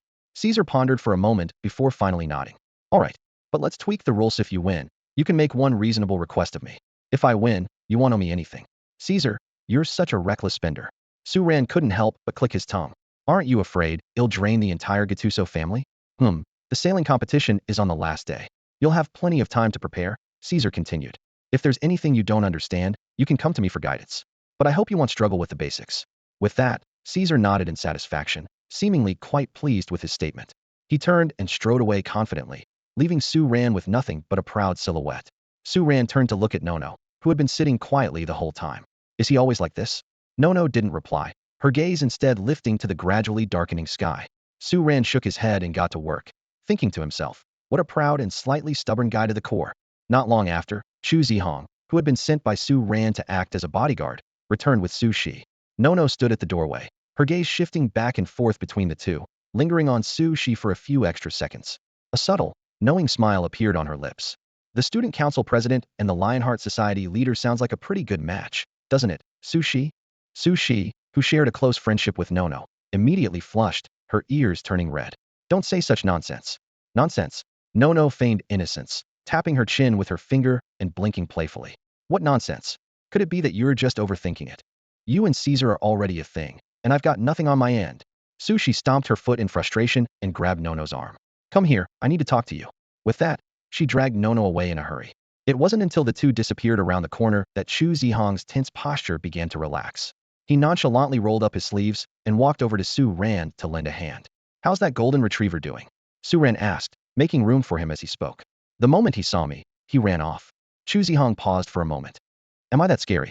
Maybe it's your overwhelming aura, Su Ran replied with a chuckle, thinking to himself that while Chu Zhihang was surprisingly humorous in private, he could indeed be quite intimidating to outsiders.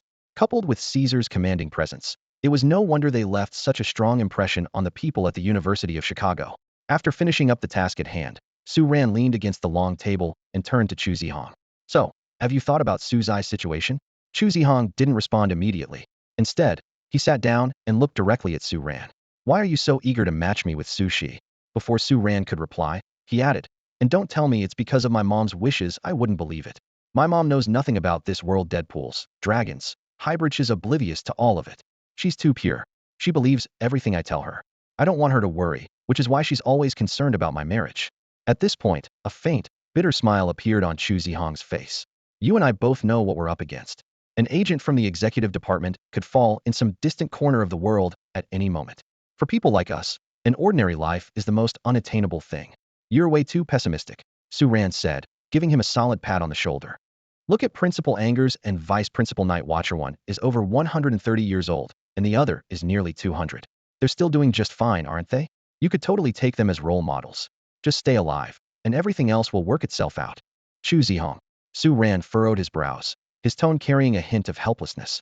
Although what you're saying makes some sense, using those two as examples seems a bit inappropriate. Principal Angers is one thing, but that vice principal who spied on girls during swimming class, that's just insulting to me. He paused for a moment, trying to find the right words. Ahem.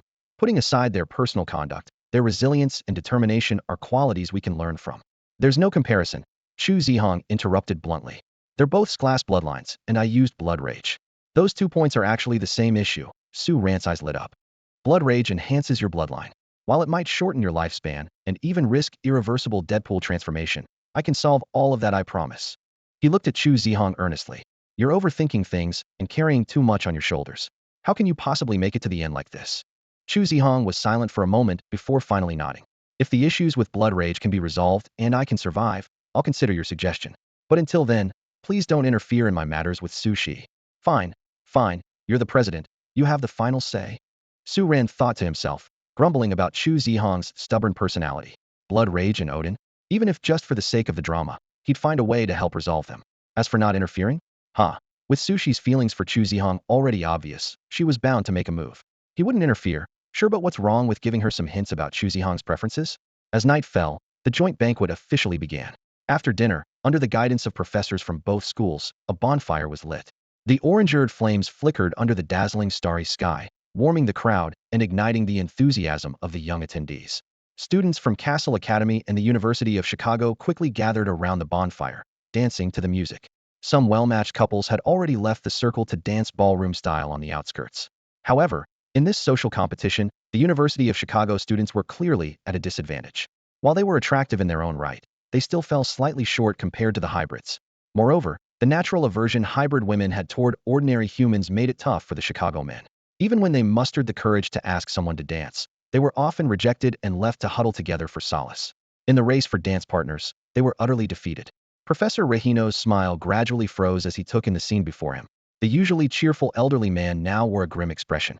The University of Chicago had always been at a disadvantage during the bonfire mixer, but this year's situation was particularly dismal. The team from Cassell College was exceptionally strong.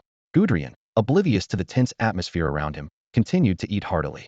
Beside him, Manstein watched the scene and shook his head helplessly. As a proud hybrid himself, he couldn't force his students to deliberately show mercy to the University of Chicago. His gaze swept over a few figures behind him, and a faint smile tugged at his lips. Our aces haven't even stepped in yet. If Caesar, Nono, Chu Zhihang, Su Ran, and Su Shi had joined earlier, the other side wouldn't even have their underwear left. Caesar couldn't help but laugh at the sight. In his eyes, no matter how low-key the event, as long as he could dance with the one he loved, it was the grandest of occasions. With confidence radiating from him, he approached Nono and bowed elegantly. Nono, may I have the honor of this dance? Nono placed her hand on his without a flicker of emotion, though a sly glint flashed in her eyes. So many girls are waiting for a chance to dance with you. Are you sure you want to waste your time on me? Caesar blinked his ocean blue eyes. What could be more meaningful than spending time with my girlfriend? Just one dance. Your wish is my command, my lady. As the pair stepped into the dance floor, the atmosphere instantly ignited. Caesar, with his undeniable leader-like charisma, captivated everyone with his exceptional dance moves. In mere moments, he and Nono became the center of attention, drawing all eyes, even from girls who already had partners. They couldn't help but glance repeatedly at the dazzling blonde man. However, the crowd's focus soon shifted to Su Ran and the two others nearby. At Cassell College, everyone knew that the only ones who could rival the student council president Caesar were the two presidents of the Lionheart Society. The students from the University of Chicago followed the gaze of the crowd and were quickly drawn to the trio. Su Shi, with her jet black hair and delicate features, exuded a gentle and refined elegance. Her slender figure, while not breathtaking, carried an unmistakable grace. Chu Zhihang, tall and lean, had short, sharp black hair and features as chiseled as a blade. His entire presence radiated a cold, cutting edge. Su Ran, also with short black hair, had a lean and well-proportioned build. His features were softer compared to Chu Zhihang's, and a playful glint lingered in his deep-set eyes. I don't dance, and am not interested, Su Ran said first, breaking the silence under the weight of the crowd's stares. You've said it all. What else is there for me to say? Chu Zhihang followed. Su Shi, let's go. All right, Su Shi replied softly, placing her hand in Chu Zhihang's. She gazed into his eyes and said gently, once you hold on, don't let go, okay? Chu Zhihang froze for a moment, clearly catching the deeper meaning in her words. He held her hand silently as they moved forward. After a long pause, he finally said, I won't let go until this dance is over. Su's lips curved into a faint smile. It wasn't the answer she had hoped for, but it was a beautiful start nonetheless. Watching the pair step into the dance floor, Su Ran smirked. At that moment, noticing that he was still alone, several girls summoned their courage and began to approach him. Su Ran politely declined the invitation to dance, citing discomfort. He stood quietly to the side, his gaze drifting to the lively crowd, and discreetly finished the remaining champagne in his glass. As the system panel refreshed with yet another drinking one notification, a deep sense of boredom crept over him. As the night deepened, the bonfire party gradually came to an end, and the crowd began to disperse. Su Ran returned to his tent and soon fell into a deep sleep. Over the next 2 days, students from both schools engaged in a series of friendly competitions, including rowing, swimming, and equestrian events. During this time, Su Ran and Chu Zhihang stayed busy as well. They had Norma gather information on sailing and diligently observed and studied sailing techniques firsthand. On the third day, the long-awaited competition day arrived. Su Ran and Chu Zhihang, accompanied by members of the Lionheart Society, made their way to the lakeshore, where Caesar and the student council members were already waiting. As for the competitors from the University of Chicago who had arrived alongside them, it seemed no one paid them much attention. Professor Reginos, however, was confident in victory. This time, they had come well prepared, bringing along an expert who had competed in the America's Solo Sailing Championship. In his mind, the championship was already in their grasp. Caesar approached Su Ran and Chu Zhihang, his piercing blue eyes carrying a scrutinizing gaze. How much have you managed to grasp? There's still time to back out, he remarked. To him, no matter how strong their academic performance was, theoretical knowledge alone was far from enough to master sailing. He thought proudly of his own experience crossing the Adriatic Sea at the age of 15. The waters of Lake Michigan were hardly a challenge for him. Chu Zhihang, as stoic as ever, responded curtly, "No need. We're confident." His cold and distant demeanor visibly annoyed Caesar, who couldn't fathom why so many girls at school were infatuated with someone so emotionless. Turning his attention to Su Ran, Caesar asked, "And what about you?" Su Ran glanced at the system panel brimming with an extensive list of skills. Spotting the sailing skill, he smiled meaningfully and said, "Don't forget about our agreement, okay?" That smile sent an inexplicable chill down Caesar's spine, as if he had just walked into some kind of trap. But he quickly dismissed the thought. Caesar stood by the shores of Lake Michigan, his brows furrowed in thought. He carefully reviewed the findings of the past 2 days' investigation. Su Ran and Chu Zhihang had indeed never been involved in sailing. This discovery made him even more certain. No matter how talented they were, it was impossible for them to master such a skill in just 2 days. "Oomph, of course I remember. But don't just talk big," Caesar said coldly, tossing out the remark before turning and striding away. The students from the University of Chicago who had gathered to watch exchanged confused glances, whispering among themselves, "Aren't they from the same school? Why do they seem like rivals?" When Caesar excitedly arrived at the shore, what he saw left him momentarily stunned. His partner Galahad, a tall, burly Nordic man, was squatting nearby with a pitiful expression. Meanwhile, Caesar's personal sailboat was now in the hands of someone completely unexpected. "Well, isn't this quite the surprise?" Caesar broke into a brilliant smile and strode forward. "I didn't think you'd show up." Nona was intently fiddling with the sailboat she had snatched from Galahad, her slender fingers occasionally tapping its hull, her eyes sparkling with interest. "I only said I wouldn't cheer for you. I never said I wouldn't compete. Your choices are always so surprising," Caesar said, his mood visibly lifted. "Shall we cheer each other on then?" Though Galahad's skills might be superior, partnering with his girlfriend was undoubtedly more enjoyable than teaming up with a Nordic giant. The thought evoked a sense of unity between couples being unstoppable. "Cheer each other on." Nona rolled her eyes. "Forget it. I never said I was going to be your partner. In this race, we're opponents too." Wait a second. Caesar suddenly realized something. For people from the University of Chicago Lionheart members, Chu Zhihang and Su Ran. Plus you telling me I have to face 7 competitors on my own? And one of them is supposed to be on my side? This doesn't sound fair at all. He spread his hands in mock exasperation. "Oh well, it's you, Nono, after all." Regardless of the odds, Caesar was brimming with confidence in his victory. "Boss," Galahad finally couldn't hold back. "You're really just abandoning me like this? As the top athlete in the student council after you, I've been looking forward to competing alongside you for so long. How could you choose beauty over loyalty?" Caesar could only shrug helplessly, signaling that there was nothing he could do. Watching this scene, Galahad let out a long sigh, as if he had finally grasped the true meaning of beauty as the root of trouble. The race began soon after, with straightforward rules. Complete 1 lap along the designated course to claim victory. At the sharp crack of the starting pistol, 8 individual sailboats surged away from the shore. They first navigated cautiously through the shallows, then began adjusting their sails to catch the wind and accelerate across the lake. On the vast, azure surface of Lake Michigan, the 8 vibrantly colored sailboats darted like butterflies in pursuit. Drawing on his extensive experience and superior equipment, Caesar naturally took the lead. Close behind him were a pair of twin sisters from the University of Chicago. These tall, coordinated girls not only kept a relentless grip on Caesar's position, but also focused on defending against Nono, leaving her no chance to overtake. Although Nono came from a well-off family and often sailed for leisure, this was her first time participating in an official competition. Faced with deliberate blockades from professional competitors, she was clearly at a disadvantage. After 2 failed attempts to break through, she decisively changed her strategy and temporarily stayed behind the twin sisters' boat. However, those who knew her well understood that this stubborn girl would never give up easily. Even if she appeared to concede for the moment, she was undoubtedly waiting for the right opportunity to strike back. Behind them, 4 sailboats advanced side by side. From left to right were Su Ran, a Chicago sailboat, Chu Zhihang, and another Chicago sailboat. The 2 Chicago boats were clearly not on the same level as the leading twin sisters team, and their true motive soon became apparent. They were there solely to hold back Su Ran and Chu Zhihang. Even in the face of headwinds, they clung tightly to the 2's boats, attempting to slow them down through legal blocking and interference. Su Ran and Chu Zhihang, though understanding the value of such tactical coordination, couldn't help but find it amusing. After all, they were hybrids world-class even without resorting to their abilities. Moreover, they were among the top 3 most gifted bloodlines at Cassell College. The only reason they tolerated the interference for now was to familiarize themselves with operating the sailboats. By the halfway point of the race, Caesar and his group of 4 had already pulled a significant lead. The 2 blocking competitors finally lowered their guard, assuming Su Ran and Chu Zhihang had no chance of catching up.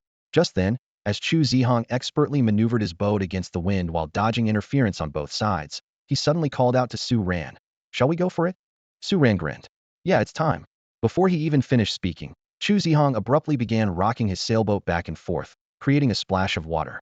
Seizing the moment, Su Ran harnessed the wind and accelerated sharply, his boat tilting forward like an arrow released from a bow, breaking through the blockade.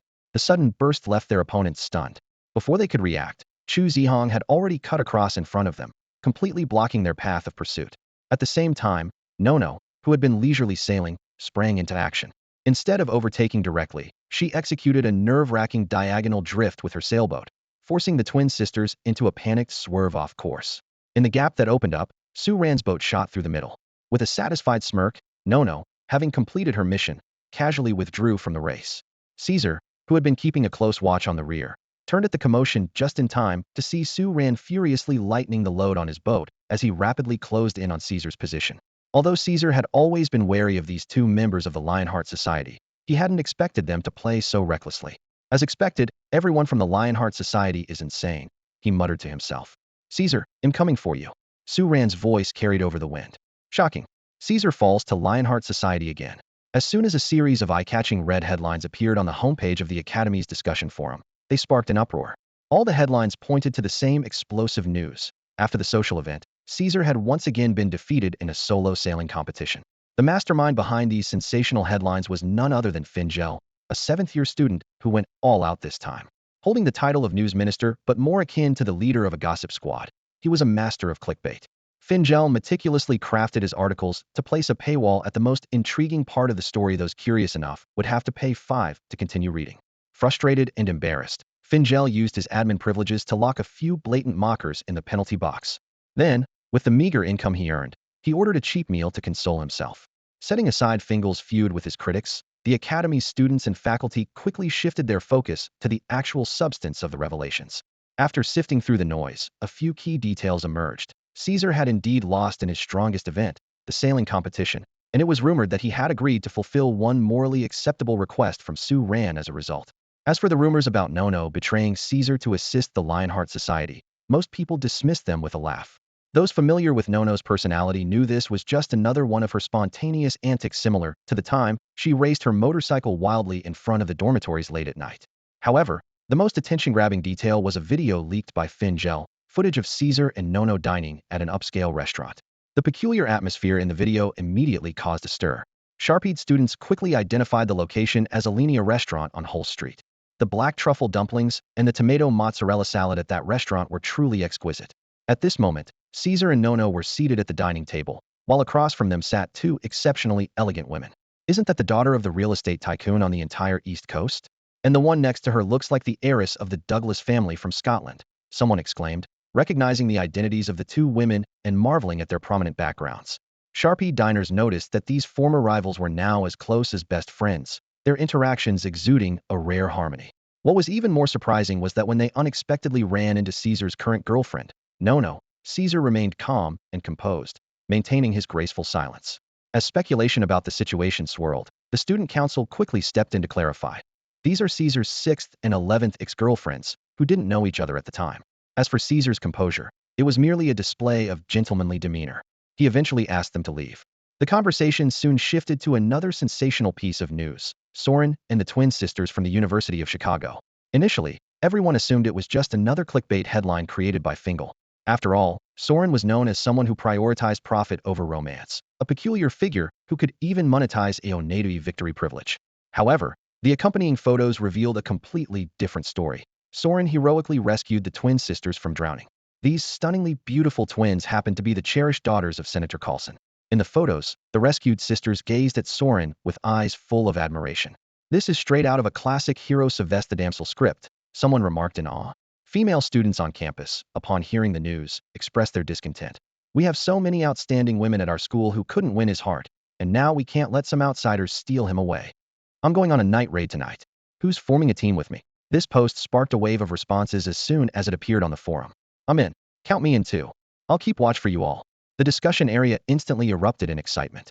Someone started analyzing the targets. Caesar's already taken, and Chu Zhihang shares a dorm with Su Ran. "Let's get both of them tonight. We can't let those outsiders take the elite of our hybrids." Sitting in front of his computer, Su Ran watched the increasingly off-topic discussions and quietly exited the forum. He took a sip from his teacup and turned to his roommate, who was engrossed in a book. Old Chu, let's head out tonight and avoid all this, Su Ran suggested. Although he'd always treated Professor Guderian's warnings as a joke, seeing the fierce hybrid girls seriously forming teams made Su Ran reconsider the gravity of the situation. He had believed no one would actually go through with a night raid. What about conscience, morality, or shame? But reality was proving wilder than he had imagined. Chu Zhihang put down his book, a rare glint of curiosity in his eyes. Are you sure nothing happened between you and the sisters, Selena and Elaine? Would you do anything with girls you just met? Su Ran shot back. Without hesitation, Chu Zhihang shook his head. Of course not. But you would. Like that time during your mission. Stop. Su Ran interrupted immediately. Didn't we agree never to bring that up? Old Chu, you're being so unfair. Chu Zhihang blinked innocently. I'm just stating facts to support my point. Su Ran sighed, rubbing his temples in frustration. I really don't have any intentions. They just invited me to spend Christmas at their house so their parents could thank me in person for saving them. Besides, their falling into the water was partly my fault. Chu Zhihang pointed at the rapidly updating forum posts. They claim that's a classic move to win over girls. You're just more sophisticated than they are. Su Ran gave up on explaining altogether. The truth was, those two girls were indeed interested in him. They left him notes, even hinting at the possibility of dating both of them at the same time. They were undeniably beautiful, with stunning figures, and stood out even among hybrids. But he genuinely felt nothing for them. What annoyed him even more was Fingal selling him Caesar's video at a low price wasn't enough. He also had to spread rumors, causing all this trouble for Su Ran. The main issue is tonight's night raid. Su Ran said seriously. You're not really planning to stay in the dorm and wait for it, are you? Chu Zhihang thought about it carefully and nodded. While they were strong, it was still wise to avoid a group of impulsive girls. Where to? The library, Su Ran had already planned. Staying in the dorm or at Norton Hall isn't safe, and going to another student's place might get us betrayed. The library is the safest bet. The two quickly reached an agreement. After packing a few essentials, they quietly left the dorm. Shortly after the two arrived at the library and found a suitable spot, ready to take a nap, their phones buzzed almost simultaneously. It was a task notification from Norma. Is the executive department really this short-staffed? They won't even spare us during Christmas, Su Ran muttered, rubbing his chin while frowning at the message. Chu Zhihang's expression turned serious. Professor Schneider didn't mention it, but unless the executive department's agents suffered significant losses, this frequent mobilization of students is highly unusual. It might be due to some critical operations causing a manpower shortage. A glimmer of understanding flashed in Su Ran's eyes, as though he had already seen through the school's intentions. What's your mission? According to regulations, the content of executive department tasks couldn't be disclosed to unauthorized individuals. However, in situations like this, as long as it wasn't discovered, it was as though it never happened. Egypt, Chu Zhihang said, lowering his gaze. Local agents discovered a set of alchemy equipment among the burial artifacts in a small pyramid, but it was quickly seized by an unknown faction. I need to retrieve it within 3 days. I'm heading to Fog City. A ghost that disappeared over a century ago has apparently returned from hell, Su Ran said in a calm tone. Be careful, Chu Zhihang cautioned. If it really is the one from 100 years ago, its bloodline could be extremely dangerous. Su Ran quickly skimmed through the information on his phone. It doesn't seem like it. If it were that dangerous, the principal would have taken care of it personally. Chu Zhihang didn't reply, but he thought to himself that based on the power Su Ran exhibited last time, the principal might specifically assign him high-risk missions. Just then, a new message from Norma arrived. Good evening, Cadet Chu Zhihang and Cadet Su Ran. Your flight tickets have been booked. Please confirm the flight details, pack your belongings, and prepare to depart promptly. Full mission details will be sent to your phones within 30 minutes. Please check carefully. Seems like it's urgent, Su Ran said, standing up. Let's get moving. Yeah, I need to grab Muramesa. The two quickly returned to their dorms, retrieved their weapons and gear, and left the academy, embarking once again on a journey to distant lands. In the executive department's monitoring room, Professors Manstein and Guderian received the notification that the two cadets had left campus. Yawn, Professor Guderian, dressed in his pajamas, let out a long yawn. This school, honestly, sending these kids out so late. They're still growing, you know. If they don't get proper rest, they'll age faster. I should file a complaint with the administration. Manstein's lips twitched slightly. Sometimes, he really didn't feel like dealing with his old friend. These are all urgent missions. If it's not life-threatening, it's likely to cause irreparable damage. And you're only worried about their health. You're overthinking it, Manstein. Hybrids aren't that fragile, Guderian replied lazily. Guderian paused for a moment, then shook his head and muttered softly. That won't do. I heard staying up late causes hair loss. I don't want my students ending up bald like you. One is enough. Su Ran still hasn't found a girlfriend yet. I need to talk some sense into him about getting enough rest. Manstein gritted her teeth as she listened to the old man ramble on incessantly. All right, Guderian. I was going to remind you to keep a close eye on Su Ran so my old man doesn't steal him away. But now I've changed my mind. You can just stay here as an assistant professor. With that, she turned away in frustration. Despite being annoyed by her eccentric colleague, Manstein diligently completed her administrative duties. She documented Su Ran and Chu Zhihang's mission departure and notified her vice principal father as per protocol. Even though she knew he rarely paid attention to such updates, she followed through with her report. As expected, the night watchman in the clock tower barely glanced at the message Manstein sent. Seeing that it wasn't anything concerning him, he casually tossed his phone aside and continued drinking straight from the bottle. A mission? That's perfectly normal. These outstanding hybrids need more Hansen experience. Otherwise, when the Force Sovereigns, the White King, or worse, the Black King resurrect, are we supposed to rely on us old folks to fight? He let out a loud belch, his eyes suddenly sharp. But Su Ran's luck is ridiculously bad. Last time, he stumbled into a nest of Deadpools and uncovered dragon blood elixirs and ancient alchemical artifacts. Now he's stuck with another tricky mission. He took another swig, his thoughts darkening. Could someone be targeting him? I need to figure out how to bring him under my wing. If something happens to him, the alchemy of the Flammel lineage could die out, and my twilight years would be utterly hopeless. I wouldn't even have a place to cry. Meanwhile, in a luxurious hotel room temporarily occupied by the support team, Su Enchi was lounging on the bed in a light sleepwear outfit. She was munching on potato chips while staring at stock and futures data on her laptop, a confident smile playing on her lips. Next to her, Ju Demai, dressed in a sleek black nightgown, was leisurely flipping through a fashion magazine, her long legs stretched out casually. When she wasn't running around the world completing various missions, Ju Demai's life was indeed quite laid back. At this moment, she was lazily sprawled on the sofa, flipping through a magazine, her long legs casually draped over the armrest. In the room, her best friend Su Enchi sat cross-legged on the bed with a laptop, occasionally letting out an eerie laugh. That laugh was truly unbearable. Finally, Ju Demai put down the magazine, retracted her slender legs, and cast an exasperated glance at Su Enchi. Chips, can you stop laughing like some creepy old man staring at a computer? You look like a kid sneaking off to watch something inappropriate in their room. That remark immediately ignited Su Enchi's fury. She slapped her thigh with a loud smack, jumped off the bed, and pointed at Ju Demai to start her tirade. Long legs, you've changed. Huh? How have I changed? Ju Demai instinctively touched her face and then glanced down at her impressive figure. From the curves of her chest to her long legs and slender waist, she blinked in confusion. What are you talking about? Watching Ju Demai's series of actions, Su Enchi's expression grew darker. Suddenly, a biblical story popped into her mind, and she grumbled internally. Saul has slain his thousands, and David his tens of thousands. Why does she get to be the tens of thousands? Just because of her figure? The thought nearly drove her mad. To avoid being outwitted by Ju Demai like usual, Su Enchi quickly shifted tactics, putting on a pitiful expression like a wronged wife. You never used to talk to me like this. Boo-hoo. You must have found someone new, and now you're tired of me as your bestie, right? Ju Demai felt a vain throb at her temple. While Su Enchi was easier to deal with than San Wu, once she started playing the victim, it was truly a headache. Can't you just let me read my magazine in peace? You don't get it. Su Enchi immediately perked up, her lips curling into a sly grin as she spoke with mock seriousness. Laughing is part of making money. Everything you eat and use aren't they all paid for by me? Is it so wrong for me to laugh a little while working? Her words left Ju Demai momentarily stunned. She shook her head, feeling like she was in the right, yet somehow guilty at the same time. Thinking it over, she realized that her recent irritability wasn't Su Enchi's fault. Her own family had just left a few days ago, after all. All right, it's my fault. Ju Demai relented, rubbing her temples as she stood up. I'm heading out for a walk. He'll be back in a couple of days.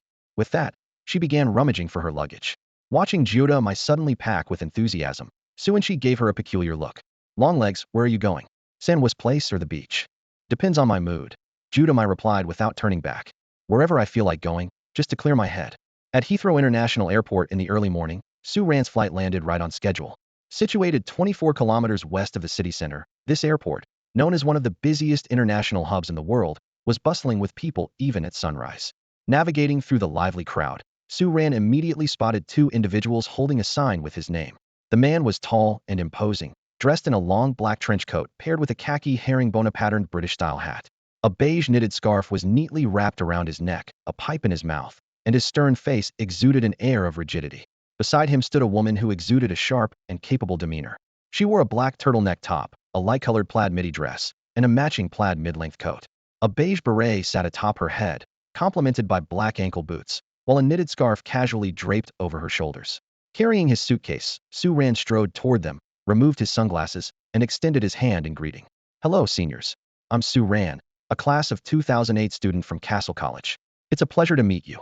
The woman gave him a quick once-over before breaking into a warm smile. The man, however, simply gave a curt nod and said coldly, I'm Audrey Williamson, class of 2003. Welcome, Agent Sue. Hello, Junior. The woman said enthusiastically as she shook Su-ran's hand. I'm Winnie DeCampbell, class of 2004. By the way, both of us were mentored by Professor Manstein, who's actually a friend of your mentor. Make yourself at home. Here there are so many fun places to explore in London. You can take your time and… Ahem. Audrey interrupted with a deliberate cough. Winnie, stop thinking about having fun. We're here for work. Winnie puffed her cheeks in protest and muttered under her breath. Work, work. That's all you ever think about.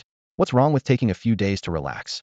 Though her words were clearly audible to the both of them, Audrey appeared unfazed, as if he was already accustomed to her remarks, and chose not to respond. Su-ran quickly grasped the situation.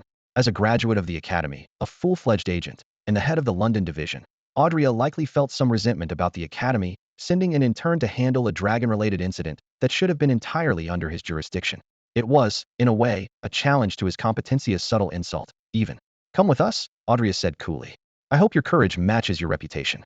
After all, you'll be facing none other than the infamous Jack. Audrey spoke softly before turning to leave, and Winnie followed with a warm, encouraging smile. Su-ran touched his nose, amused. If these two knew that a mere freshman like himself had already taken down over 100 death servants, what would they think? As for Jack the Ripper? Even a being as formidable as Nidhogg couldn't escape death. What's one Jack compared to that? Carrying his briefcase, he followed the two through the bustling airport terminal. The trio got into a black taxi and headed toward the British division. The passing London streets outside the window reminded Su-ran of the secret party's history. Founded in Europe, this continent was the true center of its power. While the Cassell Academy was located in the New World, Europe had always been the core of the organization's influence. The British Isles, however, held a somewhat unique position.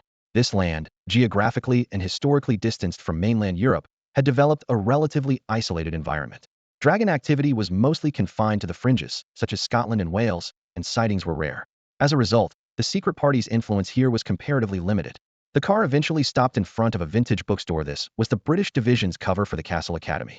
Despite the bookstore's meager earnings, the Academy's substantial annual funding ensured it operated without financial concerns. Upon arrival, Audrey led Su-ran straight to the second-floor meeting room. Pointing to a stack of documents on the solid wood desk, he asked gravely, I trust you understand what you're up against, don't you? Su-ran nodded, taking a seat at the desk and casually removing his sunglasses. If Norma's information is accurate, I'm dealing with Jack the Ripper, the top of the world's 10 greatest unsolved mysteries. Between August 7th and November 8th of 1888, he brutally murdered at least 5 women in Whitechapel, in the East End of London. He even sent taunting letters to the authorities, but was never caught. His audacious methods, combined with media sensationalism, plunged society into panic. To this day, he remains one of the most infamous killers in history. Audrey nodded impassively and sat behind the desk. And that's all you know? What about the rest? Su-ran smirked faintly. What I just said is merely the surface, what the public knows. Beneath that lies a truth only we are privy to. Jack the Ripper was actually a high-risk hybrid. Interestingly, the secret party identified him just a month after the murders began and, on a moonless night, disposed of him by sinking him into the Thames. The case was closed long ago, though it was never disclosed to the public. He paused, thoughtfully stroking his chin. Jack really is an unrelenting ghost, isn't he? Audrey let out a weary sigh, leaning heavily on the desk with both hands. He completely agreed with Su-ran's assessment when he first discovered what appeared to be the signature traits of Jack the Ripper's crimes. He had indeed been startled. A hybrid who died more than a century ago, whose body was supposedly dumped into the Thames to feed the fish. How could he possibly start killing again after all this time? Audrey frowned deeply. I'm certain that Jack back then really did die. Whoever this is now can only be a copycat. Su-ran gave a slight nod, indicating his agreement. In his opinion, hybrids weren't like dragons. Resurrection was simply impossible. However, he quickly raised a crucial point. If it's just an ordinary copycat case, that would be one thing. But the real trouble is, this copycat is also a hybrid, right? Otherwise, the secret order wouldn't be involved. Exactly. Audrey slammed his hand on the desk with a dull thud. Though we can't confirm his exact identity, he's definitely a hybrid. What's even more bizarre is that his methods, even the details, are identical to Jack's from back then. I've gone through the Academy's archives multiple times, and if I hadn't verified it myself, I'd almost believe Jack had come back. Damn it. Who could mimic something so perfectly? Especially crimes they've never even witnessed. At that moment, Winnie approached with a refined tray, carrying freshly brewed tea for the two of them. Su-ran accepted the elegantly British-style teacup and nodded politely in thanks. Winnie responded with a faint smile, then stepped back like a dutiful maid, quietly observing their conversation from the side. Audrey took a sip of his tea before turning a sharp gaze to Su-ran, his tone icy. Agent Su, this mission is yours now. To be honest, I don't like your arrogant, self-righteous so-called genius attitude. If you want to change my opinion, prove yourself with your skills. Su-ran, unruffled, sipped his tea calmly, his tone still composed. I will, but not to change your opinion or prove anything to you. They'll simply complete my mission. That's all. Audrey's face darkened, but he didn't explode. Instead, he made a cryptic remark. Your pride is no less than Caesar's. Internally, Su-ran rolled his eyes. No, I just can't be bothered with you. Maybe focus on handling your own issues first. Just then, Winnie cleared her throat softly, breaking the tense atmosphere between the two. It's time for breakfast now. Junior, is there anything you'd like to eat? Su-ran noticed a slight twitch at the corner of Audrey's mouth, as if Head muttered something under his breath. Turning to Winnie, he offered a polite smile. Thank you, Senior. I'm new here and unfamiliar with everything, so I'll leave it to you to decide. In his mind, he recalled the reputation of British cuisine as a culinary desert. Apart from stargazy pie, he couldn't think of any notable British dishes. Rather than rack his brain, he decided to trust Winnie, who seemed like a dependable senior, to handle it. Even if I'm stargazing, my stomach, trained by Aunt Sue, can handle anything. Winnie blinked her lively, bright eyes, a confident smile curling at the corners of her lips. She patted her chest and declared, leave it to your senior. With that, she dashed downstairs in a whirlwind, her hurried footsteps echoing in the stairwell. Audrey watched Winnie's retreating figure and shook his head with a helpless sigh. All she ever does is eat and play. I really should transfer her somewhere else. Then, turning to Su-ran, his expression suddenly grew serious. Though I don't like you, I'll do my best to help. What's your plan next? Su-ran set down the steaming teacup in her hands, thought for a moment, and replied, I was thinking about visiting Big Ben, Tower Bridge, and the British Museum. I'm not talking about sightseeing. Audrey's face darkened instantly. The first two, fine, whatever. But the British Museum? What I meant was the mission. Oh, that. Su-ran finally caught on. I plan to examine the victim's body first, then head to the local police station to get detailed information about the case. Though the foggy city seemed calm on the surface, it was clear the local authorities had kept the situation under wraps. Audrey lit his pipe, a confident smirk playing on his lips. Leave that to me. It's a bit of a hassle, but nothing I can't handle. He'll get things sorted at the hospital by this afternoon, and by tonight, he'll have copies of the police files. Thanks, Senior. Satisfied with the response, Su-ran said no more and picked up the cup of red tea brewed by Winnie, savoring its rich, fragrant taste. Meanwhile, outside Heathrow International Airport, a striking figure caught the attention of countless passers-by.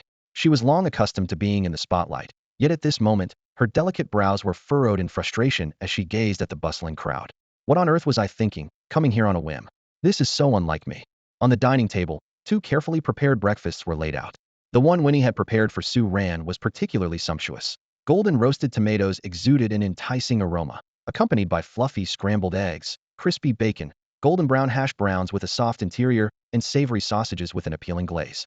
The perfectly toasted bread was slathered with butter and jam, paired with a steaming bowl of oatmeal and a glass of rich, creamy milk.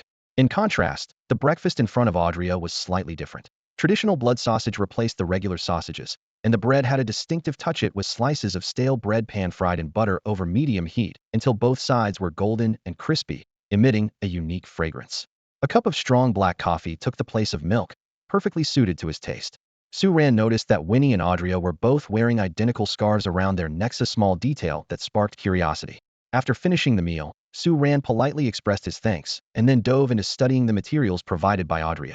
These documents contained detailed records of the Jack the Ripper case from a century ago, including confidential archives from the secret party. Although the information had been meticulously compiled, the passage of time and the drastic changes in the foggy city rendered much of it less practical. Even so, Su-ran managed to extract several key clues. Jack had a fixed hunting area, specifically targeted victims with certain characteristics, and left no apparent signs of resistance on his victims. According to the secret party's archives, Jack appeared to be a doctor on the surface but was, in fact, a dangerous hybrid teetering on the brink of his bloodline limit, possessing the phantom word spirit. This discovery sent Su-ran into deep thought. For hybrids, word spirits were known to be somewhat random, like drawing cards, but they generally had a strong connection to their bloodline. How could a word spirit like phantom be classified as high risk for hybrids? Unless the investigators at the time made an error in judgment, this record clearly suggested something unusual. As he continued to read, the truth began to emerge. 3 secret party members who had been assigned to the case suffered heavy losses. One died, one was left disabled, and the sole survivor was severely injured. In an era dominated by family clans and organizations, a team composed of 2 grade and 1 A-grade hybrid was considered elite, yet they had nearly been wiped out. This brutal confrontation ultimately led them to throw Jack into the Thames River. Jack, your mystery is becoming more and more intriguing, Su Ran murmured as he sank deeper into his thoughts. Just then, Audrey entered the room, a cold, unlit pipe clenched between his teeth, a seemingly odd habit that neither drew Su Ran's suspicion nor bothered Audrey himself. Found anything? Audrey asked with genuine interest. I've uncovered a few discrepancies, but there's no way to verify them just yet, Su Ran replied. Su Ran put down the documents in his hand and rubbed his aching temples. A case from over 100 years ago. Those involved had long passed away, and even the now-renowned headmaster Ange was just a child back then. There was no way to verify these lingering doubts. There are 2 updates, Audrey said, glancing at the clock on the wall with a grave expression. At 3 p.m., we can visit the local hospital to examine the victim's body. Additionally, a new victim has been discovered exactly 5 days after the last case. Another one so soon? Su Ran frowned deeply. This meant the ghost that had been haunting the people of Fog City was about to reappear. 2 cases mimicking Jack the Ripper. No matter how much Scotland Yard and the city government tried to suppress the news, it wouldn't stay hidden for long. Once the story got out, panic would engulf the entire city, making it exponentially harder to catch the rat lurking in the shadows. The cabinet has issued an ultimatum to Scotland Yard, Audrey said, worry evident in her eyes. They have 10 days to solve the case, or their boss will be packing his bags and staying home to take care of the kids. 10 days to solve it. Su Ran fell into thought. On the surface, the deadline seemed reasonable. After all, times had changed, and this was just a copycat. But as someone in the know, both he and Audrey understood that the case might involve hybrids. Even the weakest hybrid had a significant advantage over ordinary humans in every way, well, except for a certain useless mutt. What's your plan now? I want to visit the crime scene and get a feel for Fog City. If we leave now, we can be back by 2. Take Winnie with you, Audrey suggested decisively. She knows the city better, and we can meet directly at the hospital. The 2 headed downstairs to the reception area and found Winnie engrossed in Jane Eyre, completely oblivious to their presence. Noticing Audrey's increasingly dark expression, Su Ran cleared his throat twice. Winnie visibly flinched but tried to act nonchalant as she closed the hefty novel and turned to place it back on the shelf behind her. Su Ran glanced at the bookshelf, which was neatly lined with classics like Pride and Prejudice, Bleak House, Romeo and Juliet, and Gone with the Wind. There was even the lesser-known The Makioka Sisters. Was this Winnie, their senior, a bona fide literary enthusiast? Or perhaps just a hopeless romantic? Winnie gently placed Jane Eyre back on the bookshelf. When she turned around, her signature gentle smile had already returned to her face. Gentlemen, is there anything I can help you with? She asked calmly, as if nothing had happened moments before. Su Ran stared at her performance in bewilderment, while Audrey beside him could only let out a resigned sigh. Clearly, he was long accustomed to the unreliability of his subordinate. Su Ran wants to take a look at the crime scene. Take him there, Audrey instructed succinctly. Meet me at the hospital at 3 in the afternoon. With that, he turned and headed upstairs, leaving the 2 of them alone in the shop. Got it, boss. Winnie immediately straightened her back and gave a playful salute to Audrey's retreating figure. Once he was out of sight, she pouted slightly and muttered under her breath. If you don't make things harder for me, I'll already be grateful. When have I ever messed up on official business? And you can't even save face for me in front of the junior. After all the meals I cook for you every day, what a waste of effort. Su Ran. She suddenly realized something. Was I just collateral damage there? Noticing Su Ran's slightly awkward expression, she quickly explained, no. Junior, I wasn't talking about you. Don't take it personally. Let's get going. The place is a bit far. Winnie swiftly removed her pink employee apron and tossed it onto the counter. Then, grabbing Su Ran by the arm, she led him out of the bookstore. She locked the door behind them and hung up the closed sign before taking him to the street, where she skillfully hailed a black taxi. The bookstore of the English branch of Cassell Academy was located in the Beaumontsey district, on the south bank of the Thames. The crime scene was in the neighboring South Bank district. It didn't take long for the taxi to bring them to their destination. On the way, Winnie enthusiastically took on the role of a tour guide. Junior, the most famous landmark in South Bank is the London Eye. They say you can get a bird's-eye view of the whole city. You should try it if you get the chance. They say? Senior, you haven't been on it yourself? Su Ran asked curiously. Winnie's smile froze instantly, clearly unwilling to discuss the topic. Sensing her discomfort, Su Ran quickly changed the subject. Are there any other sites worth visiting? Even though we're here for a mission, I'd love to explore the city if there's time. Aside from the usual spots like Big Ben, there's the National Theatre, Waterloo Station, Tate Modern, and St. Paul's Cathedral, all worth checking out, Winnie said, immediately perking up and diving into a detailed introduction. Before long, They arrived at a narrow alley near the center of South Bank. The site had been cordoned off due to the murder case, with police tape blocking the area. 2 or 3 British officers stood guard, keeping the scene secure. Winnie approached and presented a forged ID, explaining their purpose. A tall officer carefully examined the ID, gave the duo a once-over, and let them through without even bothering to confirm with a superior. Even if he called to confirm, it would be impossible to detect any anomalies. Winnie pulled Su Ran along as they quickly walked past, merely nodding slightly at the officer stationed at the entrance. Although Scotland Yard had strictly sealed off the crime scene, prohibiting anyone from entering, they had managed to secure a precious half-hour window for investigation.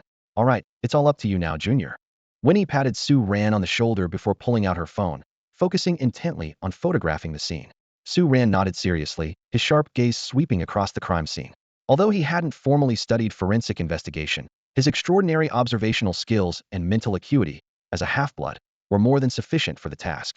Besides, if he encountered any challenges, he could always seek external help.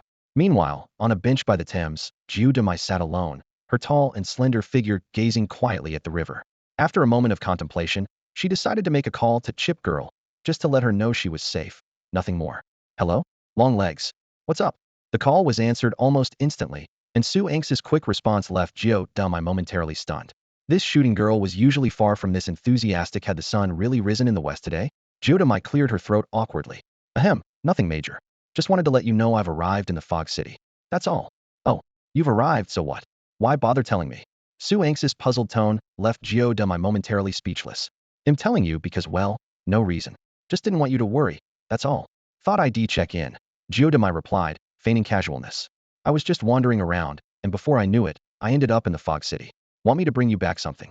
However, at that very moment, Su Anxi was coldly watching the figure sitting idly on the bench through a surveillance feed, a mocking smile playing on her lips. Wandering around? Please, it's obvious you came here for someone. Do you think I can't tell just because I've never been in a relationship? Let me remind you, I have one of the world's top IQs. The moment they arrived, you rushed over and pretended it was a casual stroll? Huh. Long legs, you're seriously underestimating me. That guy swoops in like some hero saving a damsel in distress, and you fall for it? Fine. But then you dare to lash out at me? I'm not letting this go. You two are the worst. Really? What a coincidence. I just noticed Su Ran is nearby too. But unlike you, he's got a beautiful and gracious senior accompanying him. Norma's voice came through the phone clearly. Hello, student Su Ran. How can I assist you? Retrieve the surveillance footage from the day of the incident for me. I need to identify the suspect, Su Ran said calmly. Student Su Ran, the alley where the incident occurred doesn't have any cameras, and the footage from cameras within a 500-meter radius was already retrieved by Audrey on the day of the incident. Are you sure you want to retrieve it again? Norma asked cautiously. I want all surveillance footage within a 5-kilometer radius during the time of the incident. Send me all clips containing recurring individuals as soon as possible. Su Ran demanded decisively. Understood, student Su Ran. Please check back in 30 minutes. Winnie, who was listening to the conversation nearby, couldn't help but swallow nervously. She thought to herself, this guy is ruthless. When Audrey and I investigated, we only checked within 500 meters. But this guy? He jumped straight to 5 kilometers and wants a full analysis of recurring individuals? The workload must be insane. Won't his eyes go blind from all that footage? No wonder he's called insincere monster. After putting down his phone, Su Ran carefully scanned the surroundings, constructing a 3-dimensional model of the crime scene in his mind. Once he confirmed that the examination was complete, he left the scene with Winnie. They hadn't gone far when a striking figure blocked their path. Jiu Zhihang, wearing sunglasses, had her long black hair tied up high. She was dressed in a fitted black shirt paired with low-rise jeans, her outfit perfectly accentuating her curvaceous figure. Her long legs, in particular, were impossible to ignore. With a faint, enigmatic smile on her lips, she first glanced subtly at Winnie before turning her gaze to Su Ran. I didn't expect us to meet again so soon, she said. Winnie shivered at the sight of this powerful, charismatic woman, feeling as if she'd been targeted by a dangerous predator.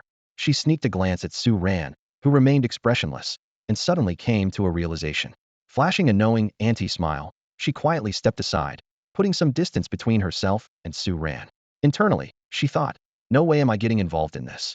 Sure, Su Ran is handsome and strong, but he's not my type. Let this gorgeous woman deal with this super intense guy instead. Su Ran stopped walking and glanced at Jiu Zhihang indifferently. Why are you here? Are you following me? Winnie smacked her forehead internally. In her opinion, such blunt questioning was no way to win over a woman. Jiu Zhihang froze for a moment. To be honest, even she wasn't entirely sure why she had come to Mist City. If she claimed it was a coincidence, she wouldn't believe herself. But if it were for some other reason, she immediately dismissed the thought. Absolutely not. Especially after hearing Su Ran's rude question, she was even more convinced. This guy is insufferable.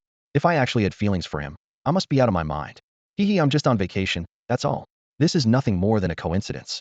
Jiodamai shrugged with a smile, her cheerful tone tinged with a hint of gritted teeth. This subtle change in her demeanor didn't escape the ears of Winnie and Su Ran. Su Ran decided not to dwell on the topic and instead looked directly at Jiodamai. Have you heard of the Jack the Ripper case? The world-famous unsolved mystery. Though I'm a woman from the East, I'm still aware of such a globally shocking crime. Jiodamai tilted her head slightly, a trace of curiosity flashing in her eyes. Why? Is it related to your mission? Yeah, having an extra pair of hands always helps. Your abilities are passable. Come with me.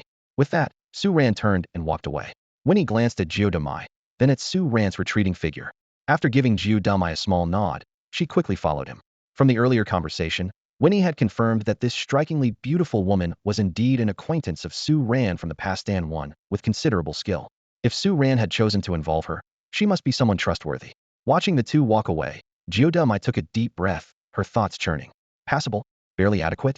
If I could take you down, I'd smash your head in a heartbeat. Is this how you ask someone for help? Treating me like a subordinate. She hesitated for a moment before finally striding after them with her long legs. After all, she had nothing better to do at the moment. This could be a way to pass the time and to satisfy her curiosity about this world-class mystery. In the taxi, Winnie deliberately took the front passenger seat, leaving the back seat for the striking pair. She occasionally glanced at the rearview mirror, sneaking peeks at them. Jiodamai sat gracefully, resting her chin on one hand, her long legs elegantly crossed. She gazed out the window with a faint smile, though it seemed her attention was more on Su Ran's side of the view. Whether she was admiring the scenery or the man himself was a question only she could answer. Su Ran, however, appeared oblivious to the heated gaze from beside him. He was fully immersed in organizing clues in his mind, constructing a mental model of the alleyway and running simulations. He had a nagging suspicion that this Jack must be connected to the deceased Jack in some way. Searching for a high-risk hybrid hiding among the massive population of this foggy metropolis felt like finding a needle in a haystack. Even if they sought Norma's assistance, they first needed to determine a general direction. He could only hope they still had enough time. Inside the car, the driver's lively chatter filled the air as he enthusiastically pointed out landmarks along the way, sounding more like a tour guide than a cabbie. This reminded Su Ran of another overly talkative driver he'd encountered before.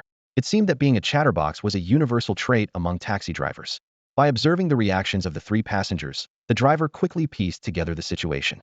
The two Asian individuals in the back seat were clearly a couple in the middle of a disagreement, while the person in the front seat, judging by how she was addressed, appeared to be the male passenger's senior from school.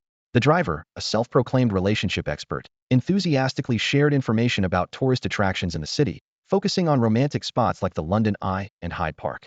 Whenever he mentioned these places, he would throw a knowing wink at Su Ran, whose mixed feelings of amusement and exasperation were evident. This is only the second time we've met. Su Ran groaned inwardly. He wanted to clarify that he and Jiodamai were not in that kind of relationship. She was clearly sent by Lu Mingze to monitor him. Unfortunately, the driver had completely misunderstood and continued rambling, sharing stories about his 30 years of marriage, from the ups and downs of their relationship to raising 3 children together. Su Ran could only maintain a polite smile, while Jiodamai watched his awkward expression with amusement, a sly glint flickering in her almond-shaped eyes. Meanwhile, Winnie, seated in the front, seemed thoroughly engrossed, nodding along as if committing every word of the driver's advice to memory.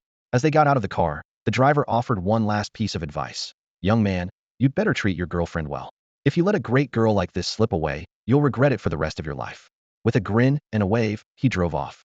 Winnie nodded in agreement, while Jiodamai gave Su Ran a meaningful look and teased. Did you hear that? Even the driver said you should treat your girlfriend better. What does this have to do with you?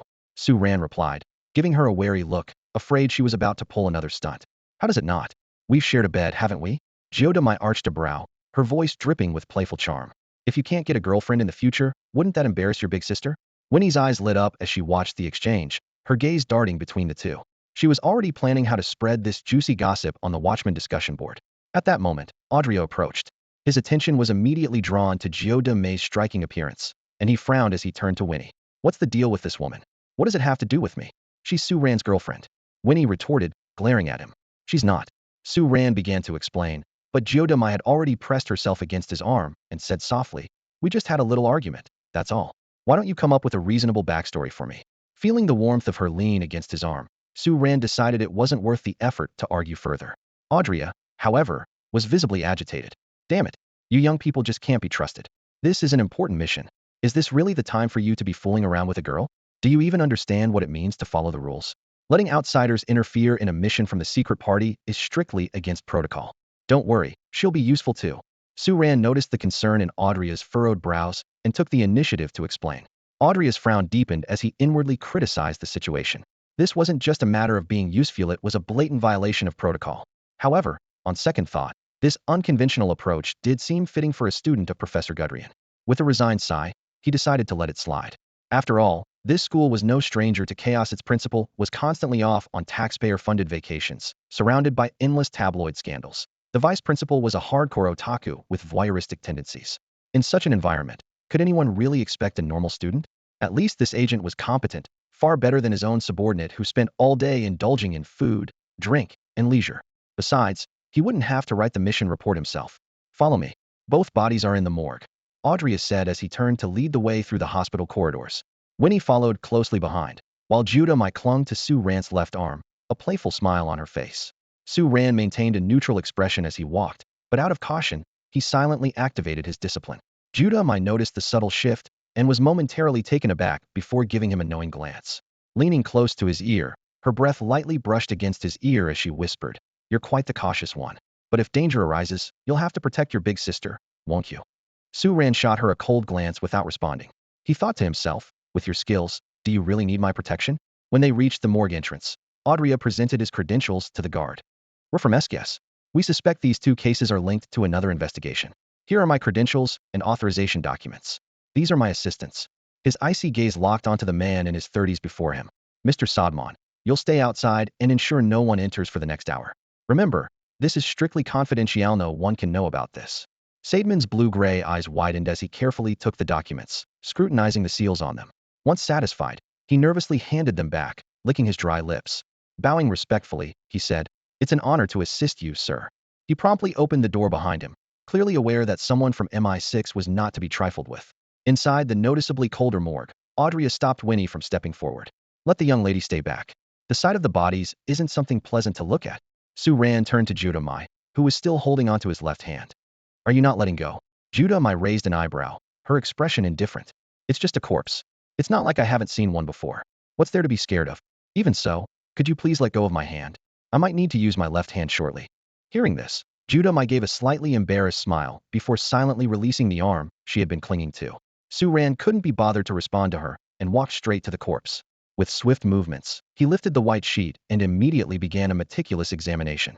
Apart from a slight frown at the beginning, his expression remained calm and composed, as if he were inspecting an ordinary object rather than a lifeless body. Standing nearby, Audrey felt a chill run down her spine. How could someone who claimed this was their first autopsy remain so composed? Recalling her own first encounter with a corpse, where she had been a nauseous mess, she couldn't help but marvel.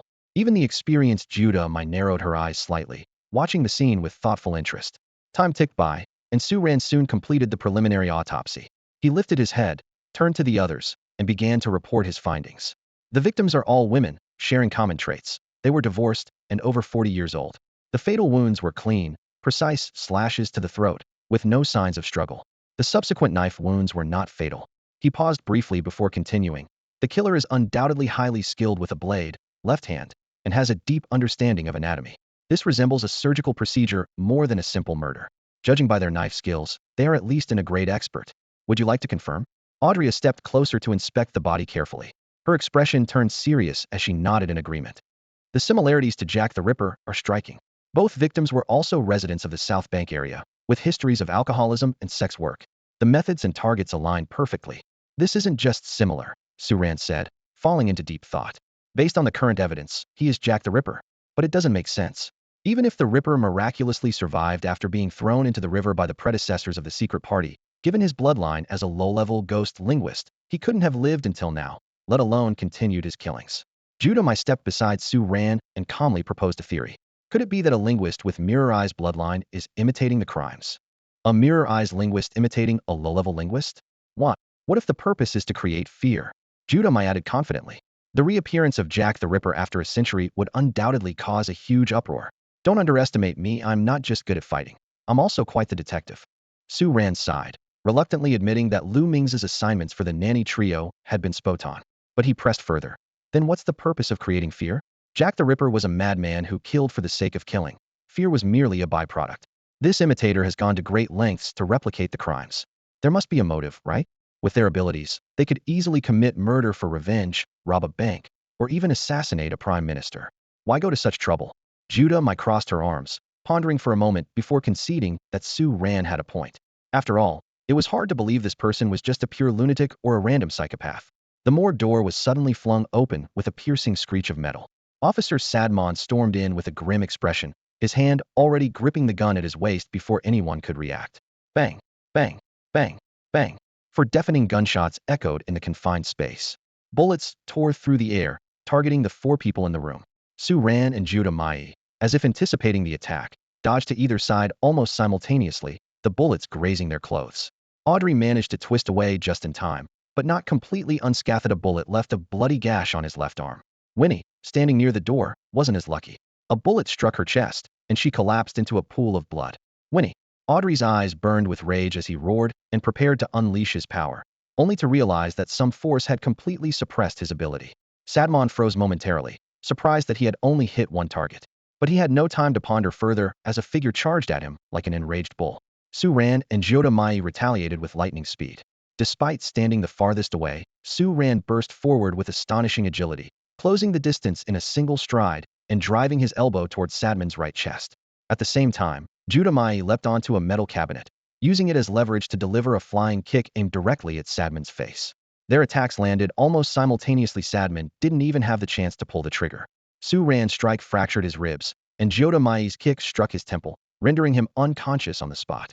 Audrey's charge ended in vain, but the immediate danger was over. He glared at the Glock pistol on the ground, his murderous intent almost tangible. Su Ran instantly guessed his thoughts, but Judah Mai was faster. She bent down, snatched up the gun, and pointed it cautiously at Audrey. You. Audrey growled like a bear on the verge of losing control. Just as he was about to lash out, Su Ran stepped in front of Judah Mai and said firmly, Senior, saving her is more important right now. The words struck Audrey like a bucket of cold water, snapping him back to reality.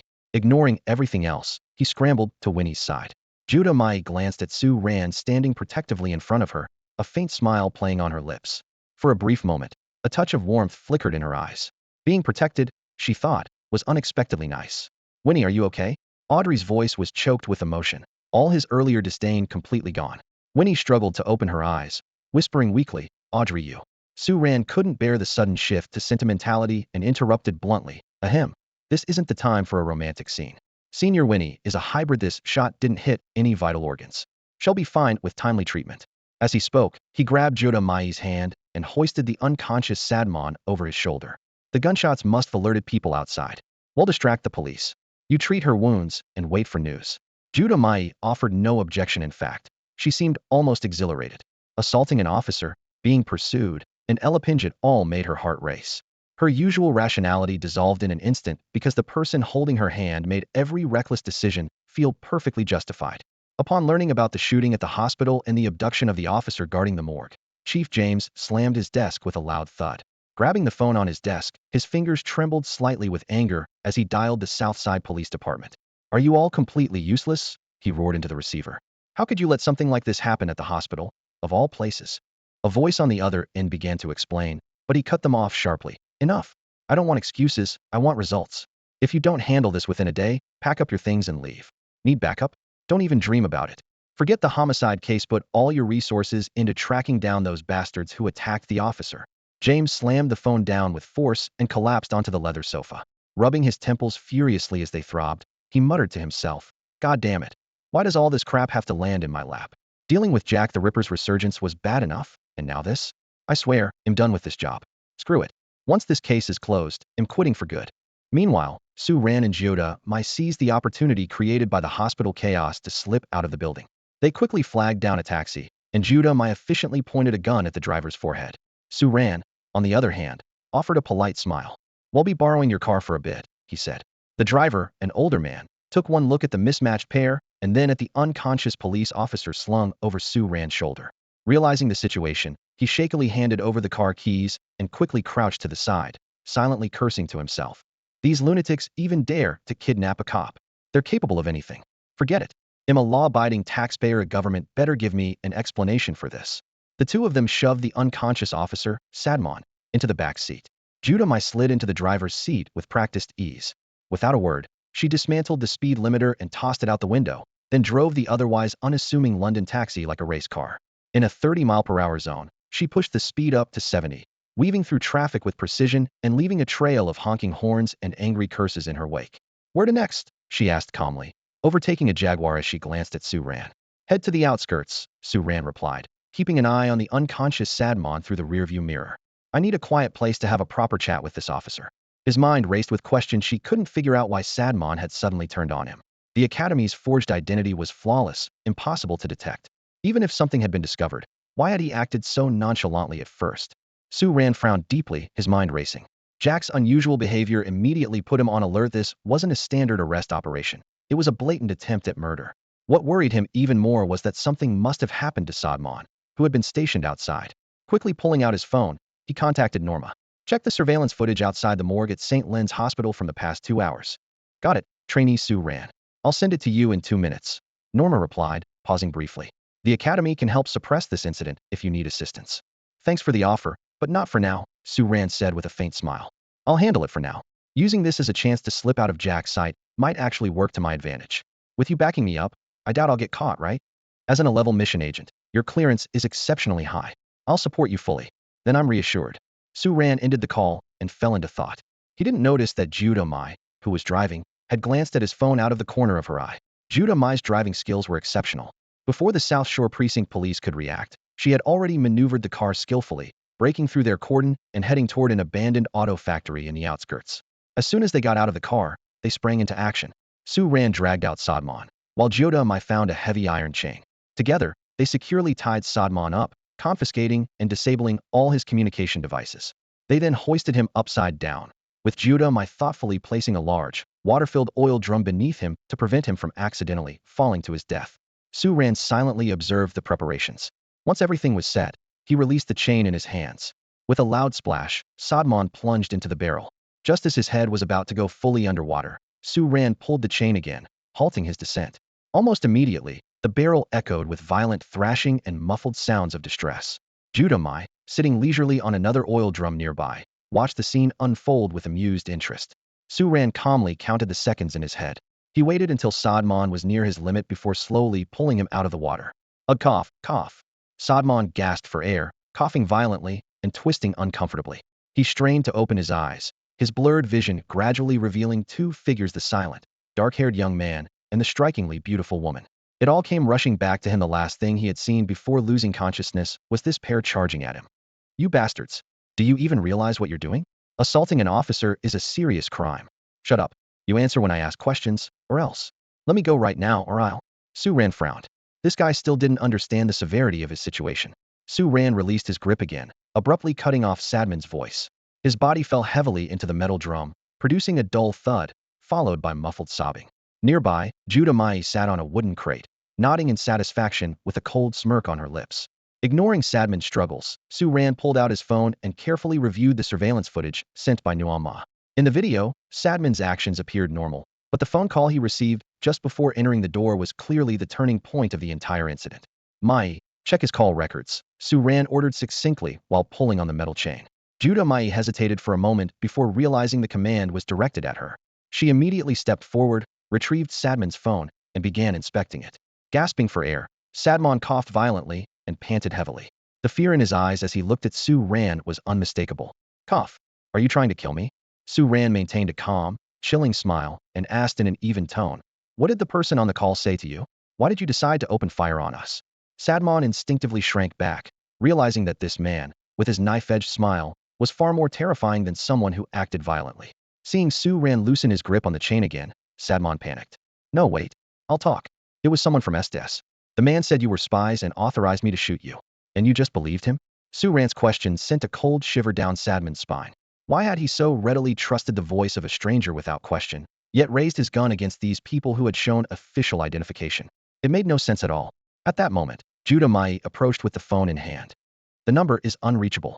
I had someone look into it. The owner of the number has been dead for years." Su Ran was unsurprised by this result. If Jack were that easy to catch, he wouldn't be Jack. But the news plunged Sadmon into sheer terror. His face turned ashen, and he began trembling, mumbling incoherently. Jack. He's back from hell. Well, Jack sure is keeping up with the times, coming back from hell and already knowing how to use a smartphone. Su Ran mocked, kicking the oil drum aside and securing the chain to a pillar.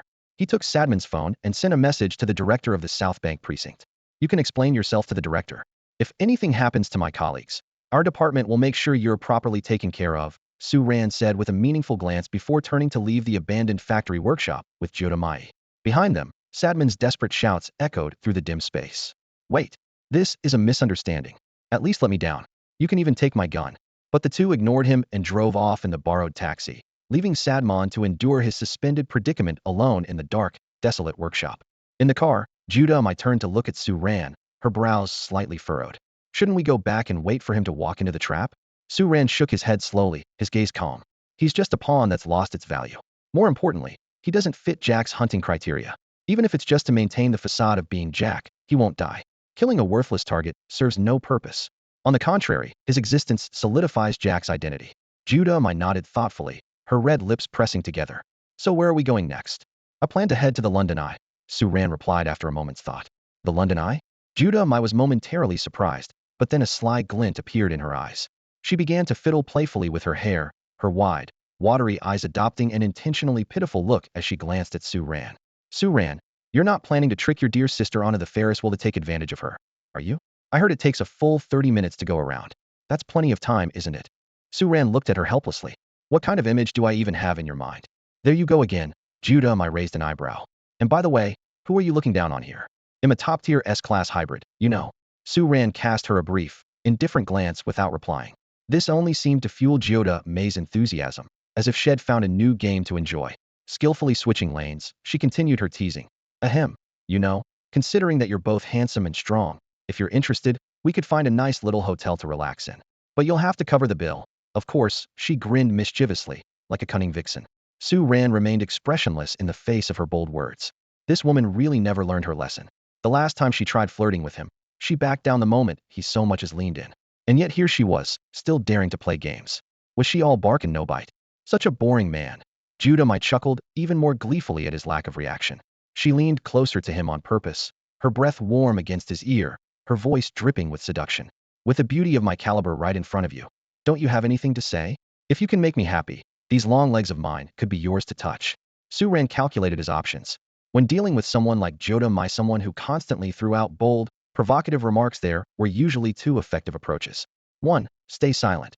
If she didn't get the flustered reaction she was looking for, she'd eventually stop.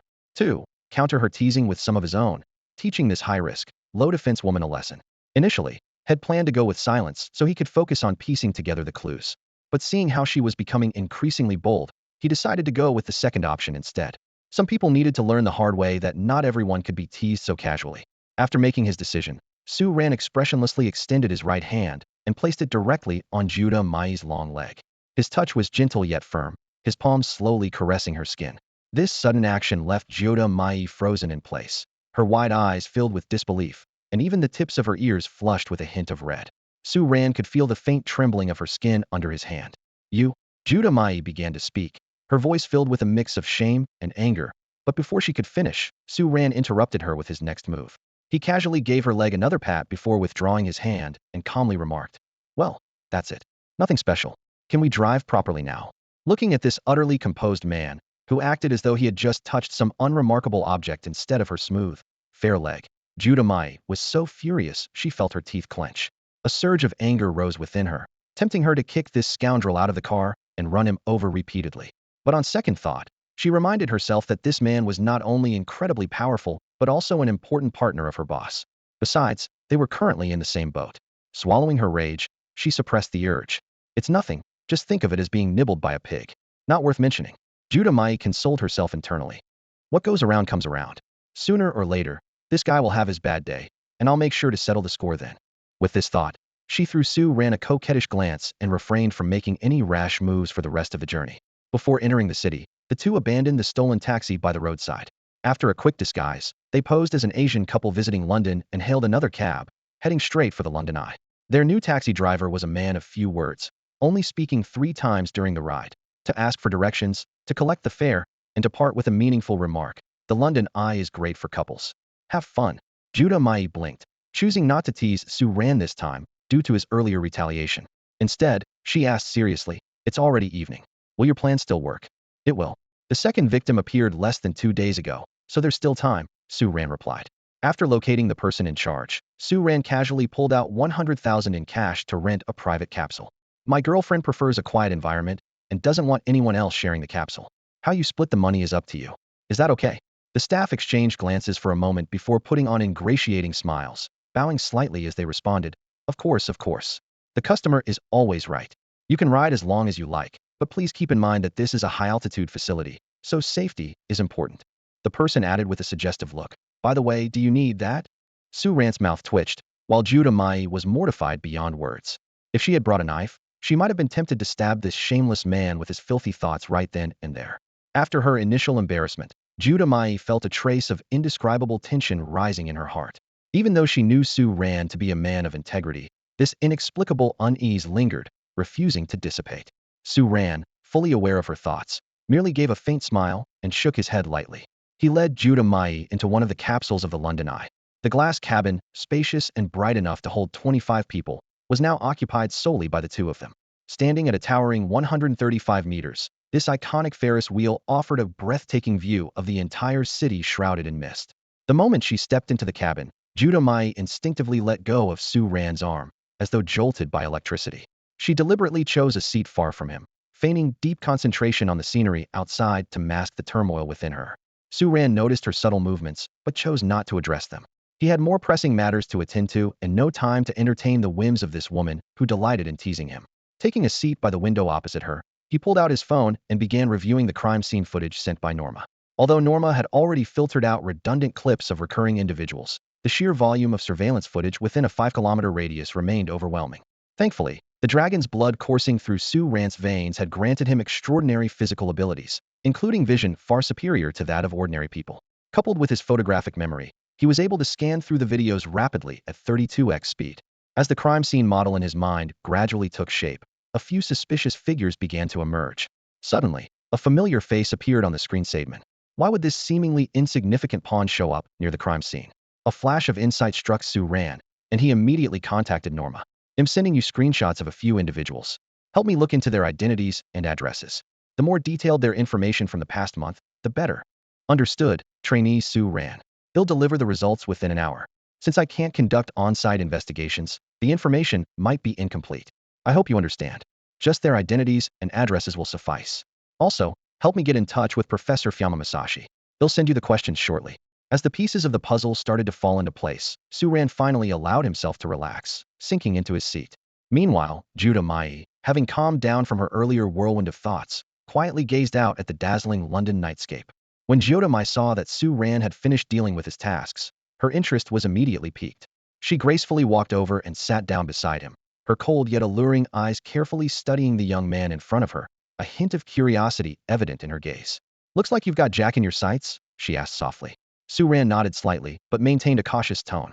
"Based on the current situation, it seems that way." Judah Mai blinked her captivating eyes and leaned closer to Su Ran, her body almost brushing against his. Her curvaceous figure was nearly pressed against him as her intrigued gaze lingered on his face. "So, Su Ran, care to share some details with your big sister?" she teased. Seeing Judah Mai almost leaning into his arms, Su Ran smiled wryly. This time, instead of dodging her as he usually would, he turned to meet her gaze directly. His tone was steady as he asked, "What do you think is the highest level of deception?" Judah Mai tilted her head and pondered for a moment before her pupils suddenly contracted, as if she had just realized something alarming. "The highest level of deception is when you even deceive yourself." She quickly connected this revelation to recent events. Jack's logos must be sequence number 14, hypnosis. That would explain why Sadaming suddenly attacked us, and why he bears such an uncanny resemblance to Jack the Ripper from over 100 years ago. He's deceived even himself. He truly believes he is Jack the Ripper. In terms of personality, Su Ran nodded, correcting her, he really is Jack the Ripper. A complete lunatic. Judah Mai's expression turned serious. But can Logos hypnosis really be that powerful? Hypnotizing someone over the phone? Even if the target is just an ordinary person, that's way too exaggerated. If hypnosis is truly that strong, capable of working through a phone call, it's terrifying. That's why I'm seeking a professional's opinion. Su Ran replied as he turned to gaze out at the foggy nightscape of the city. Lost in thought, he murmured, "And I have a feeling that even if I manage to uncover Jack, this whole ordeal is far from over." Maishid curled up in the corner of the passenger cabin, her slender legs pulled tightly to her chest. She rested her head against the cold window, her gaze empty as she stared out at the night. The once dazzling cityscape had lost its charm, leaving only a monotonous darkness. Her eyes followed the direction Su Ran had left, and his final words echoed relentlessly in her mind. What happens next has nothing to do with you. Just stay here.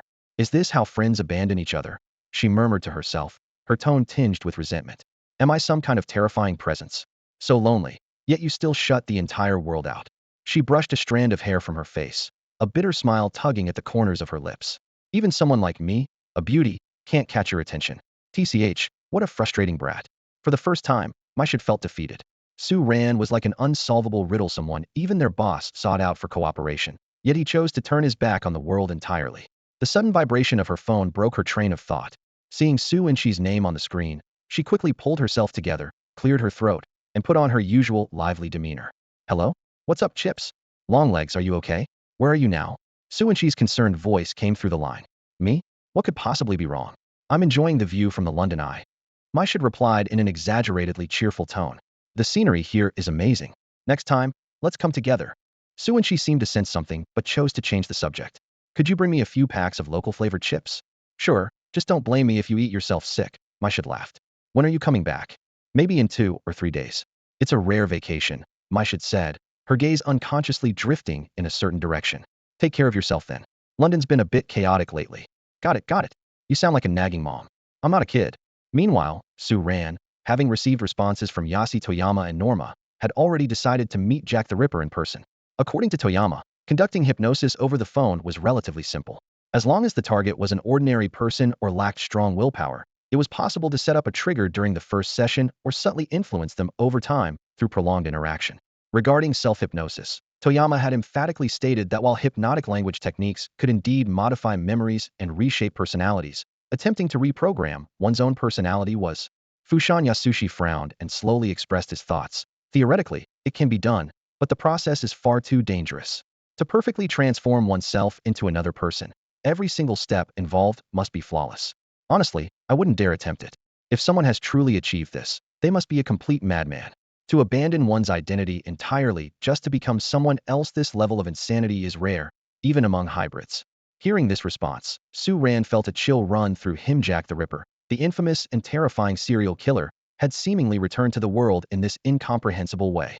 This bizarre form of resurrection only made an already chaotic world even harder to fathom.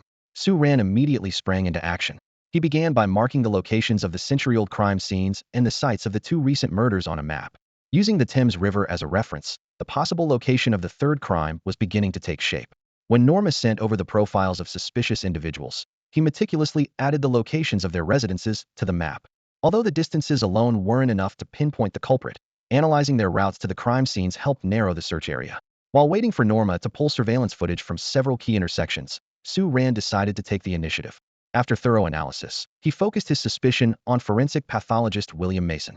This experienced medical examiner was not only an expert in human anatomy, but had also been present at the hospital during their autopsy, likely witnessing their entry into the morgue. William Mason's residence was located near Shakespeare's Globe Theatre, not far from landmarks such as St. Paul's Cathedral, the crime scene at Waterloo Station, and the historical Whitechapel district where Jack the Ripper had committed his infamous murders.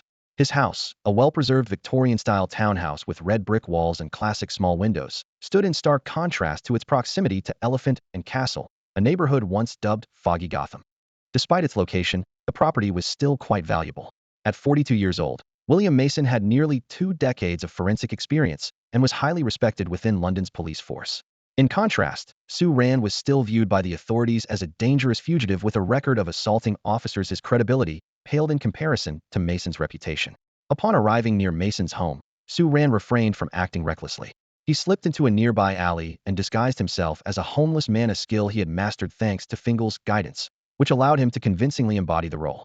Su Ran deliberately messed up his hair, adopting the disheveled look of a drunkard, and slumped by the trash bin. His gaze was unfocused, yet he kept his eyes fixed on William's room, waiting for the lights to go out.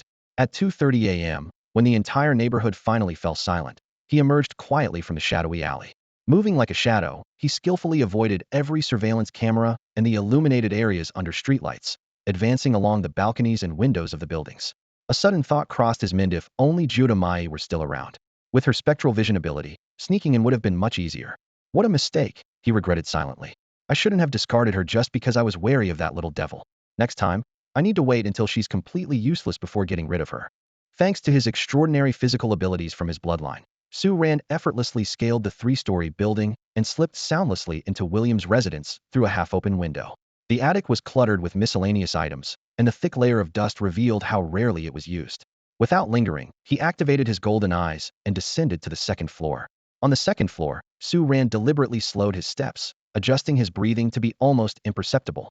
He paused in front of a tightly closed bedroom door for 2 minutes, carefully listening for any sounds from within. His hearing sharpened instantly, not as acute as Caesar's, but far beyond that of an ordinary A-grade hybrid. The room was silent, with no unusual noises. Suppressing the urge to barge in, Su Ran instead made his way to the first floor.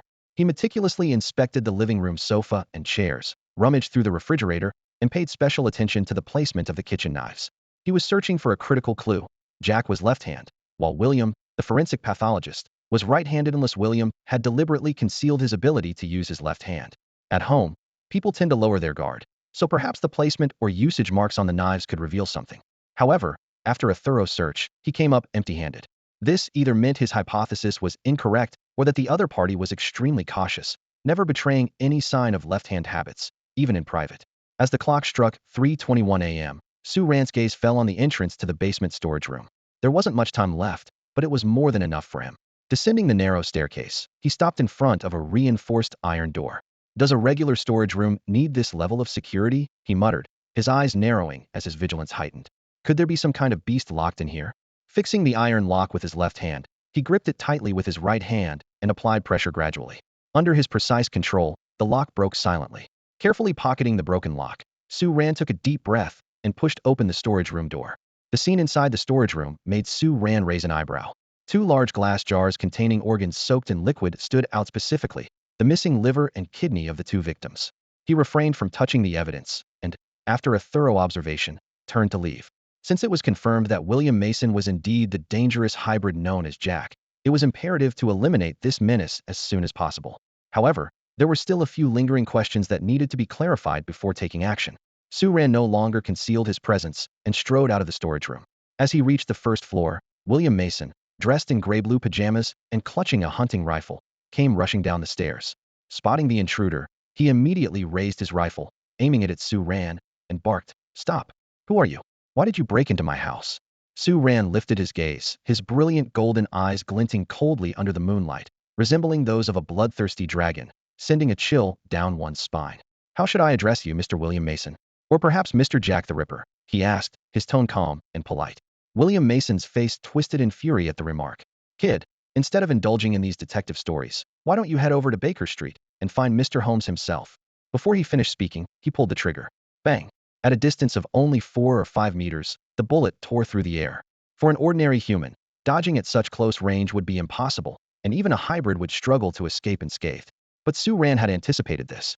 With his extraordinary physical abilities and agility, he ducked just as the gunshot rang out. In the next instant, he surged forward like an arrow, closing the gap. Taking advantage of the brief moment after the shot, he delivered a precise hand strike aimed at Mason's neck. Jack, however, had also predicted that a single shot wouldn't bring his opponent down. As Su Ran closed in, Mason's own eyes began to glow with a golden light. He swung the hunting rifle in a wide arc towards Su Ran's head. The calm expression on his face had completely vanished, replaced by a twisted, manic grin. Under the moonlight, as his golden eyes gleamed, his form began to shift in a strange and grotesque manner. His complexion turned deathly pale in an instant, as if a layer of white plaster had coated his skin. In stark contrast, his lips grew even redder, resembling fresh blood just consumed. The refined and gentlemanly facade crumbled in that moment, revealing his true form of frenzied, malevolent specter. Jack the Ripper, the ghost returned from hell. Faced with the roaring shotgun aimed at him, Su Ran shifted his body with lightning speed, narrowly dodging the attack. Though the sudden evasive maneuver slightly weakened the force of his hand strike and diverted it from its original target, the neck still landed precisely on Jack's shoulder. A sharp crack echoed as the sound of breaking bone rang out. A flicker of surprise flashed across Jack's maniacal face, clearly not expecting Su Ran's extraordinary speed and strength. Yet, as a hybrid creature, Jack had long lost the ability to feel pain. The fracture in his left arm was nothing more than a trivial injury to him. The battle, however, was far from over. Hot on Jack's heels, Su Ran delivered a powerful whip kick aimed directly at Jack's throat, sending him flying back. Jack's body smashed through a solid wooden railing and crashed heavily onto the ground, tumbling down the staircase. Before he could regain his footing, Su Ran had already leapt down from the stairs, his legs descending like a pair of sledgehammers toward Jack. Jack barely managed to roll aside, avoiding the devastating blow. Su Ran's missed strike slammed into the floor with a deafening crash. Jack, wasting no time to catch his breath, immediately swung the shotgun in retaliation. This time aiming for Su Ran's legs. Immobilizing an opponent was the surest way to exhaust even the strongest adversary. The thought of subduing and tormenting his kindred spirit caused Jack's heartbeat to quicken, a surge of exhilaration coursing through him. Su Ran, perceiving Jack's intent, chose not to evade. On one hand, the attack came too suddenly to allow for proper dodging. On the other, he realized that Jack's hurried strike had left him well within Su Ran's own attack range. Moreover, the force behind the shotgun swing was not particularly overwhelming, well within Su Ran's capacity to endure. In a split second, Su Ran leaned forward and thrust out his left hand, clamping down on the shotgun with an iron grip that stopped it mid-swing. Under Jack's astonished gaze, Su Ran's right fist shot forward like a cannonball, delivering a brutal uppercut squarely to Jack's face and sending him flying once again. With a resounding thud, Jack crashed into the kitchen, toppling an array of utensils to the floor. 4 or 5 sharp knives lodged themselves into his body, and blood gushed out in streams. Yet Jack seemed utterly unfazed, his expression blank as he stared at the wounds that bled profusely. Jack struggled to his feet, his expression unchanging as he pulled out the knives embedded in his body. With a deranged glint in his eyes, he extended his tongue and began to slowly lick the blood from the blades, savoring it as if it were a rare delicacy. Su Ran approached him step by step, her voice filled with disgust. Your performance art is absolutely twisted. Can you try something less revolting? Art. Jack threw his head back and laughed maniacally. His pale cheeks flushed unnaturally as his golden eyes locked onto Su Ran with a sickening intensity. His voice brimmed with a deranged hunger. You think this is art? Those filthy whores, those vile creatures, the maggots of this city, polluting the world. They don't deserve to live. TCH, calling yourself a righteous avenger? How laughable. Su Ran shook her head, utterly disdainful of her deranged opponent. Righteousness. Jack sneered, as if hearing the most absurd joke, a mocking smile twisting his face. I just want to kill them and satisfy my hunger. And of course, anyone like you who gets in my way will meet the same fate. With that, he gripped a boning knife in each hand, his eyes wild as they fixated on Su Ran. You're with the secret party, aren't you? I've crossed paths with your kind before and even killed one of you. But you're different. I'll make an exception for you. I'll leave part of your body intact to enjoy later, along with the rest. The moonlight bathed Jack's ghastly pale face as he licked his blood-stained lips. Clutching the gleaming knives, he lunged at Su Ran. Both of them knew the earlier commotion had likely alerted nearby residents, and the police could arrive at any moment. This had to end quickly. Jack's ambidexterity was his perfect deception. Who would suspect that the right-handed William, a forensic pathologist by day, could transform into a left-hand killer by night? The cruel irony was that the bodies he dissected during the day were often victims he had murdered himself. As a hybrid forensic expert, Jack had an intimate understanding of human anatomy, and his knife skills were unparalleled. From the outset, he held the upper hand against Su Ran. The battle erupted into a fierce clash, their movements a blur as they exchanged dozens of blows in mere seconds. It was a contest of strength, speed, skill, and weaponry.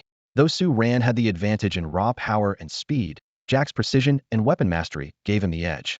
The fight intensified until Jack suddenly trapped Su Ran's gun barrel with one blade, using the opening to slash at her fingers with the other. Without hesitation, Su Ran released her grip on the gun and countered with a powerful punch aimed at Jack's face. She wanted to interrogate Jack about how he knew the details of the secret party's past encounters with him, but subduing him took priority. Though her punch lacked the enhancement of brass knuckles or a critical hit skill, it was forceful enough to render an rank hybrid like Jack unconscious. Just as Su Ran thought victory was within her grasp, a chillingly sinister smile crept across Jack's pale face. A sense of foreboding gripped her. Slick. In the next moment, a blinding flash of steel cut through the air, followed by a sudden spray of blood. A slender knife grazed Su Ran's cheek. He instinctively tilted his head to dodge, managing to avoid a critical injury, but a blood-seeping gash remained on his face. In the moonlight, he caught sight of the sudden weapon, a hidden blade extracted from a deboning knife. Its blade was engraved with faint golden dragon patterns, exuding a chilling, sharp glint. What was even more horrifying was that the blade was greedily absorbing his blood. Su Ran's eyes sharpened, and he held nothing back. With a forceful punch, he struck Jack square in the chest, sending him flying back into the kitchen. This time, Jack didn't collapse entirely but coughed violently, spitting out several mouthfuls of blood, clearly suffering severe internal injuries. Yet, His face still bore a manic grin, and his gaze fixed on Su Ran as if admiring a priceless artifact. Su Ran touched the wound on his face, which stubbornly refused to heal, and quickly pulled up his panel to check his status. After confirming there were no abnormalities other than the slow progression of his recovery skill proficiency, his eyes fell on the bizarre alchemical knife in Jack's hand. His brows furrowed even deeper. What have you done to yourself? Who gave you that thing? Su Ran stared at his opponent, his mind filled with questions. This lunatic had not only lost his sense of pain, but also possessed physical abilities far beyond that of an ordinary person. His left arm should have been broken, yet he fought on as if nothing had happened. Even more alarming, his reflexes and speed were steadily increasing, surpassing the standard of an A-level hybrid. A hybrid with only a hypnotic word spirit shouldn't be capable of such feats, even if he hypnotized himself to eliminate pain. And to make matters worse, he wielded an alchemical weapon. The strange combination raised Su Ran's guard. Why did every mission seem to plunge him into such a convoluted mess? Jack ignored Su Ran's first question and instead gently caressed the small knife in his hand, his tone carrying a hint of pride. I call it George. It's always been my most reliable assistant. How's that? Quite the surprise, wasn't it? Surely, you didn't think this was just some ordinary knife I picked up by chance, did you? Su Ran's gaze locked onto the tiny knife, barely 7 or 8 centimeters long. At this moment, it was greedily devouring blood, its blade trembling slightly, almost as if it were a child cheering with delight over a favorite toy. Clearly, it was very satisfied with its recent meal. Damn it. This feels like dealing with a real vampire, Su Ran muttered under his breath, regretting that he hadn't brought any weapons. Dealing with alchemical weapons was troublesome enough, let alone facing a dangerous hybrid who was growing stronger by the moment. This guy wasn't just dangerous, was cunning too. He had positioned himself right in front of the kitchen, with the gas stove behind him, clearly trying to limit Su Ran's options. Su Ran made up his mind. Forget it. I wanted to capture you and interrogate you properly, but it seems there's no room to hold back now. You're too dangerous. Anyway, I can always find what I want through the alchemical weapon. Su Ran murmured softly. His figure suddenly accelerated, rushing straight toward Jack. Seeing Su Ran's attack, Jack immediately turned on the gas valve, a maniacal grin spreading across his face. Come on. We're going down together, he roared, charging forward. Su Ran's expression remained calm, his gaze filled with disdain as he glanced at Jack. He casually tossed aside the heavily damaged shotgun and raised his right hand. Jack wielded his weapons with both hands, one swinging the alchemical weapon to slash the incoming shotgun, the other gripping a boning knife, ready to deliver a fatal strike. Whether Su Ran followed the shotgun's trajectory or launched a frontal assault, Jack was prepared to counter. But Su Ran's move caught him off guard. A quick sidestep brought him directly in front of Jack, and with his right hand, he aimed a slap at Jack's face. Jack sneered and struck with both weapons simultaneously. The boning knife aimed for Su Ran's heart, while the alchemical weapon thrust toward his throat, forming a perfect pincer attack.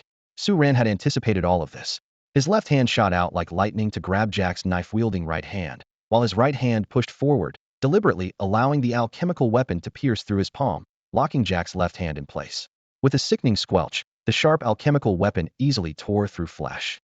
Even though Su Ran was a powerful hybrid, without his scales, he couldn't fully resist the weapon's deadly edge, especially one as sinister and bloodthirsty as this. Jack froze momentarily, then noticed his weapon, George, greedily siphoning Su Ran's blood. A twisted grin spread across his face. You're practically begging to die. Is that so? Su Ran retorted coldly, his golden eyes gleaming with an even sharper chill. Both his hands exerted force simultaneously, his left hand restraining Jack's right, while his right hand pushed forward, allowing the weapon to penetrate further until Jack's left hand was completely immobilized. You? Jack's face twisted in shock. Fine, your left hand but your right? Are you insane? That's an alchemical weapon. Damn it, you're crazy. Game over, Jack, Su Ran declared. With the sound of bones snapping and flesh tearing, he effortlessly broke Jack's right wrist and crushed his left hand. Though his own right hand had been entirely pierced and continued to bleed under the weapon's parasitic hunger, Su Ran had successfully neutralized Jack's ability to fight back. Even with his bones shattered, Jack showed no trace of pain, had long abandoned such useless sensations. As someone who had returned from hell, fear was foreign to him. But when his gaze met Su Ran's cold, unyielding eyes, he suddenly began to laugh. Huh, you're truly pathetic. At least I've lived. Su Ran remained silent, his grip tightening, this time targeting Jack's forearms. He wanted to find out for himself if this man had truly lost all sense of pain.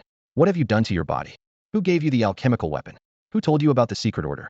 Su Ran demanded coldly, gripping Jack's forearms tightly. Jack seemed completely unaffected by the pain. His face still bore a twisted, menacing smile, and his eyes stared unblinkingly at Su Ran, glinting with mocking amusement. He showed no intention of answering Su Ran's questions. My friend, Jack can't be killed. Trust me, we'll meet again very soon. Jack said with a cryptic grin, lowering his head suddenly. When he looked up again, his golden irises had transformed into the crimson gold hue unique to second-generation dragonkin. His entire demeanor shifted drastically from a deranged assassin to a ruthless and feral dragon. Feeling the overwhelming pressure emanating from the dragon, Su Ran immediately realized the truth. Jack was dead. Now, his body was inhabited by a true berserk dragon. Damn it, why are the missions I get always so complicated? I must have offended someone. I need to visit a temple and burn some incense after this. This is insane. A dragon? How the hell did you end up working with a psycho assassin like Jack? The being opened its eyes and cast a cold, scrutinizing gaze at Su Ran. When it noticed that Su Ran could withstand the oppressive force of its crimson gold eyes, a flicker of surprise crossed its expression. It quickly scanned the surroundings, piecing together the situation. Lowly creature, are you the one who killed Jack? It asked, its voice devoid of any emotion. If you're referring to this guy, yes. Su Ran nodded, then roared angrily. But hey, who the hell are you calling a lowly creature? If you've got the guts, come at me yourself. Stop hiding behind tricks. The dragon glanced at him indifferently. Even though he was just something I created out of boredom, he was still mine. And you, a mere mortal, dared to kill him? You humans never seem to learn the meaning of reverence for power. As it spoke, a strange force surged from Jack's broken body. Fueled by the dragon's blood, his injuries began to heal at an alarming rate. The bleeding stopped, shattered bones realigned, and his twisted arms straightened. At that moment, Su Ran's golden irises flared brightly. With a sudden burst of strength, he twisted Jack's arms again. The dragon was momentarily stunned by this defiance, its crimson gold pupils narrowing as it let out a cold laugh. Do you have any idea who you're dealing with? How dare you stand in my way? Such arrogance has its limits. In an instant, dark, greenish-black scales spread across Jack's body. His frame began to expand rapidly, growing from 1.8 meters tall to an imposing 2.5 meters. His tattered clothes were torn apart as his previously gaunt muscles swelled like inflating balloons, gaining a perfectly chiseled appearance before being covered in scales that formed in natural armor. The frail, middle-aged man transformed in mere moments into a hulking, muscle-bound humanoid dragon, radiating an ancient, primal aura that was suffocatingly oppressive. To Su Ran's shock, two bulges on the creature's back swelled before bursting open with a whoosh, revealing two massive skeletal wings that fully unfurled before him. The being now stood in its full, terrifying form as a true relic of the ancient world. Compared to the figure that now displayed clear draconic traits, Su Ran appeared almost painfully small and frail.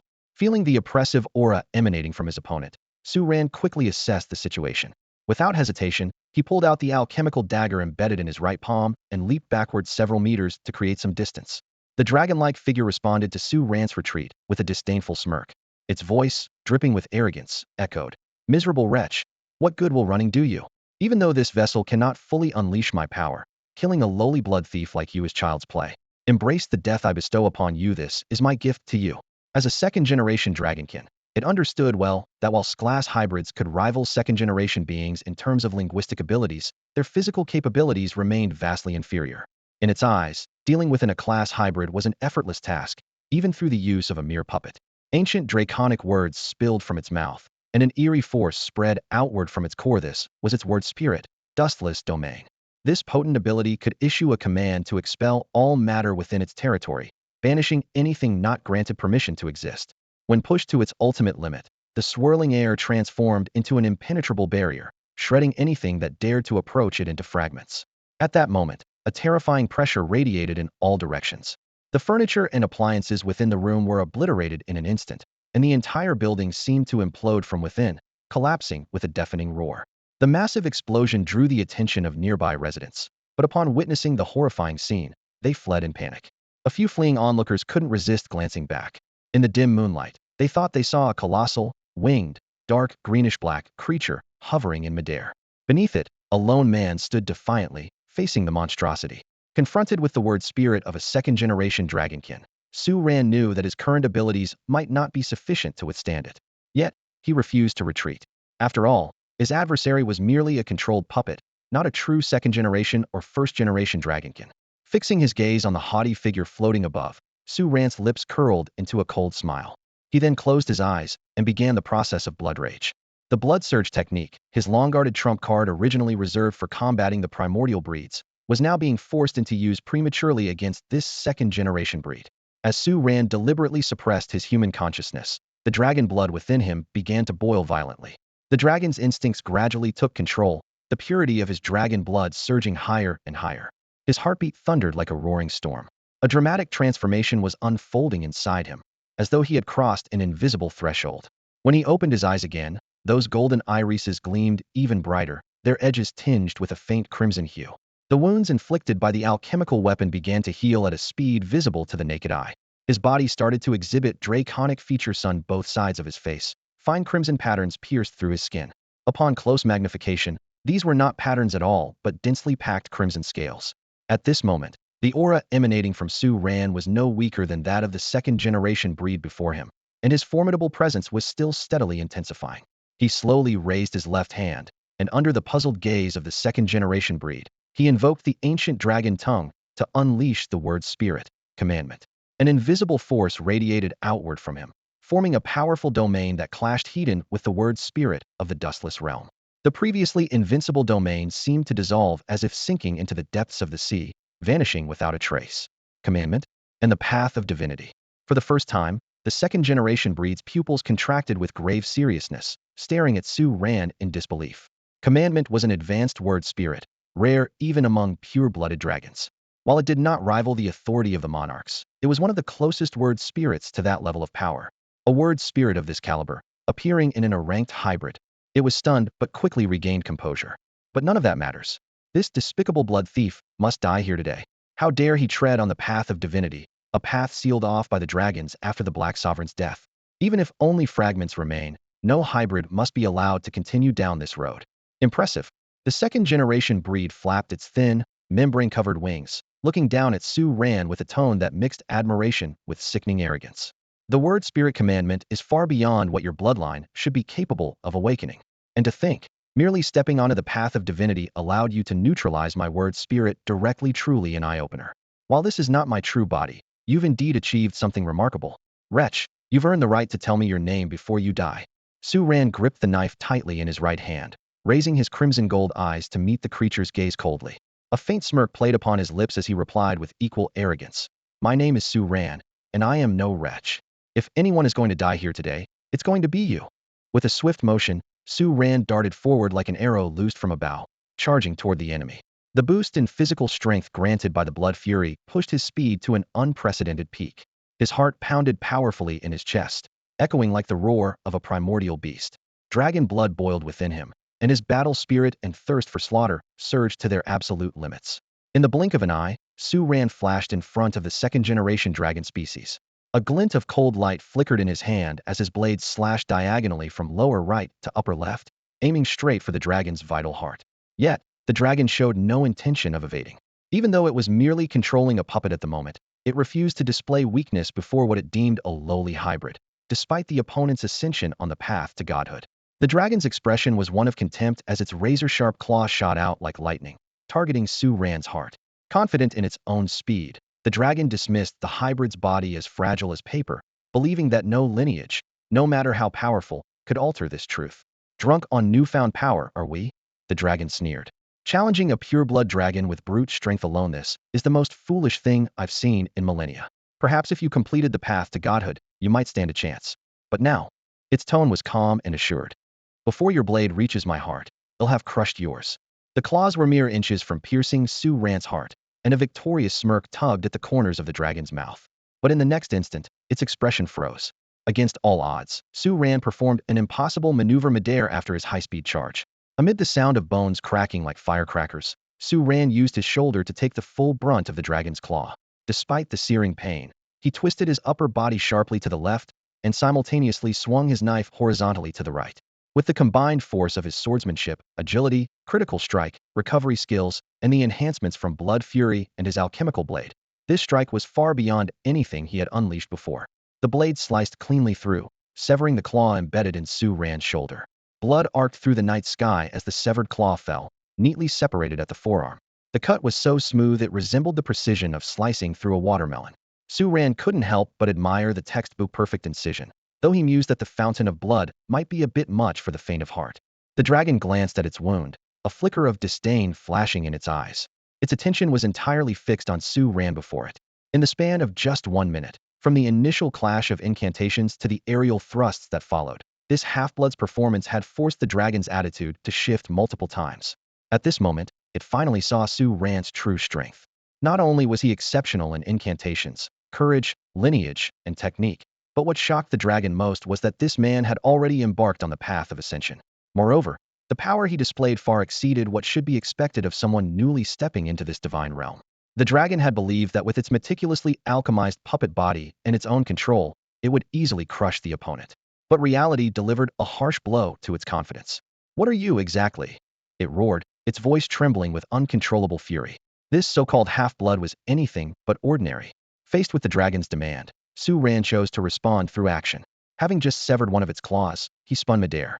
Using the momentum of his descent, he executed a fierce upward diagonal slash aimed directly at the dragon's throat. The cold gleam of his alchemical weapon traced a chilling arc through the air. Sensing imminent danger, the dragon flapped its wings to retreat. But just as it began to pull back, the sharp crack of a gunshot shattered the rhythm of the fight. A bullet, from an unknown direction, struck the dragon with pinpoint accuracy. That single moment of hesitation was all Su Ran needed to complete his slash. The alchemical blade swept across the dragon's neck as smoothly as slicing through tofu, leaving no blood in its wake. The grotesque dragon head, still wearing a look of confusion, separated from its body and plummeted to the ground.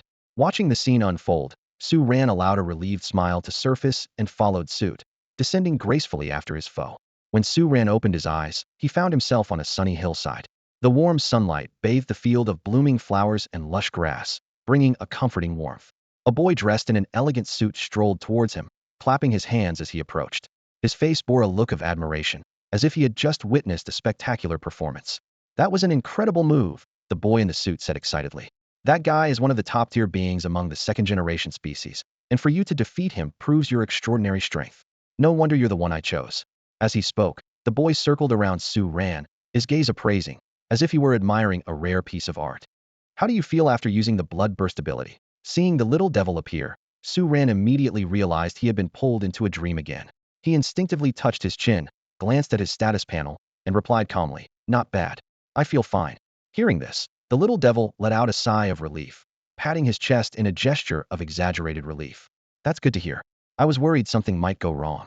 Su Ran didn't dwell on the topic and instead looked directly at the little devil, getting straight to the point. "Did you meddle with this mission?" The little devil's expression froze for a moment before he quickly feigned indignation. "Do you really see me as someone who would sabotage an ally?" Su Ran let out a cold laugh. His reaction said it all.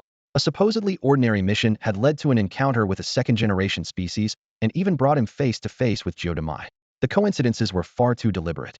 He suspected the little devil had orchestrated the events, partly to force an alliance with him and partly to investigate certain individuals. However, Su Ran chose to remain silent, not wanting to reveal how much he had deduced.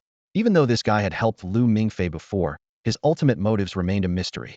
Su Ran decided it was wise to stay cautious. Seeing the distrust on Su Ran's face, the little devil scratched his chin helplessly. All right, I was involved, but it's not entirely my fault. At most, I gave things a little nudge. As for why things turned out this way, I think you already know the answer, don't you?" Su Ran stayed silent, cursing inwardly. It really is the worst-case scenario. "So have you thought it through?" The little devil leaned closer to Su Ran, his wide eyes sparkling mischievously as he grinned. "Will you work with me?" Su Ran scoffed. "You just set me up, and now you want me to team up with you? Your idea of sincerity is truly remarkable." "Oh, come on. Don't sweat the small stuff," the little devil said nonchalantly. "I'm just curious to see how you'll change as you walk down the path to godhood. I won't even mention the money I gave you, but I've put in quite a bit of effort this time too." The little devil leaned forward slightly, lowering his voice. "That modified Jack was quite tricky, hypnotized a lot of people. In this city, anyone could potentially be Jack. While you were busy, I was working behind the scenes to handle those problems." "Oh," and he flashed a smug smile. "I arranged for the best doctor to treat your senior, in your name." At this point, he suddenly paused, turned to face Su Ran, and his expression grew unusually serious. "But just so you know, they're a couple. You'd better not get any ideas." "I'm not blind," Su Ran replied with a helpless look. "Senior Winnie and Audrey are so obvious who wouldn't notice? Besides, I have no interest in dating." Hearing this, the little devil's expression turned complicated, a mix of admiration and regret. If only my useless brother could have this kind of clarity. Watching him grovel around a girl who doesn't love him is enough to make me want to cry out of frustration. Lu Mingfei. Yeah. The little devil nodded. In a way, this guy does have a certain kind of persistence. Then, with a change in tone, he added seriously, "But honestly, I think you should consider getting into a relationship. Otherwise, you might really lose your mind." Su Ran remained silent. Deep down, He knew Lu Mingze had a point, could never truly integrate into this world, and was always observing everything as an outsider. That state of detachment was indeed dangerous. Even when it came to confronting the Black King, it wasn't about saving the world, it was simply that he didn't want to see it destroyed. There was also a hint of curiosity, a desire to take down the ultimate boss, like clearing a level in a game. Protecting the world? There were no true saints in this world. It was just that the people one cared about happened to live here. Even the most legendary Avenger, Angers, who relentlessly hunted dragons, wasn't solely driven by unyielding hatred. Wasn't it also about preserving those cherished memories? But for someone like Su Ran, who had no attachments or grudges, defeating the Black King would be ideal. If he couldn't, it didn't really matter, death was just an end. For him, there didn't seem to be any outcome worse than dying. He wasn't the type to fight for others, nor could he find a reason worth risking his life for. What does this have to do with you? Su Ran stared directly at Lu Mingze. Does a devil really care about human emotions? Lu Mingze shook his head, furrowing his brows as if in thought. After a moment, he broke into a faint smile. There are all sorts of reasons, I suppose. While I think it's a good idea, I can't force your thoughts. If you're willing to listen, great. If not, I can't help it. He shrugged. Feelings can't be forced, that's something I know all too well. Clicking his tongue lightly, he added. Anyway, let's get back to the main topic. Have you thought it through? Will you join forces with me to take down the Black King? Lu Mingze's face lit up with that familiar look of excitement. He rubbed his hands together, a shrewd glint in his eyes. Leaning forward slightly, he raised his brows at Su Ran with a sly grin, his tone carrying a hint of mischief. You're in quite the predicament right now, marked by the Black King, targeted by dragons, and walking down the irreversible path of godhood. The road ahead looks pretty bleak. He deliberately dragged out his words. Kid, you could really use some help, don't you think? How about teaming up with me? All these problems could be solved in no time. Su Ran didn't respond immediately. He gazed at Lu Mingze calmly, his expression unreadable. After a moment, he spoke in a measured tone. From where I stand, it's true that I'm an enemy of the Black King, which gives us a basis for collaboration. But there's one thing I'm curious about. Why are you going after the Black King? His sharp eyes locked onto Lu Mingze. You claim the Black King is our common enemy, but what's your goal? Self-preservation? I doubt it. If we're to be allies, shouldn't we start with some basic honesty? Lu Mingze's lips twitched into a wry smile. Ah, you're really something, aren't you? Why so suspicious about everything? Don't tell me you've got some kind of persecution complex. Su Ran remained silent in the face of this teasing, watching Lu Mingze intently, his calm demeanor unshaken. The air grew heavy with tension for a few seconds until Lu Mingze finally gave in with a sigh. Fine, if I tell you, will you agree to work with me? Collaboration is possible, but it depends on whether your motives align with mine. Su Ran replied cautiously. Lu Mingze pouted, his tone tinged with mock grievance. You're such a tyrant. If it weren't for the fact that you're marked by the Black King and have shown extraordinary potential, I wouldn't bother with you at all. Because I'm not easy to fool. Lu Mingze shook his head, his voice dropping to a quieter, more serious tone. No, because I'm afraid that if I reveal too much, you'll stab me in the back at a critical moment. The dynamic between the two was undeniably delicate. Su Ran couldn't fully trust Lu Mingze, and someone as cunning as Lu Mingze wouldn't easily trust a stranger who had suddenly appeared. They maintained a tentative connection, testing each other's boundaries, neither willing to show all their cards. In essence, they were playing a game of wits, each constantly guarding against the other's intentions. Although the Black King, their shared enemy, had created a bridge for potential collaboration, the enemy of one's enemy wasn't necessarily a friend. Trust, the foundation of true partnership, was still absent between them. My goal is actually quite simple, Lu Mingze finally admitted. I want to create a new world. To do that, I first have to get rid of the remnants of the old world. I need you to win this war that will decide the future. At the mention of a new world, Su Ran was reminded of certain scenes from the original story. However, he didn't comment on Lu Mingze's statement, instead pressing further. What kind of world would that be? Lu Mingze scratched his nose thoughtfully, a hint of contemplation crossing his face. That? Well, it depends on his choice. I want to put him on the throne, but whether he succeeds or not, I can't say for sure right now. So, for now, I don't have an answer to your question. Su Ran nodded, finding the explanation believable. After all, from what he knew, the only person capable of altering this obsessive brother's plans was that one individual. As long as Lu Mingfei held firm, Lu Mingze could overturn his own script at any moment just to make him happy. As for that quarter of the exchange, Su Ran squinted his eyes, silently pondering the peculiarity of this exchange. Who exactly was trading with whom? There was clearly more to the story. I've already shown enough sincerity. Aside from my brother, you're the first person I've yielded to this much, Lu Mingze said, locking eyes with Su Ran. So what's your decision? Will you work with me? Su Ran nodded slightly, a faint, almost imperceptible smile playing at the corners of his lips. It does sound intriguing. I can cooperate with you. But let me make one thing clear, I'm not your subordinate. Don't think you can manipulate me like a pawn on a chessboard. Lu Ming's aside, feigning exasperation as he pouted. Why do you make me sound like some devilish villain to the core? Su Ran remained silent, simply watching him. After all, wasn't Lu Mingzi the one who often referred to himself as a devil? Lu Mingzi smiled knowingly, without denying it. So what's our next move? Su Ran asked, changing the subject. The Black King, being the ultimate boss, isn't something we can deal with right now, is it? Lu Mingzi nodded, a satisfied smile appearing on his face. He raised two fingers, his expression turning serious. As much as I'd love to storm into the Black King's lair and chop him into pieces, there are two issues. First, we're too weak right now. Acting recklessly would only lead to our complete annihilation. If we die, this world is finished. The second problem is even trickier. The Black King isn't even in this world at the moment. Even if we launched every nuclear missile on Earth, it wouldn't scratch a single scale on him. The Nibelungen? Su Ran mused, his thoughts aligning with Lu Ming's cryptic words. He understood the Black King was currently incubating within his Nibelungen, an impenetrable sanctuary that would only open when the Black King was on the verge of resurrection. However, Lu Ming's eyes gleamed with a cold light. Since we can't deal with the Black King for now, we can start with the other dragons. Dragon slaying requires experience, and the four monarchs make excellent training targets. The four monarchs?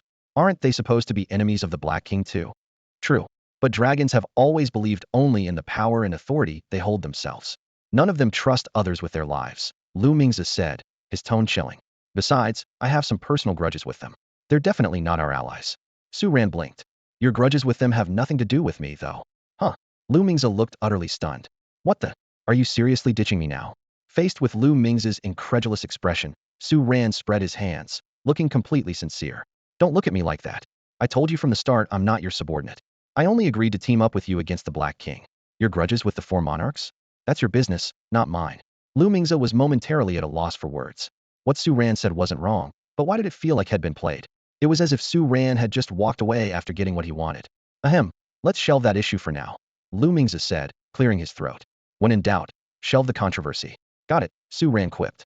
Anyway, it'll be a while before they make their move. We still have time to prepare. When the time comes, I'll contact you. Until then, you'd better focus on getting stronger. Lu Ming's figure began to fade, becoming increasingly translucent. Oh, one last friendly tip, take a good look at that corpse. The alchemy within it could be really useful for you. And by the way, since I've helped you out, don't you think you owe me a meal? Su Ran woke up from a dream in a startle and immediately dialed Professor Schneider's number. Professor, good news. Jack the Ripper has been dealt with, he reported rapidly. He'll submit the mission report as soon as possible, but there's still some cleanup work to handle here. There was a skirmish in the city, though the affected area wasn't large. Surveillance footage might have captured something. Also, there are about 100 people who need their memories erased, but they're scattered all over, so we'll need to locate them quickly. There was a brief silence on the other end of the line. Professor Schneider, known for his no-nonsense efficiency, felt his temple throbbing as he dealt with yet another mess caused by his subordinate. And, Su Ran continued, I fought a second-generation creature and managed to seize its alchemical artifact.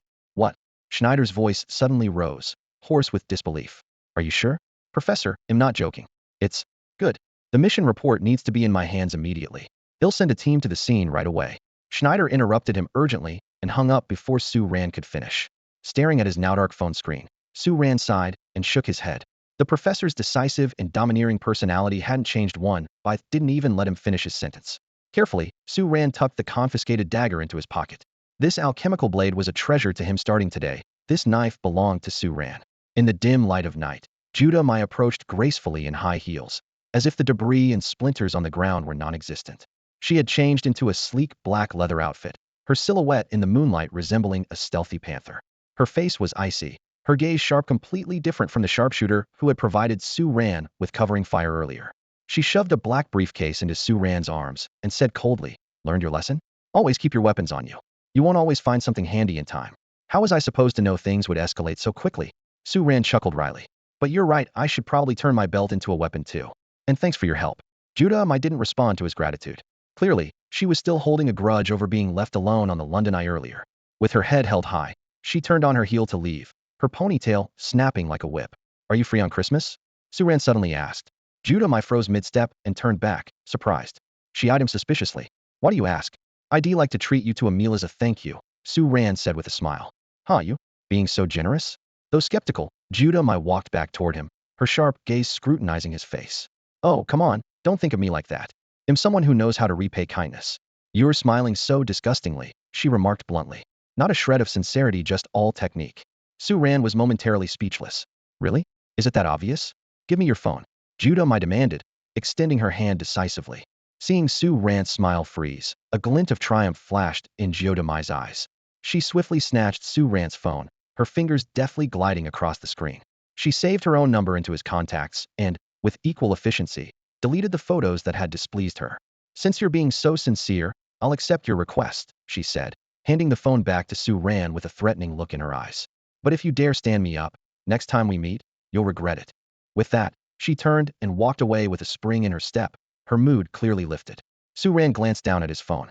Sure enough, a new contact labeled My Jia had been added to his address book, and the photos of the twin sisters were completely gone. Staring at Jiu Mai's figure disappearing into the night, he stood frozen in place. No way. Mai, you're serious about this? A sense of foreboding crept over him. Meanwhile, Schneider had just ended his call with Su Ran and promptly contacted Angers. After giving a detailed report of the situation, Ajay's voice carried a note of satisfaction. It seems we've got quite the remarkable individual among our students. I'm already aware of the matter. Go handle the aftermath and don't keep the hero waiting. As for that alchemical artifact, it's something we urgently need. Transport it back to the school as soon as possible. It's a treasure trove of alchemy and will greatly advance our research. Flammel will be thrilled about this. Headmaster, Schneider interrupted in his characteristically raspy voice. A first-year student, and a rank no less, managed to face off against a powerful second-generation hybrid alone and even forced it to retreat. Even with the use of that item, it still seems unlikely, doesn't it? I understand your concerns, Angers replied with calm and unwavering conviction. But we must place more trust in the younger generation. Su Ran is absolutely reliable. Schneider said no more. In his eyes, anyone might collude with dragons, anyone except Headmaster Angers. If Angers was so certain, Schneider was willing to believe him. Moreover, he held great admiration for Su Ran, believing that both he and Chu Zhihang would become the brightest stars of the executive department. Of course, it would be even better if the two could cause less collateral damage during missions. Understood. I'll transfer the mission files to you shortly. Although Schneider trusted the headmaster, he still harbored reservations about the board of directors. Some precautionary measures were necessary. Thank you for your efforts. I'll return to the school as soon as possible. Angers stood in the top-level exhibition hall of the Eiffel Tower, accompanied by a girl whose beauty was as exquisite as a Greek sculpture. Though she appeared to be in her 20s, her gaze carried the maturity of someone in their 30s. She wore elegant European-style makeup, a black veil, and a tailored fitted dress paired with a fur stole. Her face was perpetually shrouded in an icy aloofness. It seems you're in a good mood. Did something pleasant happen? Of course, this is indeed a wonderful thing, Angers said, a gentle smile appearing in his eyes. Lisa, I have just discovered an outstanding successor. Although I thought he was remarkable from the beginning, he has exceeded my expectations. Are you planning to take him on as a student? Lisa asked. No, Angers shook his head. Though the idea did cross my mind, I wouldn't want to compete with that old fellow Flammel. Otherwise, he'd probably camp out in my office, trampling on my expensive Persian rug and criticizing my collection of fine wines. Lisa cast a subtle glance at Angers. Flammel is considering taking on a student? It's been quite a while since the last time, hasn't it? Yes, the boy's talent in alchemy is extraordinary, even surpassing Flammel's. He will undoubtedly become a core figure of the secret party in the future, Angers said, a flicker of anticipation in his eyes. I'll introduce you to him sometime. We old folks are getting on in years. The future belongs to you young people. In the Misty City, less than 10 minutes after Schneider hung up the phone, the Academy's support team arrived swiftly. They employed a straightforward and aggressive approach, hiring mercenaries to ambush the target on a key route, boldly disabling the police car's axles, and engaging in a street shootout to buy time. They then called in a nearby maintenance team to retrieve Su Ran's dragon-transformed corpse, which had been severed into 3 parts. The remains were placed in body bags and transported away in a refrigerated truck. The Academy planned to stage the scene as a natural gas explosion. To achieve this, they spared no expense in bribing forensic agencies and smoothing over any bureaucratic hurdles. The blurry videos and photos circulating online were systematically deleted by Norma. As for eyewitnesses, without concrete evidence, their testimonies would be dismissed as hallucinations caused by shock. After the mission was successfully completed, Su Ran made a point to visit Winnie and Audria in the hospital before leaving the city. Though the two hadn't been able to contribute much in the later stages, Senior Winnie had been injured during the mission. However, his timing was unfortunate. He happened upon the two embracing and crying together, overhearing the usually serious Audria murmuring cheesy romantic words. Su Ran sighed inwardly at how appearances can be deceiving, tactfully handed his gifts to the nurse on duty, left a note, and quietly departed. He couldn't help but wonder to himself, would they invite me to their wedding? Soon after, Su Ran boarded the earliest flight back to the academy. Though the mission had been perilous, the rewards were significant, and the entire trip, including travel, had only taken 3 days. Many people even assumed he'd been avoiding the throngs of overly enthusiastic girls. Upon his return, Su Ran barely had time to rest before being summoned by the watchman to assist with research. The alchemy master, known by the title Flammel, was set on analyzing the modified corpse of the second-generation hybrid in search of alchemical secrets. As the individual with the greatest talent in alchemy and first-hand experience fighting the opponent, Su Ran was the obvious choice for an assistana role he was more than willing to take on. From that point on, strange noises frequently emanated from the watchman's bell tower, clouds of black smoke, explosive sounds, and occasionally eerie laughter. With some deliberate exaggeration by curious individuals, the bell tower quickly gained a reputation as the origin of paranormal phenomena on campus. As Christmas approached, Su Ran allocated a special fund to prepare a lavish dinner for the members of the Lionheart Society. However, what thrilled the members more than the feast was the announcement of a new tradition, jointly decided by Su Ran and Chu Zhihang. Each semester, the society would select the most outstanding member, excluding the president and vice president, and promise to fulfill any one wish of this star of the semester, no matter how outrageous. Whether it's sneaking into the Pentagon, blowing up the equipment department, or kidnapping your secret crush in the middle of the night, if you dare to ask, we dare to deliver, Su Ran declared with a playful smile as he stood at the front of the room. Even if you want President Chu to serve you tea or perform an impromptu dance, it's not off the table. Of course, you'll be responsible for the consequences. The announcement caused an instant uproar within the Lionheart Society. Members who had planned to go home for the holidays quickly changed their minds, deciding to stay just to witness this rare event, even if they didn't win the opportunity themselves. After all, with dozens of hybrid elites in attendance, not to mention the formidable duo of Su Ran and Chu Zhihang, even challenging Principal Angers seemed within the realm of possibility. As the confirmation messages flooded his phone, Chu Zhihang frowned slightly. The members' overwhelming enthusiasm left him a bit concerned, but on second thought, this level of excitement was still relatively restrained compared to the student council. Hadn't Caesar just cracked the swimming pool during a swimsuit party a few days ago? Allowing one indulgence per semester seemed within acceptable limits. While Chu Zhihang was lost in thought, a figure caught his attention. Su Ran had changed into a sharp suit and appeared ready to head out. The sight prompted the usually stoic Chu Zhihang to break his silence, asking, "Are you going on a date?" The surprise in his tone was unmistakable. In his mind, Su Ran, the world-class loner, who was warm on the outside but cold within, going on a date on Christmas Eve was nothing short of supernatural. Su Ran sighed. "I owe someone a favor and promised to treat them to dinner." "A woman?" Chu Zhihang pressed. "Miss Mayumi or the Alien sisters?" "Honestly, I don't feel like answering that. Are you coming back tonight?" Chu Zhihang's expression remained calm, but his eyes betrayed a glimmer of uncontainable curiosity. "How do you manage to look so expressionless while gossiping?"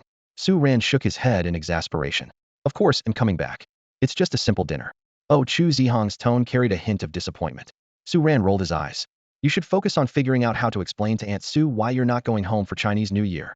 Although Cassell College promotes Chinese language education, its academic schedule follows Western traditions, marking Christmas rather than the Lunar New Year as the winter break's focal point. It was the end of the first semester, and both Su Ran and Chu Zhihang chose to stay on campus for the holiday. "You're really not planning to go back home?"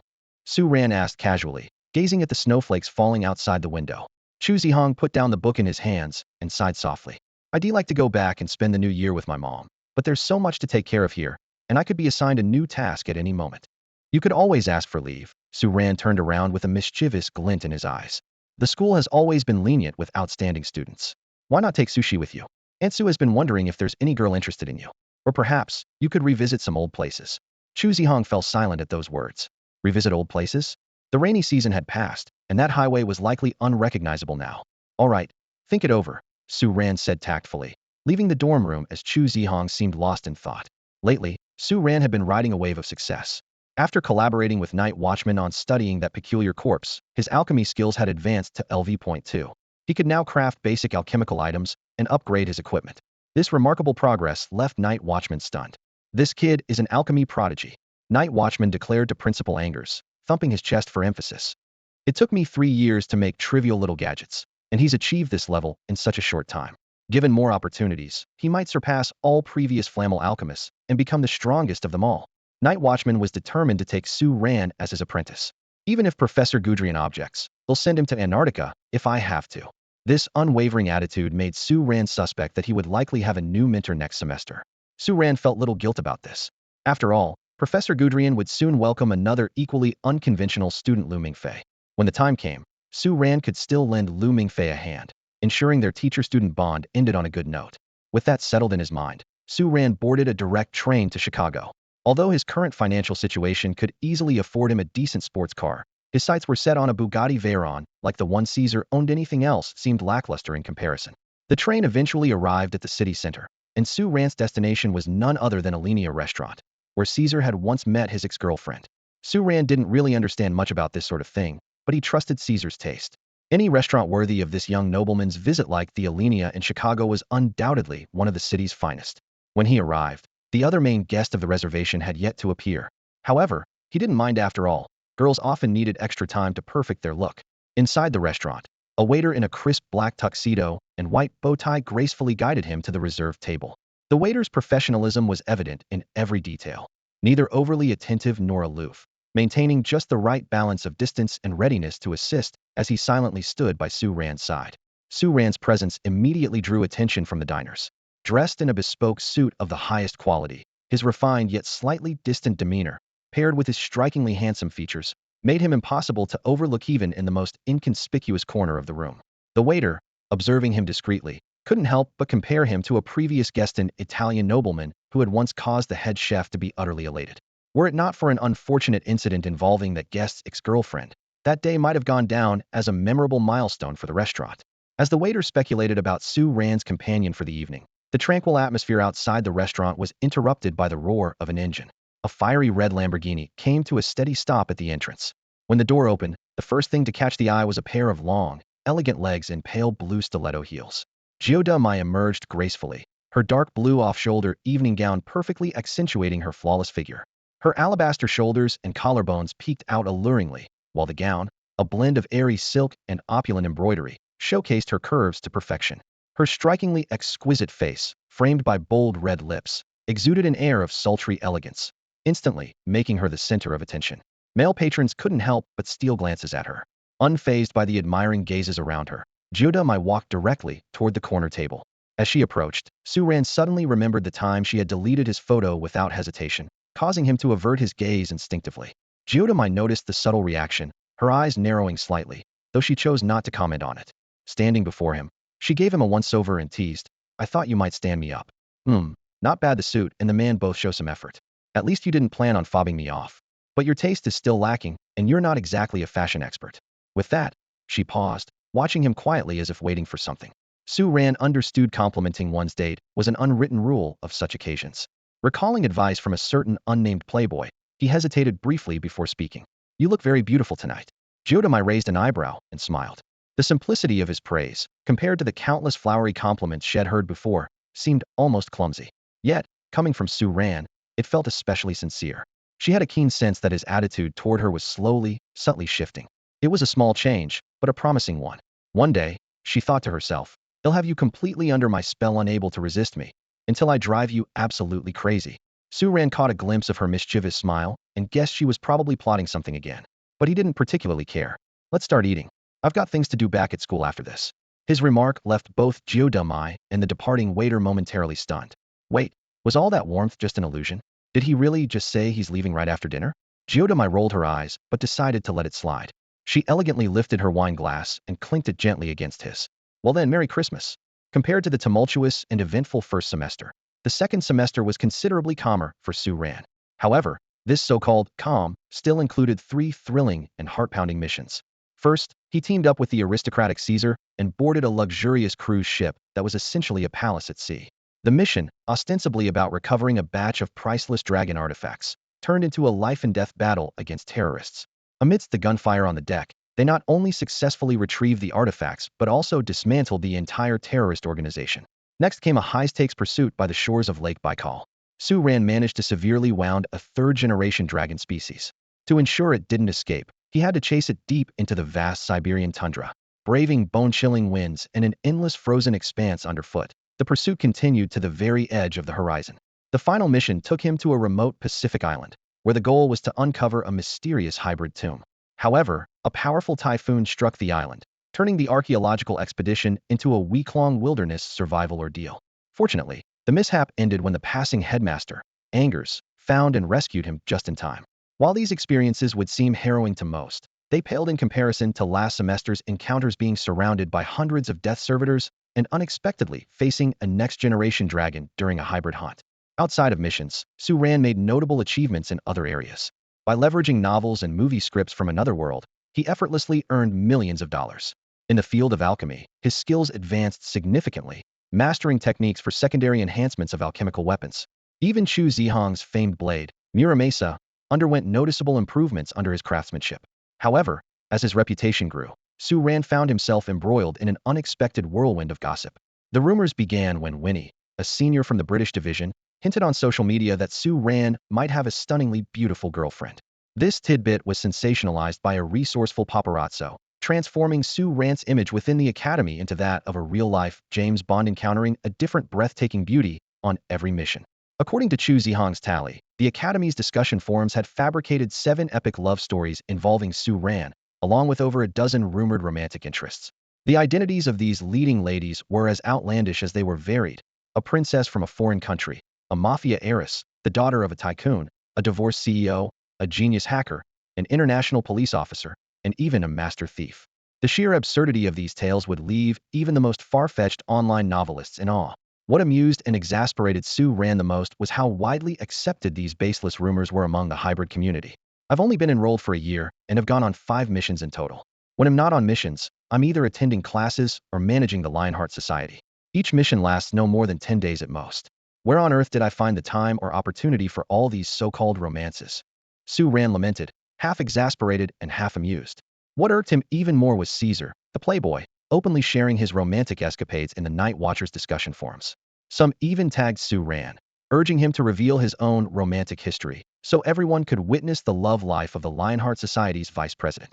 This nearly drove Su Ran to the brink of blowing up the entire school, as he was unjustly branded a playboy. In the end, he could only storm into his dorm and give Fingel, the instigator, a stern lesson in love, barely managing to curb the downward spiral of his reputation.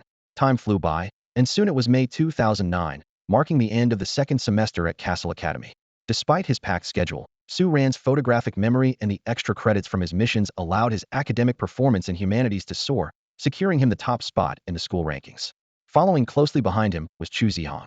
Unlike the 2 presidents of the Lionheart Society who led by example, Caesar from the Student Council stumbled in his dragon genealogy and alchemical chemistry courses. His girlfriend, Nono, fared even worse, with her report card looking downright dismal. It wasn't uncommon to hear whispers around campus. In terms of capability, the Lionheart Society's power couple was undeniably stronger than their counterparts in the Student Council. For the students who passed their final exams, the summer vacation promised a chance to unwind. Aside from completing the standard holiday assignments handed out by the school, Su Ran generously distributed a hefty allowance of 100,000 to each Lionheart Society member before boarding a flight back to China with Chu Zhihang and Su Shi.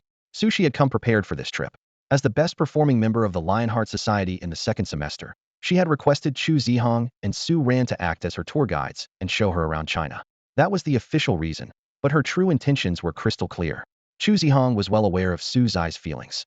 Although Su Ran had promised to stay out of their personal matters after their conversation, Su Shi had become even more proactive in her pursuit, with the full support of the Lionheart Society.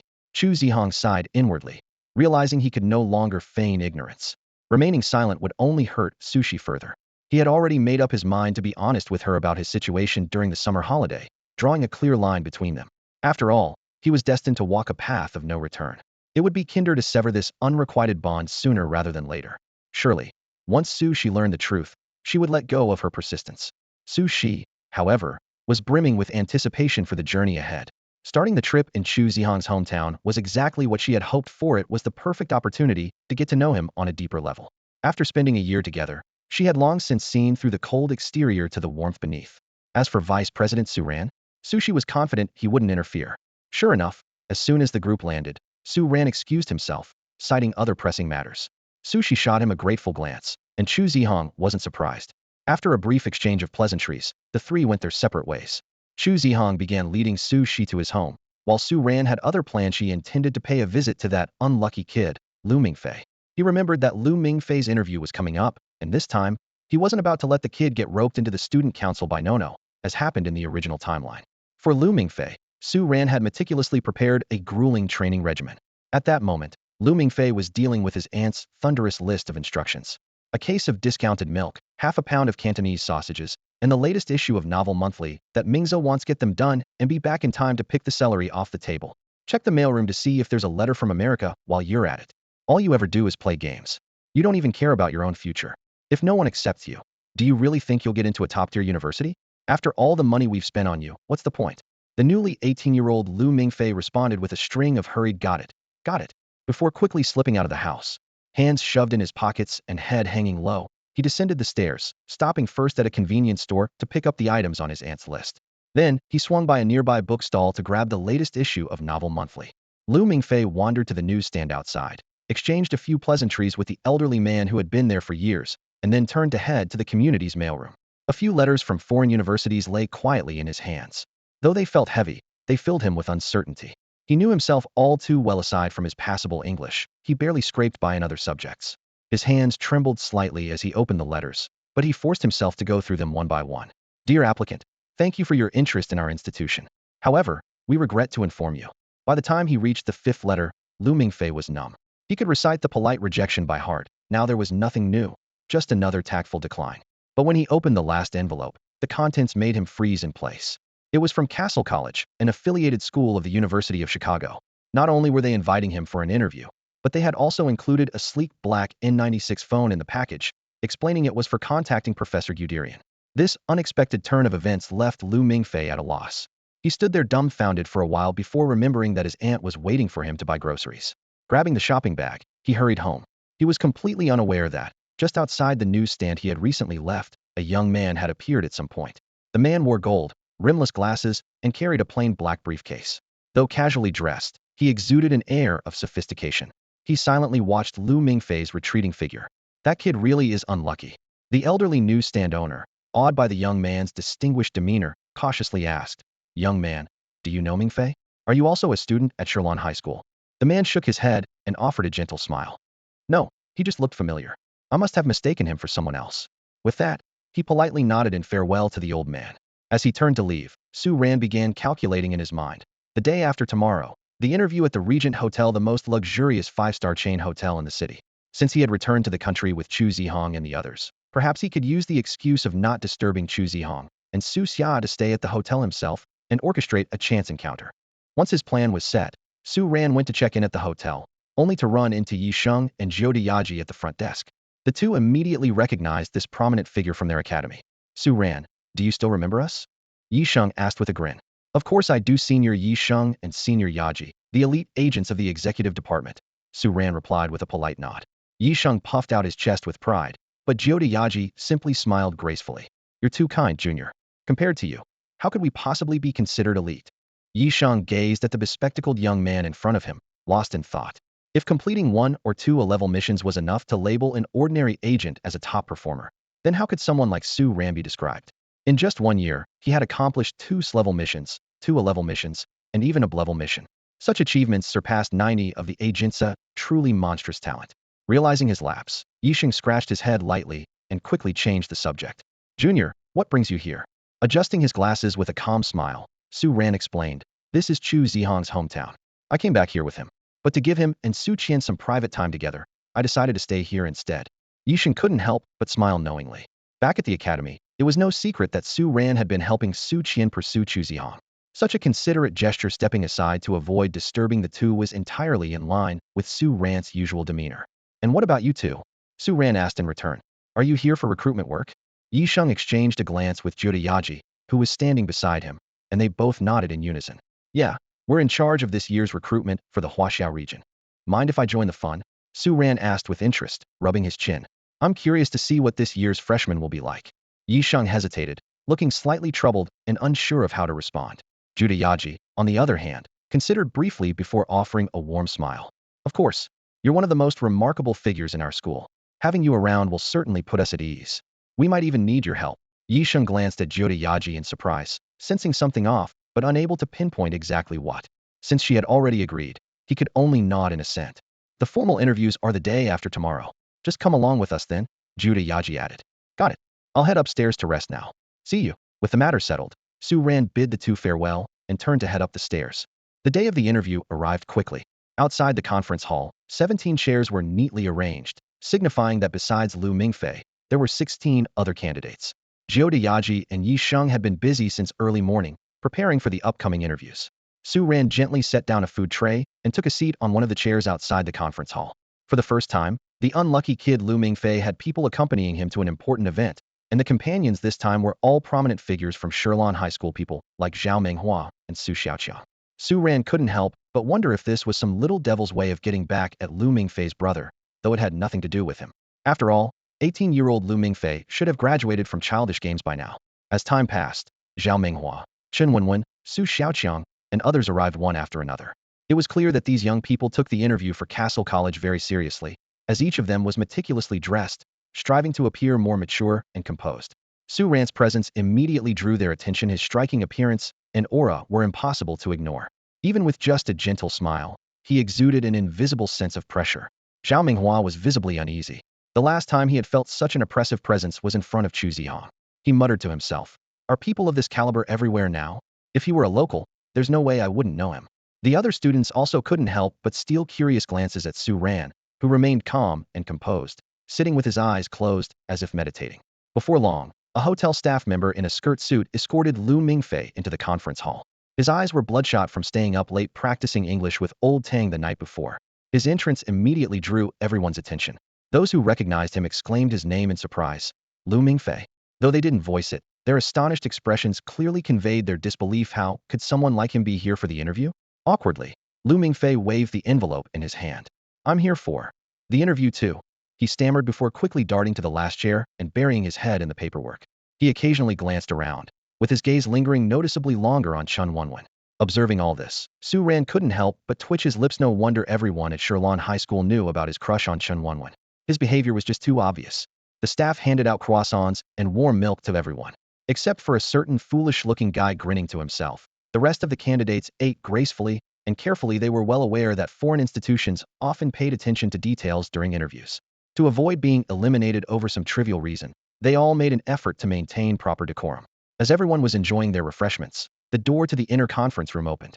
Yi Sheng, tall and lean, stepped out dressed in Cassell College's uniform.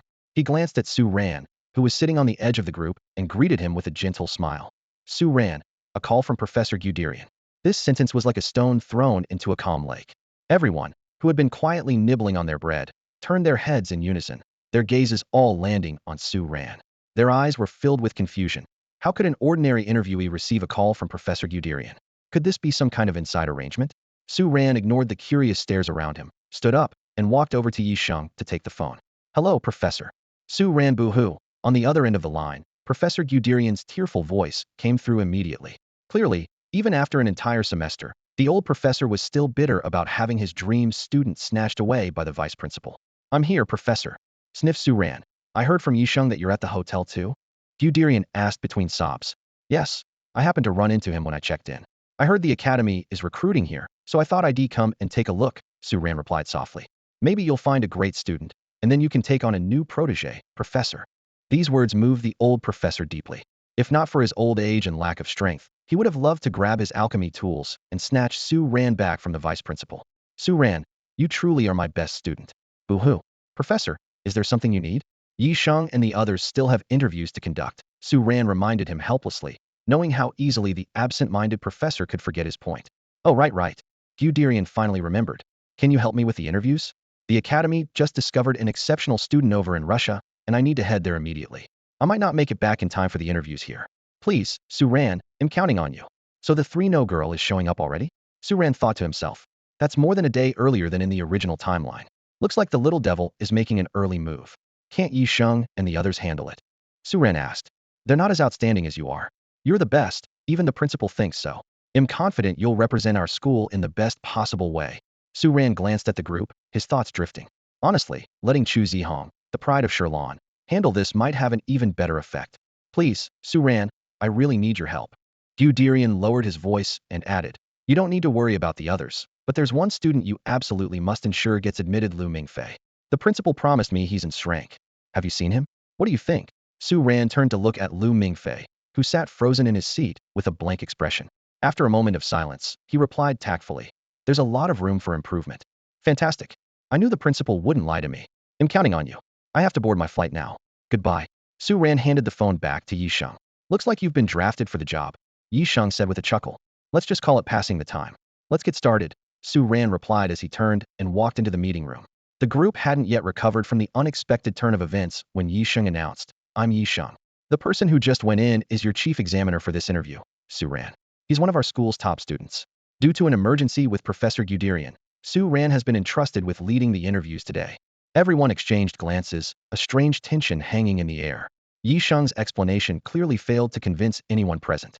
They all had the same thought simultaneously. Had this interview actually started the moment they stepped through the school gates?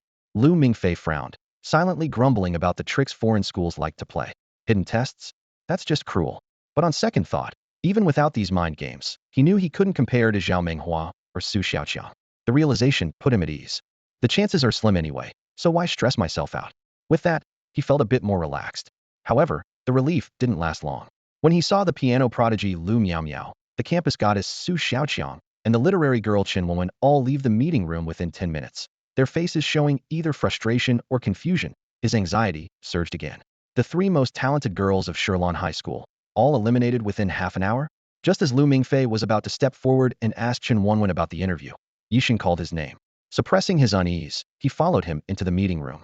Inside, the large conference table was occupied by only two people. One was Su Ran, the bespectacled man who had been mingling with the other candidates earlier, and the other was a sweet-looking girl in a tailored uniform, wearing a rosered lace scarf at her collar. Su Ran gave Lu Mingfei a meaningful smile, like a wolf sizing up its prey. Lu Mingfei, right? Nice to meet you. I'm Su Ran, the chief examiner for this session, and this is my assistant, Judayaji. Please have a seat. No need to be nervous. Let's just have a casual chat. Lu Mingfei stiffly nodded, wanting to say he wasn't nervous but not daring to speak. Instead, he awkwardly sat down. Yisheng moved to a laptop nearby, ready to take notes on the interview. Seeing the boy so tense he seemed almost petrified, Su Ran couldn't help but chuckle. Would you like something to drink? No, I'm fine, Lu Mingfei stammered, shaking his head. All right then, let's officially begin, Su Ran said, locking eyes with him. First question, do you think you're lonely? Huh? Lu Mingfei froze, caught off guard. What kind of question was that? Shouldn't they start with a self-introduction or ask why he wanted to apply to this school? Was this some kind of psychological research project? It seemed like all the material he stayed up late preparing had been for nothing. It wasn't just Lu Mingfei who was puzzled. Even Yisheng and Jiude exchanged confused glances at Su Ran. This was clearly outside the usual protocol for school interviews. But recalling that Professor Guderian must have given Su Ran specific instructions, they decided not to intervene. Lu Mingfei understood that no matter how strange the question, the interview was still ongoing. After a moment of thought, he hesitated before answering. Sometimes, I guess. Does that matter? Su Ran gently shook her head, her gaze focused intently on Lu Mingfei. So, what are your thoughts on diverse practical activities? Great. Lu Mingfei's eyes lit up, and he instantly perked up. Our country is also advocating for well-rounded development these days. It's a good thing. As he spoke, he secretly calculated in his mind. Feeling like he had figured out Su Ran's interview strategy, she wasn't putting too much pressure on the candidates. Instead, she used seemingly casual conversations to probe their emotions and preferences, gauging whether they met Cassell College's admission standards. Su Ran nodded slightly without letting Lu Mingfei elaborate further. She moved straight to the third question. If you had the chance, would you want to become a hero? The sudden change in topic left Lu Mingfei stunned. He looked at Su Ran with a puzzled expression, his Adam's apple bobbing nervously. Though he felt a little embarrassed, he answered honestly, Of course, I would.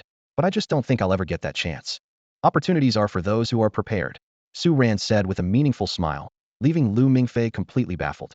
Just as Lu Mingfei thought he was about to hear another round of motivational chicken soup wisdom, Su Ran abruptly shifted gears again, throwing out a question that caught everyone off guard. What's your opinion on seducing your sister-in-law? The conference room fell into a dead silence. You could have heard a pin drop. Not only was Lu Mingfei frozen in place, but even Jiude and Yisheng, sitting nearby, were utterly dumbfounded. This was the kind of question you'd expect to hear in a Hong Kong movie, making them wonder if they'd somehow wandered onto the wrong set. Lu Mingfei's mouth twitched slightly. At this moment, he finally understood why the three flowers of Shirlan High School had all failed miserably. What kind of legitimate university would ask such a question? Despite feeling like he was being toyed with, his naturally timid personality left him without the courage to storm out in anger. Under Su Ran's expectant gaze, Lu Mingfei gritted his teeth and gave his answer. 3 stabs and 6 holes. Hearing this response, the corners of Su Ran's mouth curved upward into a faintly satisfied smile.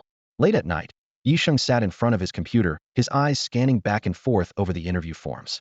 He glanced up at Su Ran and Zhu Yaji, who were leisurely sipping tea, forming a stark contrast to his restless mood. Where's Nicanor? Yisheng sighed helplessly. It's one thing for the chief examiner to have a last-minute issue, but at least they sent their prized student to help. And what about Nicanor, who's just here to earn some credits? The interviews are over, and I haven't even seen a shadow of her. Zhu Yaji shrugged lightly, a faint smile of helplessness playing on her lips. You know her personality, don't you? She's probably off playing somewhere. Did you really expect her to contribute? She doesn't even care about giving face to Caesar. True enough. Yisheng's mouth twitched. No wonder she and Caesar are a pair. They're both problematic students that give everyone headaches. He turned to Su Ran. What do you think of Lu Mingfei's performance, Su Ran? Zhu Yaji blinked and attentively refilled Su Ran's cup of tea, her gaze carrying a hint of expectation. This scene made Yisheng frown slightly. Though Yaji was known for her gentle and demure demeanor, her expression today seemed a bit unusual. Su Ran picked up the teacup, his expression calm. Are you sure he's the outstanding student the school mentioned? To me, he just seems like a clueless, unlucky kid. If it weren't for the overwhelming aura of tragic bloodline around him, I would have thought he was just an ordinary student. Yisheng and Zhu Yaji nodded in agreement. We're not entirely sure about the specifics, Yisheng explained, but that's what the school said. Apparently, his bloodline is exceptional. Professor Gudrian even made a scene in front of the principal to get him admitted. Su Ran raised an eyebrow, looking slightly speechless. He knew that Gudrian, still reeling from losing a student, was desperate to recruit an rank student. But in reality, even without his antics, Lu Mingfei would have been assigned to him anyway. There was no need to turn it into campus drama. What's his estimated bloodline rank? Su Ran asked. The two shook their heads, indicating they didn't know, as it seemed to be confidential information. Just then, a sweat-drenched Gudrian burst through the door, his thick glasses fogged with condensation. Srank, he announced excitedly the moment he entered. He's Srank. Mingfei is the long-awaited Srank student the school has been hoping for. The news left Yisheng and Zhu Yaji speechless in disbelief. That unremarkable-looking Lu Mingfei, how could he possibly be Srank?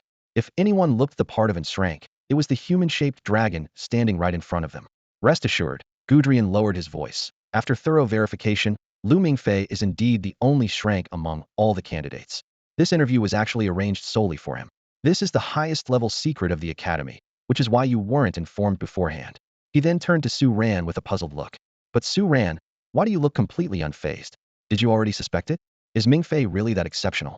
Su Ran shook his head. I didn't suspect it, and I am surprised it just didn't show it. Guderian blinked and suddenly grabbed Su Ran's hand, pulling him close. His face was full of anticipation as he asked eagerly, Su Ran, do you think Lu Mingfei is exceptional enough? Su Ran glanced at Guderian's expectant expression, and the corner of his mouth twitched slightly. He wanted to bluntly tell him that Lu Mingfei was just a resigned slacker, no different from Guderian's other completely nonchalant apprentice, hardly resembling an S-class at all. But seeing Guderian's sparkling eyes and recalling that the kid had a little devil as his trump card, Su Ran chose a more tactful response. He's like an uncut jade, still hidden within raw stone.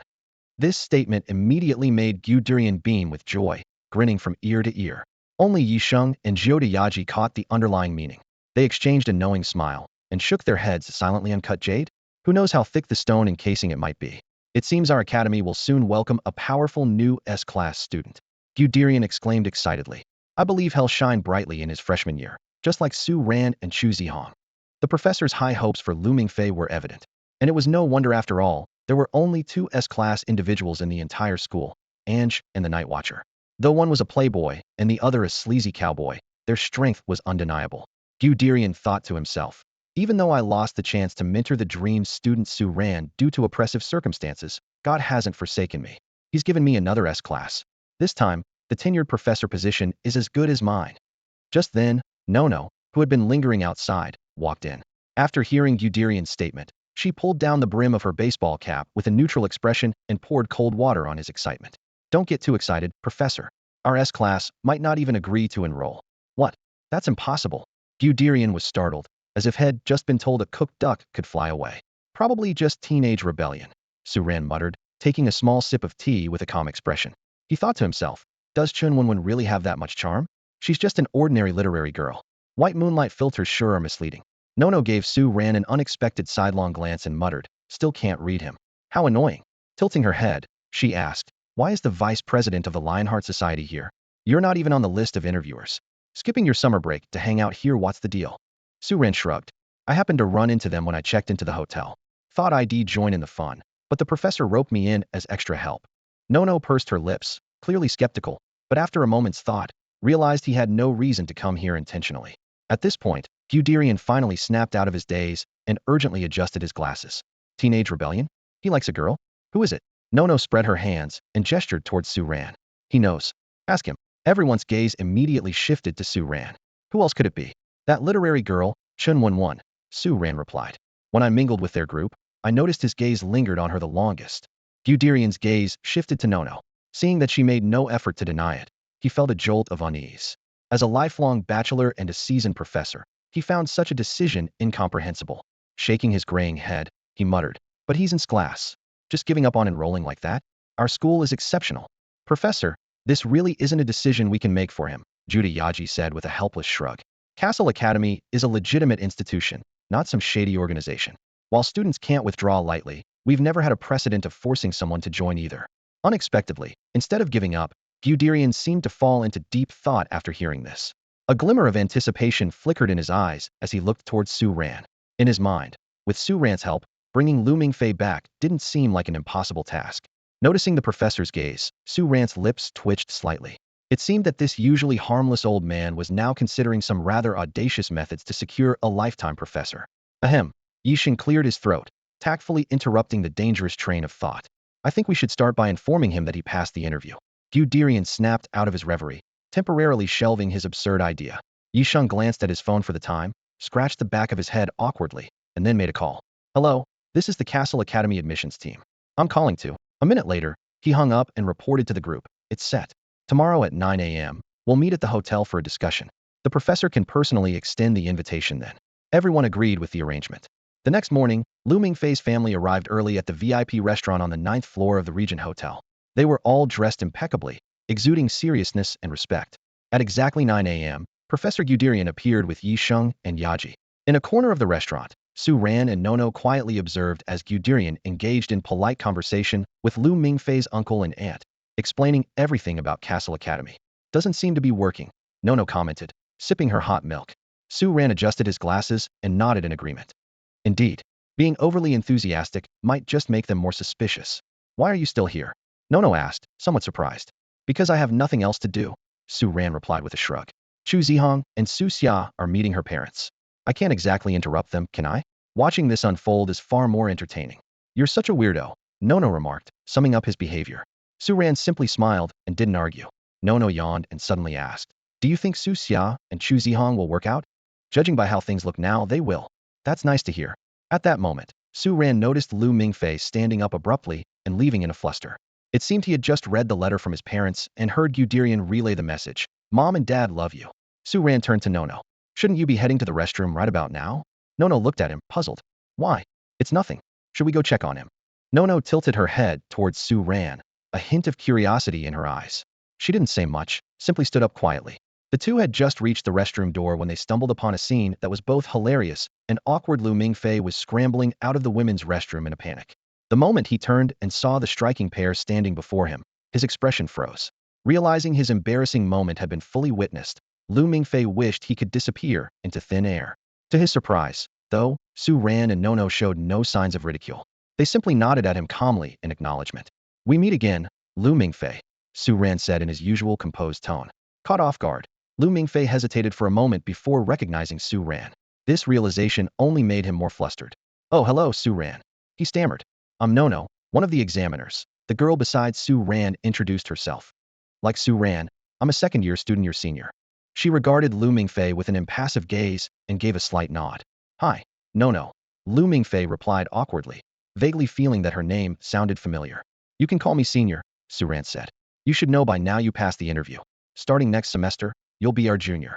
Lu Mingfei nodded hesitantly, then shook his head. I actually haven't decided if I want to join Cassell Academy yet. Sorry, because of Chun Wen. Su Ran's calm words hit like a hammer, leaving Lu Mingfei staring at him in shock, as if someone had just exposed his deepest secret. His eyes widened in disbelief, feeling utterly vulnerable. Just because I wear glasses doesn't mean I'm blind. It took Lu Mingfei a moment to process Su Ran's meaning, and when he did, his face turned pale. Is it that obvious? Su Ran's nod shattered the last remnants of Lu Mingfei's denial. Think about it. If I could tell the moment we met, what about your classmates? Unless they're blind, They probably noticed too, including Chun Wenwen herself. Lu Mingfei's body began to tremble slightly. To him, Su Ran seemed unbearably perceptive, and he wanted nothing more than to flee the scene. She probably knows, Su Ran continued, his tone steady as ever. I'm not one to judge people I don't know well, but I think you need to seriously consider always been aware of your feelings for her, hasn't she? Yet, has she ever responded? Whether to accept or reject you, has she given you even the slightest hint after realizing it? Lu Mingfei. Lu Mingfei kept his head down, staring at the floor with a wandering gaze. The classroom fell into a moment of silence. Su Ran watched his every move quietly, while Nicanor bluntly stated the harsh truth. She doesn't like you. Staying here is just a waste of time. Nicanor pointed at herself, then at Su Ran.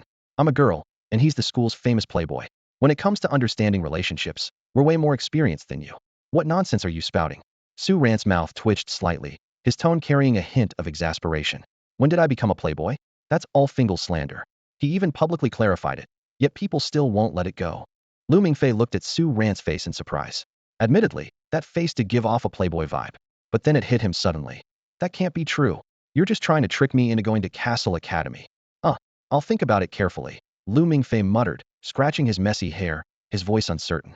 I can't keep my uncle and aunt waiting too long. I'll head back now. His mind was in complete disarray. The invitation from Cassell Academy, the temptation of the scholarship, the expectations of his parents, and the secret that had just been exposed in front of everyone. The worst part was realizing that it might have long been an open secret. All these years, he'd been like a clown, with no one ever warning him. Everyone had just been waiting to laugh at him. Unable to face it all, Lu Mingfei chose to run away. After leaving a hurried comment, he turned and briskly walked out of the classroom. You're just here for this shrank, aren't you? Su Ran adjusted his glasses, speaking with certainty as he watched Lu Mingfei's retreating figure. He had seen through everything. Even before the interview, Nicanor had already been gaming online with Lu Mingfei. It was clearly premeditated. Nicanor rolled her eyes and turned to leave. You know the answer, so why ask? Two rank presidents are already a headache. There's no way we can let the only shrank fall into the hands of the Lionheart Society. I'm part of the student council, after all. I have to do my part. So, you're trying to push me away while probing Chu Zhihang's intentions? And tarnishing my image on purpose? Su Ran followed her unhurriedly. Do you see him and think of yourself? Are you pitying him? But acting like this will only hurt him. Through his glasses, Su Ran looked at Nicanor calmly. Don't tell me you're planning to encourage him to confess. Nicanor crossed her arms, her steps unwavering, her tone indifferent. Sometimes I really wonder if you're the one with profiling skills. No wonder the entire student council finds you so exasperating. He won't succeed, Su Ran said bluntly. To put it plainly, even if he doesn't enter the academy, he and Chun Wenwen are from completely different worlds. The ending was predetermined. Every youth needs a farewell ceremony, Nicanor replied firmly. Whether it's joy or pain, there should be closure. Even if there's a swamp ahead, you have to wade through it. Because running away never solves anything. Even the worst outcome is better than no outcome at all. When Su Ran returned to the restaurant, she was met with a farewell scene. The Lu Mingfei family was bidding farewell to Professor Guderian, and a faint air of disappointment lingered in the atmosphere. Lu Mingfei had his head down, his eyes flickering with hesitation, clearly still indecisive. Professor Guderian looked regretful, as though watching a precious gem about to be lost. Lu Mingfei's uncle and aunt wore somber expressions, and upon seeing Su Ran and Nono, they nodded politely in acknowledgement. After they left, Professor Guderian immediately turned to Su Ran and Nono, anxiously asking, Did you talk to him? Why is he leaving as soon as he came back from the restroom? Without waiting for their response, he sighed to himself. I suppose he's choosing to run away, isn't he? What are we going to do now? Lu Mingfei's shrank status was personally recognized by the principal. If we fail to recruit him, the principal will definitely give us a hard time. Guderian rubbed his temples in frustration, mumbling in confusion. I showcased the school so well, promised him an annual scholarship of $36,000, and even conveyed the letters from his parents. Why won't he agree? Is love really that important? That Shin Wenwen isn't even that outstanding, is she? And he calls that love? Give me a break, it's just a teenage fantasy. Nono remarked, casually taking the last salmon roll from Yisheng's plate without hesitation. Jyoda Yaji smiled gently and pushed the salmon roll from her own plate toward Nono. I still have one here. You can have it. You two work so well together, like a married couple. Why aren't you married yet? Nono teased, her words muffled by the salmon roll in her mouth. Yisheng and Jyoda Yaji exchanged a knowing glance, their faces showing a mix of helplessness and embarrassment. As connections of Nono's mentor, Professor Mans, they were long accustomed to her jests. Su Ran, familiar with their situation, was unfazed by it. Suddenly, Guderian's eyes lit up as he looked at Su Ran tentatively. Su Ran, how about you take direct action? I'll book the flight right away. Before finishing his sentence, he sighed in defeat and added, But if his heart is set on staying here, what good would it do to drag him away in a sack? Leave it to me. Nono wiped her mouth, her eyes gleaming with mischief. Guderian eyed her suspiciously. Are you sure? No, you don't have any special abilities, and your combat skills aren't exactly strong. I'm afraid. Professor, not every problem requires brute force to solve. Nono said, narrowing her eyes with confidence. Dealing with a love-struck kid like him is easy, just make him confess. Once he fails, what other choice will he have but to come to the school? Just follow my plan. Guderian nodded thoughtfully, while Yisheng and Jiode Yaji exchanged subtle, amused looks. At that moment, Yisheng spoke up. The timing for the Kuwait Gate project has been moved up. The principal is coming to China soon, and Professor Mans has instructed us to head to Shu immediately for reporting. Yaji and I still need some time for coordination training. I'm afraid we need to leave this city immediately, Yisheng said with an unwavering tone of determination. Nono pouted, looking reluctant. Is it really that urgent? Her delicate face was filled with a childlike reluctance to part.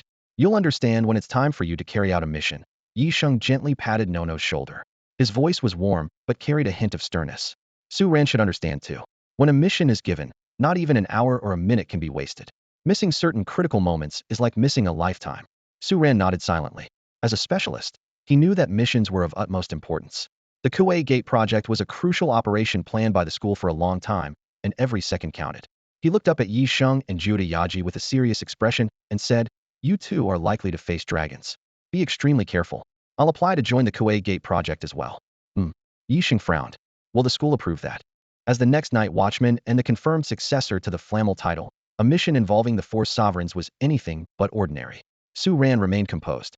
When it comes to dealing with dragons, I should be the most experienced among the students.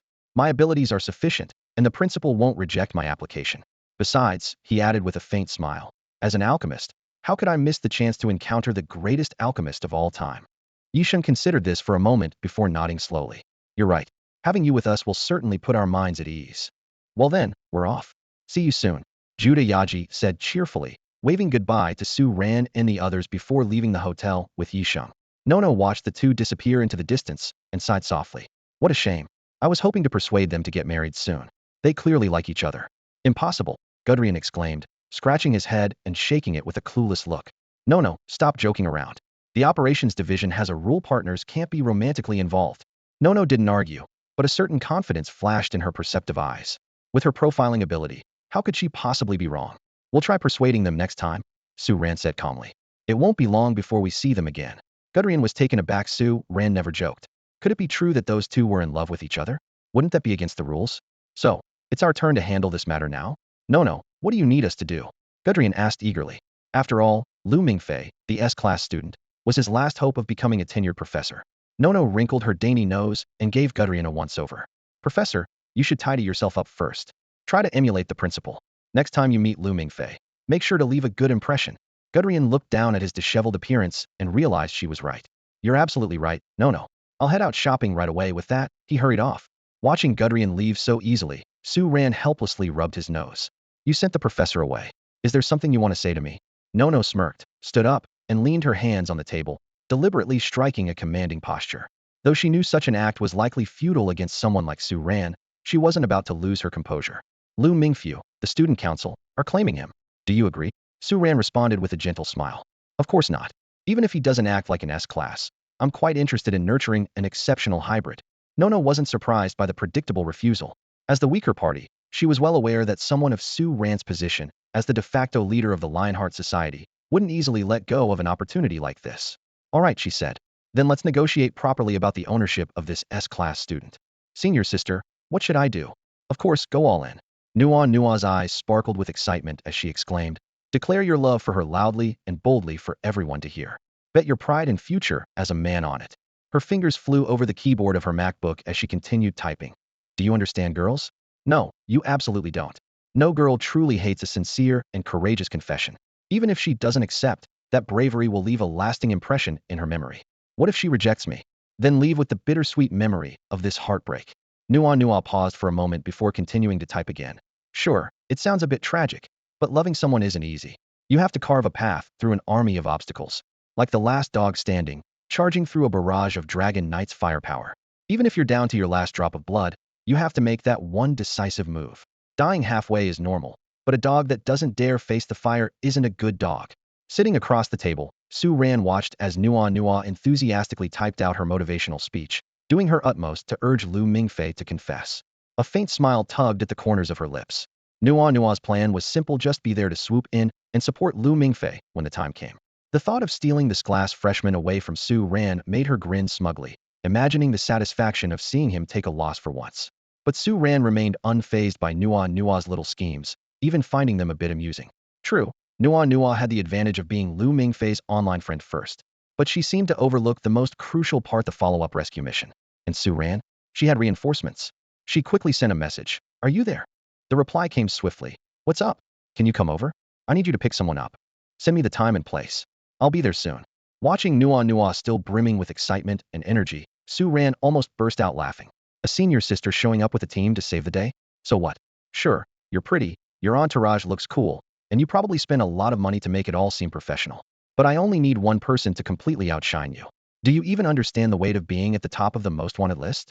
When the legendary figure of Shirlan High School steps in, who would even care about some random senior sister? Meanwhile, Chu Zhihang was in the living room completing his daily training, while Su Shi was in the kitchen learning to cook with their mom. Chu Zhihang found himself surprised. Though their mom's cooking was average, she had a knack for teaching. The contrast was oddly entertaining. Done. That unlucky kid is finally going to confess. Nicanor stretched lazily, cracking her neck as she complained. Motivating him is exhausting. Can't he just hype himself up for once? Will anyone even like someone like that in the future? I just hope he doesn't mess it up at the crucial moment. Su Ran glanced at Nicanor quietly, her expression unreadable. What's with that look? Nicanor asked curiously. Nothing. Su Ran shook her head and quickly changed the subject. When and where is he planning to confess? Well, Norma says it's on the 15th, in the evening, near their school at Wanda Cinema. The 15th? That's tomorrow, isn't it? Nicanor stood up and extended an invitation to Su Ran. Exactly. So I need to start preparing right away. What about you? Want to come with me? I have other plans. I'll pass. All right then. Nicanor turned and left with light yet determined steps, a signature of her usual style, always brimming with energy and decisiveness when it came to things that piqued her interest. Watching her figure disappear at the end of the hallway, Su Ran pulled out his phone and sent the time and location to Chu Zhihang. The reply came swiftly, a single word. All right, concise and dependable. A faint smile tugged at Su Ran's lips. Chu Zhihang never went back on his word. This matter was as good as settled. The private screening plan at Wanda Cinema sparked a wave of excitement among the literary club members. The idea had originally come from Chun Wonwon, who wanted to organize a club gathering before graduation.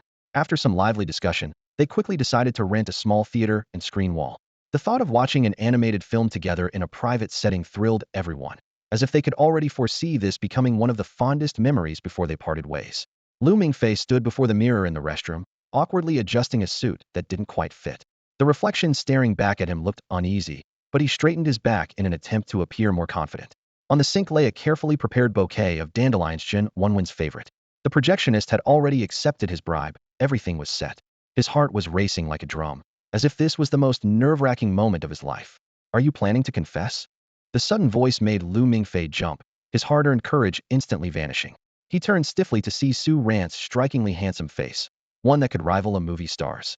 Though relieved it wasn't one of his classmates who had caught him, the nervousness still tightened in his chest. Yes, is there a problem? Lu Mingfei tried to sound composed, though his voice trembled slightly. I've already told senior sister that I'm not joining your academy. You can't force me, can you? Su Ran adjusted his glasses, a hint of amusement in his gaze. And what if your confession fails?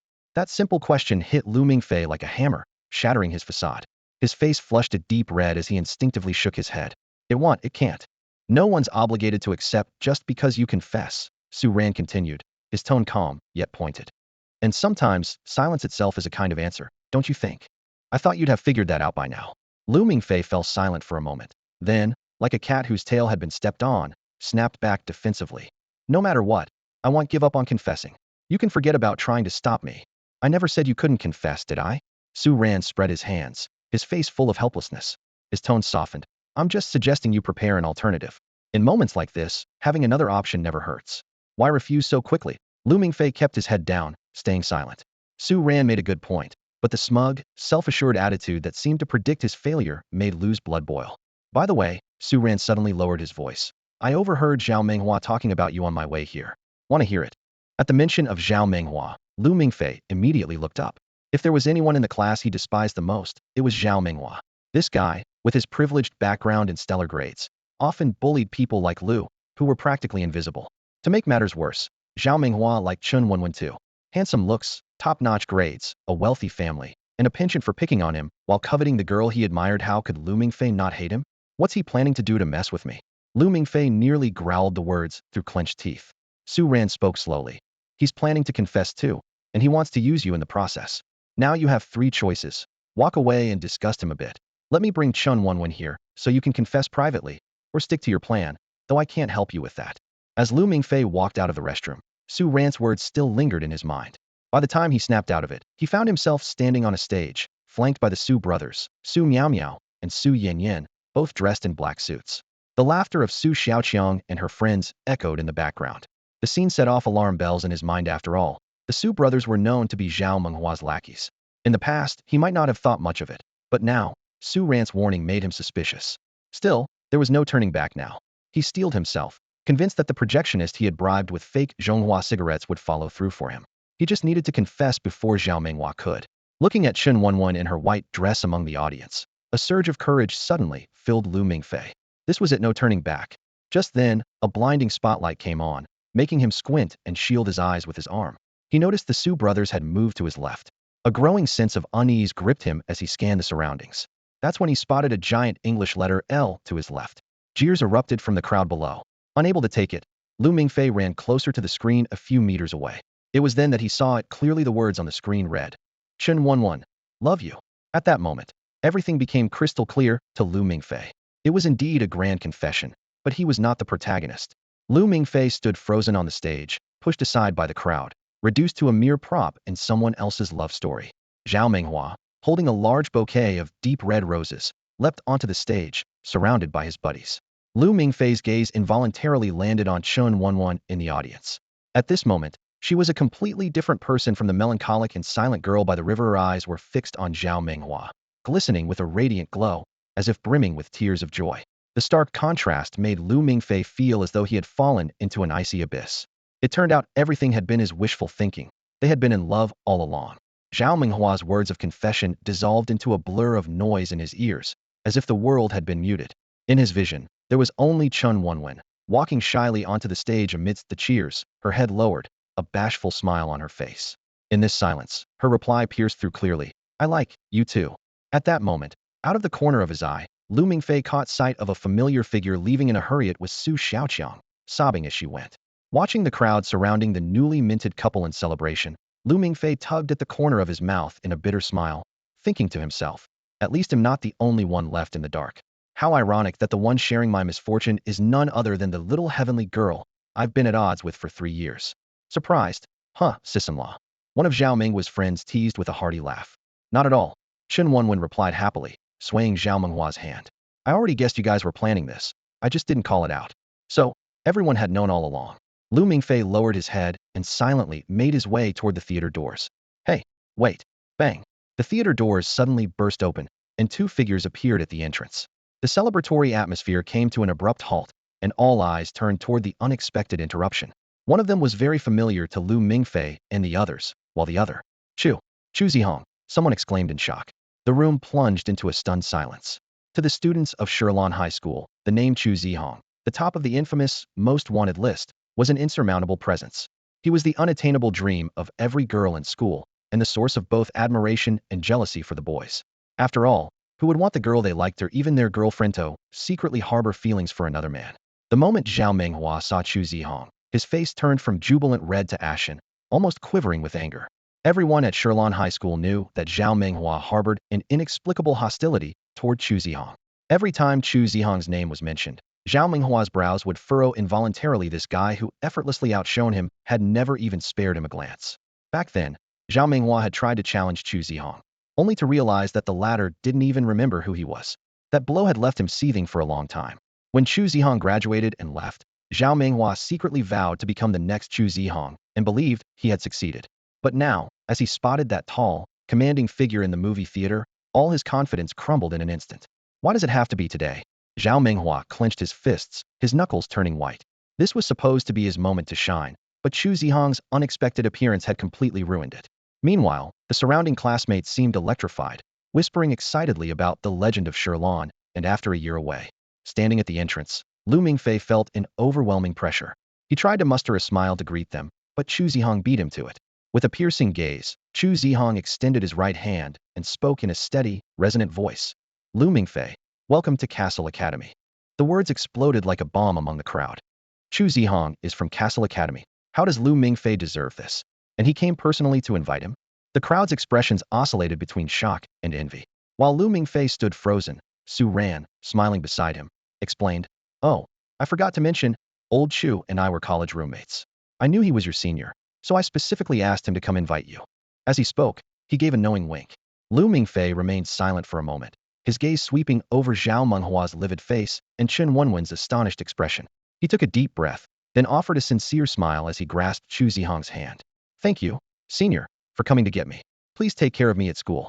Su Ran chuckled, while Chu Zhihang nodded solemnly. "Well, we're off then. Everyone, enjoy yourselves." Su Ran cheerfully waved goodbye to the group, leading Chu Zhihang and Lu Mingfei out. The crowd behind them fell into an eerie silence, with Zhao Menghua's face growing darker by the second. Once outside the theater, Lu Mingfei finally felt his brain starting to function again. Everything had happened so fast, and he needed to sort out his thoughts. However, when he looked up, he was greeted by a chilling sight: Nono, flanked by a group of imposing bodyguards dressed in black, blocking the entrance with an unmistakably hostile demeanor. Su Ran, however, seemed completely oblivious to the tension in the air. He greeted her with a cheerful grin. "Well, if it isn't Nono." Nono let out a cold snort, entirely ignoring the interloper. In her mind, she had already marked Su Ran down on her list. This was a debt she would undoubtedly settle one day.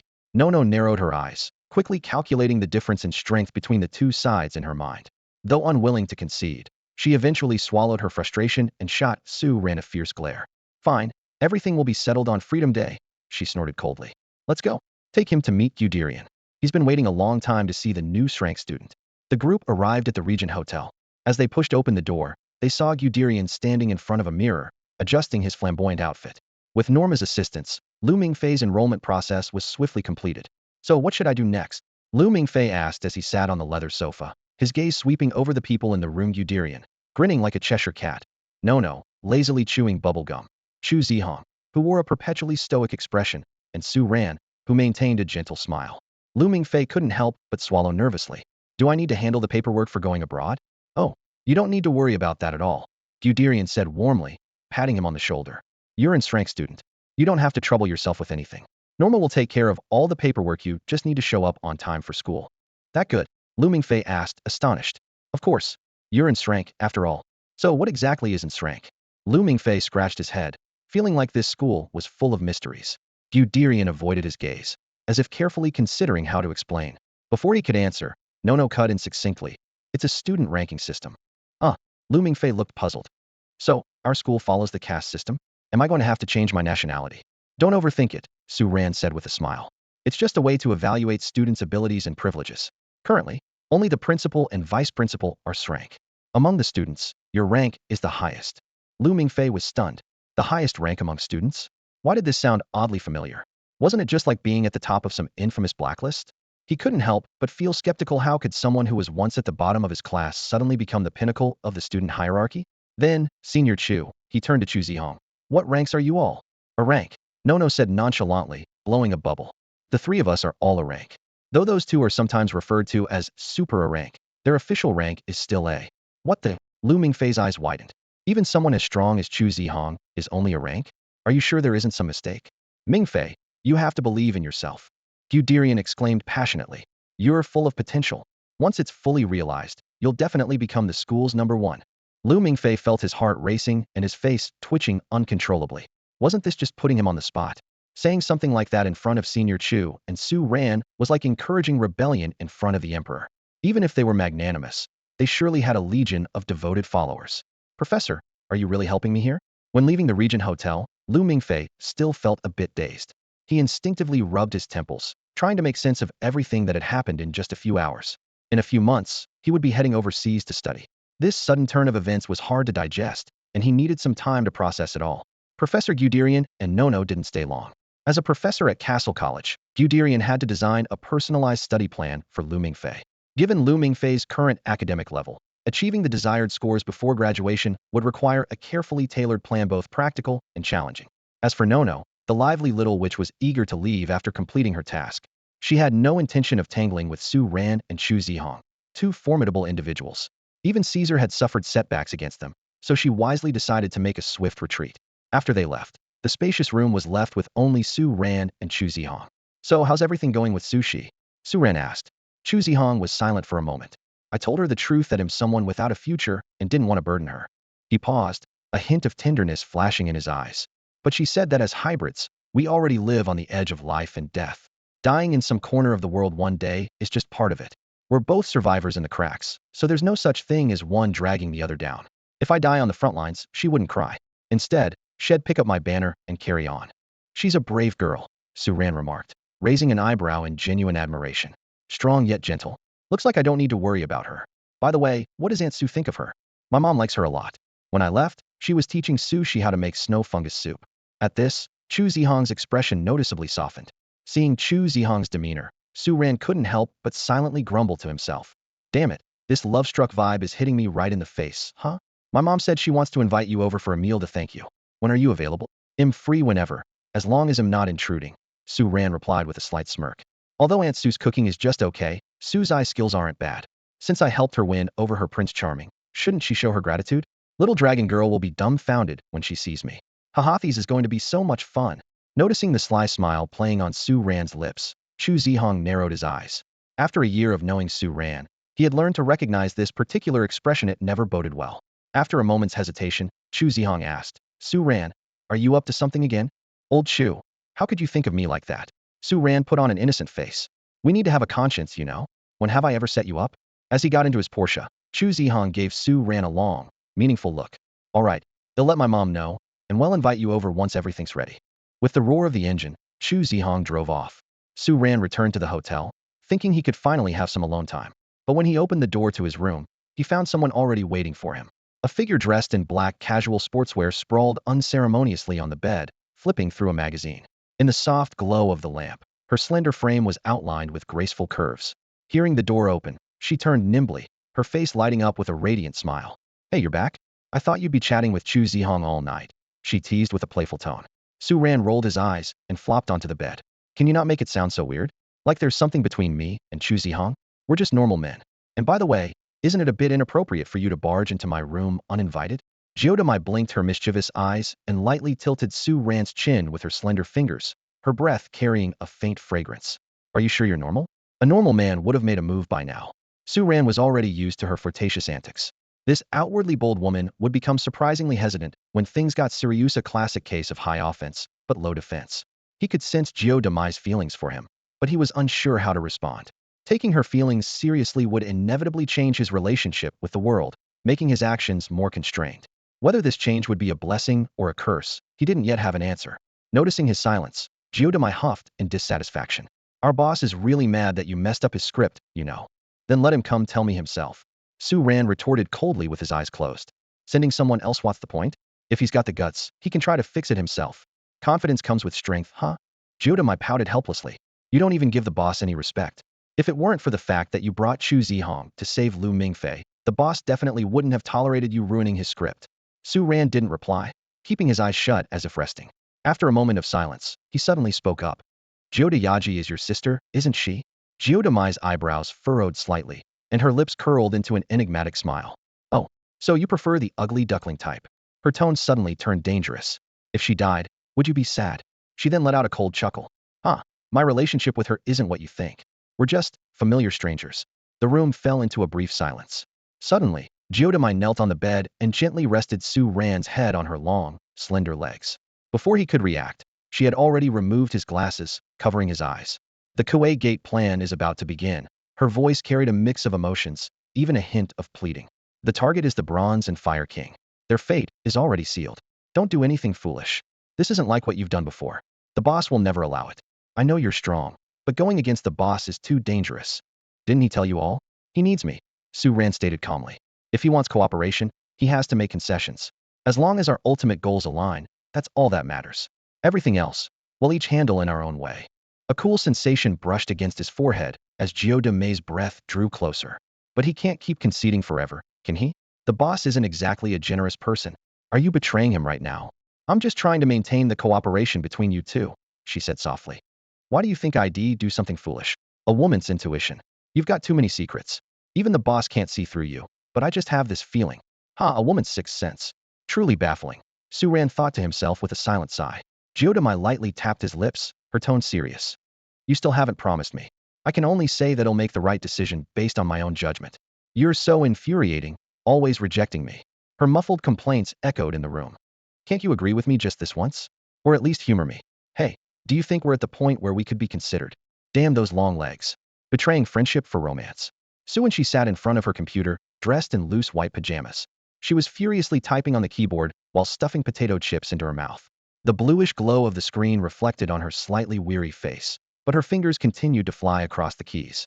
What's so great about men anyway? And now you're even robbing the cradle. She muttered while typing, her tone full of frustration toward her best friend. Ever since that guy named Su-ran appeared, she could clearly feel her position in Ma Yi's heart plummeting.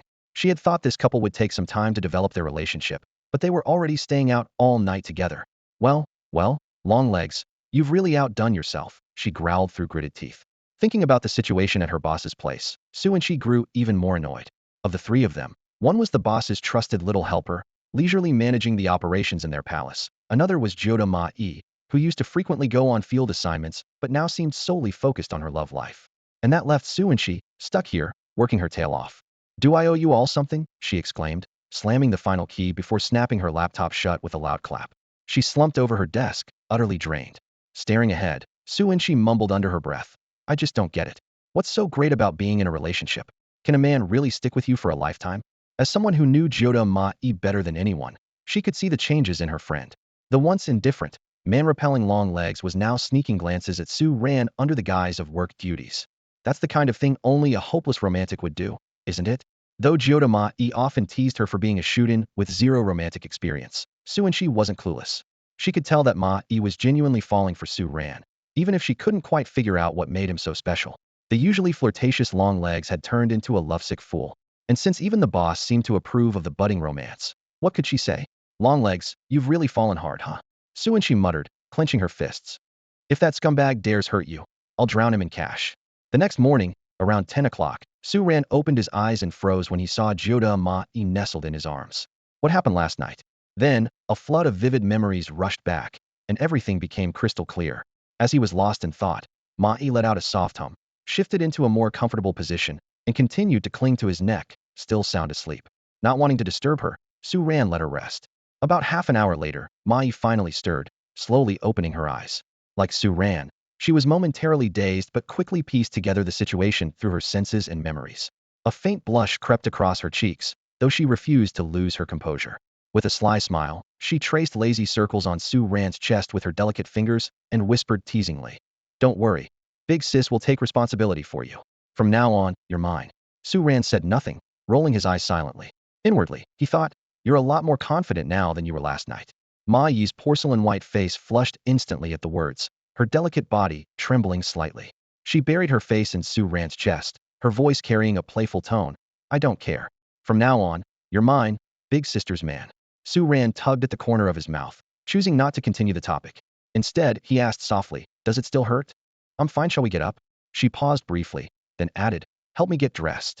"You're really pushing your luck here," Su-ran said helplessly, but seeing her slightly frail appearance, his tone softened. "Fine, but only this once, okay?" "Okay," Ma-yi replied cheerfully, a sly glint flashing in her eyes as she thought to herself, "Only this once? Not a chance. I'll have plenty of opportunities to mess with you in the future." Once they were dressed, Su-ran carefully helped the unsteady Ma-yi to the VIP restaurant in the administration building. Just as the two were about to replenish their energy, they noticed a figure who had clearly been waiting for some time. This was Su-ran's first time meeting Su-in, poised, an outstanding professional. Her chestnut-colored hair fell neatly to her shoulders, and beneath her black-framed glasses was a face as smooth as jade. Dressed in a high-end white blouse paired with a silver-gray business suit and brown high heels, she exuded an air of elegance and competence. Who would have guessed that this accomplished businesswoman was, in essence, a messy homebody? From the moment they entered, Su-in's sharp gaze was fixed on Su-ran. Ma-yi, clearly anticipating her friend's reaction, quickly composed herself after a brief moment of fluster and signaled Su-ran to help her over. "Morning, Chips," she greeted with a smile, then introduced Su-ran. "This is Chip's girl, Su-in, the boss's accountant. A total homebody." "Hello, Miss Su," Su-ran greeted politely. Su Enshi pursed her lips, clearly displeased with the introduction. Morning? It's almost noon. You two seem to have plenty of energy, huh? Su Ran remained silent, pretending not to hear. Ma Yi, however, glanced at him with playful eyes and teased. What's the matter? Jealous? If you're jealous, go find yourself a man. I'd rather not. Just the thought of it sounds painful. Su Enshi muttered under her breath, though it was loud enough for the two hybrids with their keen hearing to catch. Ma Yi pressed her lips together to stifle a laugh, her cheeks tinged with a deeper blush. Sensing the need to change the subject, Su Ran quickly interjected. I'll go order. What would you two like to eat? Just as Ma Yi was about to speak, Su Enshi cut in. You two just sit tight. If I wait for you any longer, the food's going to get cold. I've already greeted them, and the food will be served soon. Wow, Su Pian, I didn't expect you to have such a thoughtful side. Jiu Demai's eyes glimmered with a hint of gratitude. From now on, your big sister will definitely help you sort out your life's major events. However, the moment the waiter brought the dishes, Jiu Demai's smile froze. The table was filled with a variety of dishes, steaming goji berry and lamb kidney porridge, vibrant stir-fried eggs with chives, fragrant stewed lean pork with polygonatum and black beans, clear and nutritious pigeon soup with euchomia and cotinopsis, along with enticing spicy stir-fried clams and savory, five-spice beef brisket. Su Ran glanced at the table full of dishes with an obvious, special purpose, and couldn't help but twitch the corner of his mouth. He turned to Su Enshi with an incredulous look. Are all these dishes for kidney nourishment? Was this really necessary? Su Enshi caught their reactions and sneered inwardly. Let's see if you dare to mess around again. Outwardly, she maintained a cheerful smile. Go ahead, try it. I specially prepared this nutritious meal for you two. Don't be shy. Jiu Demai's delicate face turned slightly red with embarrassment and anger. With a subtle smirk, she gave Su Enshi a meaningful look. Su Pian, are you itching for trouble? Su Enshi shuddered, realizing she may have gone too far. She quickly glanced at Su Ran for help, pleading, come on, control your wife. But Su Ran simply sipped his tea, pretending not to notice anything. Come on, we're all Su's here. Su Enshi shouted desperately. Scoundrels, you really are a perfect pair. Jiu Demai gritted her teeth. Leaving me to fend for myself? I'll remember this. Don't even think about having any private savings in the future. In the end, due to her limited mobility, Jiu Demai could only issue a few symbolic threats before letting the matter drop. After finishing the brunch, Su Enshi solemnly turned to Su Ran and said, if you ever dare bully long legs, I swear I'll go bankrupt fighting you. Su Ran scoffed. What kind of image do I even have in your mind? Su Enshi tilted her head and rattled off a list. A monster with abilities beyond his bloodline level, an alchemy prodigy, the heir to Flammel, a world-class blood of sorrow wielder, a business partner, a bloodline stabilizer, the regent of the Lionheart Society, a candidate for the secret party stud, the school playboy, the real-life 007. Su Ran frowned deeply.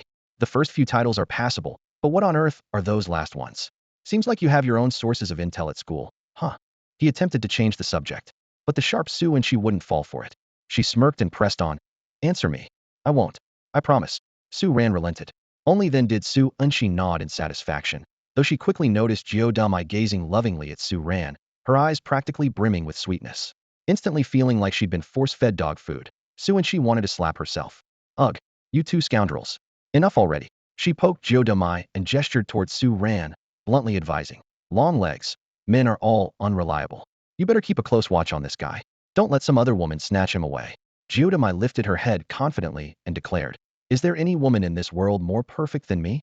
Jiu Demai lifted her chin, a glimmer of confidence flashing in her eyes. I've got the looks, the figure, the ability to handle both the spotlight and the kitchen, and I can stick by him through thick and thin. Who else could manage all that if not me? You don't need to worry about this, I have full confidence in my charm. Before her words had even settled, she turned and wrapped her arms around Su Ran, unabashedly kissing him right in front of Su Enshi. The sight made Su Enxi's eyes widen in shock, her teeth clenched tightly, and her knuckles turned white from the pressure of her grip. Seriously? Are you two done yet? Su Enshi finally snapped, unable to hold back any longer. I was trying to give you a friendly heads up, and you go out of your way to provoke me like this? This is way too much. I swear, I shouldn't have bothered with you two at all. If I meddle in your business again, it'll be a dog. She huffed heavily, then lowered her head, focusing intently on the teacup in front of her, deliberately avoiding the scene unfolding nearby. Jiu Demai chuckled softly at Su Enxi's reaction, still clinging affectionately to Su Ran's left arm. Her tone turned gentle as she asked, do you have any plans for the summer? Su Ran paused to think before replying. I was originally planning to visit Chu Zhihang's house, and then head back to school to prepare for the Kuei Min project. And now, Jiu Demai pressed, her radiant smile unwavering. Any new ideas? Is there anywhere you'd like to go?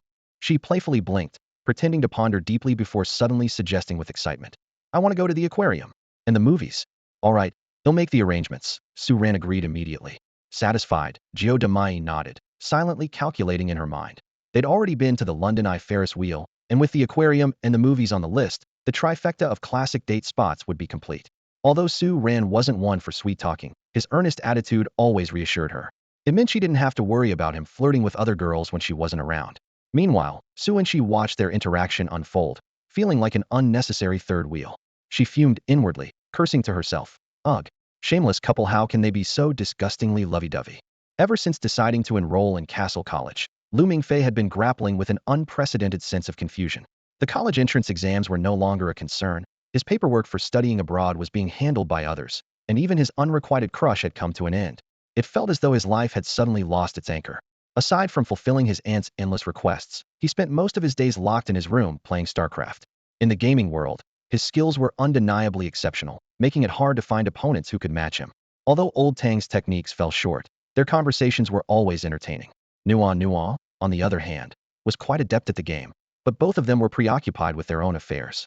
Lu Mingfei was reluctant to disturb them too often, feeling like a neglected child constantly seeking attention when he repeatedly asked them to play. Lu Mingfei, get it together.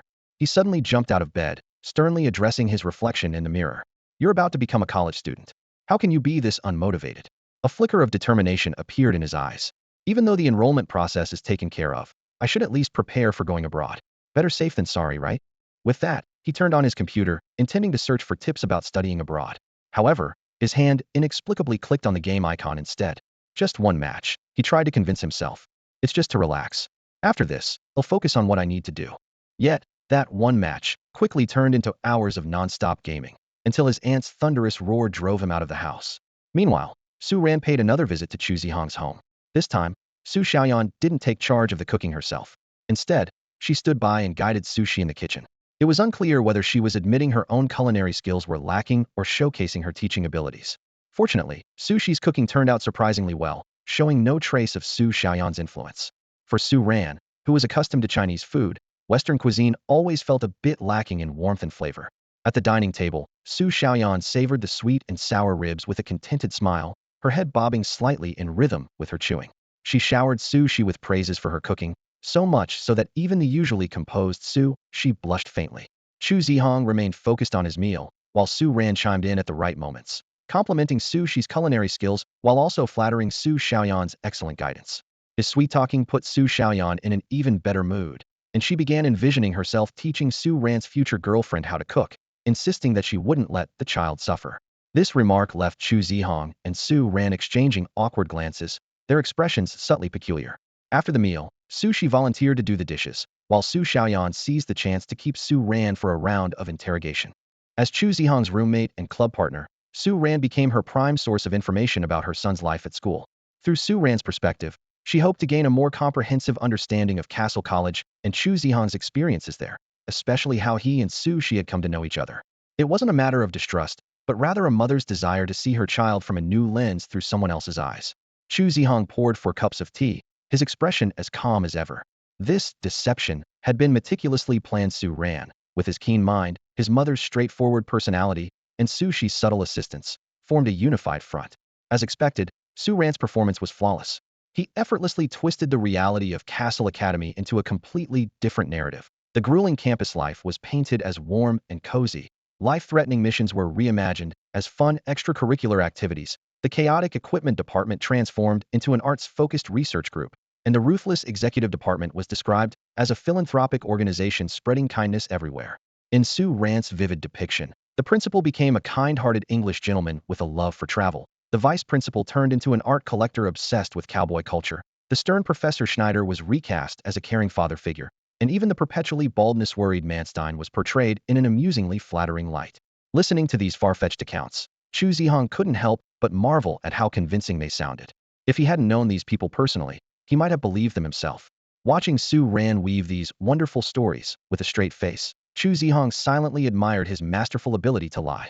Even Su Shi, busy in the kitchen, almost burst into laughter upon overhearing the fabrications. Despite how absurd they were, they somehow seemed oddly plausible. As for how Chu Zhihang and Sushi met, Su Ran embellished the story with exaggerated praise. He knew exactly how to win over someone as simple-hearted as Su Xiaoyan. lavish compliments on her son Chu Zhihang, sprinkle in a few kind words about Su Shi, and her goodwill was guaranteed. Sure enough, Su Xiaoyan was all smiles and praise by the end. Before leaving, she insisted on giving Su Ran a red envelope stuffed with 50,000 yuan, pressing it into his hands while warmly inviting him to visit more often. As Su Ran was seeing himself out, Chu Zhihang, looking slightly apologetic, said, "Sorry, my mom can be a bit difficult to handle." Su Ran glanced at the envelope in his hand and shook his head sincerely. "I think Annie is actually quite easy to get along with."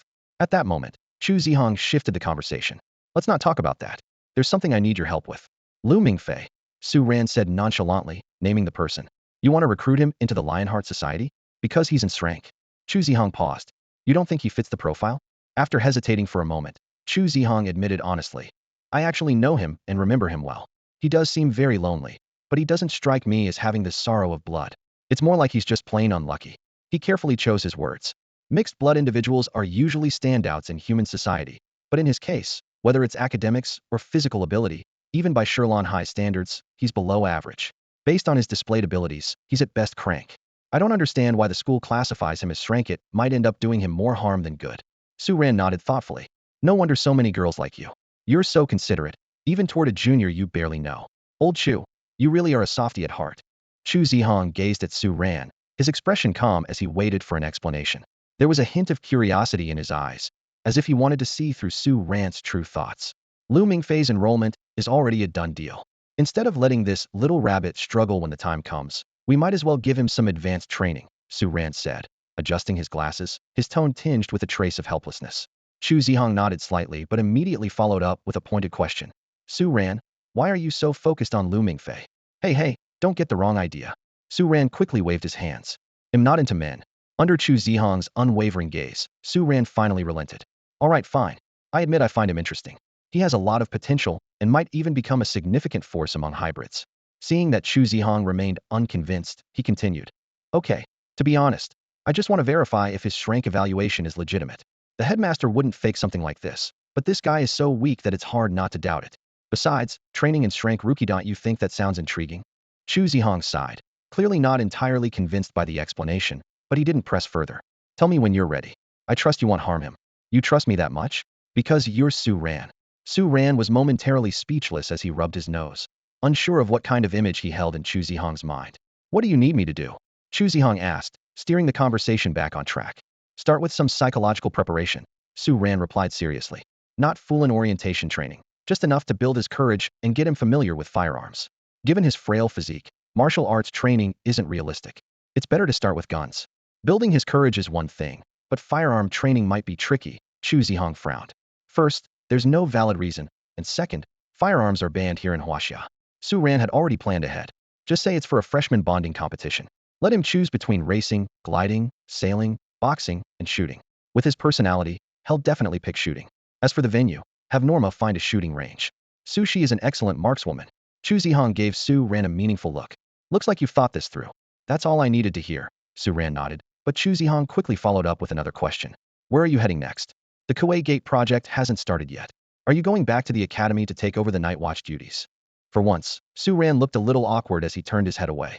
"No, I'm planning to take a vacation and relax." Just then, the deafening roar of a sports car engine echoed from outside the Peacock Mansion.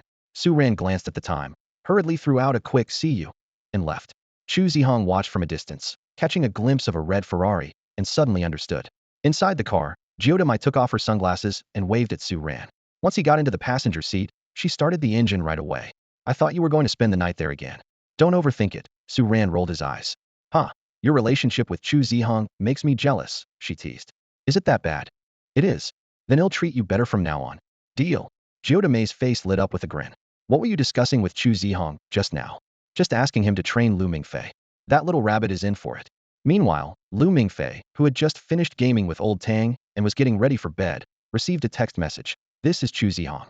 Lu Mingfei, are you free tomorrow?" Lu Mingfei stared at the message, utterly confused. Why was senior brother looking for him? And why did this message feel oddly familiar? On August 22, 2009, Chicago's train station was bustling with a sea of people. Lu Mingfei stood amidst the crowd, glancing down at the train ticket in his hand before looking up at the cathedral-like dome above. For a moment, he felt as though he was stepping back into the real world. He was fully equipped for his journey. Two enormous suitcases that together nearly matched his own weight, a backpack stuffed to the brim with a pressure cooker his aunt had insistently packed, and a woven bag containing a 12-hole cotton quilt. His pillow was tied to one of the suitcases. With his passport clamped between his teeth, he looked like a walking storage unit. As a new international student at Cassell College, Lu Mingfei had just completed a transoceanic flight. According to Norma's itinerary, he was supposed to take the CC-1000 express train from here to the college. At the moment, he wasn't alone. Standing beside him were two familiar figures: his senior, Chu Zhihang, and Susie. Chu Zhihang looked as impeccable as ever. His neatly trimmed short hair, the sleeves of his black shirt rolled up to reveal muscular forearms, and a pair of sunglasses resting on his face, giving him a relaxed, vacation-like demeanor. Susie, on the other hand, was dressed simply in blue jeans and a white sports t-shirt, looking fresh and energetic. "Senior, why hasn't the college train arrived yet?" Lu Mingfei sighed and asked. He had endured a grueling 3-month summer under Chu Zhihang's special training. His senior claimed it was to build his courage in preparation for future team competitions.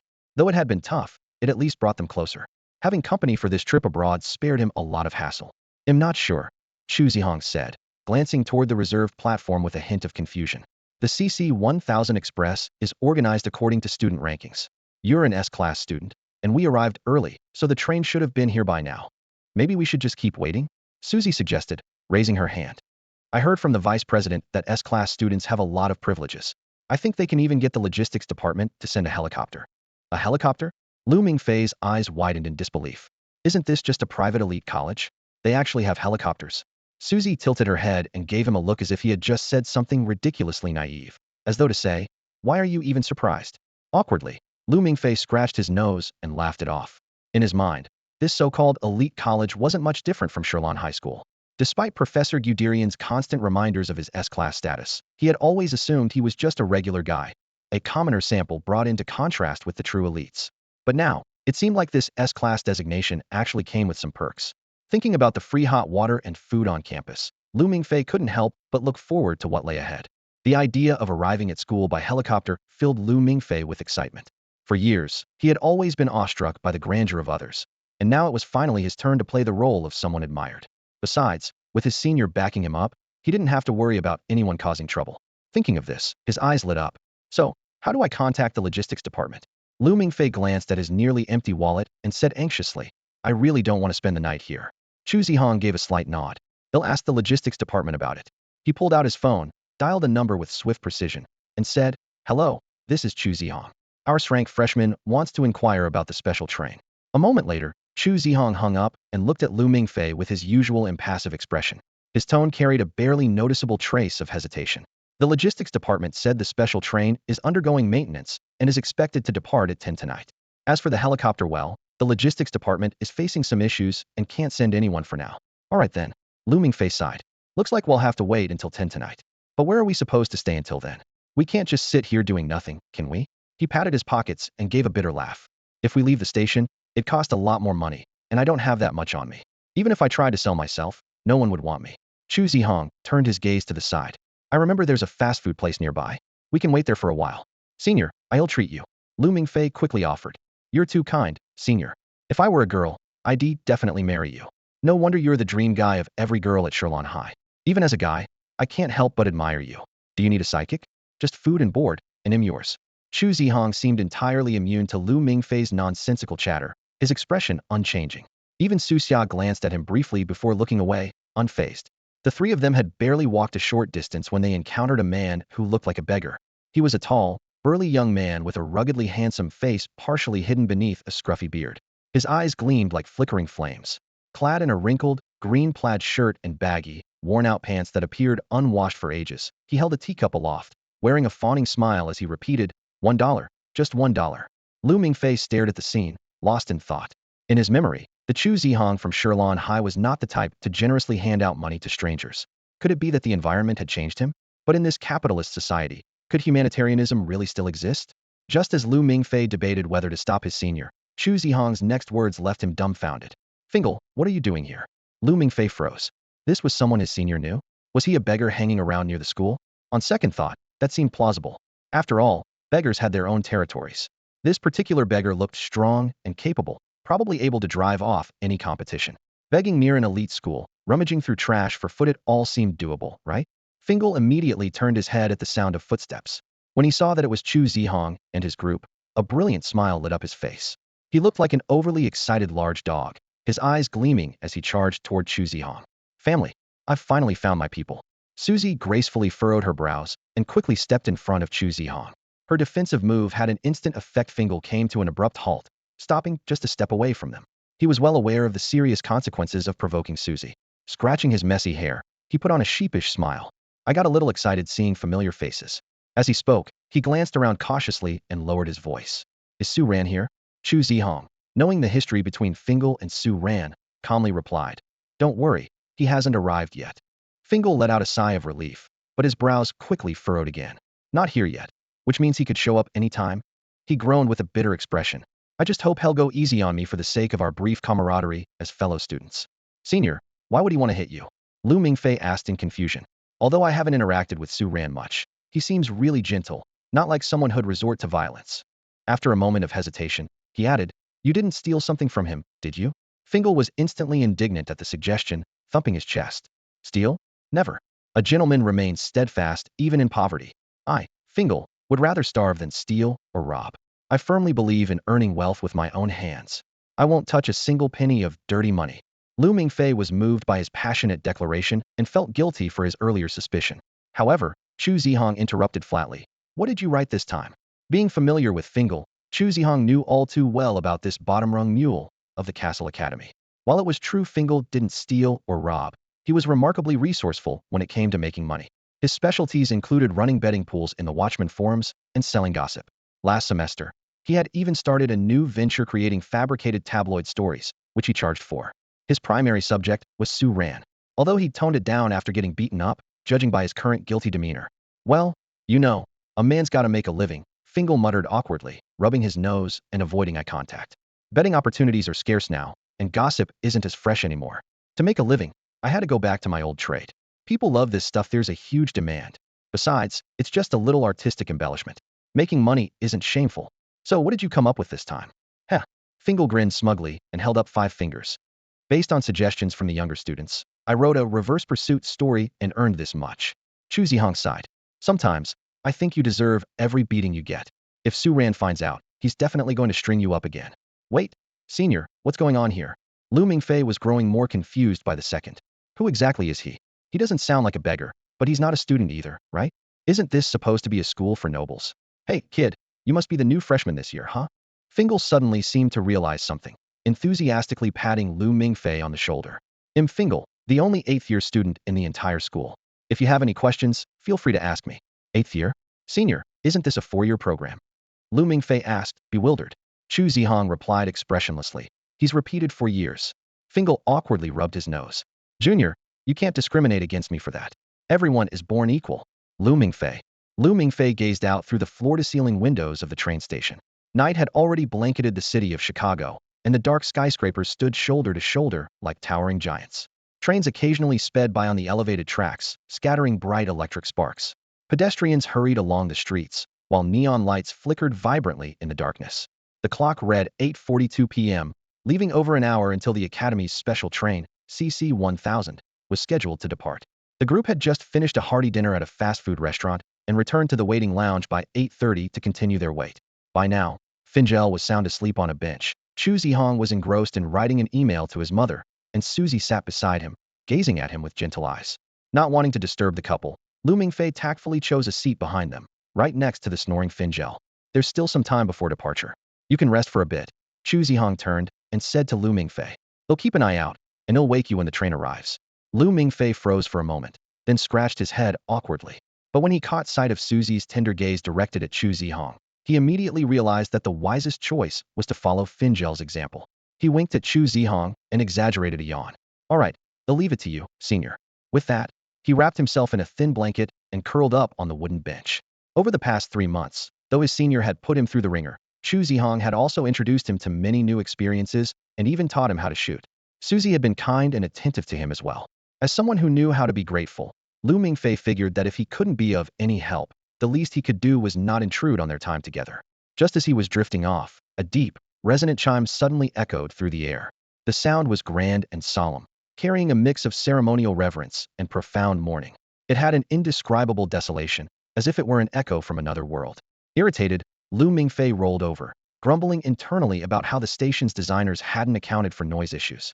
He thought about filing a complaint, but realized any resolution would come long after Head left the city. Resigned, he tried to endure it. Yet the chime persisted, growing increasingly grating. Frustrated, he sat up abruptly, intending to ask Chu Zhihang if he knew the complaint hotline.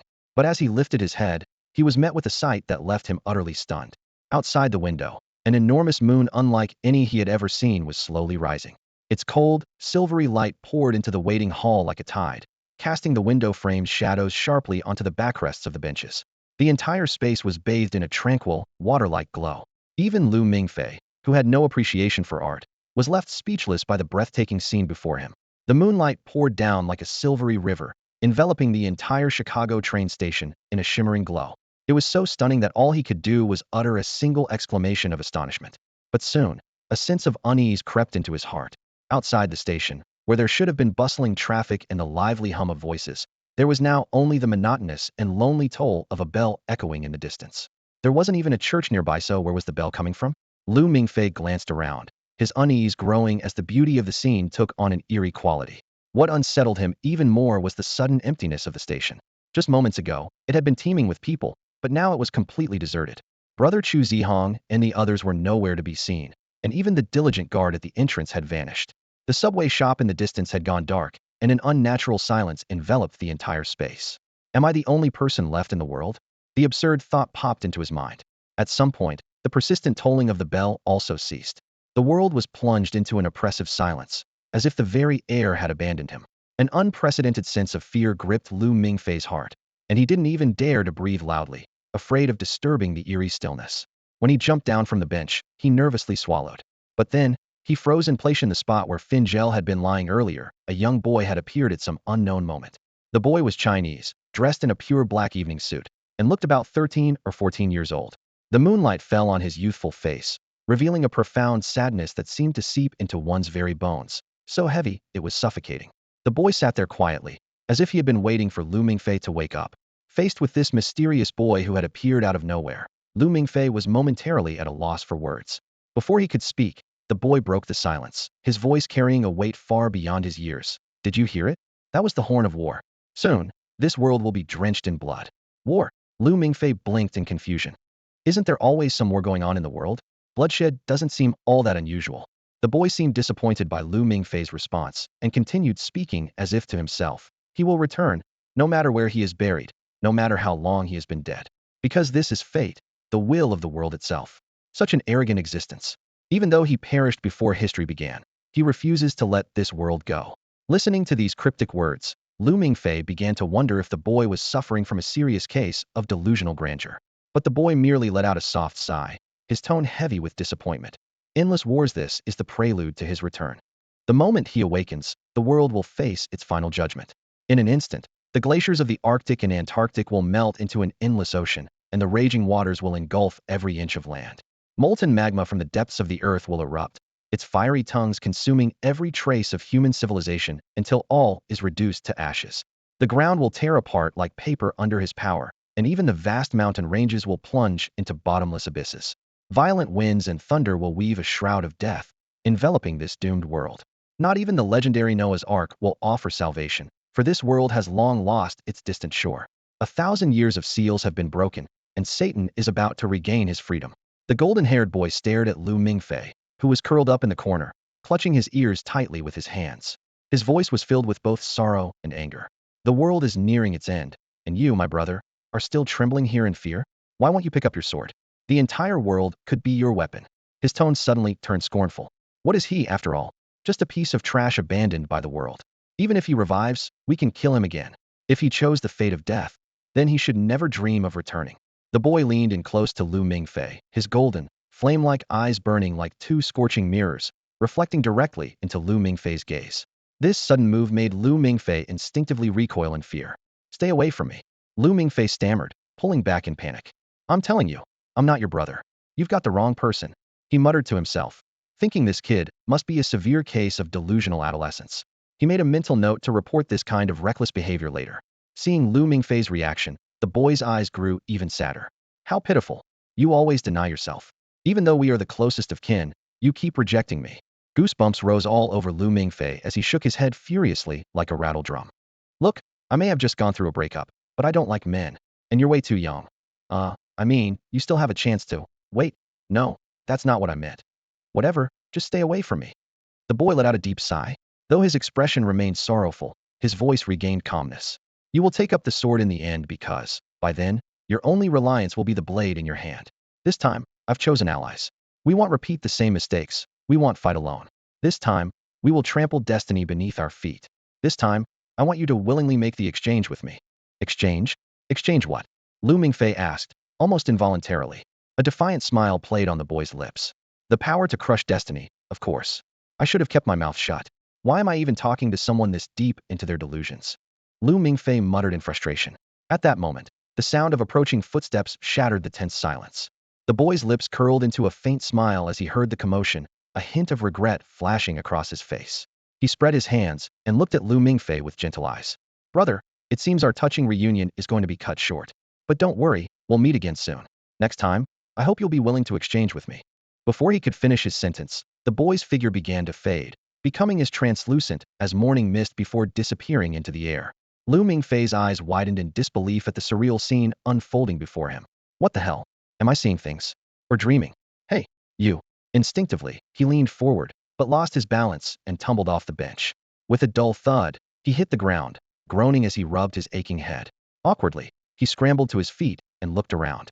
He was still at Chicago's train station, but the massive moon outside the window had vanished, and the mysterious boy was nowhere to be found.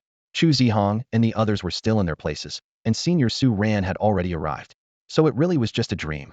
Lu Mingfei exhaled deeply, finally feeling the tension in his chest ease. Hey Mingfei, bad dream? Su Ran teased, though he was well aware it had been a visit from the little demon. Lu Mingfei scratched his head sheepishly. Yeah, it was a weird one. It's normal to have nightmares in unfamiliar environments, Chu Zhihang explained earnestly. It's a common psychological response. If you're still unsettled, you can get some counseling when we reach the school. Thanks, Senior. I'll be fine with a bit of time. Lu Mingfei nodded in reply, though his mind lingered on whether it had truly been a dream. It had felt so real. But with no one to provide answers, he decided to set his doubts aside for now. Senior Su, when did you get here? He asked, turning to Su Ran. Su Ran adjusted his glasses slightly. I just arrived. I sat down right as you woke up. Glancing at his phone, Lu Mingfei saw that there were still over 20 minutes before the train arrived. He let out a breath of relief and turned his attention to Fingel, who was pretending to be asleep. He shouted loudly, Fingel, wake up! The train is almost here. Get ready. Fingel groaned internally. Oh, come on, give me a break. The train's not even here yet. Waking up now is just asking for trouble. Su Ran's going to chop me into 18 pieces. Do you really want me to beg for mercy? Since Fingel's already asleep, there's no need to bother with him. Let's just leave him here. He's used to it anyway. Su Ran's cold gaze swept over Fingel, who was pretending to sleep on the bench. A glint of frost flickered in his eyes. The Lionheart Society's informants had already reported Fingel's antics of posting paid gossip in the forums, and his repeated misconduct clearly warranted a lesson. Hearing this, Fingel shuddered violently. The icy tone in Su Ran's voice made it clear that his actions had been completely exposed. In a flash of desperation, he did something that left everyone present utterly stunned. He leapt off the bench, and with a loud thud, dropped to his knees, clutching Su Ran's leg tightly. Please, junior brother, my dear junior brother, Fingel wailed, sobbing as he shook Su Ran's leg fervently. I'm a terrible person. I don't deserve your forgiveness. Junior brother, I deserve to die? But you're so magnanimous and kind, can you find it in your heart to forgive me? Su Ran tried to pull his leg back, but Fingel's grip was surprisingly strong. Su Ran let out a cold laugh. You really do deserve to die? This is the second time, isn't it? Why can't you ever learn your lesson? Junior brother, I swear, I was just trying to make a living. Fingel cried, tears and snot streaming down his face as he fumbled for an explanation. It's not like anyone wants to do this unless they're desperate. I tried to post my own stories first, but no one cared. Caesar's already blown up his own love life. Woes going to pay for stuff that's already public? And as for Chu junior brother, he has such a stoic, ascetic face that no one would believe he's a playboy, even if I said so. The scene was utterly ridiculous. A hulking German man, bawling with tears and snot, putting on a pitiful act that was downright nauseating. Everyone present shuddered involuntarily. Lu Mingfei even took a few steps back, silently resolving to keep his distance from this shameless individual in the future. Junior brother, if you forgive me this time, I swear I'll be your most loyal servant. Fingel continued to plead. You're already in Frank this year, aren't you? Your status at Cassell Academy is basically no better than a mule's, Su Ran replied coldly. Fingel pouted pitifully. Junior brother, don't hit a man when he's down. Spare me, and I swear I'll go through fire and water for you in the future. Delete all that garbage you posted, hand over every penny you made, and I won't pursue this any further, Suran said, rolling his eyes. Otherwise, I'll strip you naked and hang you here, and then I'll make sure the teachers revoke your admin privileges, cutting off your income for good. Can I at least keep half of it? Fingel tried to negotiate. Suran raised his clenched fist, and Fingel immediately recoiled, nodding frantically. All right, I'll give it all to you. It was thanks to you I earned it in the first place, so it's only right to return it. But can I pay in installments? Just as Suran was about to teach the shameless Fingel a lesson, a crisp bell and the deep whistle of a train echoed from afar. Everyone turned to look and saw the glow of headlights tracing a bright arc across the platform. The Academy's exclusive train, the CC-1000, was slowly pulling into the station. A uniformed conductor appeared at the deserted ticket gate, a golden bell jingling lightly in his hand. A shiny gold badge gleamed on his hat, and he held a flashlight in one hand and a card scanner in the other. Train CC-1000 Express. Passengers, please prepare to board. Passengers, please prepare to board. The conductor's clear voice echoed through the waiting hall. Suran shot Fingel a cold glare, his tone leaving no room for argument. Those things must all be deleted, or I'll take over as your administrator myself. With that, he turned and strode toward the ticket gate, with Chu Zhihang and Su Xia following closely behind. Lu Mingfei was about to follow when Fingel, who was kneeling on the ground, grabbed his ankle. Junior brother, Fingel called out pitifully. Come on, senior brother Fingel.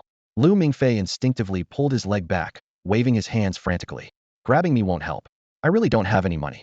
I even rely on you to pay for fast food. I have no money, and I'm not giving my life either. I really can't help you. Fingel rolled his eyes and said, slightly hurt. What are you yelling about? Of course, I know you're broke. My legs are just numb from kneeling, and I wanted you to help me up. Lu Mingfei felt a wave of frustration. Knowing that Fingel wasn't after his non-existent money somehow made him feel even worse. Looking at Fingel's burly figure, he was tempted to imitate Senior Su Ran and grab him by the collar, demanding, Who the hell are you calling broke? But after glancing at his own beanpole-like frame, he reluctantly abandoned the unrealistic idea. Begrudgingly, he helped Fingel to his feet. Junior brother, you're just too kind, Fingel said with a look of heartfelt gratitude, patting Lu Mingfei on the shoulder. Don't worry. From now on, they'll have your back at the academy. I'll make sure you live the good life. Lu Mingfei's mouth twitched. You'll have my back? By kneeling or by writing tabloid stories? The two of them dragged their luggage to the ticket gate. Lu Mingfei noticed that the suddenly appearing conductor didn't seem to draw anyone else's attention. But when he saw Chu Zhihang's head poking out from inside the train, he felt reassured. As long as senior brother was there, it wasn't some ghost encounter, it must just be business as usual. The conductor took their tickets, starting with Fingel's. The ticket machine beeped and lit up green. Fingel, the conductor said while nodding. You've dropped to F rank. How much longer are you planning to stay enrolled? Why not just drop out? Fingel waved dismissively. A man has to see things through to the end. I'm counting on getting my diploma to land a job and make a living. How can I quit halfway? I'm not like Su Ran, who's already a shoo-in to inherit the vice principal's position.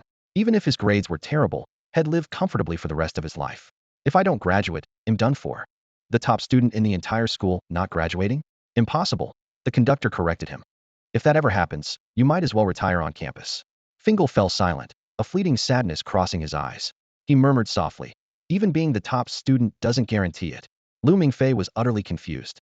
While Senior Su Ran was indeed impressive, what was this about inheriting the vice principal's position? He was completely baffled. Can a student really take over as vice principal? This question lingered in Lu Mingfei's mind as he stood before Cassell College, the so-called private aristocratic academy, feeling utterly perplexed. When his ticket slid through the validator, a cheerful melody suddenly played, accompanied by a green light. This unusual reaction immediately drew startled looks from both the conductor and Fingel. What's going on? Lu Mingfei asked, puzzled as he met their gazes. Wait, are you that Lu Mingfei?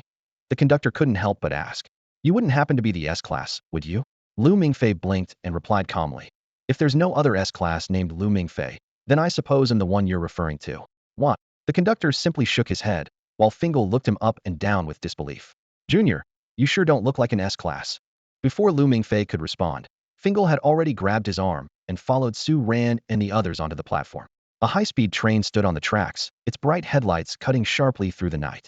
As Lu Mingfei glanced around, he noticed there were only 5 passengers, including himself, besides the conductor. The moment he stepped onto the train, a portly figure came barreling toward him like a cannonball. Professor Guderian unceremoniously shoved Fingel aside and enveloped Lu Mingfei in an enthusiastic bear hug. Mingfei, you're finally here. Lu Mingfei forced a stiff smile. Hello, Professor Guderian. While he understood this was typical foreigner behavior, the sudden outpouring of affection made him feel a bit awkward. Nearby, Fingal muttered in dissatisfaction. Am I invisible or something? I'm your student too, you know. Talk about only welcoming the new and forgetting the old. Su Ran cleared his throat lightly. Ahem, Professor, you're scaring Mingfei. Only then did Guderian release him, giving Lu Mingfei a hearty pat on the shoulder. My apologies, Mingfei. I couldn't contain my excitement at seeing you. The conversation soon turned to orientation matters. Guderian's expression grew uncharacteristically serious as he recommended that Lu Mingfei order a strong drink to brace himself for the shock ahead. This suggestion made Lu Mingfei swallow nervously. This didn't sound like any ordinary orientation. It felt more like preparing for an alien autopsy. The senior students chimed in with their own suggestions. Chu Zhihang recommended rum on the rocks, Su Ran suggested golden ale, and Su Shi offered a milder option coffee. After some deliberation, Lu Mingfei opted for coffee. It seemed wiser to meet his mentor with a clear head. Guderian led Lu Mingfei to another train car, his tone unusually solemn. Mingfei, you need to mentally prepare yourself. What you're about to see is the true face of this world. Trailing behind, Fingal called out for hot chocolate as he followed them. Chu Zhihang watched their figures disappear into the distance, hesitating as if he wanted to say something, but ultimately choosing silence. Some things, after all, must be faced alone. Su Shi quietly sat beside Chu Zhihang, gently patting his shoulder in a gesture of comfort.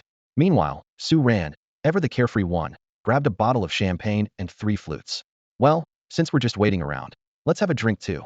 Inside the luxurious train compartment, Su Shi gracefully accepted the champagne handed to her by Su Ran, pouring a glass for each of the 3. In the crystal flutes, golden bubbles ascended slowly. Chu Zhihang didn't immediately pick up his glass, but instead gazed thoughtfully toward another carriage, a hint of inquiry in his eyes. Will Lu Mingfei be able to accept all of this? The question hung in the air, unanswered. Leaning back against the soft leather sofa, Su Ran took a small sip of his champagne and shook his head with a relaxed expression. I don't think it'll be a problem. Because Lu Mingfei is an S-class? Su Shi, usually cautious, asked unexpectedly. Chu Zhihang furrowed his brow slightly, thought for a moment, then shook his head. I think what Su Ran means is that Lu Mingfei's carefree and indifferent personality might actually make it easier for him to accept these extraordinary things. Su Ran didn't respond directly. Instead, he spoke slowly. Lu Mingfei is the kind of person who talks nonsense all the time and excels at self-consolation. Even if there's a wound in his heart that will never heal, you wouldn't see it on the surface. As long as no one touches those scars, he'll always seem like his usual nonchalant self. He paused for a moment. In his eyes, slaying dragons isn't something he needs to worry about. Getting through each day is his real concern. Besides, he smiled meaningfully. There's still that little devil by his side. Su Shi handed a glass of champagne to Chu Zhihang, who nodded politely in thanks. After taking a small sip, he turned to Su Ran. How do you plan to recruit Lu Mingfei? A direct invitation? I've already discussed it with Nicanor, Su Ran replied, a sly glint in his eyes. We'll use the outcome of Freedom Day as a wager. Caesar will even throw in his Bugatti Veyron as part of the stakes. He shrugged, his lips curling into a smug smile. You know, I've had my eye on that supercar for a long time. If I win, they'll take it for a spin around Chicago during my free time. And if I'm short on cash, I could sell it. It's worth a few $1,000,000. That's very much your style, Chu Zhihang remarked, eyeing him thoughtfully. Using a gamble to decide the fate of an S-class. But what did you offer to persuade Nicanor and Caesar? I can't imagine Caesar betting his Bugatti Veyron just on the outcome of an S-class recruitment. Su Shi blinked and smiled. If it's Nicanor, she's probably just looking for a chance to mess with Su Ran. Wow, Su Ran scoffed. You used to call me vice president, but now that there's no one else around, you're just using my name? Adjusting to your new role pretty quickly, huh? He waved dismissively. For old Chu's sake, I won't hold it against you. If we lose, Lu Mingfei goes to the student council, and Lionheart is forbidden from recruiting or interfering. Also, he paused. They'll have to eat a kilogram of wasabi. Chu Zhihang's expression twisted slightly, clearly shocked by the punishment. Even Su Shi, usually composed, looked incredulous. That punishment has Nicanor style written all over it. If you lose, you'll probably end up in the hospital getting your stomach pumped. Don't be so dramatic, Su Ran said, standing up and stretching before turning to gaze at the night outside the window. His eyes gleamed with an intimidating golden light. A kilogram of wasabi for a supercar? That's a trade I'd make any day. Besides, his tone brimmed with confidence. I don't think we're going to lose. Is this going to be another showdown between the two major factions? Su Shi leaned against the train seat, contemplating the upcoming club showdown. In her opinion, although Lionheart Society was at a numerical disadvantage, with Chu Zhihang and Su Ran as their main forces, defeating the Caesar-led student council wouldn't be too difficult. Caesar, Su Shi murmured softly. He's smart, but sometimes he's just so stubborn. While it's likely he'll adjust his strategy, he might still choose to go head-to-head. Su Ran's lips curved into a faint smile, and a glimmer of anticipation flashed in his eyes. What surprises would Caesar bring this time? Not that he was worried after all. Even if he lost, there was no way Lu Mingfei would join the student council. That guy still owed him a favor, and surely he wouldn't go back on his word over something this trivial, right? Chu Zhihang observed Su Ran's confident demeanor and fully grasped his intentions. Summoning Lu Mingfei back to campus early and calling the entire Lionheart Society together clearly indicated plans for pre-match training. Caesar must be making preparations too, Su Ran noted as he suddenly turned around, his gaze locking onto a suspicious figure in the back row. The lesson he learned skiing with those noble ladies in the Alps last year must still be fresh in his mind. I'd bet he's already back at school, and perhaps, a meaningful smile tugged at the corner of his lips. Already knows we're on the CC 1000 train, right, Fingel? Fingel emerged from the shadows, forcing a smile that looked more like a grimace. Junior, I was coerced. You have to understand. After all, I am a member of the student council. Su Ran leisurely removed his glasses and began cleaning them as he asked. What did he offer you? He said. If I revealed your whereabouts, he'd invite me to his ball, with no dress code restrictions. Fingel said, a hint of longing in his eyes as a bit of drool unconsciously escaped his lips. He quickly wiped it away and continued. The food at that ballot stuff I couldn't afford even if I sold myself. Su Ran's face darkened instantly. All this for a meal? Could you be any more pathetic? If you're short on money, I wouldn't be this angry. Fingel cautiously shuffled to a seat further away from Su Ran, perching precariously on the edge as if ready to bolt at any moment. Junior, you're misunderstanding. This isn't just any meal, it's the student council's ball. There'll be the white silk ballet troupe, not to mention countless gorgeous girls in dresses, showing off their long, fair legs while dancing around you. As he spoke, he closed his eyes, a disturbing look of bliss spreading across his face. Sushi turned her head away in exasperation, while Chu Zhihang remained expressionless, as if Fingal's vivid description was nothing more than a mundane detail of everyday life. After listening to Fingal's description, Su Ran couldn't help but picture Jiu De Mai's slender legs, standing at 1.6 meters, in his mind. With a blank expression, he said, Fingel, wake up. They're not going to dance around you. They won't even spare you a glance. Everyone froze for a moment, casting curious looks at Su Ran. Even Fingel perked up his ears. Why? Su Ran adjusted his glasses and smirked coldly. Remember the time I treated you to dinner? Someone who licks a steak plate until it shines isn't exactly the type to attract girls. Chu Zhihang nodded thoughtfully, while Sushi looked at Fingel with amused interest. Fingel opened his mouth, trying to protest, but eventually let out a defeated sigh. Junior, life is hard enough without tearing me down, he lamented, tilting his head back dramatically. Even if I'm like a mule, I should still be allowed to dream, right? At least let me feast my eyes a little. Appreciating beauty is good for mental and physical health. Su Ran ignored his self-consolation and turned the conversation. Where's Lu Mingfei? Why isn't he with you? Fingel suddenly seemed to remember something important and slapped his thigh. Oh, you'll never guess. That kid put on quite a show for us. Fainted straight away after seeing that alchemical painting. Truly enshrank. His resonance reaction was so intense I thought he'd entered spirit vision mode on the spot. Are you sure it was resonance? Sushi frowned. In her impression, aside from being decent with firearms, that unlucky kid didn't seem to have anything particularly outstanding about him. Such a strong resonance reaction was hard to believe. What else could it be? Fingel stroked his chin in thought. An ordinary person would just think our academy is full of lunatics, like those unlucky ones before. There were ordinary people who mistakenly entered the school before. What happened to them? Su Ran pressed further. Fingel hesitated for a moment, then lowered his voice. It's happened before. Back in 03, there was this poor guy who got misidentified because of an alchemical necklace he was carrying. They didn't realize the mistake until orientation. He paused. If nothing unexpected happened, he should still be in St. Elizabeth's Hospital.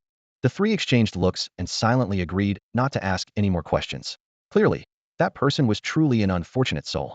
Before long, Lu Mingfei was escorted back to the train compartment by Professor Guderian and Masashi Fiamma, one on each side. Both men gripped his shoulders firmly, their touch carrying a sense of encouragement.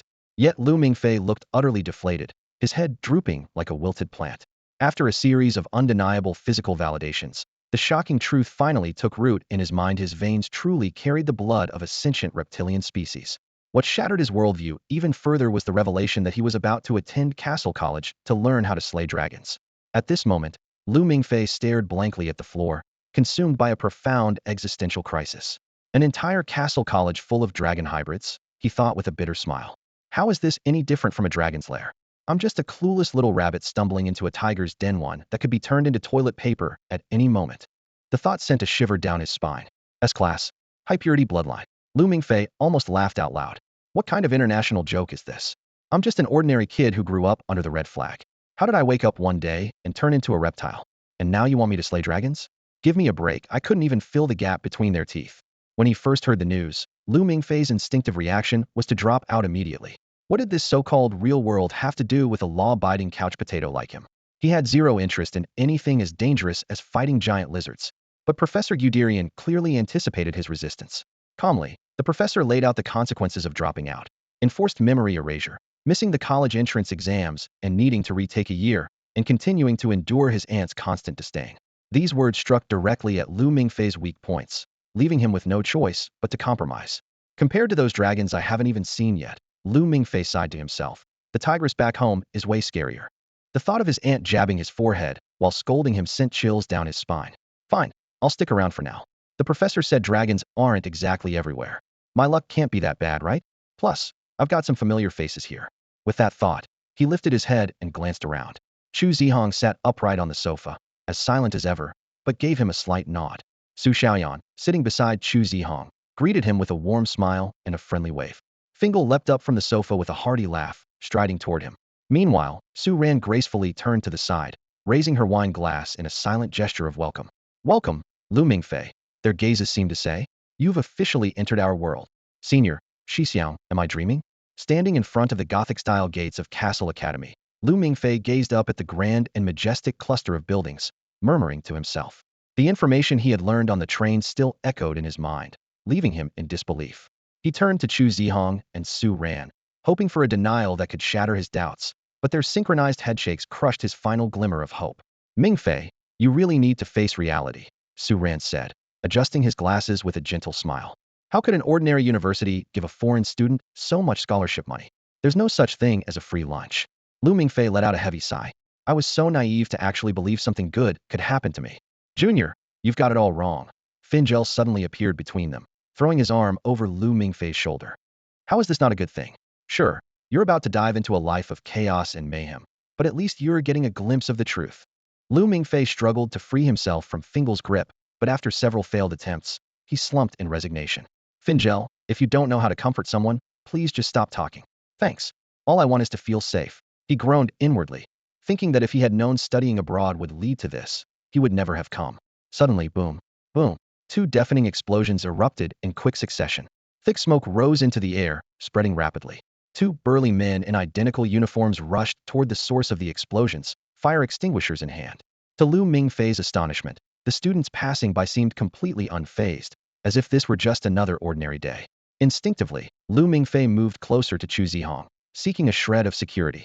Was that a terrorist attack? No, Su Ran replied calmly. It's just the equipment department conducting experiments again. They often make this kind of noise. Unfortunately, they've never managed to blow themselves up. Often, Lu Mingfei's face turned pale. I know this is a dragon-slaying school, and we're all hybrids, but that doesn't mean they can just play with bombs on campus. What if someone gets hurt? And Su Xiaozhang, what kind of grudge do you have against the equipment department? Fingel leaned in conspiratorially and lowered his voice. It's normal. Junior, if you've ever dealt with the equipment department, you'd understand Su Shur's resentment. Those lunatics want to turn everything into a bomb. The worst part is, they never give any warnings and even use execution department agents as test subjects. Many agents have been injured or even died because of them. Last year, someone even started a crowdfunding campaign in the forums to get Su Shidi to wipe out the entire equipment department. Damn, these people are insane. Lu Mingfei inhaled sharply, silently vowing to stay as far away from the equipment department as possible. At that moment, Professor Guderian spoke up, interrupting the conversation. All right, they'll take Mingfei to see his dormitory. Su Ran, you all can go about your business. He gestured for Su Ran and the others to leave. All right, I'll head off now. See you later, senior brothers and sisters, and upperclassmen. Su Shidi, Chu Shidi, Su Qian Shimi, I'm leaving too. Let's grab a meal together some other day. Lu Mingfei waved goodbye and followed Guderian towards the dormitory area. Nono and Su Qian's dorm was right across from theirs, forming a perfectly symmetrical layout. Zhihang, Su Ran, I'm heading back too. See you at Norton Hall tonight. Su Qian blinked her large eyes, barely finishing her sentence before quickly walking away, as if something terrifying was chasing her. Chu Zhihang froze for a moment, then quickly regained his composure and turned to leave. Su Ran smiled as he followed, fully aware of the subtle atmosphere but choosing to say nothing. Back at the dorm, Chu Zhihang immediately began writing an email to his mother to assure her he was safe. Meanwhile, Su Ran picked up his phone and posted an urgent announcement in the Lionheart Society group chat. Everyone must be on campus within 48 hours. This year's free day concerns the S-Class Freshmen's affiliation, and there's no room for any slack. After sending the message, Su Ran switched over to the Night Watcher discussion board to check the latest updates.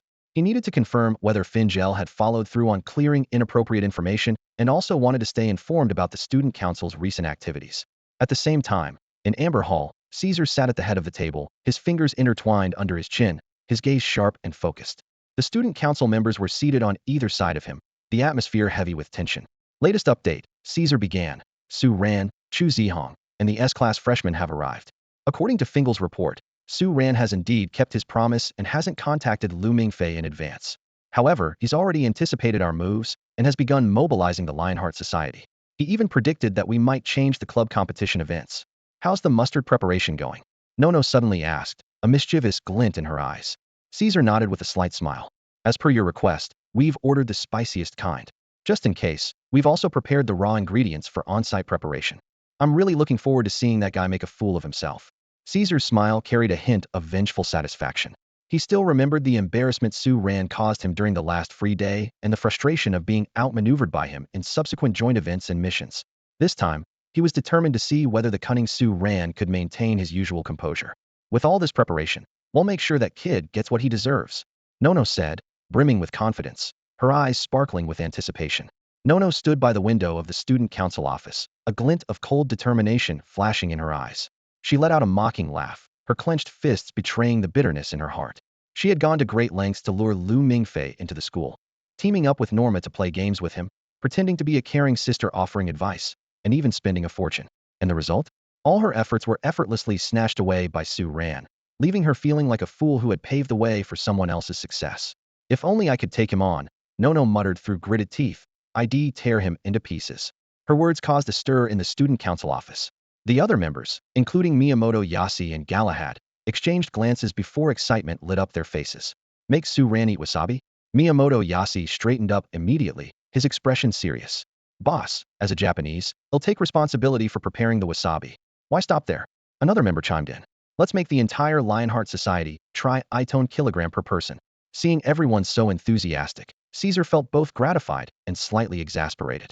Raising his hand to calm the group, he said, your enthusiasm is commendable, but the key right now is deciding the competition format.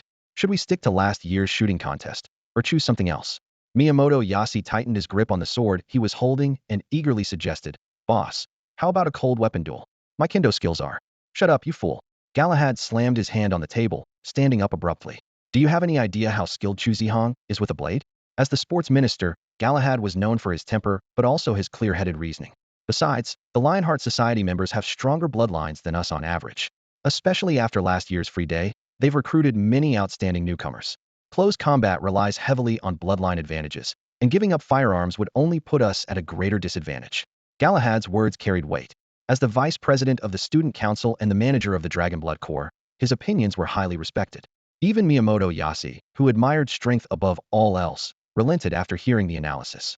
At that moment, Isabel from the dance team softly suggested, what about racing? Her suggestion immediately caught Caesar's attention. For someone who had grown up treating luxury sports cars as toys, racing was a challenge he could easily dominate. Although Caesar lost to Su Ran in last year's sailing competition, the student council members still believed it was merely a fluke. They exchanged glances, each silently calculating.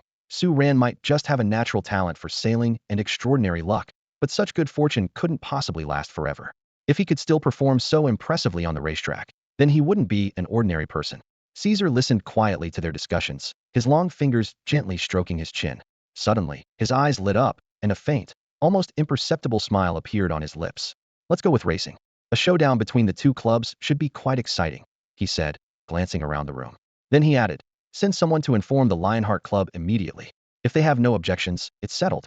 As a gesture of courtesy, we'll choose the event, and they can pick the venue. Got it, boss. The group sprang into action at his words, diving into preparations. Someone had already pulled out their phone, ready to order a new car after all. Not everyone owned a race-ready vehicle. At that moment, Caesar's gaze fell on Isabella. With a thoughtful expression, he said, to enhance the atmosphere of the race, I'd like to invite the White Silk Ballet Troupe to cheer for us. Isabella, what do you think? Isabella gracefully smiled and shook her head. I have no objections at all. To be honest, I'd love to participate in the race myself, but my skills are lacking. I wouldn't want to drag everyone down. Good girl. Caesar praised her without hesitation. Cheering for the warriors is just as important. I won't let anyone down, Isabella promised earnestly. Caesar then turned his attention to Nono, his warm smile still in place. And what about you? Will you join me in the race? Or do you have other plans? Nono rested her chin in her hands, pondering for a moment. Then, a sly smile spread across her face, her eyes gleaming mischievously. This time, I have to participate. I want to personally defeat Su Ran and make him taste the bitterness of wasabi.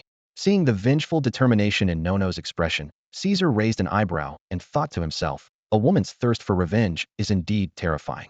But then again, this side of her is what I find most captivating. That's all for today. Thank you so much for watching. I hope you guys enjoyed. If you wish to have another part of this recap, please give us at least 1,000 likes. Please don't forget to comment and subscribe to our channel for more content like this. Until next time.